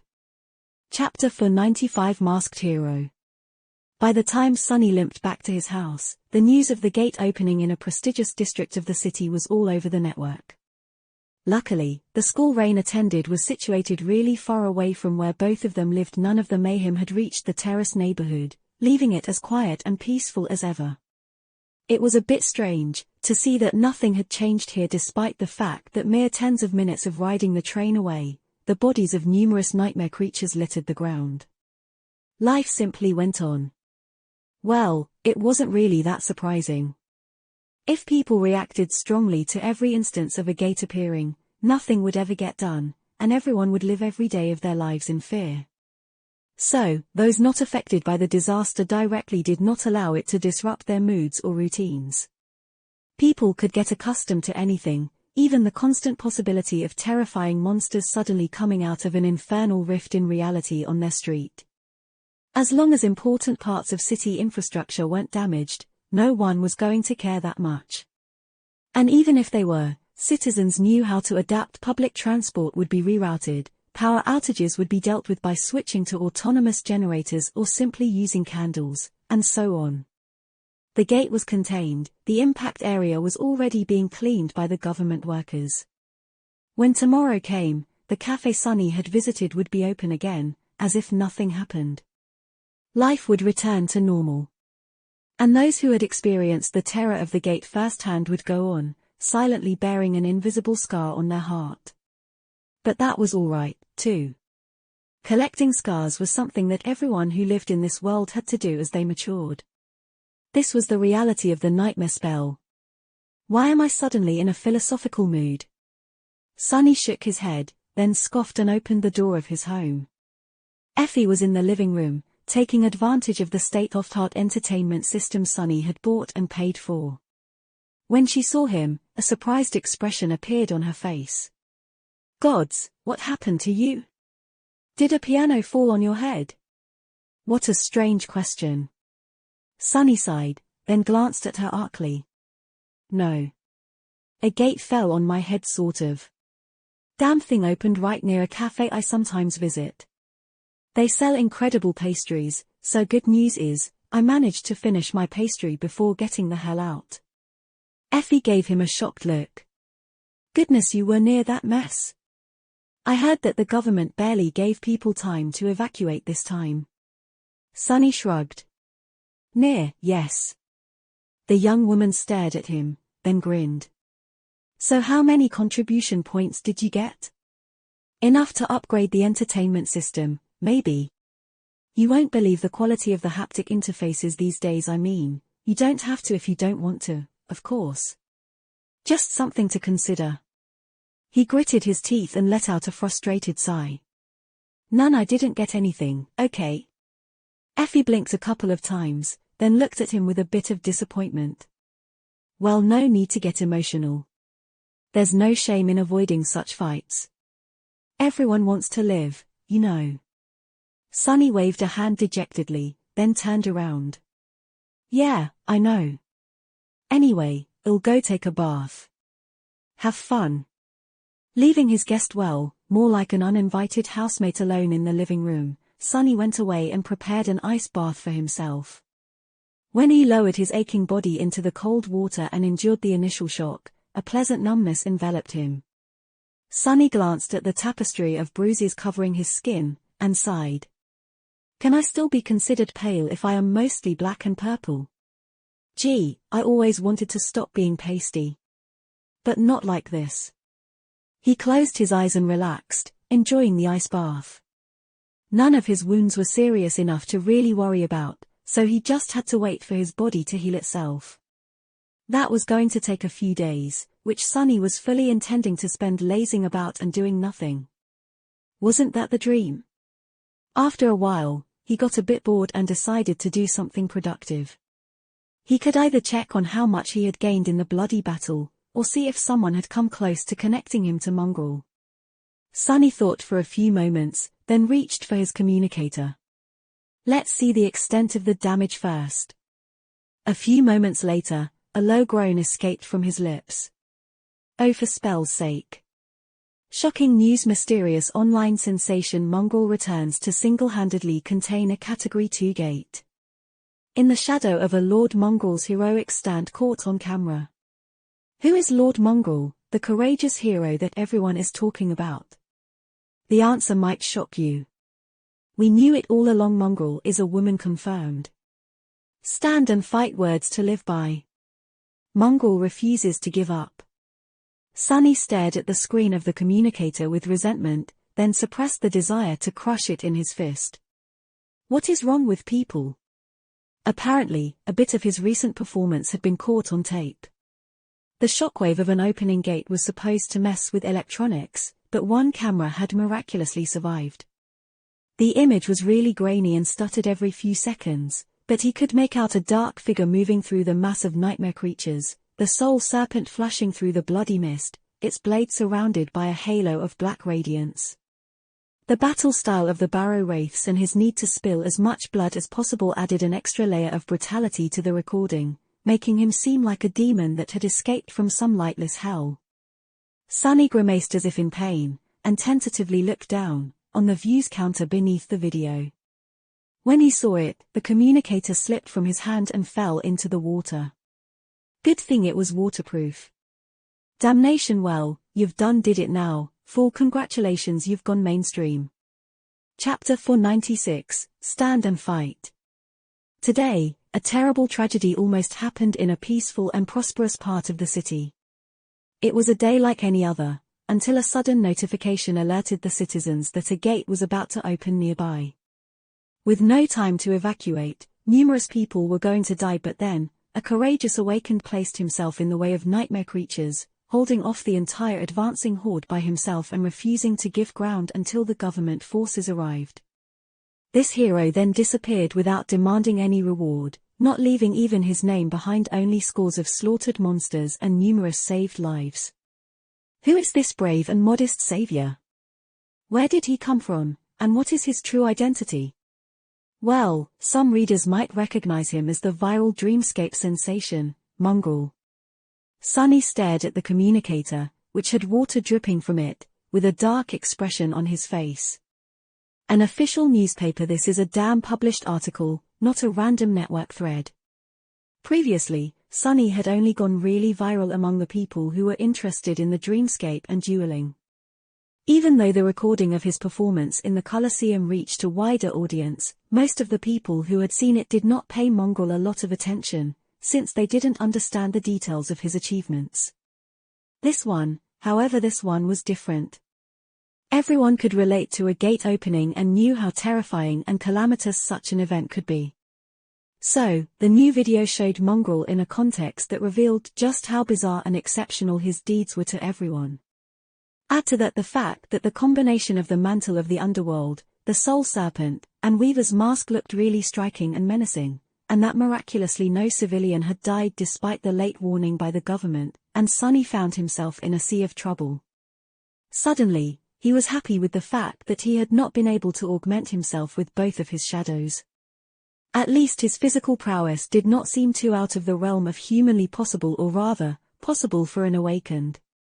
The other good news was that there, thankfully, was no recording of Saint. The cameras in the school had been properly damaged, and for that reason, people only knew of her by verbal description. Which caused its own share of problems because of how similar the mantle of the underworld was to her armor. Due to that and the nature of how rumors distorted the truth the more they were shared, soon, many people were convinced that Mongrel had protected the children in the school personally. And that led some to become convinced that Mongrel was a woman. Sunny tiredly covered his face with a hand. His worst fears had not come true, though. Despite the fact that the recording showed him using Shadow Step, no one learned the true nature of his ability from the grainy image, and no one connected him and Mongrel together. Maybe because of the ridiculous way A Song of Light and Darkness portrayed Sunny, but no one even tried to assume Changing Star's bumbling sidekick was actually the dark, deadly, demonic swordsman Mongrel. Instead, there were countless discussions like this. Mongrel_Seeker knew information on Mongrel's aspect previously. We all thought that his ability had to do with physical enhancement or perception, right? But we were all wrong. The new video clearly shows that his aspect is actually spatial sorcery. Spirit of the Colosseum, do you realize what that means? It means that he didn't even use his aspect in the Dreamscape duels. That was all just pure skill. Crazy. Anonymous user, you mean her aspect? Mongrel_Seeker heresy. Lord Mongrel is not a her. Anonymous user, you mean Lady Mongrel? Spirit of the Colosseum, I better ping Mongrel's son. He should know who his dad is. Anonymous user, you mean his MOM? Sunny let out an infuriated sigh. Well, at least no one is mentioning me. If you think about it, the more people think that Mongrel is a lady, the better. Yes, this is good. No, seriously, so good, curse them all. And of course, there were a lot of nonsensical threads assigning some deep and profound meaning to every stupid lie he had said. Like I am just a human. Mongrel reminds us of the only truth. There are no mundanes or awakened, only humans and the nightmare creatures. He knows that everyone is equal before the spell. Or make them bleed. Wow, I have no words. So cool. How can anyone be so cool?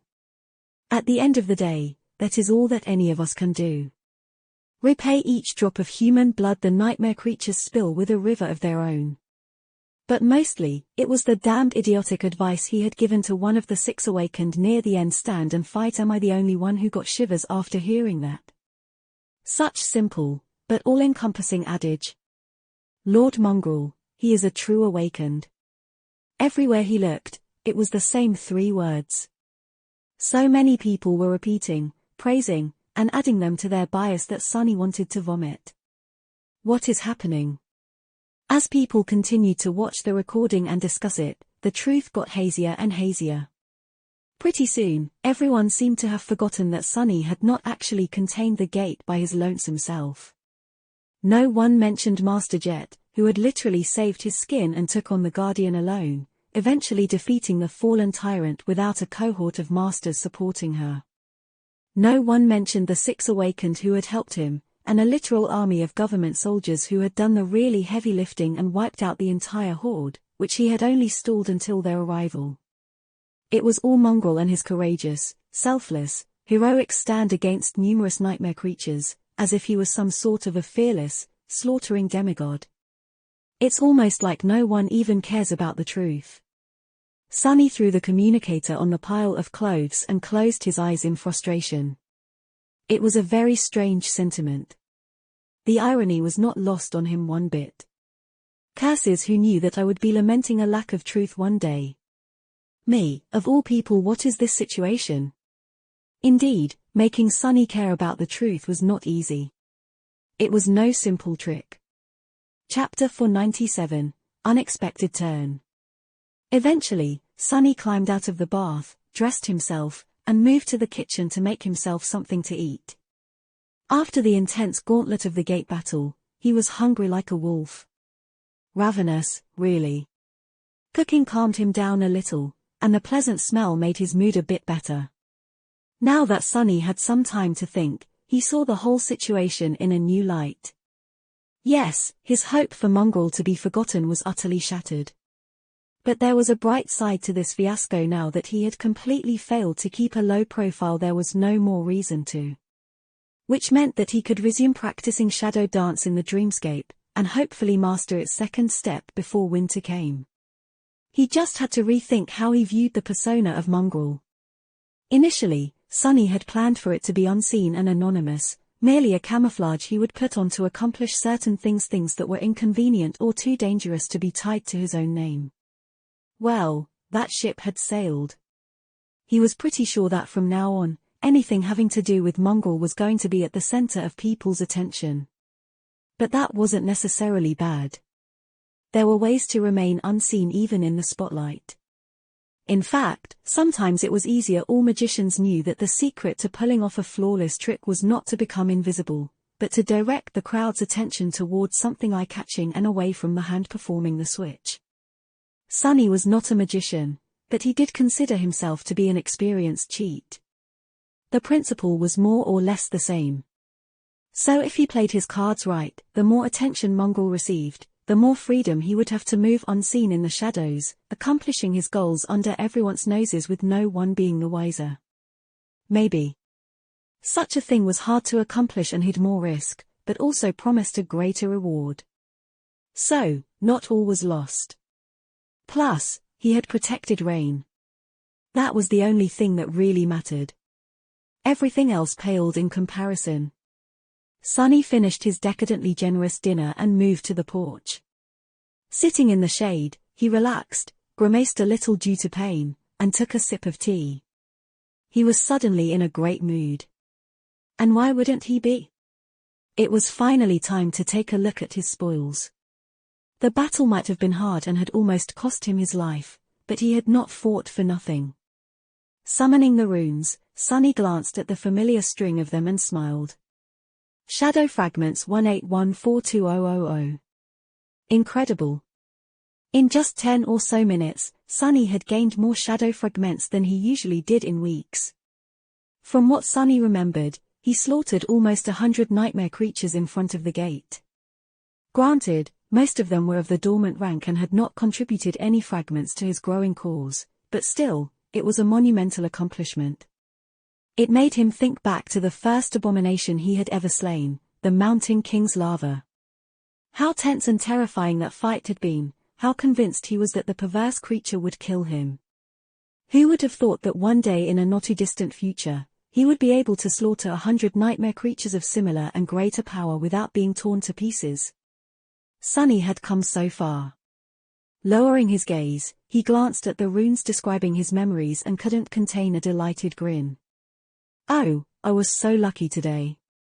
Without even counting the obsidian spear he had gotten and then swiftly lost to the tyrant, there were 6 new memories in his arsenal, most of them of the awakened rank. Sunny studied them for a bit and, coming to the conclusion that none were better than his current ones or performed something he wasn't already capable of, dove into the soul sea. He fed the memories to Saint and looked at her runes, satisfied with what he saw. Shadow Fragments 179200. So close. At this rate, he would probably be able to reach the full 200 before having to go into battle with the vine creature inhabiting the wreck of the ancient ship. If Saint grew even more powerful before then, her presence was going to change a lot of things. Sunny drank his tea in the peaceful silence of the terrace district, grimacing from time to time because of the pain in his bruised body. But even the pain couldn't spoil his mood. Today was a good day.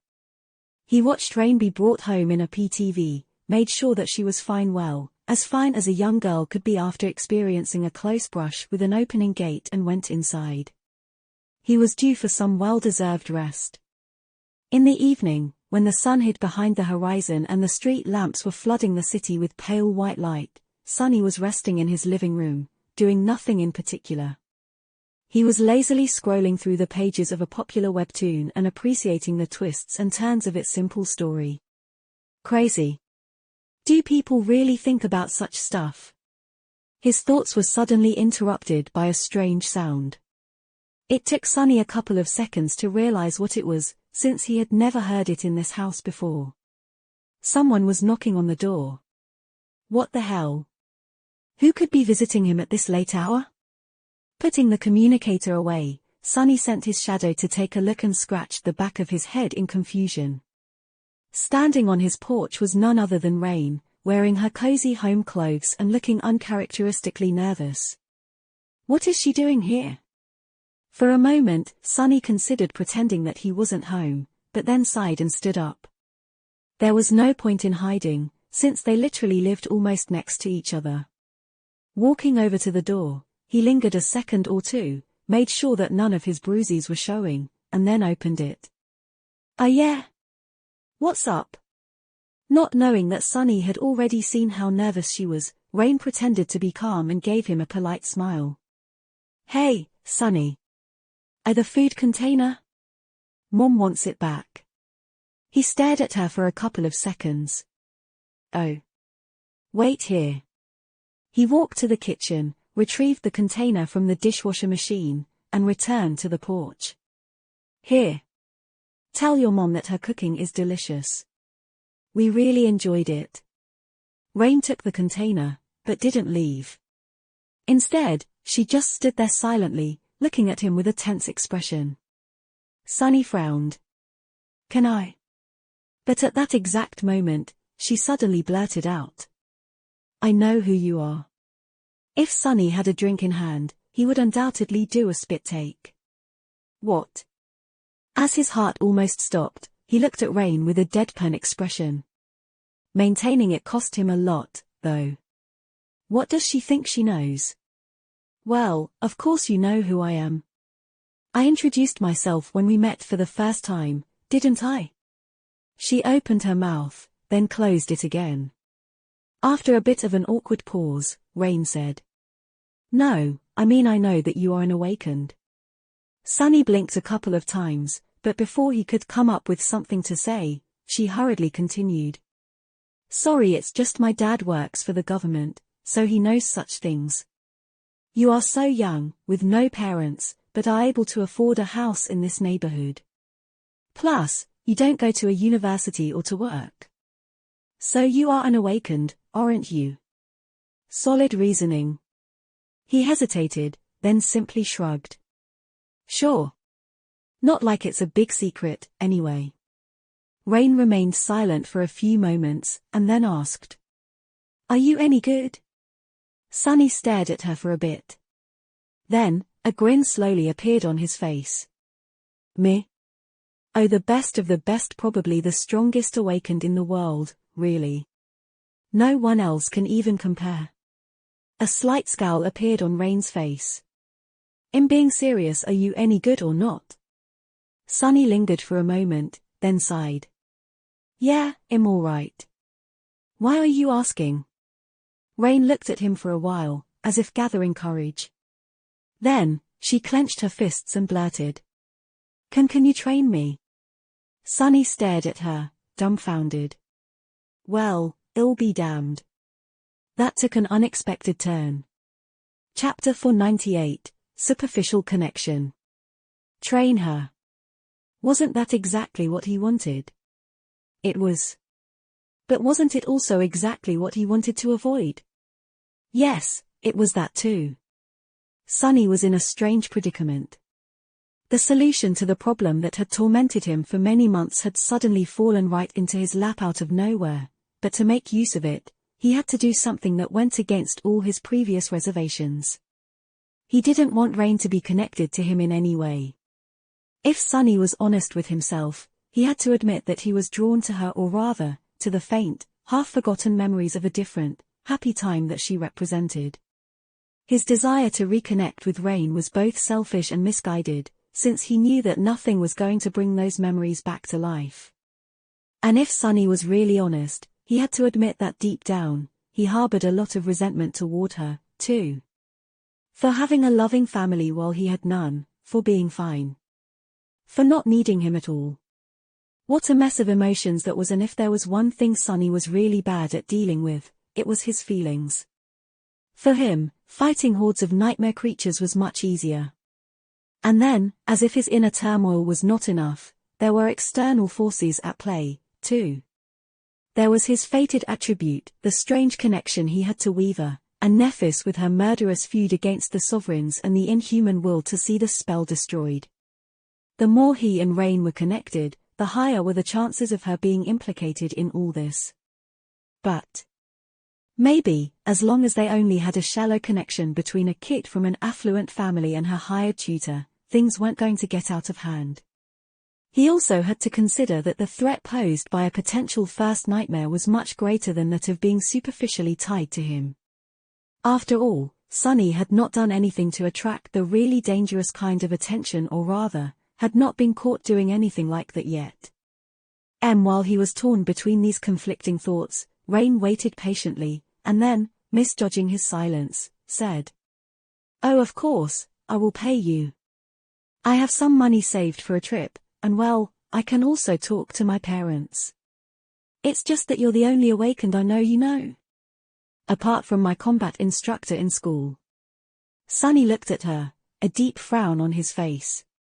Eventually, he asked, "What brought upon this conversation? Why do you suddenly want someone to train you? You said it yourself, you already have a combat instructor. I thought you rich kids get taught everything you need in school." Rain suddenly grew quiet and looked away. After a while, she said, "That you probably haven't heard, but there was a gate that opened near my school today. Many people almost died. I saw a real nightmare creature, even. It was this close to me. An awakened like you won't probably understand how it feels, right?" "Oh, sorry, what am I saying? Of course you'd understand. I mean, what I meant to say is that I was absolutely powerless, and that was not a nice feeling. Not a nice feeling at all." He glanced at him, and said with a suddenly serious voice, "So I want to become strong. Really strong. Strong enough to never feel that way again." Sunny almost laughed. "Oh, what irony, here we are, so different and in such different situations, but our desires are completely the same. Become stronger, so much stronger. As strong as one could possibly be." Rain paused for a few moments, and then added, "And what we are taught in school is not nearly enough. At least it wasn't today. Some of my classmates have private tutors that their parents hire for them, real awakened fighters. But it's just a question of status to them. They don't really learn, or if they do, I didn't see it make any difference when the nightmare creatures were trying to kill us. Sunny smiled from the corner of his mouth. That's because 1,000 hours of training will never be as impactful as one real fight. My own mentor told me that once. He hesitated for a second, and then sighed. I myself was trained by a very special person. The best fighter I have ever met, and probably ever will. The funny thing is, though, I sort of swindled her into teaching me how to handle a sword. Felt a little guilty about it ever since. So I guess it won't hurt to pay it forward and help someone like you out. Sunny looked at Rain with a dark expression, realizing that he had already made a decision. To hell with this, why make things complicated when they are actually really simple? He shook his head. Be warned, though. If you want me to train you, I will really train you. It's going to be hard as hell and hurt a lot. I don't want to hear any complaints, or see you slacking off. Understood? Rain suddenly giggled. Sunny scowled. What's so funny? She waved a hand. Sorry. It's funny when you act all strict and serious, because you are barely older than me. But I do understand. I'll work hard, I promise. Sunny stared at her for a bit, then said in a low voice. What do you mean, barely older than you?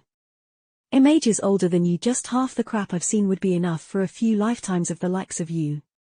Then, he smiled menacingly and added. Oh, and by the way, I also won't be cheap. I have mouths to feed, you know. That guest you've seen, I can't seem to get her to leave.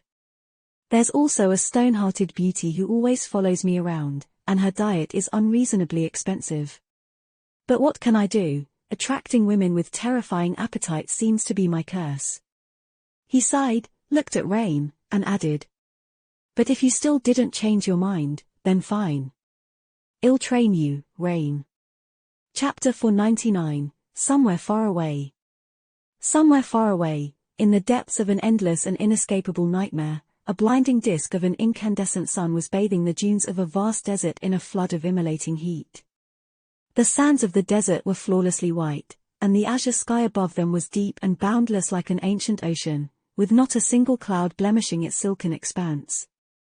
Being battered by the heat, a lone figure moved across the sand. It was a young woman with striking grey eyes, her skin covered in terrible burns, her silver hair dirty with blood and surrounded by a radiant halo of reflected light. She wore charred remains of a shattered armor, and wielded a broken sword, its silver blade fractured and ending in a jagged edge close to the hilt. The young woman walked forward, the trail of her footprints stretching far into the distance and disappearing over the horizon. To her left, there was nothing but an endless sea of white dunes. To her right, a line of black mountains eventually created a boundary for the scorching desert. Far ahead, there was a tree with scarlet leaves and a scattering of something that looked like pale fruit hanging from its wide branches. This was where Nephis was headed. She had to reach the tree before the night came, or no, it was better not to think of it. Her water had long run out, and the thirst was slowly taking hold of her mind. Her tortured body was a sea of pain, but she could still walk. She could still fight. She was still not willing to give up. After a while, the tree grew closer. Nephis stopped and stared at its white bark, its scarlet leaves, and the shapes she had thought were fruit. But they weren't. Instead, tens of thousands of skulls hung from the beautiful branches, fastened to them with glistening threads of black silk. A spring of water formed a clear pool in the shadow of the great tree, and on its bank, with his back to her, stood a figure clad in a strange, rusted armor. A human. No, the figure was too tall to be one of her kind. As if hearing her thoughts, the creature turned around, revealing a desiccated face of a corpse, hollow eyes emanating ominous blue radiance, and 6 hands, each grasping the hilt of a weapon. 2 hands held long swords, their blades sharper than a razor and curved slightly, 2 hands held menacing twisted sickles, and the last 2 held a heavy scepter and a broken shield. The chest plate of the creature's rusted armor was shattered, revealing a harrowing wound beneath. Being consumed by thirst and exhaustion, Nephis raised a hand, as if begging the creature to stop. But, of course, it didn't. With furious madness burning in its eyes, the abomination lunged at her, striking down with one of the sickles. It moved faster than lightning, sending a scarlet cloud of fallen leaves swirling into the air with a strong gust of wind. Taking a step back, Nephis raised her broken sword to deflect the devastating strike, as if forgetting that it had no blade. At the last moment, though, a ray of pure sunlight appeared where the blade should have been and stopped the sickle from rending her flesh. Nephis swayed from the force of the impact, but remained standing. Her cracked lips opened, and a hoarse whisper escaped from them. "Let us burn, then let us burn together." In the next moment, white flames ignited in her eyes. Her skin suddenly shone with pure radiance, which then became brighter, and then, brighter still. Throwing the sickle away, she dodged two thrusting swords and danced around the armored giant, her blade of sunlight piercing the rusted armor with terrifying ease. The two of them fought in the shade of the ancient tree, thousands of skulls staring at their battle with empty eyes as they swayed in the wind. Nephis was much slower and weaker than the six-armed demon, but her skill was flawless, inexplicable, and deadly. She moved with the flow of the battle as if it was her natural element, controlling its cadence with indifferent ease. Her flesh mended itself seconds after being torn, and the flames burning in her eyes only grew hotter. Deathly pale from the harrowing pain, her beautiful face grew colder and colder, becoming almost inhuman. Her sword of sunlight, meanwhile, left molten marks on the body of the ancient demon. And even though such wounds could never harm it, after a while, the creature suddenly staggered. Of course, it did. That was a memory left behind by the nameless son of the forgotten shore, after all. Everything it touched was doomed to have its soul destroyed. Finally, Nephis managed to find an opening and dashed forward, slashing upward with the nameless sun. The sunlight blade cut through the rusted armor and severed one of the demon's arms, then fell down and sliced through another. Before the creature could recover, she was already upon it. Nephis sidestepped a crushing blow of the heavy scepter and places her hand on the demon's face. The creature froze, and then opened its mouth, as if to scream. However, all that escaped from it were dancing tongues of white flame. As the pure radiance enveloping Neph's skin dimmed, it was as though the demon burned from within. Flaming fissures opened on its body, leaking pristine fire and radiating annihilating heat. His flesh boiled and blacked, and eventually, the blue shine of his eyes was replaced with blinding white light. And then, that light was extinguished, leaving two dark, charred holes behind. Nephis let go of the creature's face, and watched as its scorched body fell to the ground. She stared at it for a few moments, and then indifferently turned away. Making a few steps forward, Nephis swayed and fell to her knees. Then, she reached into the pool with trembling hands, put her palms together, and brought a handful of cold, sweet water to her lips. Finally, her terrible thirst could be quenched. Chapter 500, In the Depths of a Nightmare. After drinking her fill, Nephis sat silently on the edge of the pool for a while, staring into the distance. Her eyes, however, were moving, as if reading an invisible book that floated in the air above the calm waters. Some time later, a pale shadow of a smile touched her lips. "That guy, he did something crazy again, didn't he?" She closed her eyes and inhaled deeply. "How is he so fast?" In the past months, years, lifetimes. Spent traversing the dream realm, surrounded by nothing except for pain and bloodshed, Nephis had started doubting the memories of her previous life. Sometimes, all of it seemed like something that she had simply imagined, a bittersweet dream she had invented to escape from the horrors of the real world. This world. The world of never-ending nightmares. The change of the runes describing Sunny was the only connection she had left to the actual reality. Perhaps, it was the only thing keeping her sane. Even if the things she saw in the shimmering runes were sometimes hard to believe. The impossible lineage that should not have existed, the divine memory of the seventh rank, the strange essence of his soul, the true nature of the taciturn stone demon, and of course, of his flaw. It seemed that Sunny had much more secrets than Nephis had suspected. With that knowledge, many things made much more sense now, but at the same time, many others seemed much more incredible. Well, it was not like she didn't have secrets of her own. And anyway, it was all in the past. Everything was in the past. All that remained was the future. She did hope that he was doing well, though, out there in the real world. With Cassie. Looking up from the water, Nephis shifted her gaze to the ancient tree and saw two weathered skeletons cruelly nailed to its white bark. Both stared at her with empty eyes, their teeth bared in eternal grins. After some time, one of the skeletons said, "My, oh my. Am I that pleasant to look at?" The other grated its teeth and let out a creaky growl, then strained, trying to wrestle free of the large silver nails impaling it to the tree. However, no matter how furiously it struggled, the nails held true. Nephis looked at the skeletons with a calm expression, no emotion reflecting in her cold, grey eyes. The first skeleton spoke again. Is that living blood I smell?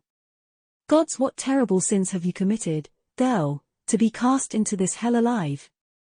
Even for a revolting Nephilim like you, this is too harsh of a punishment. Finally, she opened her mouth and said hoarsely, in a voice of a person who had almost forgotten how to speak. What language do you use? The skeleton laughed. The only language there is in this place, of course. Why? Do you wish to learn it? Nephis remained silent for a long time, and then said, I seek a way back to the waking world. Do you know how to escape this place? The skeleton stared at her with a grin. The waking world? What is that? The second skeleton suddenly spoke, his voice deep and full of rage. Can't you smell the stench of a demon on this abominable thing? She is one of Weaver's, you fool. The first skeleton turned its skull a little, and then asked. Is that so? My, oh my. In that case, you will not find guides better than the two of us. Just take us off this damn tree, and we will lead you to wherever you want. Nephis stared at them for a while, then turned away. I don't need two guides. Which one should I pick? The second skeleton strained to free himself again, and then roared. I am Azarax the Mighty, the Plague of Steel, King of Kings, Conqueror of 100 thrones. Choose me, Nephilim. I will guide you to the shores of the underworld and through its dark expanse, back to the world of the living. You will need a powerful guide if you wish to escape. She spared him a glance, then said to the other one. What about you? The first skeleton answered in an aloof tone. Me? Oh, I am no one. Just a humble slave. Nephis lingered for a bit. Finally, she asked. Why are the two of you nailed to this tree? The skeleton who had called himself Azarax growled. Don't you know where you are, abominable creature? I am here because I led my armies into the Great War, slaughtered a myriad of souls, and was punished for my strength and my pride. She shifted her gaze to the other one. The first skeleton answered succinctly. I have angered the gods. Nephis tilted her head a little. How? The skeleton sighed with regret. Well, if you must know, I slit a god's throat. My, oh my, one could say that it was a misunderstanding. Was there really a need to be so petty? The sun was already falling behind the horizon, and chilling cold was spreading across the white desert.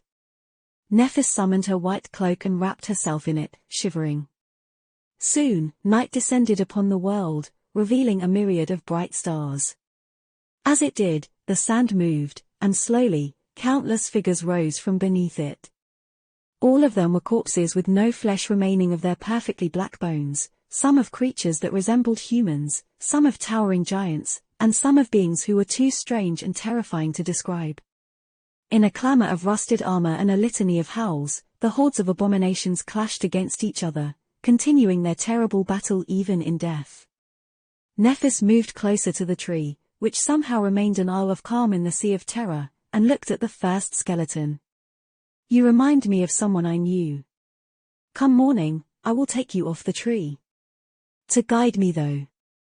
The skeleton cackled. Very well, vile creature. Even though you are revolting, I will keep my promise. Nephis grinned. What do I call you, then? The skeleton remained silent for a bit. A name? I used to have one of those, before. What was it? Oh. He moved its jaw a little, and then said. Uris. Uris of the Nine. Chapter 501, Step 2. As waves of summer heat assaulted the city, its concrete and alloy jungle had turned into a sweltering oven. The air filtration systems were running without pause to save the people from suffocating in the clouds of pollutants, and in poorer districts, water had to be rationed because of the drought. Luckily, none of that touched the peaceful terrace neighborhood. Here, people leisurely enjoyed the warm weather in the cool shade of the tall trees when they had free time, had unlimited access to fresh water and delightfully cold drinks, and lived their lives seemingly without a care in the world. Sunny was constantly surprised to find himself among these fortunate and prosperous people. For the past month, his life was very busy, but without any distress. He had been steadily working toward his various goals, slowly making progress toward each. His shadow fragments were nearing full saturation, and so were Saint's. He had returned to the dreamscape and participated in countless duels in the professional arenas, where the fighters were much more capable and gave him the opportunity to witness and comprehend many different battle styles. As the result, Sunny was able to further develop Shadow Dance, making his mastery of it much more solid. The Prince of the Underworld enchantment of the mantle was now also very different from how it had been before. Even if he wasn't going to reach the mark 6,000 defeated opponents anytime soon, or even a third of it, he was still making consistent progress. The counter already showed 15796,000. The drawback, of course, was that with each day he went without losing a fight, Mongol received more and more praise and attention. These days, each of his duels gathered an audience as large as that of the top Dreamscape broadcasters, especially because some sort of a yearly tournament seemed to be approaching. Mongol's fans, however, were doomed to be bitterly disappointed. Sunny had no plans of participating in a foolish imaginary competition. He didn't care about fame and recognition, and was too busy to even spare it a thought. Apart from practicing Shadow Dance, he also continued training with Effie and Saint, slowly bringing his mastery of the spear close to that of his knowledge of the sword. He also had to run the brilliant Emporium, which was quickly blossoming into an actual enterprise thanks to Aiko's management and hard work. And of course, he had been training Rain. Come on, seriously. She was currently in his living room, staring at him with outrage. Sunny tilted his head a little. Sure. What seems to be the problem? Rain opened her mouth, then shook her head. Listen, Sunny, I understand that you are the teacher, I really do. But it has already been a month, and all you taught me were wilderness survival lessons. And only one strike, which I had repeated thousands of times already. When I asked you to train me, I thought. Sunny grinned. You thought what? That I will teach you how to decimate nightmare creatures and bring all your enemies to their knees. She coughed in embarrassment, then said in a small voice. Yes. He shrugged. But that is exactly what I am teaching you. Who do you think survives in the dream realm? The best swordsman? The strongest fighter? No. You need to be alive to fight a nightmare creature, and for that, you need to know how to find food, water, how to read tracks and move through the environment without letting it kill you.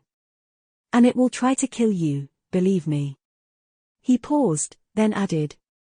Yes, they taught you the basics in school, but not nearly enough. You want to live long enough to become strong? Then this is step 1. Rain let out a long sigh, and then looked at Effie for support. The huntress was currently balancing in her wheelchair with a bored expression on her face, waiting at the door for some snacks she had ordered to arrive. What? Listen to Sunny, kid. He might look like a wet weasel, but this guy knows his stuff. The things he lived through are simply beyond reason. Honestly, if he had any shame, he would be dead. Sunny spared her a dark glance, and said, Thanks. I guess. Rain frowned, accepting her defeat. A few moments later, she suddenly asked. What's step 2? He raised an eyebrow. What? You said that learning to navigate the environment without dying is step 1. What's step 2? Sunny looked at her for a few moments, then said. It's about your mindset. You're not ready for step 2 yet, though. Well, get to it when the time is right. For someone like Rain, that step was going to be the hardest. She didn't really have an aptitude for violence, yet, because her life so far had been nice and soft. But she would have to not only come to terms with violence, but also adopt it into the very core of her being, make it one of the cornerstones of herself. That was the only way to survive the spell. Ironically, for Sunny, that step had been the easiest. In fact, he had made it long before his first nightmare, long before the spell even knew of his existence. Rain stared at him with disappointment, then sighed. I just want to be strong like her. He blinked a couple of times.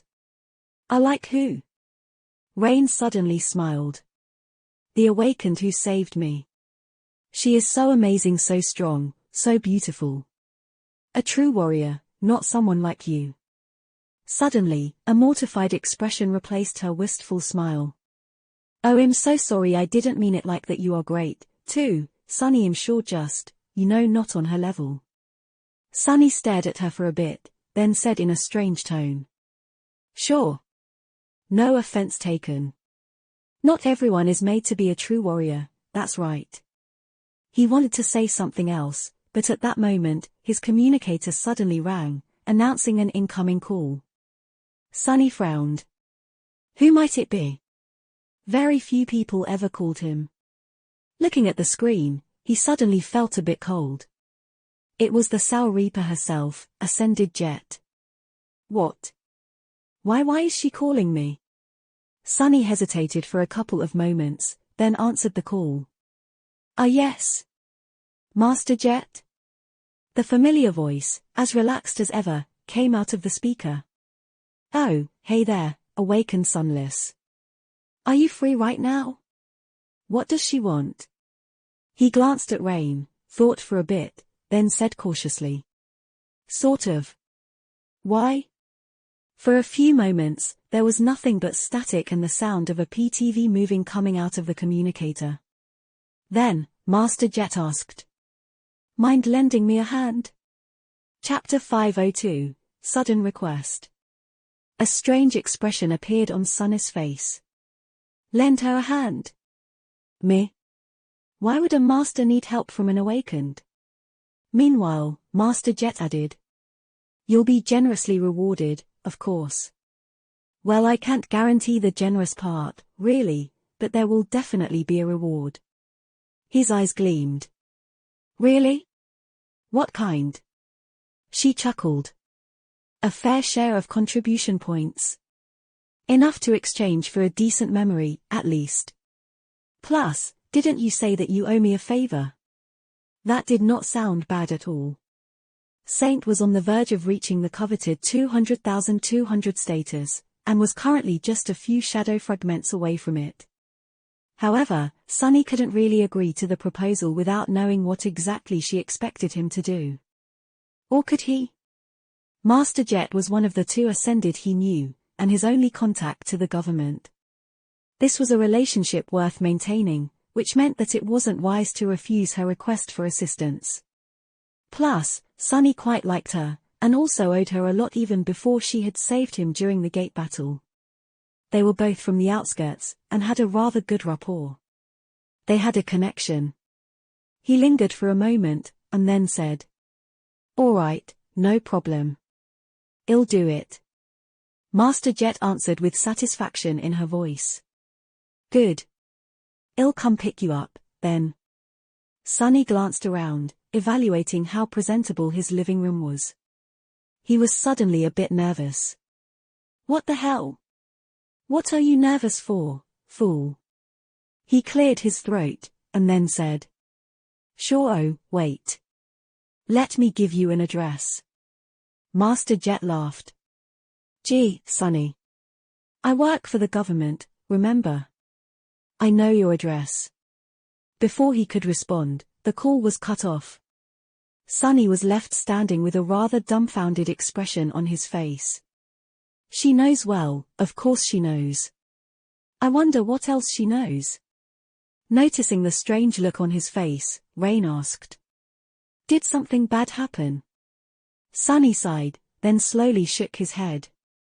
No, nothing bad. Just some business I have to deal with. Sorry, we'll have to continue the lesson next time.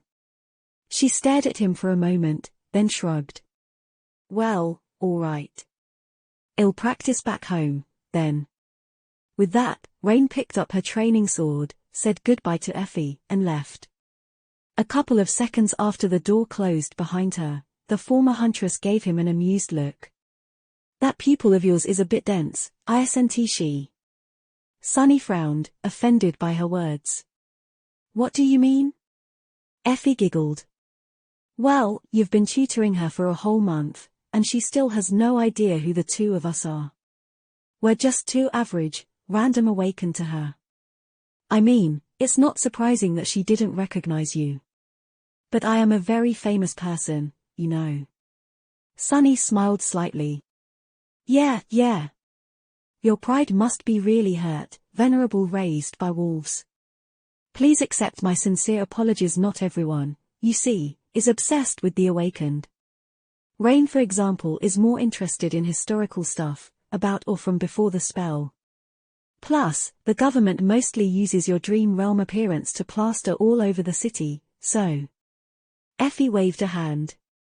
I'm joking, you doofus. She's a good kid. She paused for a moment, and then added. That's why it hurts me to see her wasting money on a hack like you. At that moment, there was a sound of a PTV stopping nearby, and of light steps approaching their door. Effie's eyes shined. Turning her wheelchair, she opened the door and yelled. Finally. Master Jet stood on the porch in her usual deep blue uniform, with one hand raised to knock on the door. Her jacket, as always, was carelessly unbuttoned, revealing her slim waist and generous figure. Her short raven black hair was a bit messy, and there was a look of slight surprise in her icy blue eyes. Effie stared at the older woman for a few moments, disappointment clearly written on her face. Then, she said dejectedly. Oh. You're not food delivery. A polite smile appeared on Master Jet's face. Ah. Awakened Athena. It's an honor to meet the famous raised by wolves. I am Ascended Jet.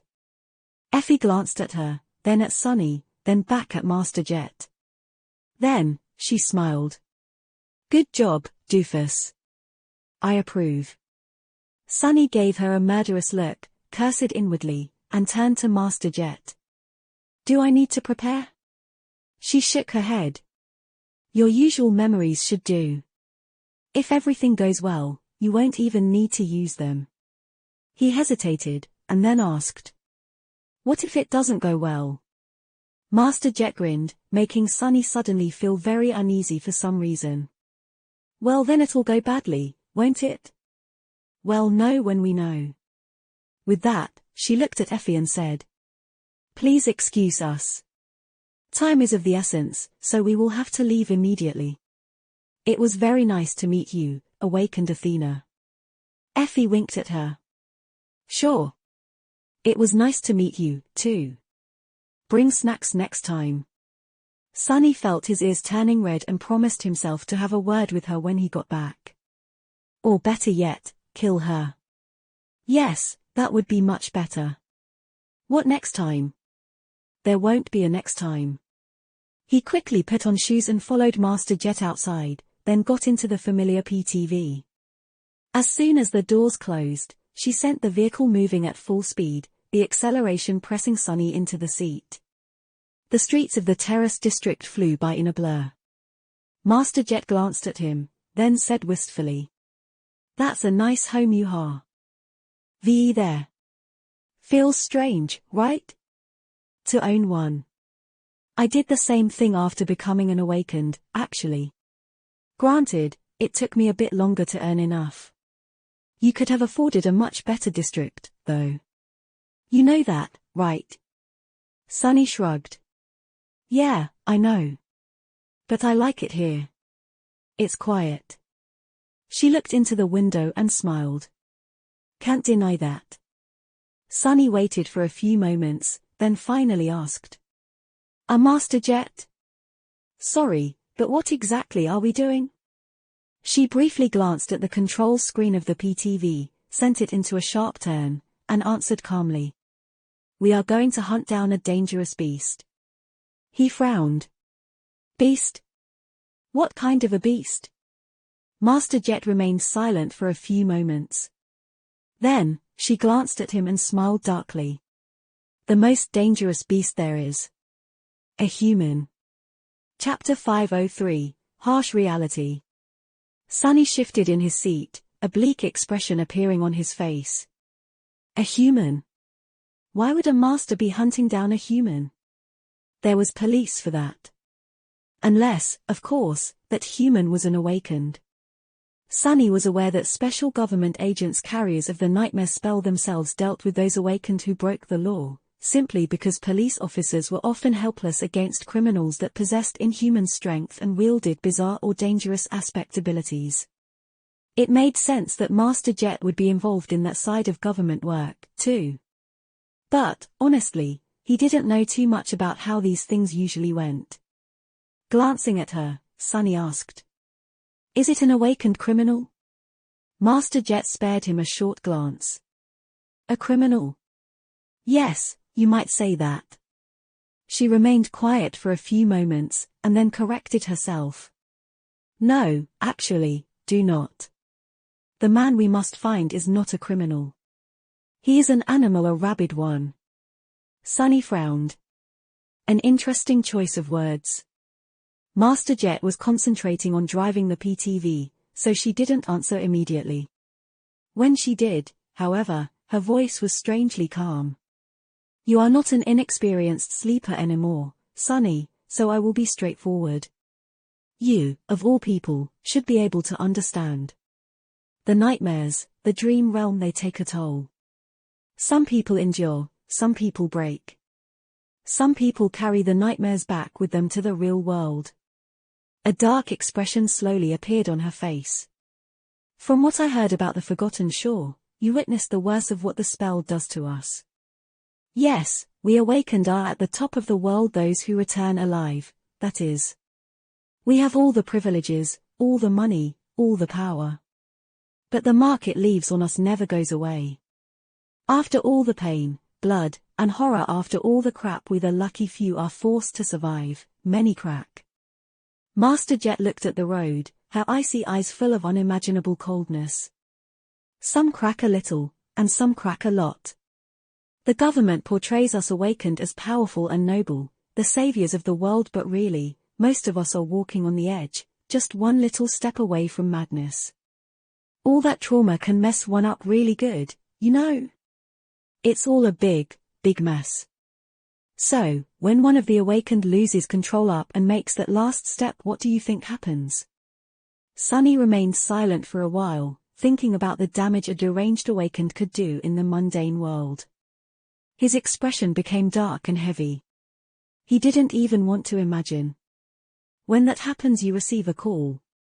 Master Jet glanced at him and smiled. Smart. Yes, when an awakened goes out of control, I or someone like me receives the call.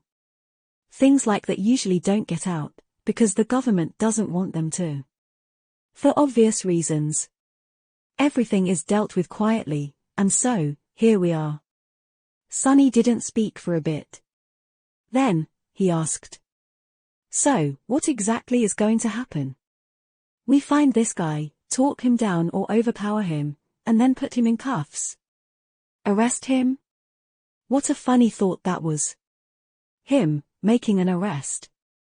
Sunny had been on the other side of this equation a few times in the past, and never in his life had he imagined putting handcuffs on someone, and not the other way around. Master Jet gave him a complicated look. There was almost pity. No. We are not going to arrest him. Sunny blinked a couple of times. Will he be free to walk around as if nothing happened until the trial? Of course, there was another, much darker answer. As if reading his thoughts, Jet slowly shook her head. No. No, he won't be walking around. Sunny looked into the window. Ah. Master Jet sighed. If they summoned me, then things are already beyond that.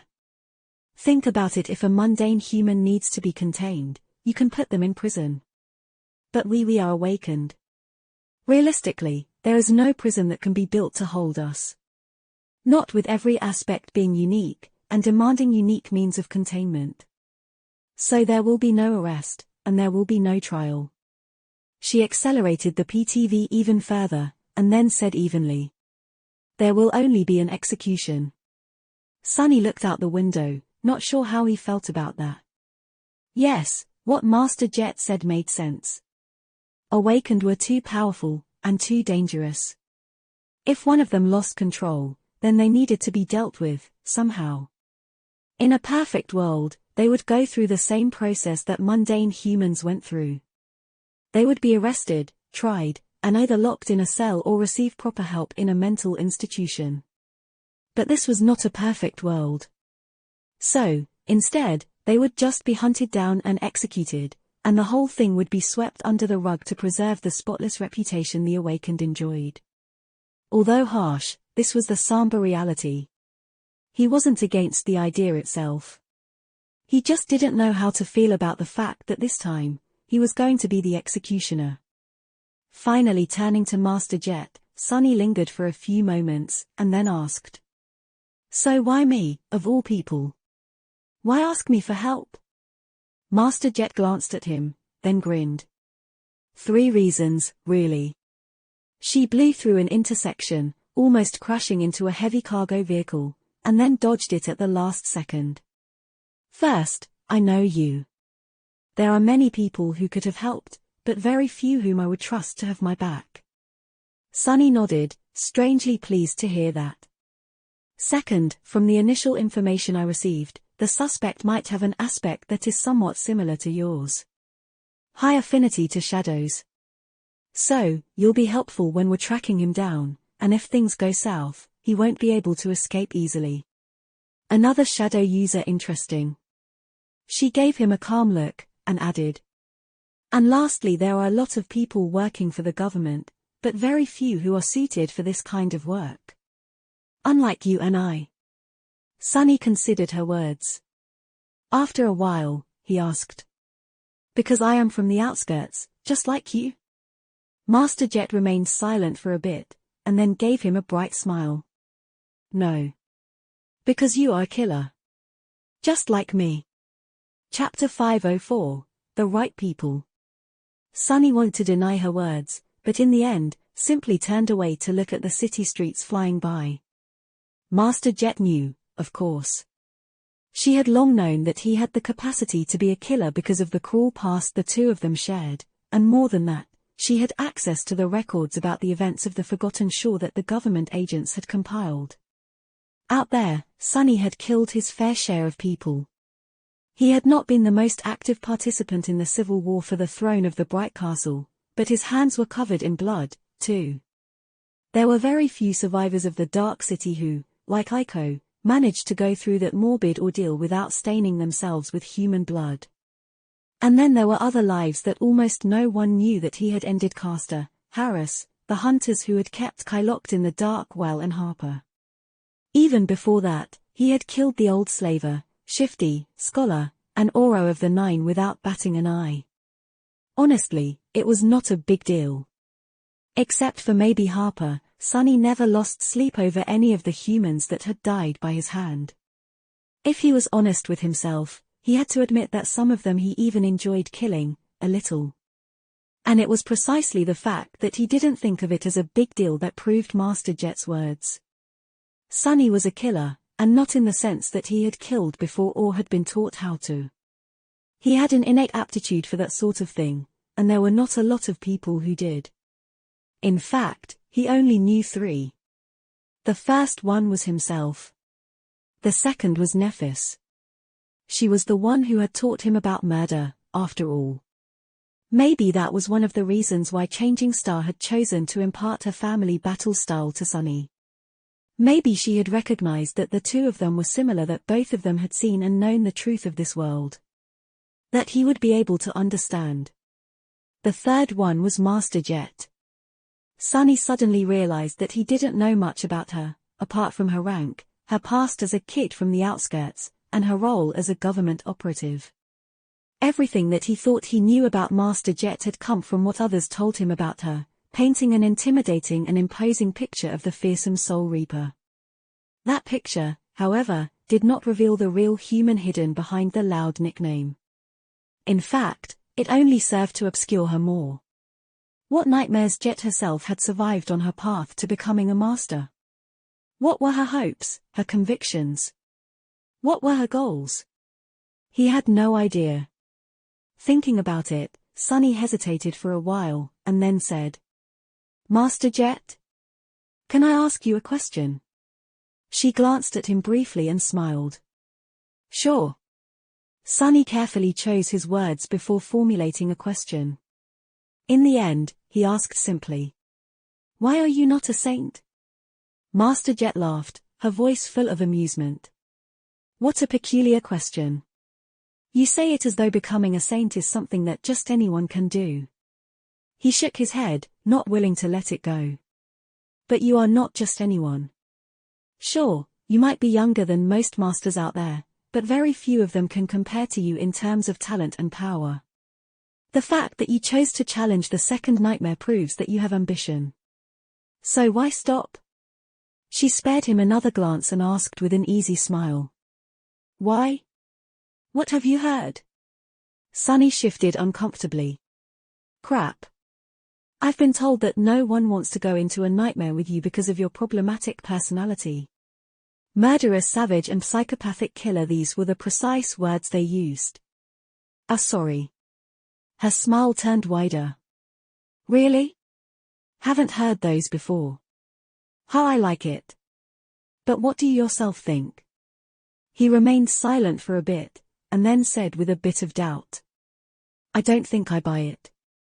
I just took it at face value as an inexperienced sleeper, but after the Forgotten Shore, that statement doesn't seem to make sense. Sure, it is important to trust those who you enter the nightmare with, but at the end of the day, strength is strength. And you are very strong. You also work for the government, which proves your ability to be an adequate part of a larger collective. To work in a team. So, I simply don't understand." Master Jet did not speak for a while, concentrating on the road. Eventually, she answered, a hint of darkness finding its way into her voice. "That is because you don't know enough. You're young, and haven't had to deal with the awakened affairs a lot. Plus, some of these things people only learn after reaching a certain stage. You're not at that stage yet, but since you asked, I'll answer." She looked at him, the smile disappearing from her face. "It is very simple, really. Basically, you need the right people to help you become a master. But to become a saint, you need for the right people to not obstruct you. Take it as you will." She didn't say anything else, and Sunny did now ask, a deep frown appearing on his face. "For the right people to not obstruct you." He understood what Master Jet was hinting at, of course. He knew enough to come to the right conclusion. What she just told him was that to become a saint, one had to receive permission. And it wasn't too hard to realize who had to give that permission. The sovereigns. Who else but them? The three supremes who ruled the most powerful, awakened the legacy clans from the shadows.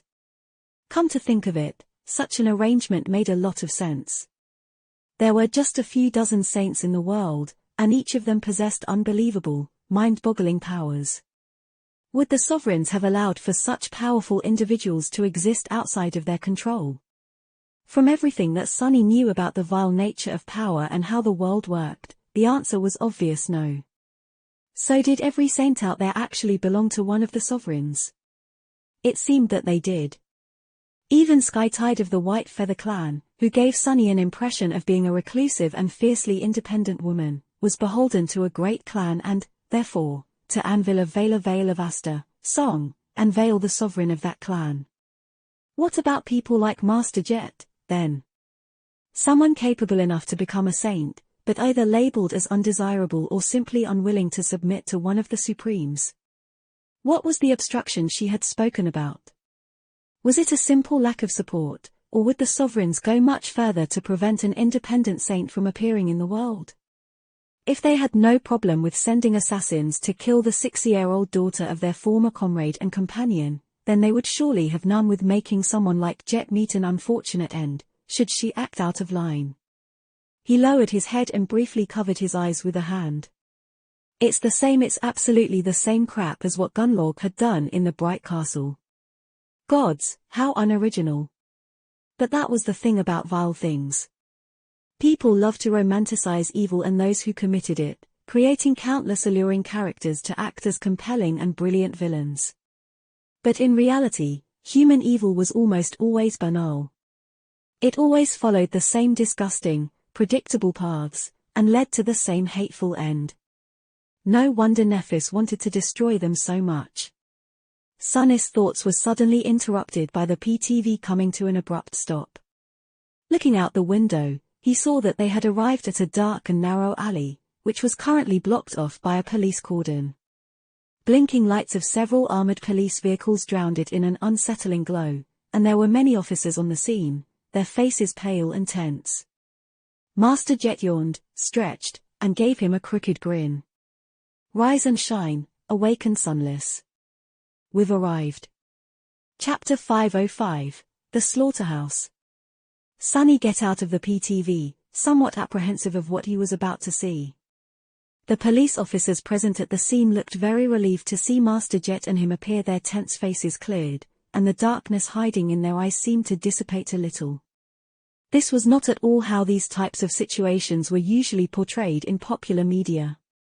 In the crime mystery shows, whenever a plucky mundane detective encountered a cold and by-the-book awakened agent, their relationship always started very confrontationally, with mutual disdain and debates over who was supposed to handle the case, only to end as an entertaining team-up, of course.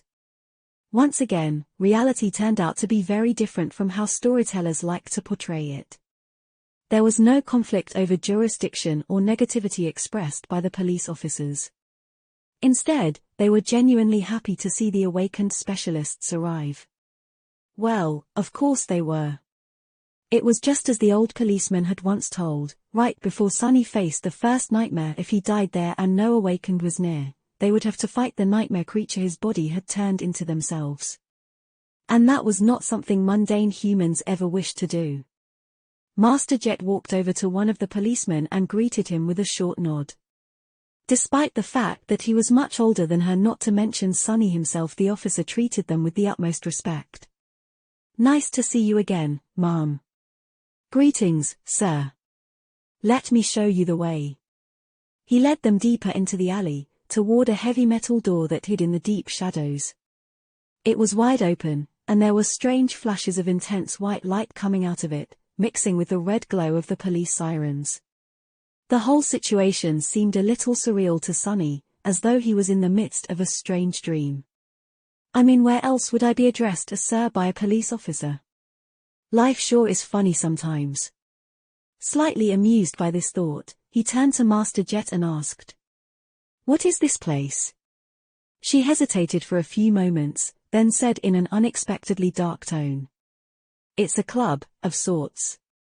Called the Slaughterhouse. One of the few such establishments in the city." Sunny stared at the door, which had no sign or any indication that there was a club on the other side of it.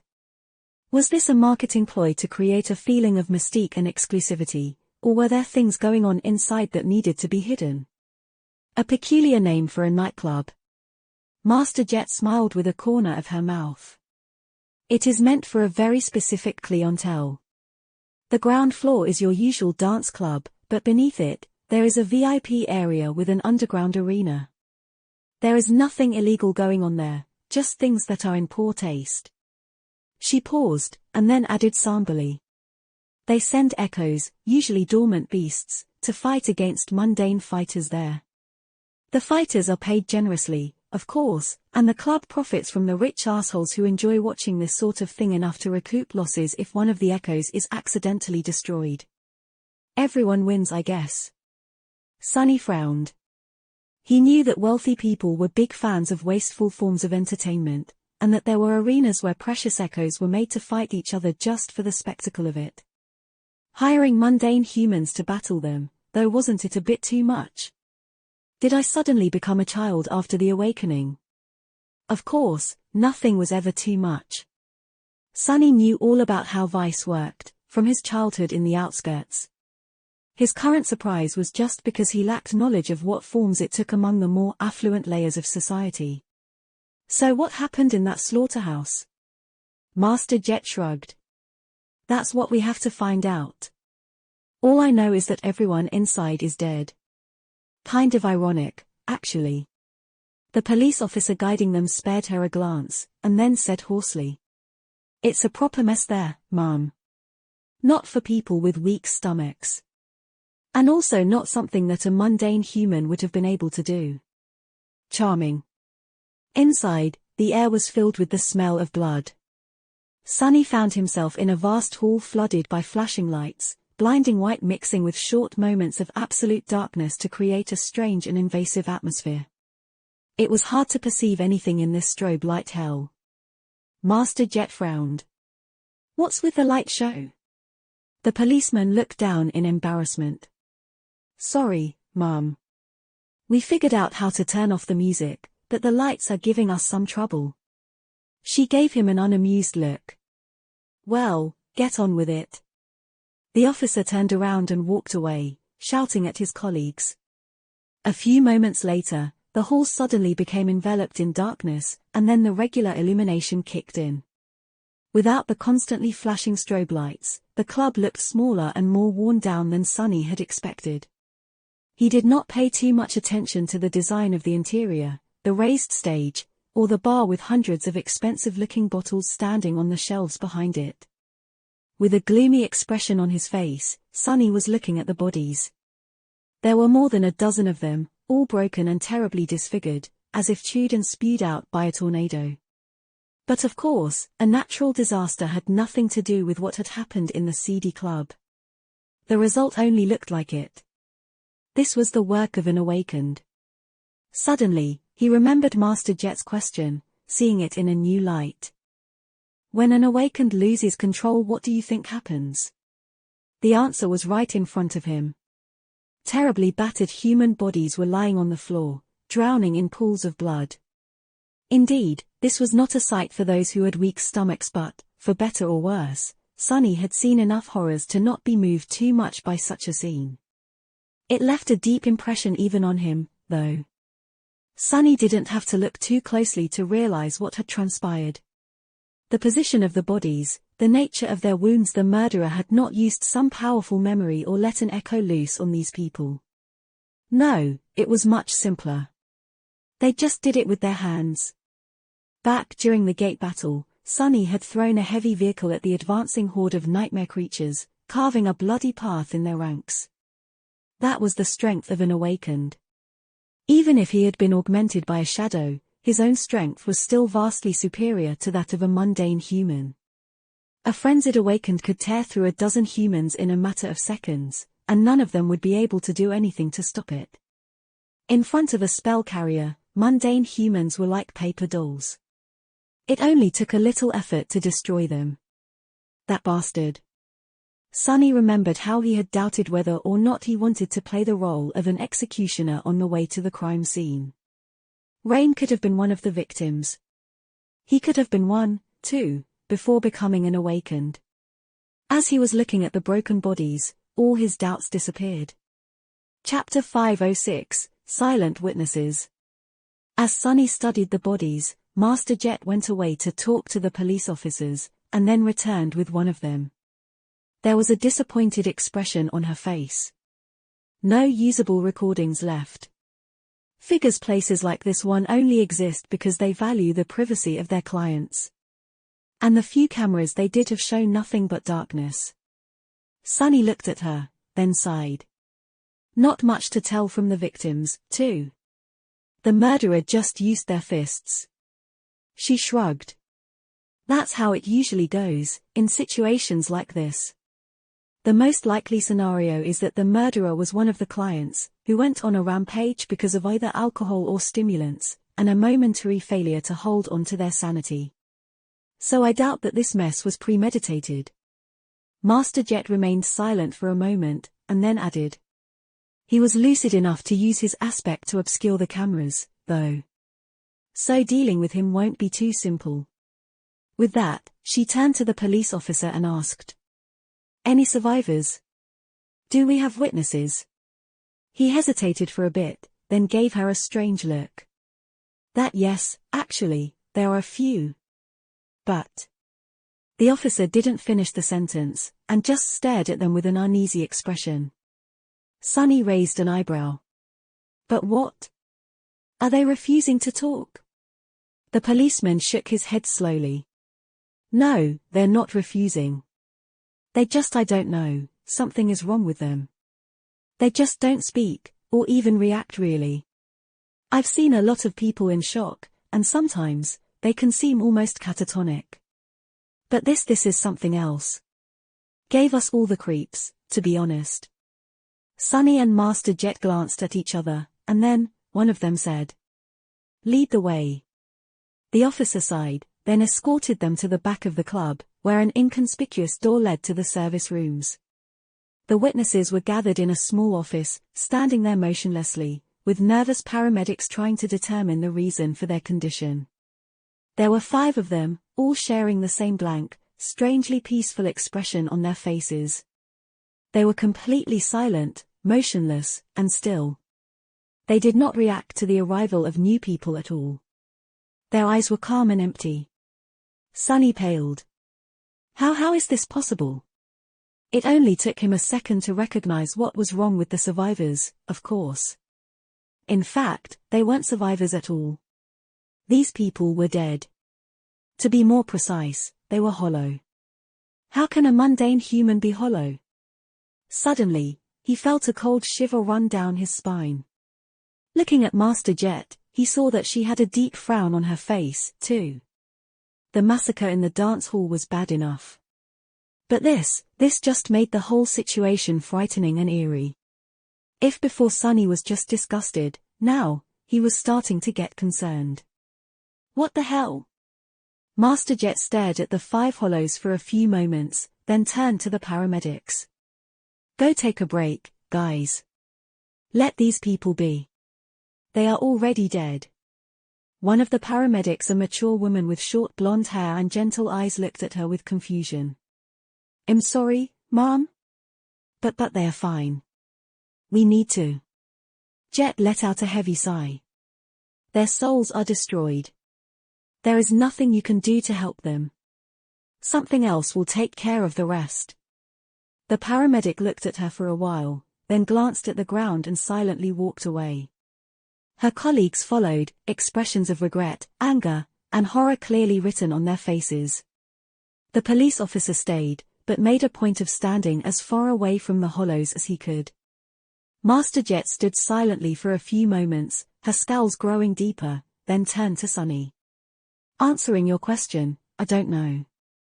He hesitated for a bit, then asked. But how can a mundane human become a hollow? It's only supposed to happen to those who die in the dream realm, right?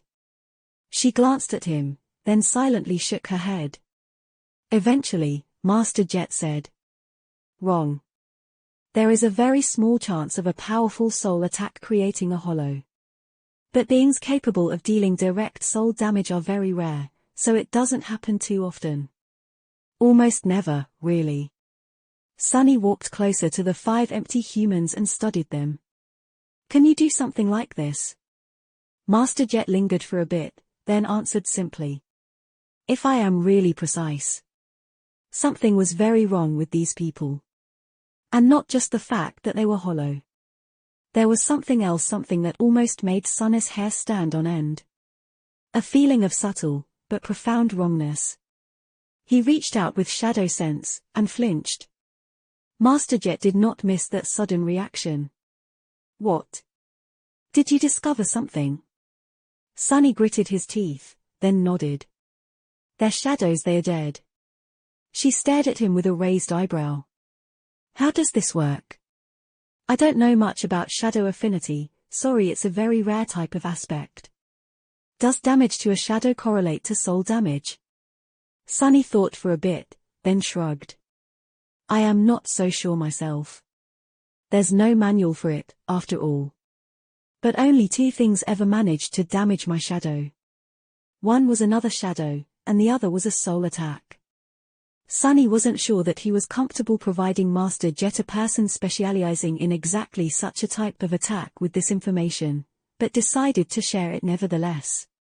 He trusted her that much, at least. So since shadows are susceptible to soul damage, it is not too much of a leap to assume that they share a deep connection to the soul, or are tied to it somehow, at least. She nodded, and remained silent for a while, thinking.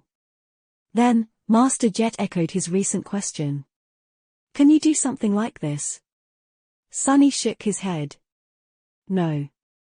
My aspect doesn't have means of dealing damage to someone's shadow. At least not yet.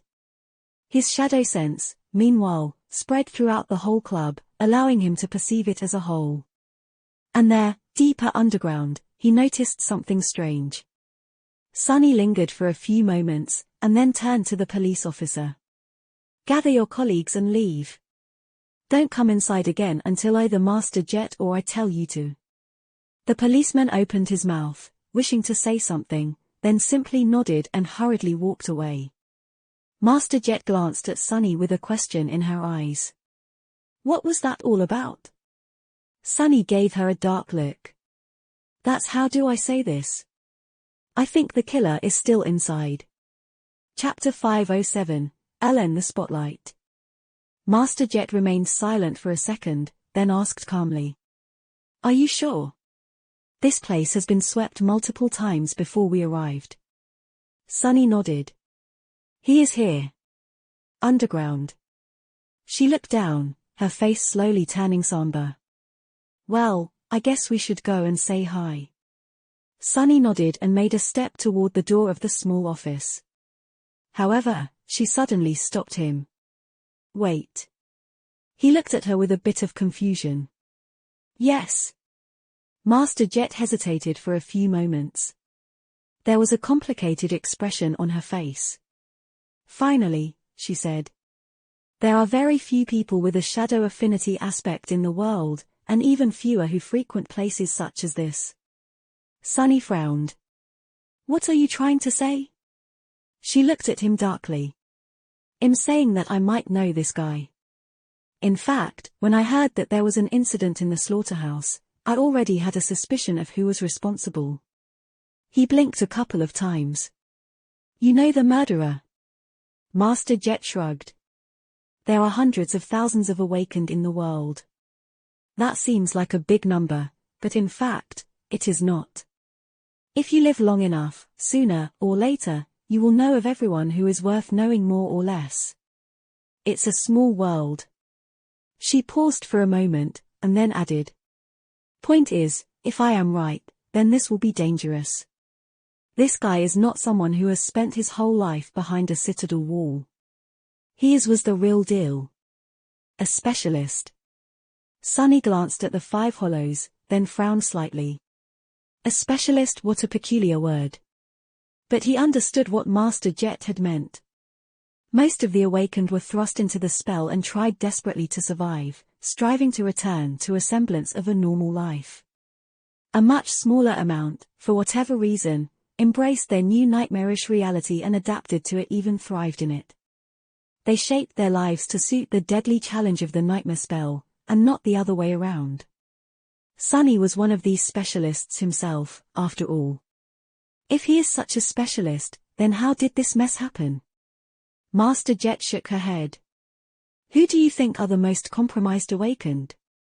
Folks who spent as little time as possible in the dream realm and then returned to their actual lives.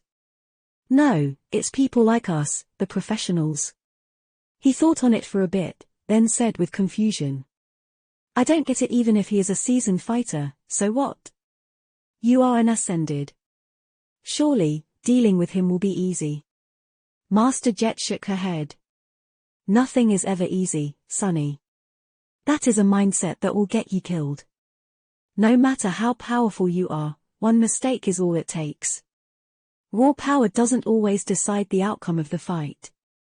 You should know this already. Every aspect has a flaw, and every power has a counter. So keep your guard up. Sunny had to agree that she was right. His own experience served as the perfect proof. Harris had died by his hand because Sunnis' aspect was a perfect counter to his formidable ability, and Castor had been undone by his flaw. He remained silent for a few moments, and then said, "When we confront this guy, pay attention to your shadow. Don't let him get anywhere near it." Master Jet frowned, and then gave him a simple nod. Together, they returned to the dance hall, and then found another heavy metal door. Behind it, a narrow staircase led further down, to the underground arena. The arena itself was larger than Sunny had imagined, and looked more like a luxurious theater than a fighting pit. The rows of seats were furnished with red velvet, and there were private boxes for the most affluent of the visitors. The arena itself resembled a stage and was surrounded by a protective barrier fashioned out of transparent alloy. The whole space was sparsely illuminated, with deep shadows nesting between the areas of light. Still, one could more or less see everything. Master Jet studied the interior of the arena, then said quietly, "There's no one here." Sunny lingered for a moment, then walked over to a control panel hidden in one of the boxes and moved several switches. A moment later, bright spotlights ignited on the ceiling, flooding the arena with a bright radiance. The wave of light chased away the shadows, and suddenly, a figure of a man could be seen in the very center of the stage, sitting on the floor with his face buried in his hands. Previously, that place had seemed to be utterly empty. The man grimaced, and then raised his head to stare at the lights with a dark expression. A hoarse voice resounded in the silence of the underground theater. "Bastards, why can't they just leave me alone?" The murderer was around 30, with a gaunt unshaven face and bloodshot eyes. There were several used stimulant packs lying on the floor around him, as well as shards of a broken liquor bottle. His clothes, hands, and face were covered with blood, but the man didn't seem to mind. Blocking the light with one hand, he lowered his gaze and slowly focused it on Master Jet and Sunny. A hint of recognition slowly appeared in his eyes, which was then replaced with contempt. "Is that you, Soul Reaper? Hell, they sent the attack dog herself after me? Ha, what an honor." Sunny sighed inwardly. What was it with people and calling others dogs? He really didn't get it. Dogs were marvelous creatures, from what he knew. Of course, only the rich could afford to have one. Dogs were the rich man's best friend. Jet took a step forward, piercing the man with a cold, cold gaze. The murderer shivered. "Hi there, Kurt. Long time no see." After hearing her voice, the man called Kurt suddenly grinned. "Yeah, long time indeed. You got really full of yourself lately, haven't you, Jet? Funny that a government lapdog like you finds it beneath herself to associate with upstanding people like me. Back in the day, you at least knew how to show respect, bitch." Ignoring his insult, she smiled, too. "Do you even understand what you have done, Kurt?" The grin disappeared from his face. As Sunny and Jet slowly walked toward the arena, he furtively looked away. "What, that mess upstairs? Ah shit, who cares? They were just cattle, anyway. Mundanes only exist to produce more of us, right? So what's the big deal?" Sunnis' eye twitched. "He's a proper bastard, isn't he?" Master Jet, meanwhile, stopped smiling. "I care, Kurt. I care." He suddenly laughed. Wait, you're being serious? You're really going to do the whole thing? In getting the full parade? Fuck, that's hilarious." Suddenly, an ugly expression appeared on his face. "Have you forgotten who you are, Jet? Gods, did becoming a master give you that big of a head? Come on, we all know who you work for, and who I work for. You'll still be a master when I am a saint, wench. He glanced at Sunny, and then added in a mocking tone. Look, you even had to bring a kid to help you out. I guess no adult is willing to get your stench on them. Then, Kurt got a bit serious and stared at Jet darkly, deep shadows slowly gathering around him. Look, I get it. I fucked up. So let's have it. Give me a slap on the hand, be on your merry way, alright? I'm having a really hard day as it is. We all know that you won't dare to do more, anyway. Master Jet tilted her head a little, and then said with amusement. Ah, but that's where you're wrong, Kurt. I do dare.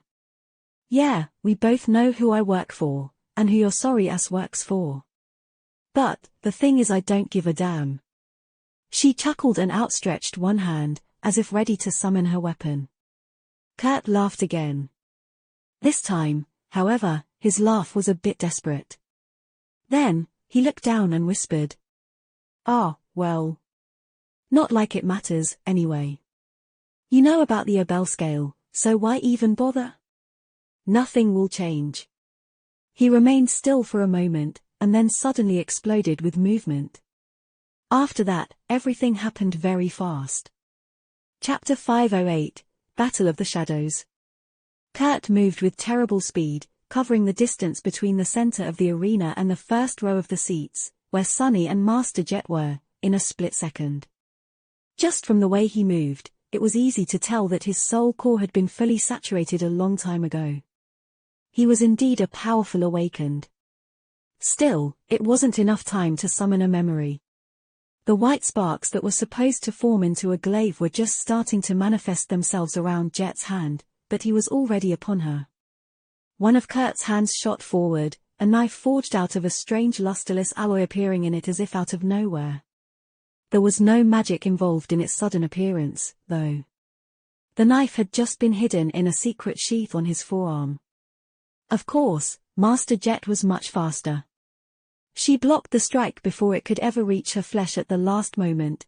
However, Kurt twisted his wrist and let go of the handle, sending the knife flying past her. Right at Sunny. He had barely any time to react.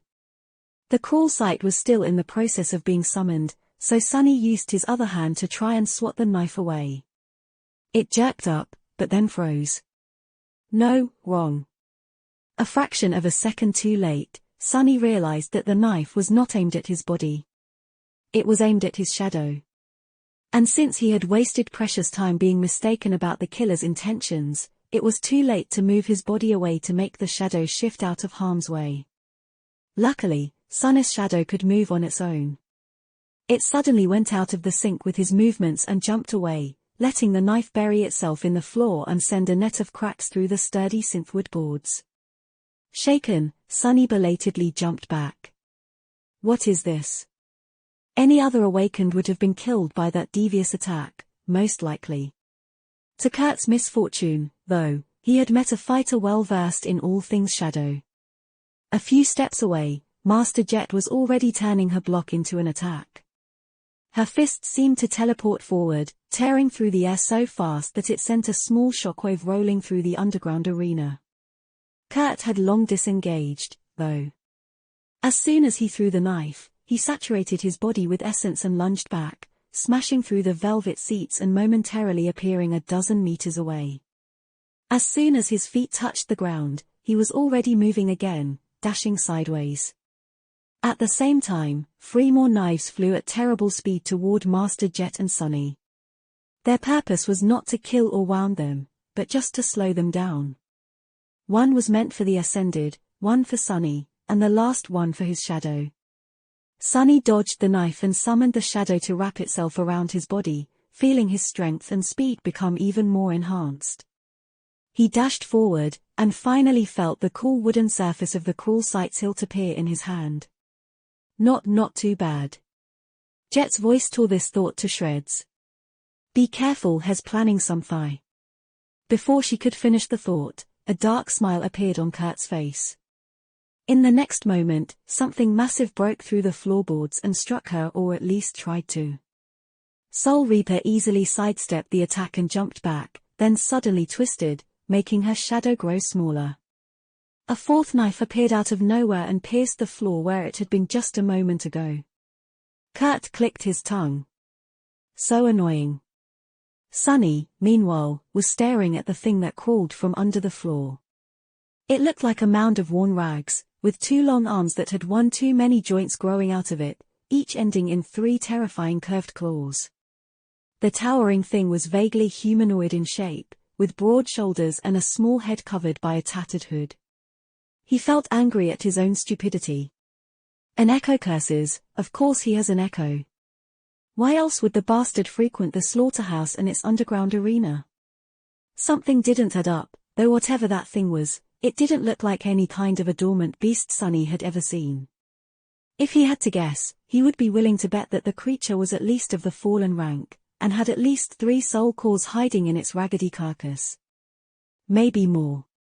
Weren't the arena meant for dormant echoes? As a vicious-looking curved sword appeared in Kurt's hands, Sunny got his answer. 3 more nightmare creatures suddenly appeared out of the shadows. These seemed not to be fallen, at least. He wasn't sure if they were beasts or monsters, though just that they looked rather menacing.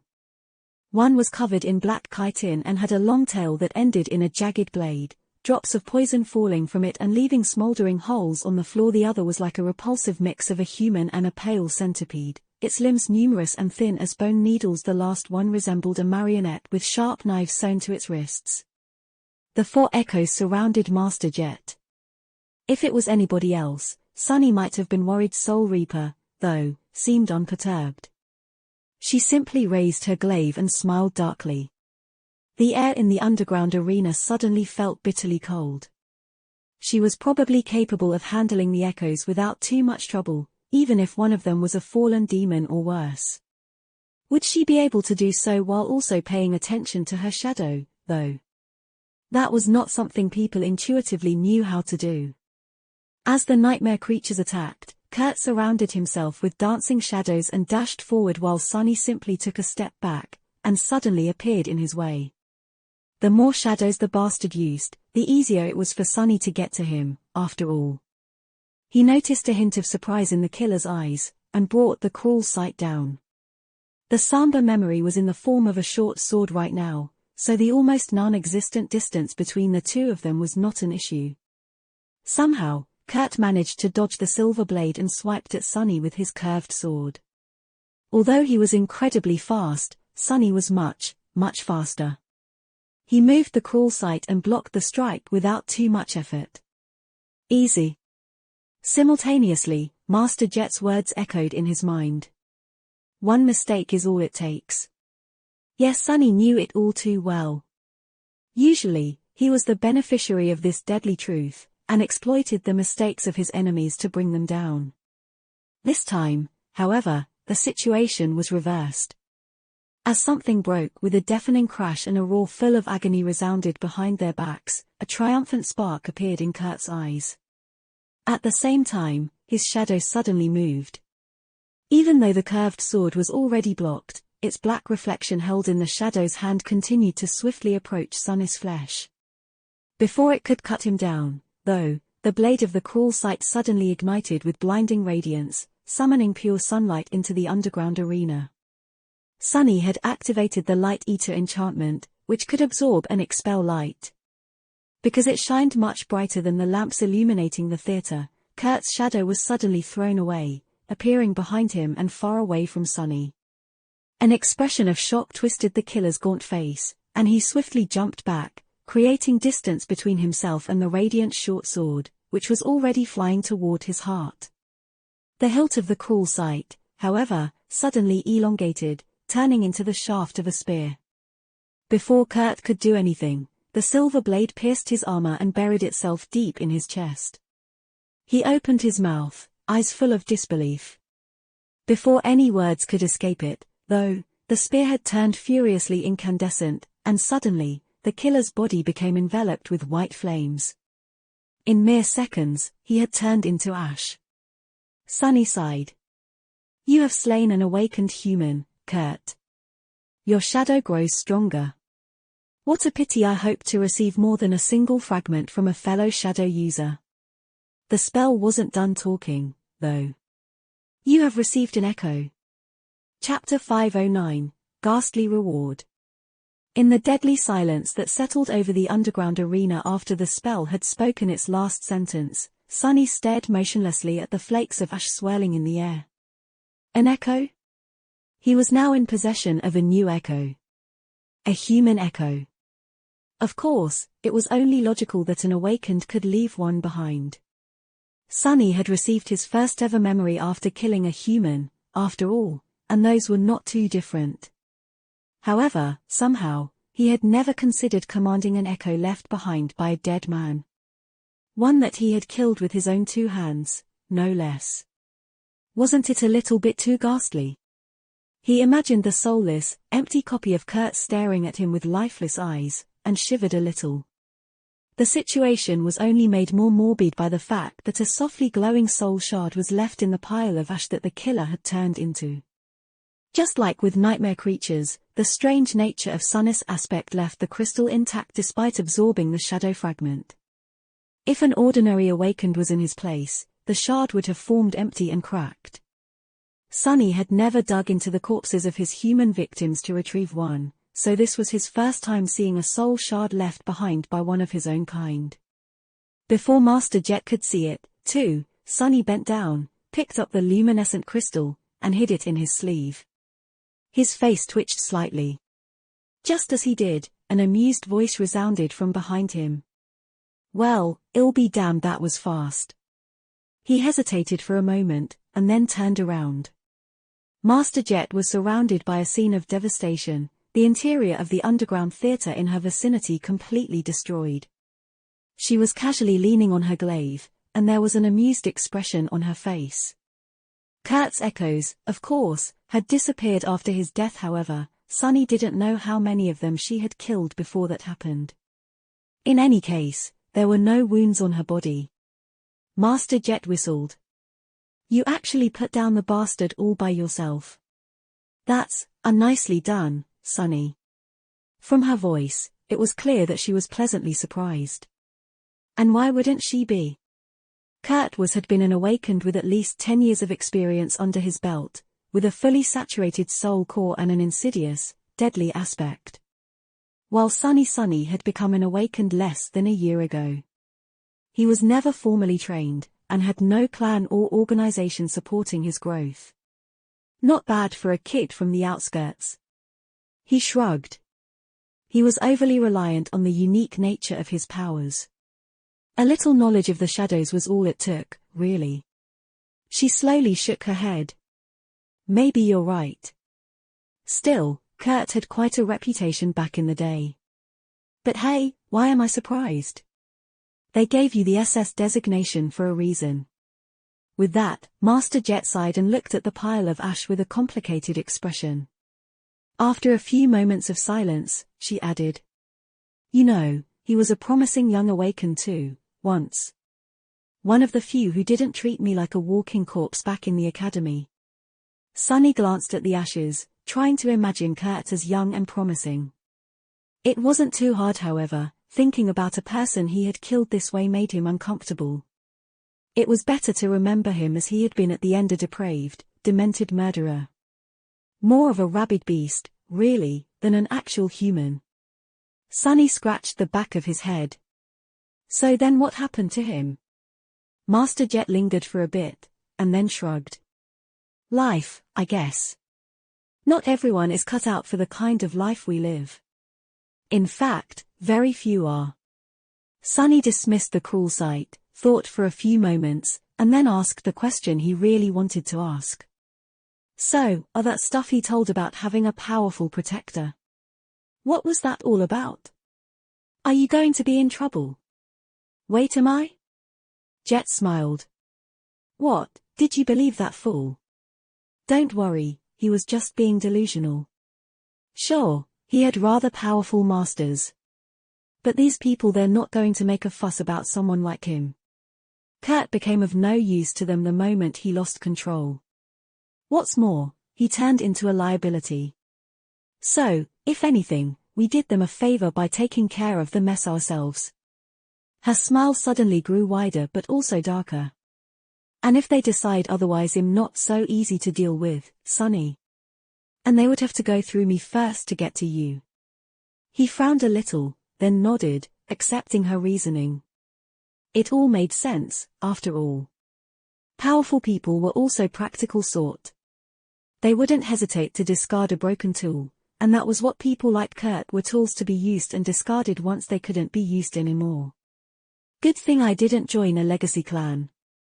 I guess that is what I would have become if I did. Master Jet warned me against it for a reason. Then, something else came to his mind. The strange words Kurt had said right before launching his suicidal attack. Not like it matters, anyway. You know about the Abel scale, so why even bother? Nothing will change. What did he mean? It almost seemed as though the knowledge of this mysterious Abel scale was the real reason for why he allowed himself to lose control. Of why he had lost hope. Sonny lingered for a few moments, then asked cautiously. Oh, by the way.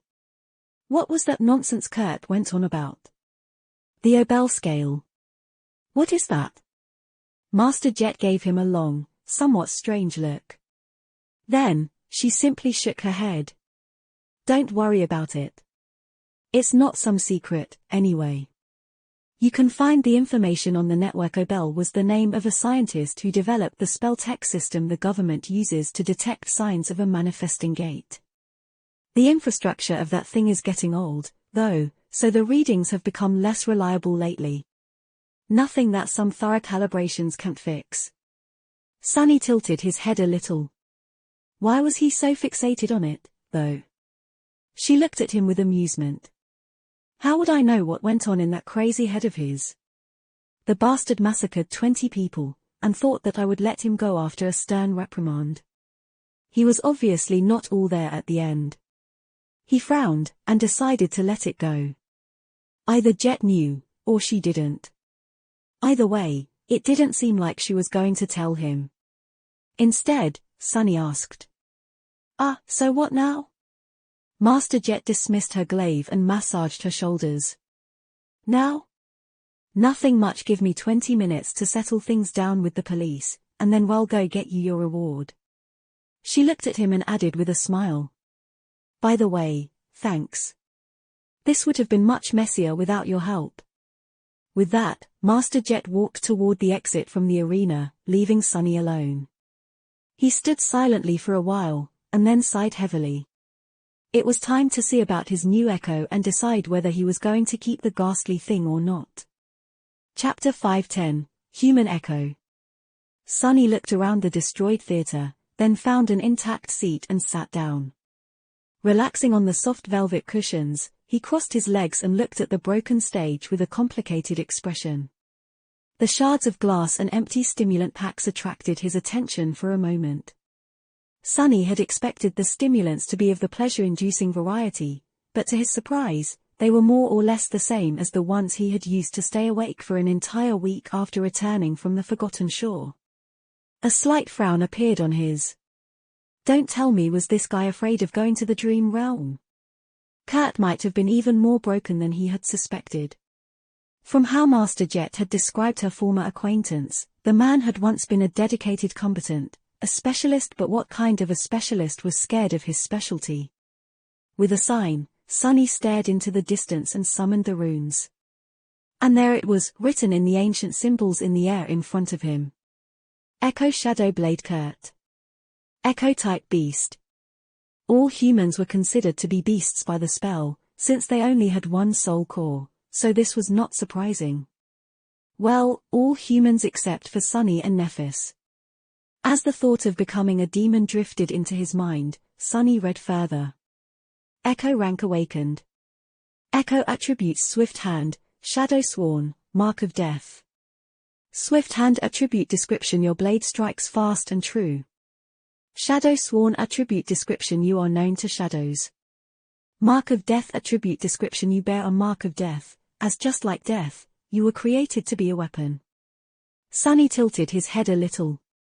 So, an attribute that increased perception and agility, an attribute that gifted Kurt affinity to shadows although to a much lesser extent than his own, and a third attribute that actually, Sonny had no idea what the third attribute did. Its description, though, was very interesting. He knew that death had been created by Shadow God, and now, he learned that it had been created as a weapon, but against whom? What kind of enemy could have demanded the creation of such a terrible thing? Someone immortal, perhaps. No, that didn't make sense. If there had been a time before death was invented, then everything back then was immortal, eternal, and endless, right? Sonny wasn't sure that he understood the concept of a world without death. What he did know, though, was that something as harrowing as death would not have been invented without a reason. He frowned, then turned his attention back to the runes. Echo abilities: Shadow Manipulation, Shadow Strike, awakened. Shadow Manipulation ability description: you can affect the movement of shadows and walk through them unseen. Shadow Strike ability description: you can strike at the shadows, and your shadow can strike at the living things. As expected, Sonny had more or less surmised what Kurt's aspect abilities had been. They were different, but at the same time similar to his own.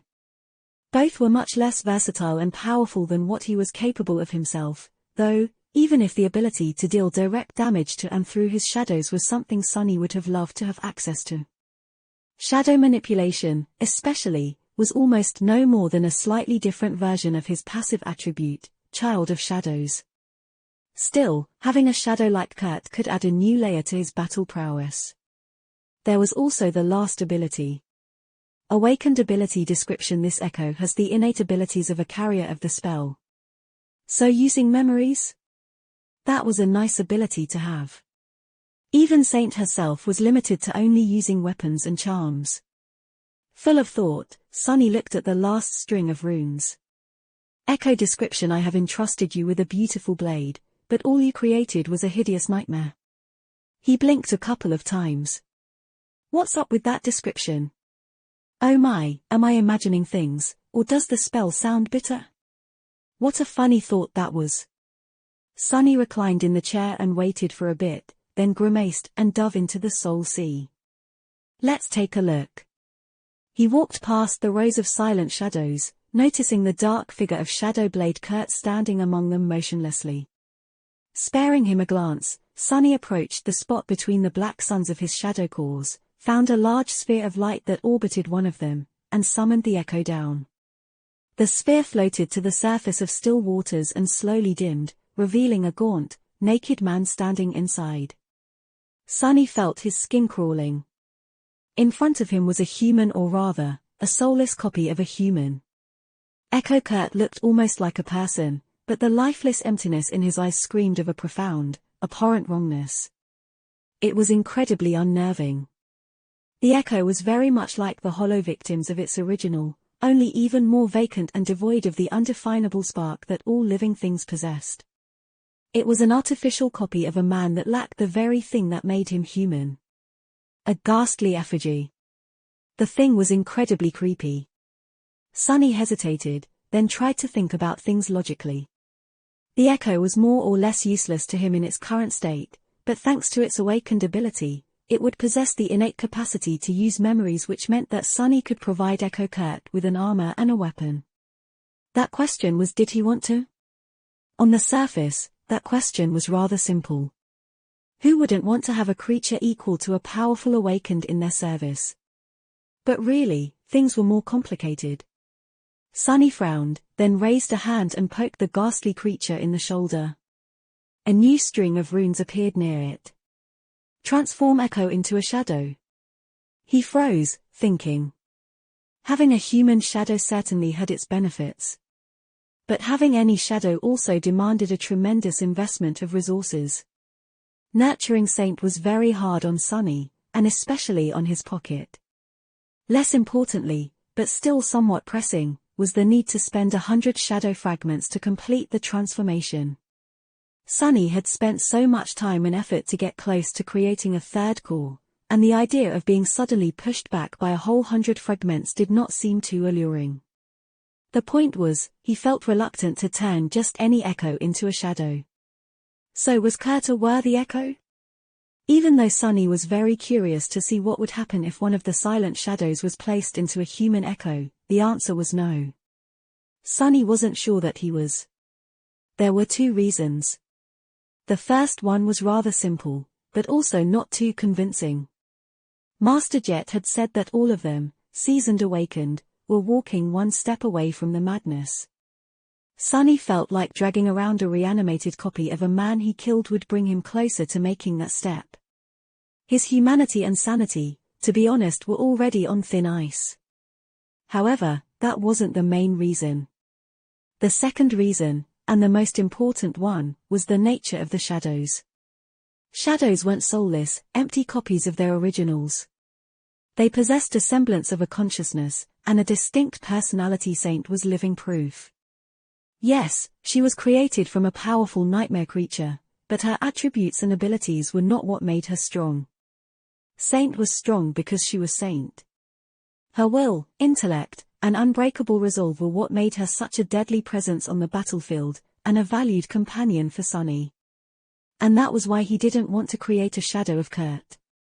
Yes, Kurt possessed powerful abilities that shared the affinity with Sunny's aspect. But Kurt himself was weak.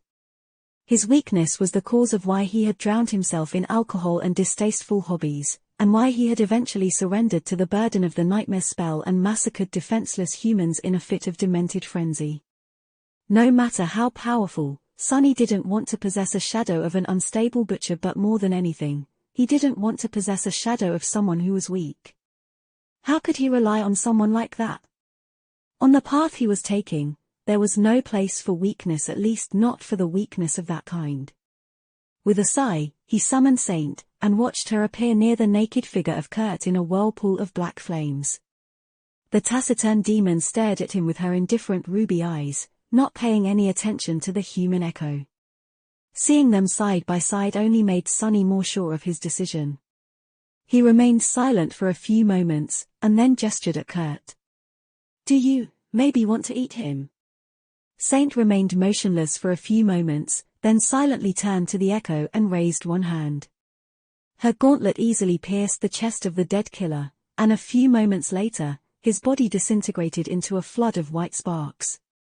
Those sparks formed into 3 brilliant streams and entered into the darkness that hid inside the shadow, then flowed into her 3 core remnants. "Your echo has been destroyed." Sunny felt a wave of bitterness wash over his heart, but very soon, it disappeared. He was watching the shadow fragment counter in the runes describing Saint. Apparently, feeding on echoes was much more nourishing for a shadow. She received much more fragments than she would have from an awakened memory of the first tier. Right now, the counter was showing a simple number. Shadow fragments 200200. A triumphant smile appeared on Sunny's lips. Chapter 511, Ascension. Finally. How long had it been since he created Saint and saw the dreadful O200 written in her runes? A year, no less. That was how long it had taken Sunny to gather enough memories to saturate the dark embers that burned in the black depths of his shadow. What was going to happen now? The last time Saint had evolved, her transformation too. A very long time. Was she going to retreat into the chrysalis of his shadow core again? Or was reaching 200 fragments completely different from what had happened to her after the killing of the Black Knight? A few moments later, Sunny received the answer. Bathed in the lightlessness of his soul sea, Saint suddenly shuddered. The darkness hiding in her body surged, and the 3 embers hidden within it, one in her chest, one in her abdomen, and the last one in her head, shined with black radiance. It was very different, but also very similar to the process he himself had gone through twice, once after the first nightmare, and once after going through the gateway in the Crimson Spire. Is he ascending to a new rank? The thought filled Sunny with a jubilant thrill. Meanwhile, Saint was in the throes of her transformation. The still waters around her were now restless, as though assaulted by invisible winds. Wisps of dancing black flames suddenly appeared around her body, and it rose above the surface of the water, becoming partially obscured. Sunny took a step back and silently watched the strange and beautiful process, his heart beating wildly. After a few minutes, it was over. The invisible winds disappeared, and so did the black flames. The water turned tranquil and still once again. Saint landed on her feet and straightened, her graceful figure brimming with new power. The glow of her ruby eyes seemed to have become brighter. Unlike the previous time, the taciturn demon had not changed outwardly. Her onyx armor was still composed of polished, stone-like metal. Sunny knew that beneath it, her skin was still smooth and white as alabaster. On the inside, though, the changes were nothing short of profound. The darkness hiding in the body of the living statue now seemed much, much deeper, and the three embers seemed to have become substantially larger. More than that, they appeared to be more complete, somehow. Not yet whole, but also not as broken and fragmented as they had been before. Sunny hesitated, then summoned the runes. Shadow Marble Saint. Her name didn't change. The next string of runes, however, was vastly different. Shadow rank ascended. He froze. Ill be damned. Ascended, Saint was now ascended indeed. She had achieved a new rank, the same rank, in fact, as that of Master Jet, as well as the Black Knight, Mirror Beast, and Mordant Mimic. An ascended human was called a master, while nightmare creatures of the same rank were called fallen. Saint was now somewhere in between, a creature possessing multiple cores, but following the path of ascension as opposed to the path of corruption. Like Sunny himself. Of course, she was much more powerful than him now. Sunny was torn between being mad with joy and slightly bitter. Back when he had created Saint, she was stronger than him for a long, long time. After becoming an awakened, he had finally caught up to her, but now, she was the stronger one once more. He sighed, then looked at his demon with a wide smile. Good job, Saint. Who's going to stop us now, huh? The taciturn demon did not answer, and just tilted her head a little. Then, however, she silently raised her hand, made a fist, and lightly struck the left side of her breastplate twice. Sunny stared, not accustomed to his shadow being so chatty. Yeah. Exactly. Feeling a little awkward, he lingered for a moment, and then looked back to the runes. Saint's class, attributes, and abilities did not change. At the very end of the plane of runes, however, he was met with an unexpected surprise. What? The last string of runes read. Shadow Fragments 39200. He stared at the number for a few moments, then rubbed his eyes. No, he wasn't mistaken. It was indeed 39 out of 200. Pleasantly confused, Sunny narrowed his eyes. But how does it make sense? Before Saint had consumed Kurt, the runes showed 179200. How many fragments exactly had Eating the Echo given her? With a sudden suspicion, Sunny turned around and looked at the rows of silent shadows. The shadow of Kurt was gone. So, she consumed it too. He was starting to understand what had happened. Most likely, a larger share of the fragments came not from the echo, but from the shadow of its original. Kurt had been an experienced awakened, one in possession of a fully saturated core. By absorbing his shadow, Saint must have inherited a portion of all the soul fragments he had accumulated over his life, just like a human would after slaying another human. That amount was enough to bridge the gap to the next rank, and then some. Of course, since his shadow was now an ascended, she required shadow fragments of similar quality to grow one tune. Those that came from Kurt were only awakened, though. So, in fact, the current number would have been 78,200 if Saint's rank had not changed. That meant that she received almost 100 shadow fragments by consuming the echo of Shadow Blade Kurt, an utterly insane number, considering that it had taken Sunny somewhere around half a year to feed her that much before. Suddenly, the regret he felt over sacrificing such a valuable echo disappeared.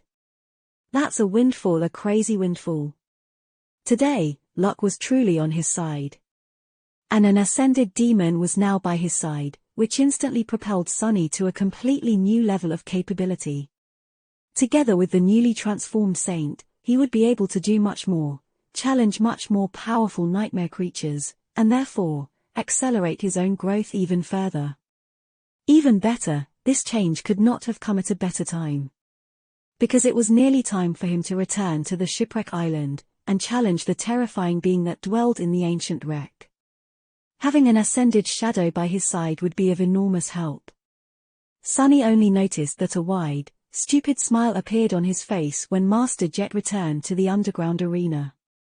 He hurriedly erased it and stood up. All done? She gave him a relaxed nod, then yawned. Yeah. We are free to go. A little paperwork, and the contribution points I promised will be yours to spend. We can grab a bite first, if you want. Sunny smiled. Oh yes, there is also the reward from the government.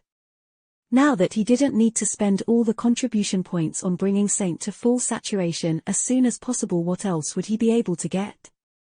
Chapter 5:12, Unburdened.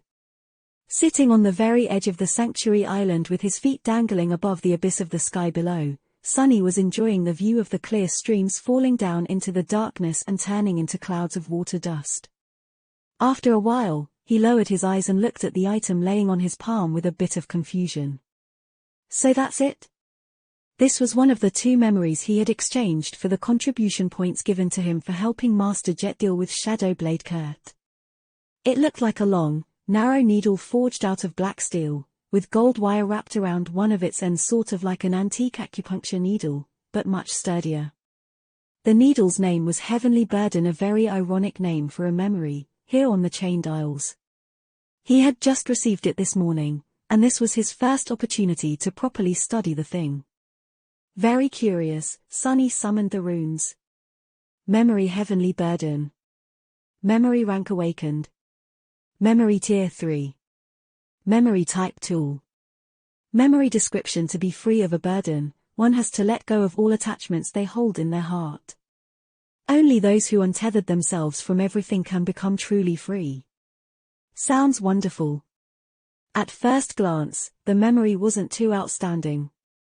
Its rank wasn't high, and neither was its tier. With the amount of money Sunny was making, he could probably buy something like this after a week or 2 of collecting soul shards in the dream realm. But that was why contribution points were more valuable than credits. The government had access to things that were exceedingly rare or simply impossible to get on the market. Heavenly Burden was one such thing, and it was due to the enchantment the needle possessed. Memory Enchantments Unburdened. Enchantment Description: those pierced with this needle will rise to the skies. Indeed, it was a memory that could allow him to fly. Sort of. Flight enchantments were extremely rare and tremendously valued. In all honesty, Sunny had no business being able to get his hands on a memory such as this. He was already incredibly lucky to have the Dark Wing, which, while not capable of true flight, was pretty close to it. Usually, only masters or saints were able to purchase decent flight memories. That was why Kai was so lucky, but Master Jet pulled some string, and as the result, Sunny was currently holding the Heavenly Burden in his hands. Well, from what he understood about the Black Needle, calling it a decent flight memory was a bit of a stretch.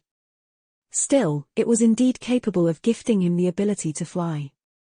He grimaced a little, then thrust the needle into his forearm. However, nothing happened. Well, of course it didn't. The thing failed to pierce the soft, but adamantine fabric of the puppeteer's shroud. Sunny thought for a bit, and then enhanced the Heavenly Burden with one of his shadows. This time, the needle went through, and buried itself in his flesh. Ouch! The pain was sharp, but not too bad. More than that, Sunny had no time to think about it, and that was because as soon as the Heavenly Burden pierced his skin, his body floated up. And continued doing so. Sunny was steadily rising into the sky, be it at a slow speed. It was as though he had suddenly turned into a balloon. The feeling would have been rather funny, if it wasn't so terrifying, mostly because a sudden gust of wind threw him slightly to the side, and now, there was nothing but the darkness of the sky below beneath him. Both amused and slightly tense, Sunny summoned the Dark Wing. He also summoned the Prowling Thorn, just to be on the safer side. After both memories manifested themselves, He hesitated for a moment, and then wrapped the black needle in his second shadow, too. Immediately, the speed with which he was rising into the air increased. Sunny allowed himself to float upward for a few moments, and then commanded the dark wing to activate. With its help, he changed the direction of his flight, and slowly moved back toward the island. Making sure that there was solid ground under him, he then dismissed the heavenly burden and smoothly glided down. Not bad. Now, he had two memories to deal with what Cassie had seen in the vision of their supposed death. One memory could only move him upward, while the other allowed him to glide in any direction except up. Together, they gave him the ability of true flight. Even if it was slow and not nearly as effective as what Kai could do, it was still flying. The point was, he was not going to fall endlessly into the sky below again, not unless he wanted to. Sunny returned to the edge of the sanctuary, sat down, and stared at one of the chains leading to a neighboring island. It was early morning, and he was waiting for someone. They're still not here. With a sigh, he looked down and summoned the second memory he received from the government. A piece of beautiful ember that looked like solidified flame appeared on his palm, inlaid in a frame made out of dull metal. He summoned the runes. Memory of fire. Memory rank ascended. Memory tier 1. Memory type charm. Memory description, and then, there was nothing but flame. Short and sweet. Memory enchantment, scorching heat. Enchantment description: this charm provides the wearer with moderate resistance to fire. And that was that. With these two memories, Sunny felt more or less ready to plunge into the dark abyss below the chained isles once more, when the time came. With dark wing and the heavenly burden allowing him to fly, or rather, float in the underworld armament of the mantle enhancing the protective effect of the memory of fire, his next trip to the Ebony Tower would be less perilous. Hopefully. His thoughts were suddenly interrupted. Looking at the chain, he noticed a row of black dots moving across it, far in the distance. Straining his vision, Sunny sighed. They're here. Chapter 5:13, War Council. Soon, he was able to make out the silhouettes of 7 people walking across the chain. They were led by a delicate beauty in a light-polished armor, her pale blonde hair dancing in the wind. Cassie walked with her eyes covered by the silver half-mask, her hand resting on the hilt of the quiet dancer. If Sunny didn't know that she was blind, he would have not suspected it. The firekeepers had returned from their lengthy expedition to the desecrated grove. In the end, it took them almost 2 months to find the whatever they had been searching for on that remote and ghastly island. And now, it was time for Sunny to join them in the assault on the ancient shipwreck. He grimaced. After 2 months spent without returning to the real world, members of Cassie's cohort looked weathered and exhausted. They were covered in dirt and dust, and their armor bore marks of countless battles. However, these young men and women seemed to be healthy and in good mood. There was a spring to their steps, and as they got closer, Sunny could see smiles on their lips. 2 of them were carefully carrying a large box fashioned out of crude wooden boards. He assumed that it contained the thing Cassie had spent 2 months looking for. Sunny tilted his head, curious. What might it be, I wonder? Eventually, they noticed him, too. Cassie slowed down a little, and in the next moment, the firekeeper walking behind her gently touched her on the shoulder and said something. Then, he gestured towards Sunny and waved a hand. Sunny sighed and dismissed the memory of fire. Our people. In the 6 months spent on the chained isles, he had gotten accustomed to only dealing with other awakened in small doses. Knowing that he was going to have to be in the company of relative strangers for a while and fight with them side by side did not make Sunny happy. In that regard, Mordred had been a perfect companion. He only appeared once every few days for a short while, helped Sunny with advice, and then disappeared without a trace, not asking for anything in return. If only all relationships could be so simple. Sadly, the mysterious prince was still nowhere to be found. Sunny had not heard from him ever since returning from the ivory tower, almost making him think that he had simply imagined the whole thing. The mirror shard he kept in the covetous coffer reminded him that he had not, though. Sunny forced a smile to appear on his face, and waved at the firekeepers in return. "Welcome back, guys, it's good to see you sort of." After the firekeepers had time to clean themselves up and fill their stomachs, they gathered in a spacious room provided to them by the White Feather clan. Sunny looked around the room and sighed inwardly. Why were his own quarters so tiny? Even if his true name remained a secret, Sunny was still an SS class awakened. Where was his preferential treatment, huh? The large wooden box was placed in a corner, and the 7 awakened gathered around a table. He hesitated a little, then joined them. "Hey, Sunny, how have you been?" Sunny remained silent for a few moments, then said in a neutral tone. "Busy. Really busy." The young man who had asked him the question smiled. "Really? What's keeping you busy?" Sunny summoned his runes, and glanced at a particular string. It read, "Shadow Fragments 193620000. He sighed. "All kinds of things. Haven't you heard? I am the most indispensable shopkeeper on the Chained Isles. By the way, if any of you want to purchase something, just let me know. Toothpaste, spices, underpants, we have it all." The firekeepers gave him strange looks, then laughed. "What's so funny? That's a legitimate business, you fools." Shaking his head, he glanced at the table, where a map of the Chained Isles was placed, with possible routes to the shipwreck island marked on it. From the look of it, they were well thought out and as safe as could be. A somber expression appeared on his face. "So you were really serious? We are actually planning to attack a corrupted monster in its lair." Cassie gave him a nod. "Indeed." He sighed. "Let me ask you this. Are you CR?" However, then, Sunny fell silent without finishing the question and suddenly cleared his throat in embarrassment. The blind girl frowned. "Are you all right?" Sunny waved a hand. Yes, don't mind me. Oh right, you haven't been back to the real world in a couple of months." One of the firekeepers raised an eyebrow, and asked with confusion. "Sure. Why is that important?" Sunny looked at him with an unreadable expression. "It's not. Don't worry about it. No, really anyway, let's get back to the corrupted monster.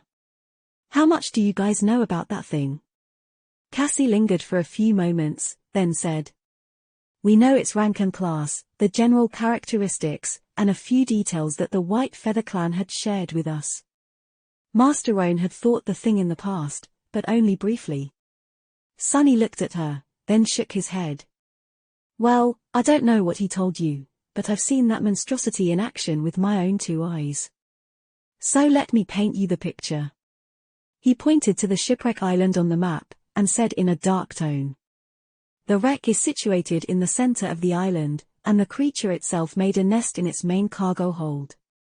Don't think that you'll be safe before we reach the ship, though. Actually, its vines stretch beneath the ground throughout the whole island." He paused, and then added. "Since it's a corrupted monster, most of you won't even be able to cut the vines, let alone sever them. You don't have the Dawn Shard augmenting your memories anymore, after all. However, if you do manage to cut the vines, each cut will produce a cloud of poisonous mist. There will be poison in the air whether you cut them or not, though, especially inside the wreck. There, breathing is almost impossible." With each word he said, the firekeepers grew more and more serious. However, they were still in too good of a mood. "What is wrong with these idiots?" Sunny cleared his throat. "Oh, and by the way, there are other nightmare creatures on the island, too. Big nasty fallen beasts called sailor dolls." He hesitated, and then said. "Well, if there is one good about the whole situation, it's that the creature in the wreck usually slumbers until one of its vines is disturbed. Cassie told me that it is weak to fire. So my suggestion would be to just burn the whole ship down, and the scary bastard with it." The firekeepers glanced at each other with strange expressions. Cassie remained silent for a bit, and then said awkwardly. No, we can't burn the ship. Sunny blinked a couple of times. And why, pray tell, is that? She turned her head to the large wooden box in the corner, lingered for a moment, and then answered. Because we are going to repair it. Chapter 5:14, Hidden Blade. Sunny was at a loss for words. Had he even heard it right? You are going to repair the ancient, broken, monster-infected ship? Well, it made a lot of sense, actually. Cassie nodded. Yes. We are going to cleanse, repair, and make it fly again. Oh, so it was a flying ship, too. Perfect. Honestly, Sunny shouldn't have been surprised. All the clues had been there for a long time. He had already known that the ship depicted on the miraculous coins was, most likely, the very same that lay broken on the shipwreck island. The connection was pretty easy to make, considering that they looked alike, and that the coins had come from its treasury in the first place. Sunny had also asked himself the question of what a sailing ship was doing in the middle of chained isles, which had no sea and no rivers for it to sail on. The thought that it had actually been designed to fly through the skies had crossed his mind, among other things. And finally, on the coins, the ancient ship was shown as having a beautiful tree wrapped around its mast. It had also belonged to the enigmatic person called Noctis. Wasn't it too much of a coincidence, then, that Cassie had come to the sanctuary of Noctis and ventured on a long expedition to a desecrated grove? The word desecrated implied that the burned grove had been sacred once. After all, only sacred things could be desecrated. And a sacred tree sounded exactly like something capable of making a massive ship fly. Right? Sunny stared at the large wooden box with a ponderous expression. After a while, he asked. So what's in the box? Cassie walked over and gently put a hand on its lid. A sapling. We spent 2 months searching for a living root in that ghastly place. And finally, deep underground, we found the only one that remained. The wondrous tree which kept the ancient ship afloat in the sky had come from that grove, once. The sapling will grow into a new one. She sighed, and then turned to the firekeepers. Shakti and Kaya were artisans back in the bright castle. Shakti is gifted with an aspect that helps plants thrive, and was Kido's apprentice. Kaya is an awakened carpenter. We have more people on the way to the chained isles, too, to help with the reconstruction. Sunny remained silent for a while. So she had been planning to commandeer the ancient wreck for a long time. From before he had come to invite her to challenge the second nightmare with him. Was it a coincidence? They were going to have to brave the sky below to get to the seed, after all, and here was Cassie, conveniently planning to claim and repair a flying ship. How much did she really know? As if hearing his thoughts, Cassie turned to him. Her face suddenly turned somber. With this ship, we might be able to cross the Hollow Mountains. At least that is our hope. The firekeepers grew quiet. After a while, the familiar girl Shakti said in a dark tone. We have to try, no matter what. Going there on foot is suicide. Maybe flying will be different. They were all really resolute in their desire to find Nephis, it seemed. And what about Sunny himself? Well, things were complicated. He sighed. All right, that answers the question of why you want the ship, and how you might be able to repair it. But how are we going to defeat its current tenant without using fire? No offense, guys, but I really don't think that you can handle that fight. Maybe you can hold on for a while outside the wreck, but inside it's a death trap. The firekeepers looked at each other again. Finally, their mood turned dark. Cassie hesitated for a few moments, and then said. We are going to kill it the old-fashioned way. Use someone as bait, and strike the monster down while it's distracted. Sunny rubbed his face. Let me guess, I am the bait? The blind girl smiled, then shook her head. No. We are the bait. You are the blade that will pierce the creature's heart from the shadows.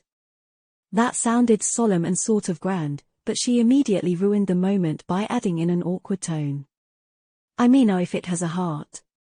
If it doesn't, then well, you know. Kill it some other way. Not exactly the icon of eloquence, are we? Sunny frowned. He did like the idea of not being the bait for once. Well, to be honest, Neff was usually the bait. Actually, this plan sort of made sense. He already knew that he could survive in the poisonous miasma inside the ship, and that with enough augmentations, the crawl site could damage the vines. And that had happened even before he infused the dark mirror enchantment with divine flame. Yes, Sunny couldn't burn the ship itself, but that didn't mean that he couldn't deliver once surgical, immolating strike to the main body of the monster. The bastard was weak to fire, so the result would probably be nothing short of spectacular. The problem was, would the firekeepers be able to keep the monster preoccupied long enough for Sunny to achieve his objective? He looked at them gravely, and asked, "Why are you all so sure that I can kill that thing?" One of the firekeepers shrugged. "You were in Lady Changing Star's cohort, were you not? She wouldn't trust just anybody to have her back.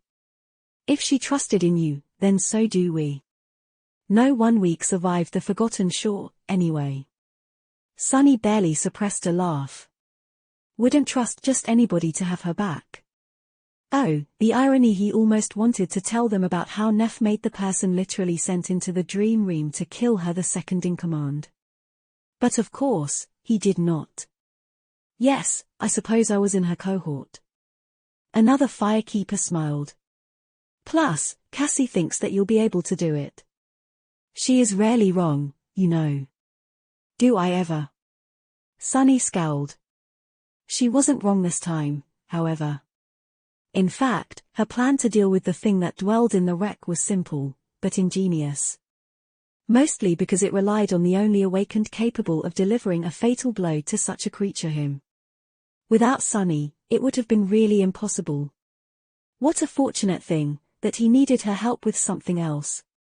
He thought for a bit, and finally asked, "Are you guys certain that you can survive drawing the monster's attention? Even after everything I told you?" The young man who Cassie described as an awakened carpenter, Kaya, chuckled. "Pretty certain. As much as one can be certain about anything in the dream realm, I guess. All of us survived the siege, so we're aware of what we are signing up for. We have a good combination of aspects and know how to work together. We even have a healer, which should help against the poison.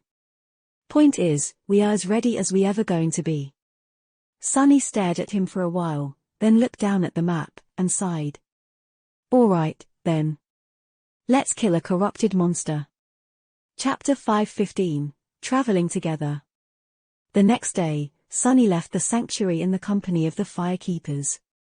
Traveling across the chained aisles with Cassie and her cohort proved to be somewhat inconvenient after all. They couldn't all turn into shadows and swiftly glide across heavenly chains as he could, but also a much more safe and pleasant experience than he was used to. In fact, this was probably the most relaxed and serene journey Sunny had ever undertaken in the dream realm. Even if the party moved slower, it was also much more battle-ready and capable than any solitary awakened could ever dream to be. Each of the firekeepers was a talented fighter with years of experience under their belt, and more than that, they fought together like a singular, finely tuned battle machine. Even though Sunny didn't want to admit it, he had to give Cassie credit. Under her leadership, the cohort had become a beautifully cohesive battle unit in less than a year. She must have learned well from how Nephis had built her cohort, and then her army, back in the Dark City. The fact that these young men and women shared a common past and had gone through a harrowing hell together must have helped a lot, too. Whenever the party encountered nightmare creatures, Sunny felt a very strange and unfamiliar sensation. It was almost as if he didn't have to do anything. He could literally remain still, and nothing would happen to him. His temporary companions were more than capable of dealing with the abominations themselves. Of course, that was only because the route they were taking had been carefully chosen to avoid the really dangerous places. There was another reason for why this expedition was going so smoothly. Cassie herself. Traveling with a powerful oracle was a very convenient thing, indeed.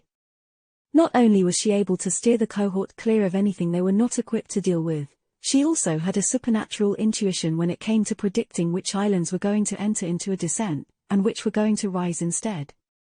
Thanks to that, they were able to avoid being caught by the crushing and having to either endure it or scramble to escape to the nearest isle, which could have landed them into the hunting territory of extremely powerful nightmare creatures. Just like before, Sunny and she worked together to make sure that nothing unexpected happened.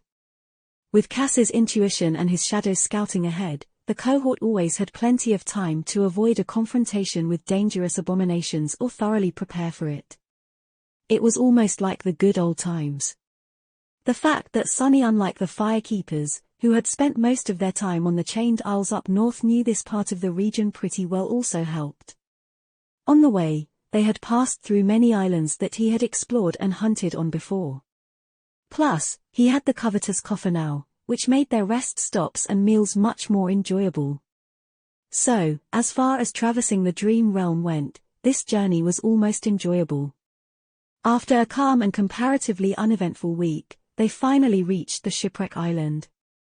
This close to the Tear, the nightmare creatures were much more dangerous and vile. Sunny and the Firekeepers were currently on the island he had visited before, the one with dozens of stone towers laying in ruins, overgrown by moss, and monstrous worms hiding underground. They had just fought off a swarm of them, and were now approaching the edge of the isle. Soon, the sight of the gargantuan chain stretching into the distance opened to them, and they heard the sound of rusty metal scraping against ancient iron on the wind. The Firekeepers froze and stared at the distant Shipwreck Island and the corpse of the metal giant that was entangled in the remnants of a broken chain, swaying slowly above the dark abyss of the sky below. They were as stunned by this forlorn visage as Sunny had been when he first saw the mangled remains of the steel colossus. After a while, one of them said, "That wound in his chest, what kind of force could have shattered such a creature? And his arm, we saw it already, didn't we?" Sunny didn't respond, since the question wasn't directed at him, and thus his floor remained silent. Another Firekeeper lingered, then asked in a curious tone, "Maybe we should climb down and investigate, after taking control of the island." Sunny glanced at her, then shook her head. "I wouldn't recommend that." The young woman raised an eyebrow. "Why?" A dark smile found its way onto his face. "You think the monster in the wreck is bad? The being that dwells on the dark side of the island is much, much worse. Believe me. And that giant is well within its reach.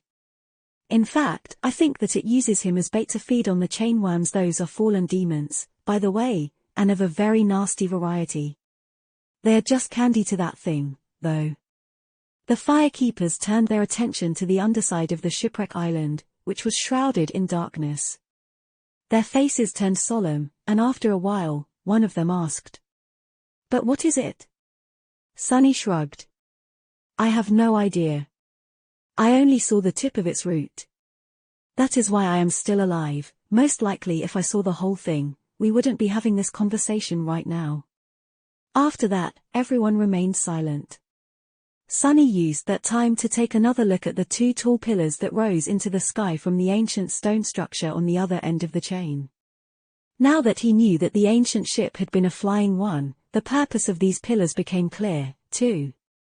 They were wharves, or rather, mooring masts. The flying ship had to dock to something, after all, when it was not braving the vast expanse of the sky. That made him think there were several such pillars on the island, which suggested that Noctis had not been the only one in possession of a sky vessel in the ancient past. Maybe flying ships were how all the inhabitants of the Chained Isles traveled across the chasms of the sky below. That made sense, really. The chains themselves were not exactly convenient roads, it's just that the Awakened used them for that purpose. But how had the captains of the flying ships dealt with the crushing? Or had there been no such curse on the Chained Isles before Hope escaped from its bonds? His thoughts were interrupted by the loud rattling of the heavenly chain. The Shipwreck Island was descending. The Firekeepers looked at each other. Their faces turned grim. Cassie gripped the hilt of the Quiet Dancer, and then said, her voice calm and steady. Get ready. You all know the plan, so I won't waste time repeating it. Stay strong, stay together, and stay alive. Today, we will be victorious. Sunny stretched his neck, then summoned the cruel sight. Let's hope your intuition is right this time, too. Chapter 5:16, Legacy of Ruin. Returning to the shipwreck island felt strange. It was almost exactly the same, but also different. They followed the remains of the ancient road and crested the hill to see the desolate valley below. The wreck of the once graceful ship was at its center, the dead tree wrapped around its mast. Thick vines were growing out of the breaches in its hull and spreading outward, some laying on the ground, some buried beneath it. Here and there, piles of wooden debris could be seen. Those were the sailor dolls, which had yet to assume their humanoid form after shape-shifting to withstand the crushing. What had changed, however, was that there was no chain on the other side of the valley anymore. The twisted rock had been destroyed and crumbled into the sky below, and now, the shipwreck island directly bordered the tear. Sunny felt as if the air itself was slightly different as the result. He gestured at the wooden debris and said, "Those are the sailor dolls.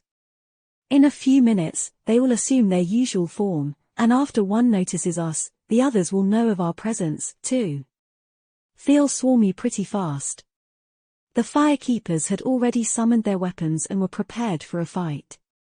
The faces were calm, cold concentration burning in their eyes.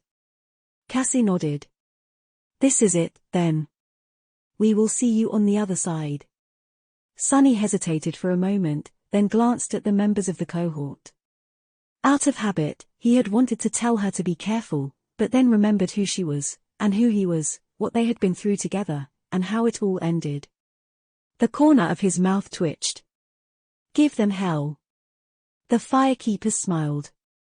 One of them laughed. "I'm pretty sure that this place is already enough of a hell. You stay safe too, Sunny."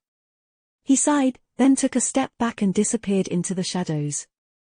Safely hidden in their dark embrace, Sunny observed as the firekeepers moved forward in a flexible battle formation.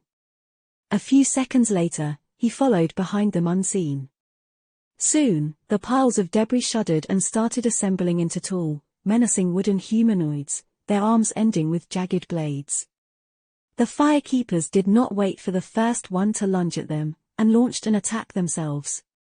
Shakti, the former artisan with an aspect revolving around plants, drew a heavy bow, and sent an arrow flying.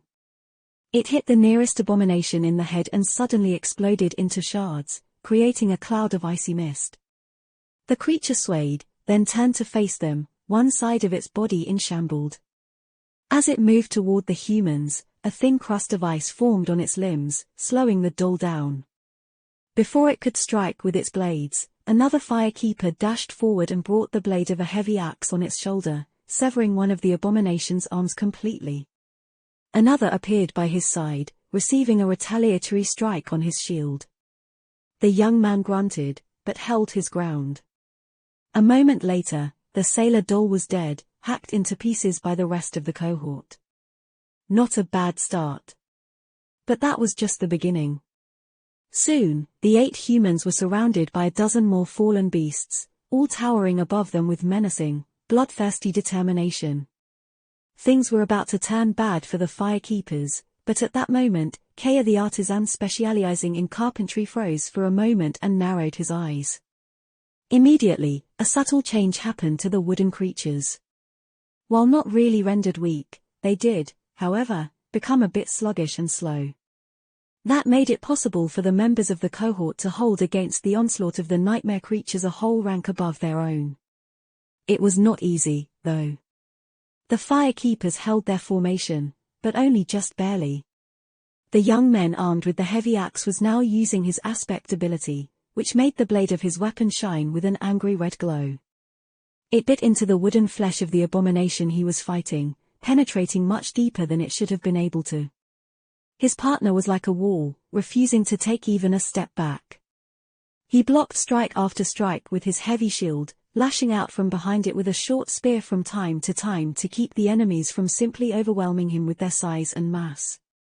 This was the healer of the cohort, so his fortitude and grit came from his physical prowess alone, not from any kind of ability. There was another firekeeper that used a shield, a young woman with dirty blonde hair and an aspect that allowed her to exert vicious strength with each strike of her sword. She fought in tandem with a young man who wielded two great swords in his four hands. The second pair appeared when he activated his own aspect ability. These two were quite devastating together. Shakti continued to fire her bow, switching between memory arrows and mundane ones, which were crafted by Kaya. Her bow was powerful enough, and her aim precise enough, to deal heavy damage to the advancing sailor dolls. The carpenter himself was sustaining the strange hex he put on the abominations and covering her with a wooden staff in his hands, his face grim and full of resolve. Another firekeeper possessed an aspect that allowed him to gift his companions with an augmentation to stamina and endurance, as well as making one of them much more resilient. He wielded a curved sword and covering Cassie's back. And then, there was Cassie herself, who had turned out to be perhaps the most deadly of them all. She wielded the quiet dancer in one hand and a long dagger in the other, using it to deflect blows and launch an unexpected, quick attack from time to time. The delicate girl wasn't the strongest, nor was she the fastest of the firekeepers. However, she fought with confident grace and deadly insight resembling that of a true master. If it was anybody else, Sunny would have assumed that they had long reached the pinnacle of skill and were now able to not only flawlessly follow, but also control the flow of battle. It reminded him of how Nephis fought, of how deeply attuned she was to the underlying laws that governed combat. Of course, the difference was that while Changing Star was able to predict and manipulate the cadence of battle due to her knowledge, talent, and skill, Cassie could actually perceive a few moments into the future, which made her a frightening presence on the battlefield. As Sunny watched, a towering sailor doll raised one of its blades and brought it down on the blind girl, aiming to cut her body in half. However, Cassie simply moved slightly to the side a split second before the blade would have sliced her apart, and lashed out with her dagger. At the same time, the quiet dancer suddenly flew out of her hand and shot through the air. The dagger pierced the creature's chest, while the rapier threw its second blade a few centimeters of course, then continued forward and tore through another abomination's neck. In the span of a second, two fallen beasts were heavily wounded, and soon fell dead to the ground. Still, Sunny recognized the truth of it behind the superficial appearance. Yes, Cassie had an incredible advantage due to her unique and powerful aspect. But not just anyone would have been able to make use of it. In fact, almost no one could have done what she did. In the havoc of a battle, especially a battle between awakened and nightmare creatures, where a fraction of a second could mean the difference between life and death, it was already immensely hard to perceive, comprehend, and react to the enemy's actions in time. It must have been so much harder, then, to perceive both the present and the future, to comprehend not one but two states of the battle, and swiftly act in response to achieve the result, not to mention that Cassie was doing all that while being blind. The mental strain and burden of it all, Sunny couldn't even imagine it. What he did know, however, was that it was impossible to perform such a feat without one crucial thing: clarity. It seemed that Cassie had not listened to the lessons Nephis had taught them for nothing. She was Changing Star's other pupil, after all. Soon, the firekeepers had dealt with the first wave of the sailor dolls. But the second, larger one was already approaching. Before it could reach them, though, Cassie grabbed the quiet dancer from the air, turned to her cohort, and yelled, "Prepare." Then, she covered her mouth and nose with a hand, turned the rapier down and thrust it deep into the earth. A moment later, the ground shook. Chapter 5:17, Baiting the Monster. Suddenly, the whole of the valley seemed to be moving. The ground shook and seethed, and slowly, green and brown vines started rising from beneath it like vile snakes. The hulking sailor dolls that were about to descend upon the firekeepers froze, as if consumed by fear. Then, they turned around and stumbled away. Some simply crumbled into piles of debris, pretending to be dead. Even these fallen beasts were terrified of the being that dwelled in the heart of the ancient wreck. Cassie and her cohort, however, remained unperturbed. Moving with swift determination, they made their preparations. Just a moment after the blind oracle thrust her rapier into the ground, the firekeepers had strips of cloth wrapped around their mouths and noses. The corpses of the slain sailor dolls were dragged to form a circle around them and set aflame. Soon, the cohort was surrounded by a ring of tall bonfires, the 8 awakened bathed in the waves of heat. They stood back to back, their weapons drawn and their faces full of grim resolve. Only Sharptie was on one knee, her hand pressed to the ground. After a moment, she screamed something. Sunny was still observing from the shadows, his emotions in turmoil. Although he would no go so far as to call these young people friends, he had grown somewhat attached to them after going through the ordeal of the civil war in the Bright Castle and traveling together. These firekeepers were a likable sort. He didn't want to watch them die while doing nothing. But that was his role in this fight. He had to remain safely hidden until the corrupted monster's attention was fully concentrated on Cassie's cohort, and then deliver one decisive strike, ending it all. That time had not come yet. Consumed by dark discontent, Sunny continued to watch. Reacting to Shakti's scream, one of the firekeepers suddenly dashed to the side. A fraction of a second later, the moss beneath his feet was pierced by a stem of a brown vine. It thrashed blindly, failing to catch anyone in its deadly embrace, but then seemed to have sensed the presence of life, and shot toward the nearest human. The vine was as thick as a man's arm, and there were black thorns protruding from its glistening surface. One of the firekeepers sliced at it with her sword, but the sharp blade just bounced off of the vine without leaving even a scratch on its surface. 2 others simply fell on it, pressing the thing down with their shields. That gave enough time for the young man whose aspect allowed him to enhance his weapon-type memories to bring his glowing axe down, severing the vine. As soon as he did, a cloud of poisonous mist shot out from the cut, enveloping the young man. Luckily, he knew to hold his breath and immediately jumped back. Cassie, who had sheathed her rapier and was now holding a familiar wooden staff, pointed it forward and summoned the wind. The cloud of poison was blown toward the bonfires and devoured by flame. That axe is an ascended memory. Indeed, it was. In fact, all of the firekeepers seemed to be equipped rather well, and several of them wielded weapons above their rank.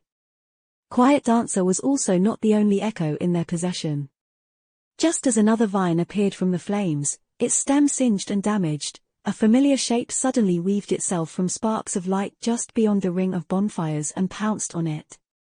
It was a creature that looked like a giant praying mantis, its flesh composed of glass and blood-red clay. Sunny remembered seeing these creatures during the siege of the Crimson Spire. 2 scythes came down on the vine, and bit deep into it. A moment later, the mantis dashed away with incredible speed, avoiding being entangled and shredded to pieces by the jagged black thorns. Despite this efficient start, more and more vines were crawling toward the circle of fire, and several more appeared from beneath the ground inside it. With each moment that passed, the size of the vines attacking the firekeepers was bound to increase, too. The further from the wreck, the thinner and weaker the vines were. But closer to the ancient ship, truly monstrous ones were already in motion, spreading outward with murderous intent. It was as though the monster was slowly unfurling its long limbs, which both spelled doom for the cohort of awakened and was their intent. Only when the primary vines were too far away from the main body of the creature to return at once could Sunny make his move. After that, he was either going to succeed and end the whole battle, preventing the firekeepers from perishing in the flood of vines, or they were all going to die together. That moment of truth was swiftly approaching. Faced with more and more vines, Cassie and her cohort did their best to resist. They cut apart those that were damaged by the fire enough for their weapons to become effective, and concentrated the efforts of several members on those which did not. But no matter how hard they fought, soon, the scales started to tilt in the favor of the corrupted monster. Their formation was on the verge of being broken, and their actions, perfectly coordinated at first, were slowly turning desperate and hectic. Despite its terrifying speed, the echo of the blood-red mantis was finally caught by the vines. Its glass body was immediately shredded, And the creature was only saved from being completely destroyed by the swift reaction of its master, who dismissed it just in time. That was the moment when the primary vines finally reached the ring of bonfires. Sunny threw one last glance at the desperately fighting firekeepers. His gaze lingered on Cassie, who wielded her long dagger at the head of the cohort, for a few moments. Then, he turned away and stepped through the shadows. A second later, Sunny emerged from the gloomy shadow on the hull of the ancient ship, far away from the mayhem of battle. And very close to the terrifying creature that was the source of all that horror. Summoning the cruel sight, Sunny held his breath, and jumped into the darkness, nesting in a jagged breach in the hull. It was time for him to play his role. Chapter 5:18, Cargo Hold. Landing into the poisonous miasma of the ancient wreck, Sunny immediately turned into a shadow and glided over the ancient wooden boards, which were long ago overgrown with brown moss and bulging, thorned vines. To be honest, he would have preferred to move through the ship as a human. Sunny knew that he was going to inhale at least some of the poison while fighting the being that dwelled in the cargo hold, so having some time to get accustomed to the debilitating effect of the toxin was better than going through that process in the middle of the battle. But he couldn't risk getting noticed too soon. The whole battle was supposed to be over in just a few moments anyway. Alas, Sunny had little hope that everything was going to go as planned. His previous experiences had taught him that very few things ever did. Remembering the path he had taken during the hunt for Noctis coins, Sunny glided through the narrow corridors. This time, they were vastly different from how they had been before. After all, the monster was wide awake now. The vines sprawling through the ancient wreck were pulsating and moving, spouting clouds of deadly mist. The air was murky and full of disturbing sounds of something slithering beyond the wooden bulkheads. It was as though Sunny was inside a giant, living organism. A virus cell that invaded the ancient wreck to kill its host. Luckily, these were mostly just the roots of the vile vines. The parts that were really mobile and dangerous were far away, currently killing the cohort of firekeepers. Suddenly grim, Sunny increased his speed, and soon reached the gates of the cargo hold, which were bent outward, as if straining to contain something pressing on them from the other side. He could feel the vast space beyond the gate, and a massive shadow of the creature in its center, its form rhythmically expanding and contracting, as if breathing. With each contraction, a wave of warm wind blew through the remnants of the flying ship. He lingered for a fraction of a second, and then gathered his resolve. There was no time to waste. Spending a small fraction of his essence to step through the shadows once more, Sunny appeared in the cargo hold and froze, slightly stunned by the terrible visage of the corrupted monster. What the hell is that? The cargo hold was very large, and filled almost entirely with thick, brown vines that snaked outward and disappeared in the breaches in the ancient wood. They all originated from a single source, a vast, pulsating mass of moss in its center. In the very heart of the mass, however, there was a shape of a human, their body twisted in a terrible convulsion. Sunny couldn't tell if the human was a man or a woman, alive or dead, but he was sure of one thing: the vines sprawling through the entire island all came from within the flesh of that creature. They grew from the mouth of the abhorrent corpse, from their ears, piercing their chest and abdomen, snaking from beneath the skin of their arms and legs. The sight of it was both terrifying and repulsive, but most of all, it was ghoulishly wrong. It was as though the vines had once exploded from the body of the ancient human, killing them, but also somehow keeping them alive and breathing. And as long as the human breathed, the vines would continue to exist and grow, too, slowly absorbing the ancient ship, the valley beyond, all of the shipwreck island, and then, one day, who knew? That is the thing I need to kill. Sunny had seen many horrors in his life, and killed his fair share of them, but no matter how experienced and powerful he became, there were things that humans were just not meant to be able to behold calmly. Staring at the ghastly being trapped in the cargo hold of the flying ship, Sunny didn't lose his composure or resolve, but he couldn't help but feel a deep, cold sense of fear. Fear, however, was a welcomed guest. Fear told him that he was still sane, and had some measure of humanity left in his soul. As long as Sunny did not surrender to fear, it was all right to feel it from time to time. One strike, get close, exit the shadows, and thrust the cruel sight into its chest. The divine flame is going to do the rest. Steeling himself, he began to glide forward, trying to traverse the vast cargo hold as quickly as possible. The plan, however, went wrong just a moment later. Because as soon as Sunny moved, and long before he was able to get anywhere near the terrible creature, the corpse suddenly opened its eyes. Those eyes were empty, dead, and as dark as the abyss of the sky below. And they were staring directly at him, as if the creature could easily pierce the veil of darkness and separate the intruding shadow from all the rest. Sunny was caught. No way. He froze for a fraction of a second, stunned by the fact that the incredible stealth augmentation of his aspect was broken with such ease. And then, all hell broke loose. Sunny's first thought was to retreat and run as fast as he could. After all, he was currently a shadow, and as far as he knew, thorny vines and poison were not capable of harming a shadow. But if he did so, the firekeepers were going to die.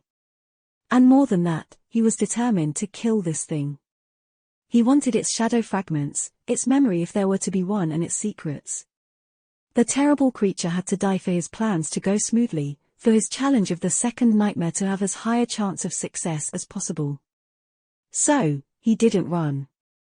Instead, Sunny dashed forward, flying toward the pulsating mass of brown moss and vines with as much speed as he could muster. It was only going to take him a second to reach the ghastly corpse, as long as simply stepping through the shadows would. However, the host of the ancient wreck did not remain idle.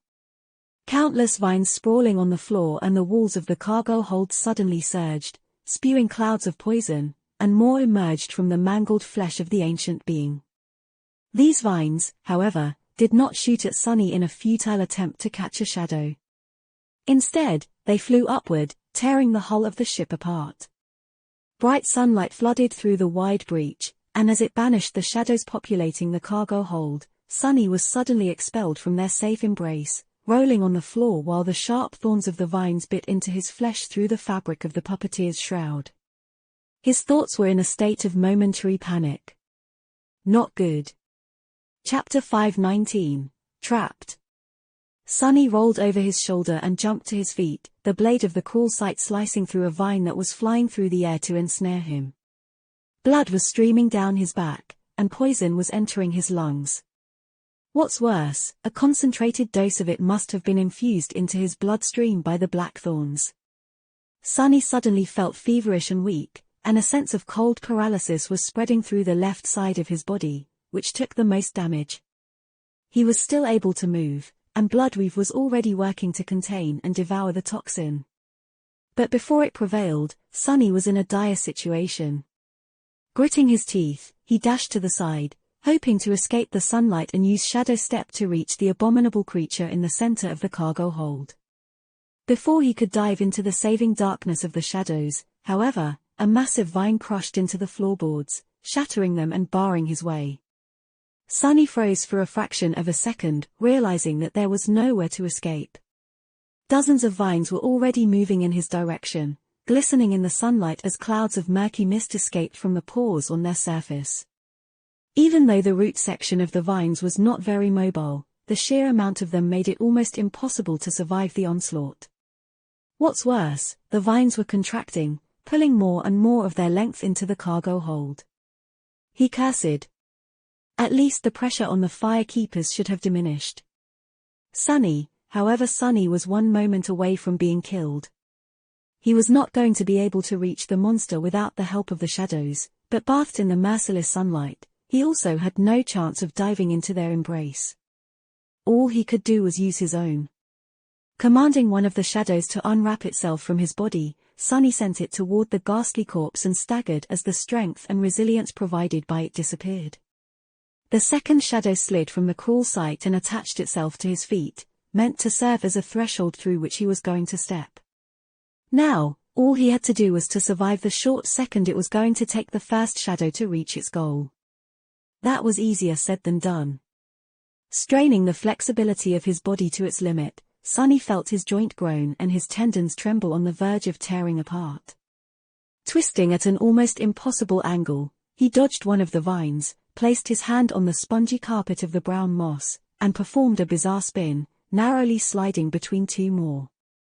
If not for the torturous training he had put himself through to accommodate the inhuman demands of shadow dance, this would have been impossible.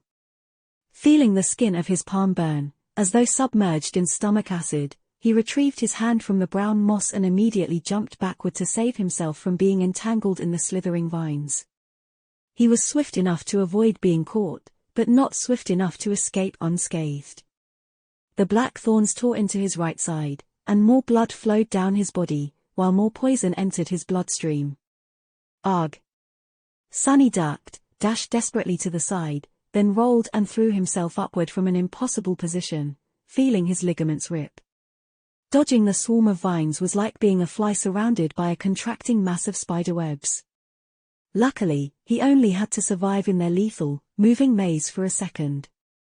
Before the vines could turn into an impenetrable barrier all around him, Sunny dove into his shadow and emerged right in front of the vile mass of brown moss and the remains of the human encased within it. The cruel sight flashed with pure light, and in one fluid motion, he thrust its incandescent blade into the chest of the monster. Got you. And then nothing happened. The corpse didn't react to receiving a mortal wound at all. Its ghastly face remained unmoving, its eyes full of terrifying emptiness, its body a harrowing mess of torn flesh and slithering brown vines. The mass of moss continued to contract and expand, and the vines themselves continued to pursue the invader. Even the divine flame seemed to have no effect on the corrupted monster. Sunny paled. Crap. He twisted the cruel sight, hoping that it would have some effect, but all was in vain. The corrupted monster simply refused to die, for whatever reason, and the ancient remains that were its source appeared to be immune to flame, even if the vines themselves were susceptible to it. The information Cassie shared with him came from Master Roan, who had fought the vines once. But he had never entered the wreck, so of course, the dashing griffin rider couldn't have known that the creature itself did not share the weaknesses of its sprawling thorned limbs. Damn, now what? The vines were already upon him. Before they could ensnare Sunny, though, two ruby eyes ignited in his shadow, and a graceful figure of the demonic knight lunged forward out of it. The blade of her stone-like sword flashed through the air, easily severing several vines, and then her shield crashed into the slithering Vernikos wall, pushing it away and making the whole cargo hold shudder. Now that Saint was ascended, and augmented by one of his shadows, her strength was truly frightening. The taciturn demon spun in the mass of vines, cutting them down like a demented gardener. For a moment, none of them could reach her. Sunny wrapped the second shadow around himself and retrieved the cruel sight, thinking feverishly. What the hell, how do I kill this thing? He could try to place the broken oath near it and retreat, but no, that wouldn't work. Unlike the mordant mimic, who had been paralyzed by the crushing, the being trapped in the cargo hold of the ancient ship could simply move the charm away with one of its vines, or crush it. And if Sunny tried to prevent it from doing so, he would succumb to the soul damage first. Even with the help of the mantle of the underworld, he would still be just an awakened. A corrupted monster's soul was much, much more vast and resilient. Leaving Saint to fend for herself was also not an option, since even with her newfound might, she had no chance of surviving in a battle against this powerful creature alone. Not all corrupted monsters were created equal, and the two for them had the misfortune of stumbling on an especially dreadful one. So, what else was there? Sunny couldn't damage the abhorrent abomination itself, but he could damage the vines. That would buy him some time to come up with a solution, at least. Jumping back, he sliced at the root of a thick vine growing out of the ancient human's forearm, severing it. As a side effect of this attack, the corpse seemed to retrieve some control of its hand, which slowly rose and stretched toward Sunny. Damn. Suddenly feeling a sickening, cold sensation in his heart, he hurried to create as much distance between himself and the corpse as he could. However, the abomination didn't seem to be launching an attack. Its hand strained to rise, held down by the massive vines growing from it. Struggling against this terrible burden, it twitched and moved slightly, then froze. One of its fingers trembled, The creature seemed to be pointing at something. And for the first time, the expression in its empty eyes changed, betraying that there was still a hint of consciousness trapped in this mangled body. Those terrible eyes were not burning with bloodlust, hunger, or wrath.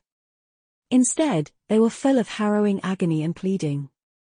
Chapter 520, Deliverance. Sunny almost stumbled because of the terrible realization. Was the mutilated body inside the nest of moss still alive? How could that be? Thousands of years must have passed since the flying ship crashed on this desolate island. How long had this poor soul suffered this harrowing torture? What sin had they committed, and who had doomed them for an eternity of ghastly suffering? How had the vines ended up growing from their flesh, and why? But most importantly, how the hell was that mangled thing not dead? Even divine flame was powerless to end its grisly, gruesome existence. If Sunny could find the answer, maybe he would be able to kill the corrupted monster, after all.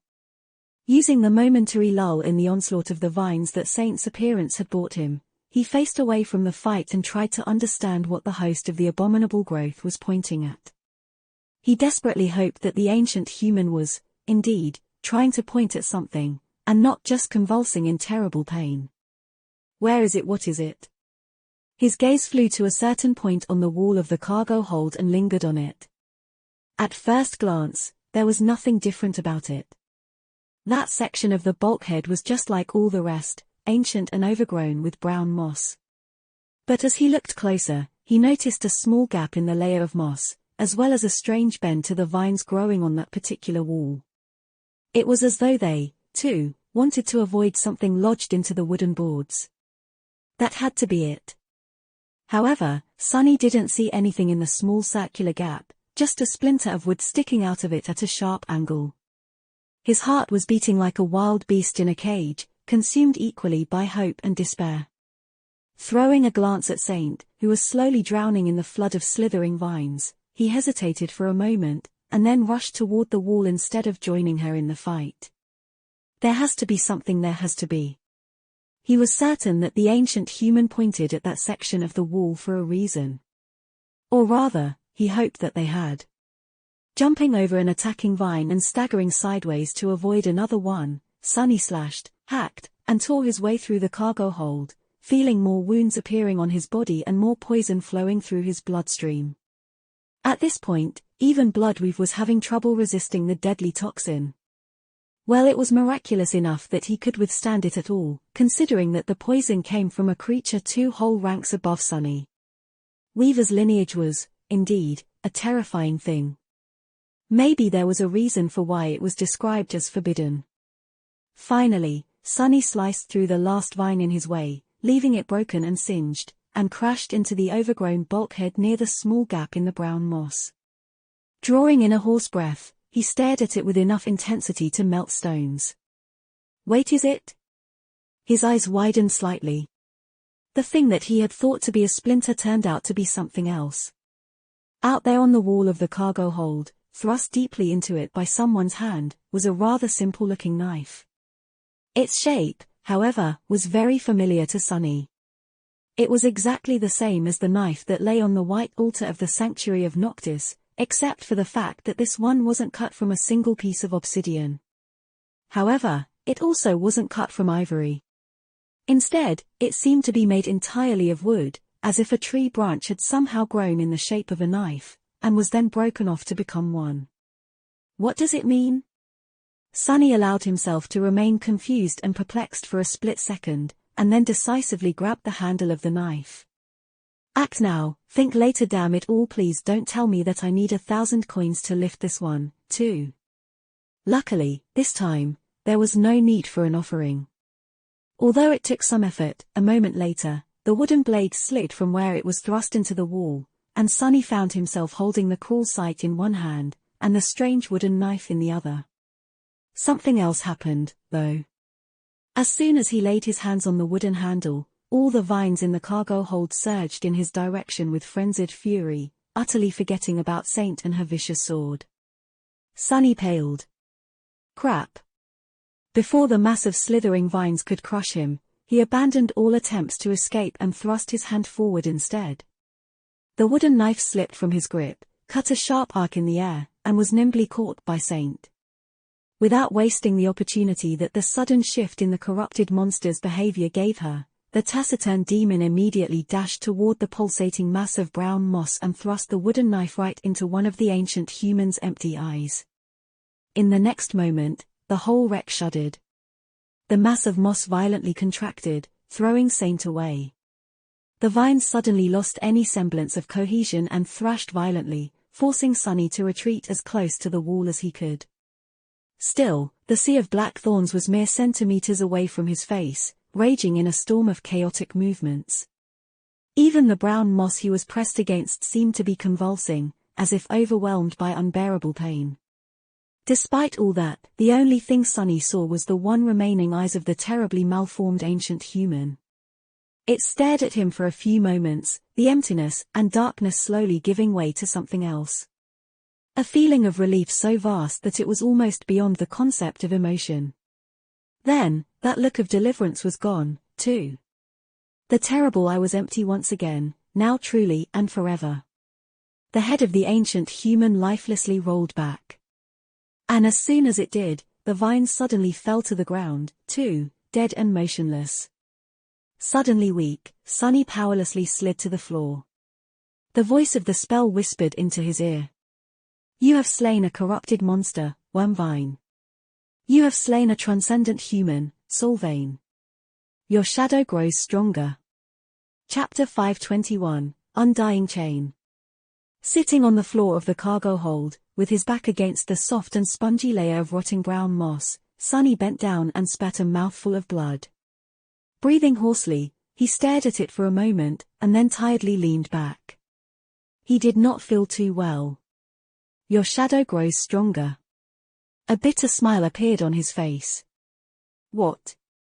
Is that all? After all that had just happened, Sunny felt that he really deserved more. This time, his hopes were not for naught. The spell remained silent for a bit, as though to torture him, and then added. You have received a memory. Better. After that, he groaned and coughed some more blood. All around Sunny, the brown moss was rotting, withering, and turning into dust. The same thing was happening to the vile mass of vines, albeit at a slower rate. Now that both the corrupted monster and its host were dead, the ancient wreck seemed to be cleansing itself. He couldn't be bothered to pay attention to these changes, though, and was fully concentrated on his own miserable state. Even though the whole battle took less than a minute, Sunny had sustained a lot of damage. His body was pierced and torn by the black thorns, and he had too much poison running through his veins.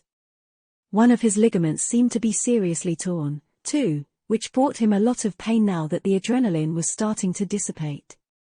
The puppeteer's shroud was a wonderful armor and accompanied him on his misadventures from almost the very start of it all, but Sunny had to reluctantly admit that with the caliber of enemies he was facing these days, its protective qualities left a lot to be desired. Sadly, even such a powerful memory could not keep up with the progress of its master. If there was one good thing about his condition, though, it was that the effects of the poison did not seem to be growing stronger.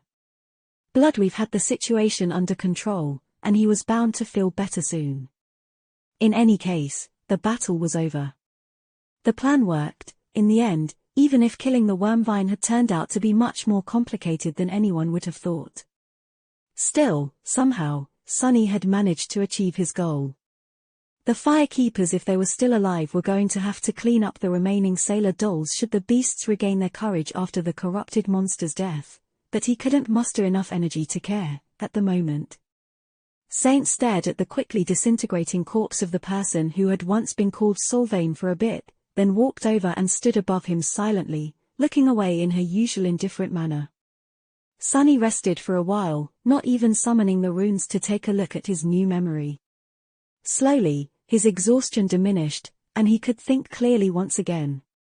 As that happened, numerous questions inevitably assaulted his mind.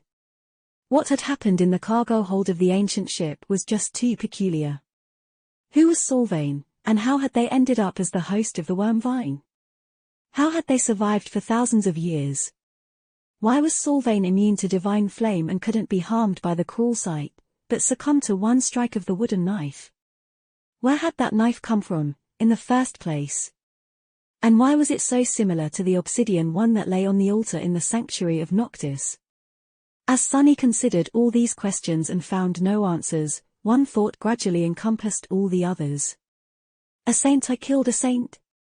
The spell had described Solvayne as a transcendent human, which was what saints were really called. Sunny knew it to be true, but still couldn't quite believe it. He was not someone to sell himself short, but not even in his wildest dreams had Sunny ever considered being able to kill a saint, at least not at his current rank. Saints were simply creatures of another plane, unrivaled demigods with enough power to level entire cities. Technically, a corrupted monster was of the same rank as a saint, and even possessed one more soul core, but there was no comparison. Due to their aspects and nature, transcendent humans were much more of a force to be reckoned with than any beast or monster could ever hope to be. Only a devil of the same rank, or maybe a powerful demon, could stand a chance in a battle against them. And yet, Sunny had killed one. He had also killed a corrupted monster, with the same strike. Well, technically, it was Saint who had delivered the strike, but it didn't matter. The result was the same. Now that is definitely something that no one is going to believe, huh? Sunny chuckled, then grimaced from pain, and finally summoned the runes. The first thing he did was check his fragments. The number was just as he expected. Shadow fragments 195820000. He had managed to kill a few nightmare creatures on the way to the shipwreck island, and killing a human and a monster 2 ranks above him gave 12 more fragments, 4 from the saint, and 8 from the wormvine. Sunny sighed, lamenting the unfairness of his aspect for the 1000th time, and looked at the list of his memories. New runes appeared at the end of the list. He held his breath and read. Memory Undying Chain. Memory rank Transcendent. His heart started to beat faster. At long last. This was the first transcendent memory he had acquired, which was a very pleasant milestone. Granted, an awakened like him was not even supposed to have ascended memories, let alone something one whole rank higher. But then, an average awakened rarely had to fight things above their rank, too. Pleased, Sunny continued to read. Memory Tier 3. Huh? How was this possible? The memory could have either come from the wormvine, in which case it was supposed to be of the 2nd tier, or from Solvayne, in which case it was supposed to be of the 1st. However, it seemed as though the Undying Chain had actually come from both of his kills, maybe because Solvayne and the parasitic wormvine were irrevocably connected. As such, it ended up being of the 3rd tier. Sunny had not even known that something like that was possible. Even more pleased, he grinned in satisfaction and returned his attention to the runes. Memory Type Armor. His eyes glistened. Now that's what I'm talking about. Chapter 522, El Invincible. Sunny was really beyond himself. A good armor was exactly what he needed, and what could be better than a transcendent one? Most of the enemies he fought would not even be able to scratch it, let alone pierce it. His smile turned a little bitter when he remembered receiving the puppeteer's shroud and imagining how he would be nearly invincible to all the dormant creatures trying to attack him come winter solstice. Who knew that he would end up in a place where there was not even a single dormant bastard around? Not counting Sunny himself and all the other misfortunate sleepers on the Forgotten Shore, of course. Still, he would have died 100 times if it hadn't been for the puppeteer's shroud. The Undying Chain was an undeniable improvement, so he had high hopes for it. Moving his gaze lower, he read the armor's description. Memory description: in a beautiful tower at the end of the world, Desire was bound by 7 brilliant shackles. She was meant to be chained there forever, and so her shackles were made eternal. Yet in the end, Desire was unleashed upon the world. Her shackles were destroyed, and the will of the gods was broken. Sunny stared at the shimmering runes, wondering. He knew that the spell, for whatever reason, behaved strangely when speaking about diamonds. In fact, he had never seen or heard it use that term, as though the word itself was somehow forbidden. Sunny only learned it from the writings left behind by the prisoner of the hidden cell beneath the ruined cathedral in the Dark City. The closest the spell had ever come to mentioning the word demon was calling the prince of the underworld a prideful demon. Yet, there was no doubt that the desire it spoke about here was a demon, the demon of hope, who had been once chained in the ivory tower. Sunny had seen the place where she had been imprisoned himself, as well as the seed of nightmare growing from her broken shackles. At first glance, the meaning of the description was rather obvious. Or at least it was to him, with how much he already knew. But something told Sunny that it wasn't. The thing that didn't seem to add up was the fact that he had received the undying chain for killing Sylvain or the Wormvine, both of whom had seemingly nothing to do with the description. Unless he was thinking about it all wrong. Wormvine was susceptible to fire, as well as other means of dealing damage powerful enough to wound the abomination's flesh. But Sylvain was not so simple. The saint from whose flesh the terrible monster had been born seemed immune to any form of harm, including the immolating divine flame. Almost as if Sylvain was immortal. That would certainly explain how the poor saint had survived thousands of years of harrowing torture after becoming Wormvine's host, and why the memory Sunny received from their death had the epithet of undying. Was there a second, less literal meaning to the 7 brilliant shackles mentioned in the description of the undying chain? Which, apparently, were made eternal. Just like Sylvain had been. Sunny frowned. This is just too weird. Even if his tentative theory was technically not impossible, the existence of the wooden knife went against it. What was that knife, and why had it killed Sylvain when nothing else seemed to have been able to? The knives, perhaps, were an even greater mystery. In any case, he didn't have enough information yet to try and glean the truth. With a sigh, Sunny returned to the runes. Learning what his new armor could do was much more interesting than trying to guess at the ancient mysteries with no clues, anyway. Memory enchantments, chains of longing, brilliant will, undying. Chains of longing enchantments description. This armor provides the wearer with high protection against mind attacks. Sunny blinked. What are the chances? Resistance to mind attacks was the second rarest form of protection, right after resistance to soul damage. And yet, this was the third armor-type memory he had received that boasted it. His luck was incredibly good. Or maybe his tendency to run into especially terrible monsters was incredibly bad. In any case, this enchantment made sense. If this memory was connected to the imprisonment of hope, whose powers had been most likely tied to mind manipulation, then having protection against such attacks was logical. The fact that the undying chain had only 3 enchantments, as opposed to 5 of the mantle of the underworld, was also to be expected. The tier of a memory seemed to dictate how many enchantments it could accommodate, and the mantle, despite being of a lower rank, was higher by a few tiers. The second enchantment of the undying chain was very interesting. Brilliant will enchantments description. This armor becomes stronger when worn by those of divinity. Sunny grinned. Even without looking at the undying chain and its spell weave, he could tell how this enchantment worked.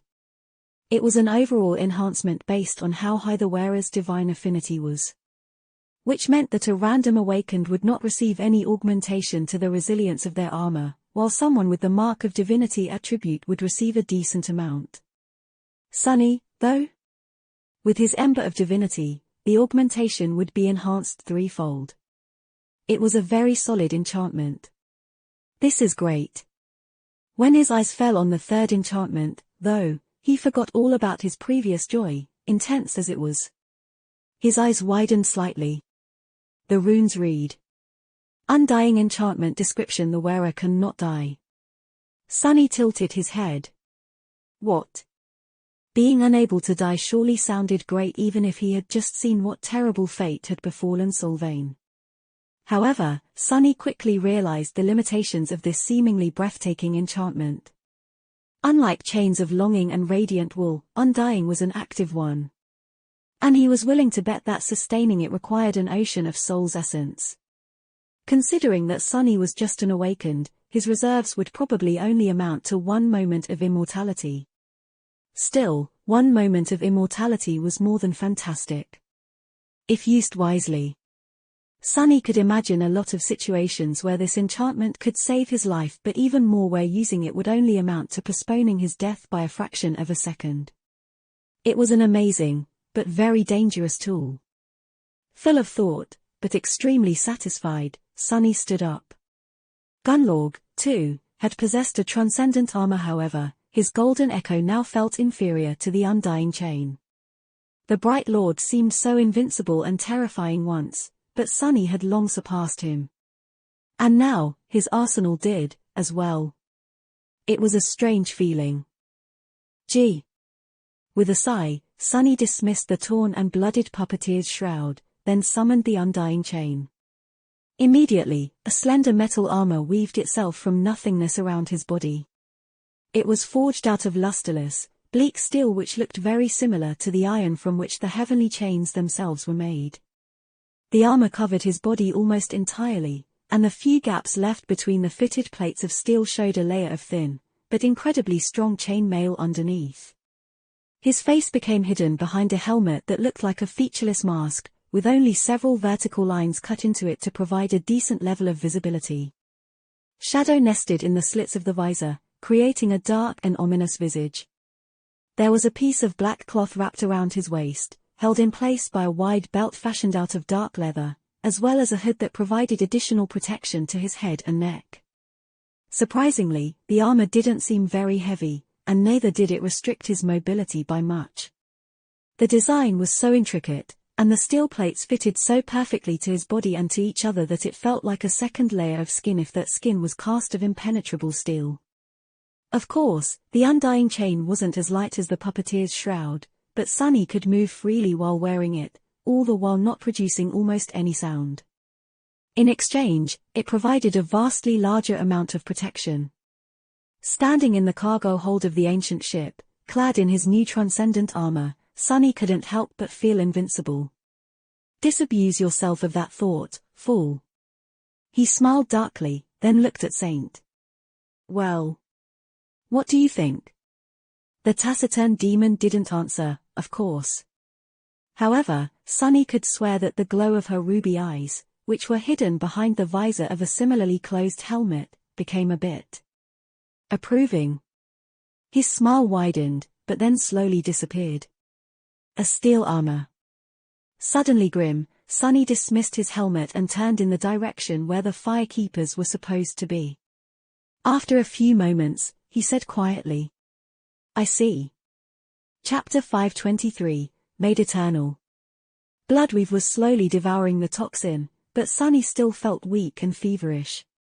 Dismissing Saint, he walked around the cargo hold, getting used to the feel of the Undying Chain and looking around to see if there was something interesting laying around.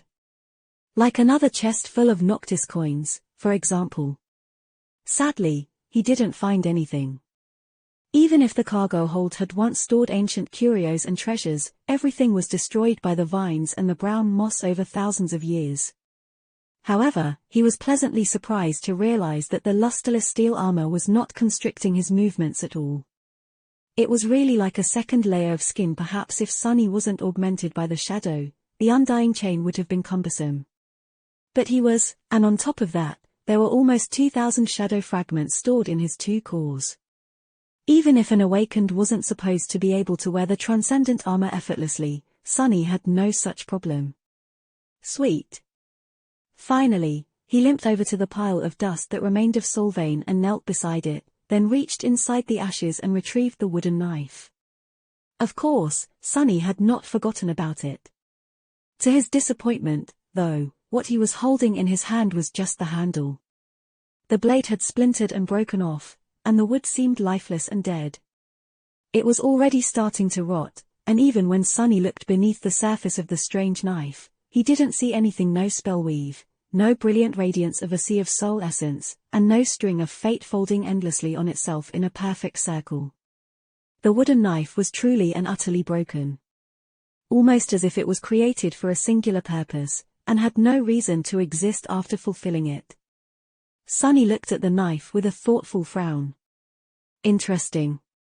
Was the wooden knife created specifically to bring death to the immortal Solvayne? If so, were the obsidian knife in the sanctuary of Noctis and the ivory knife in the Night Temple meant to end the lives of two other immortals?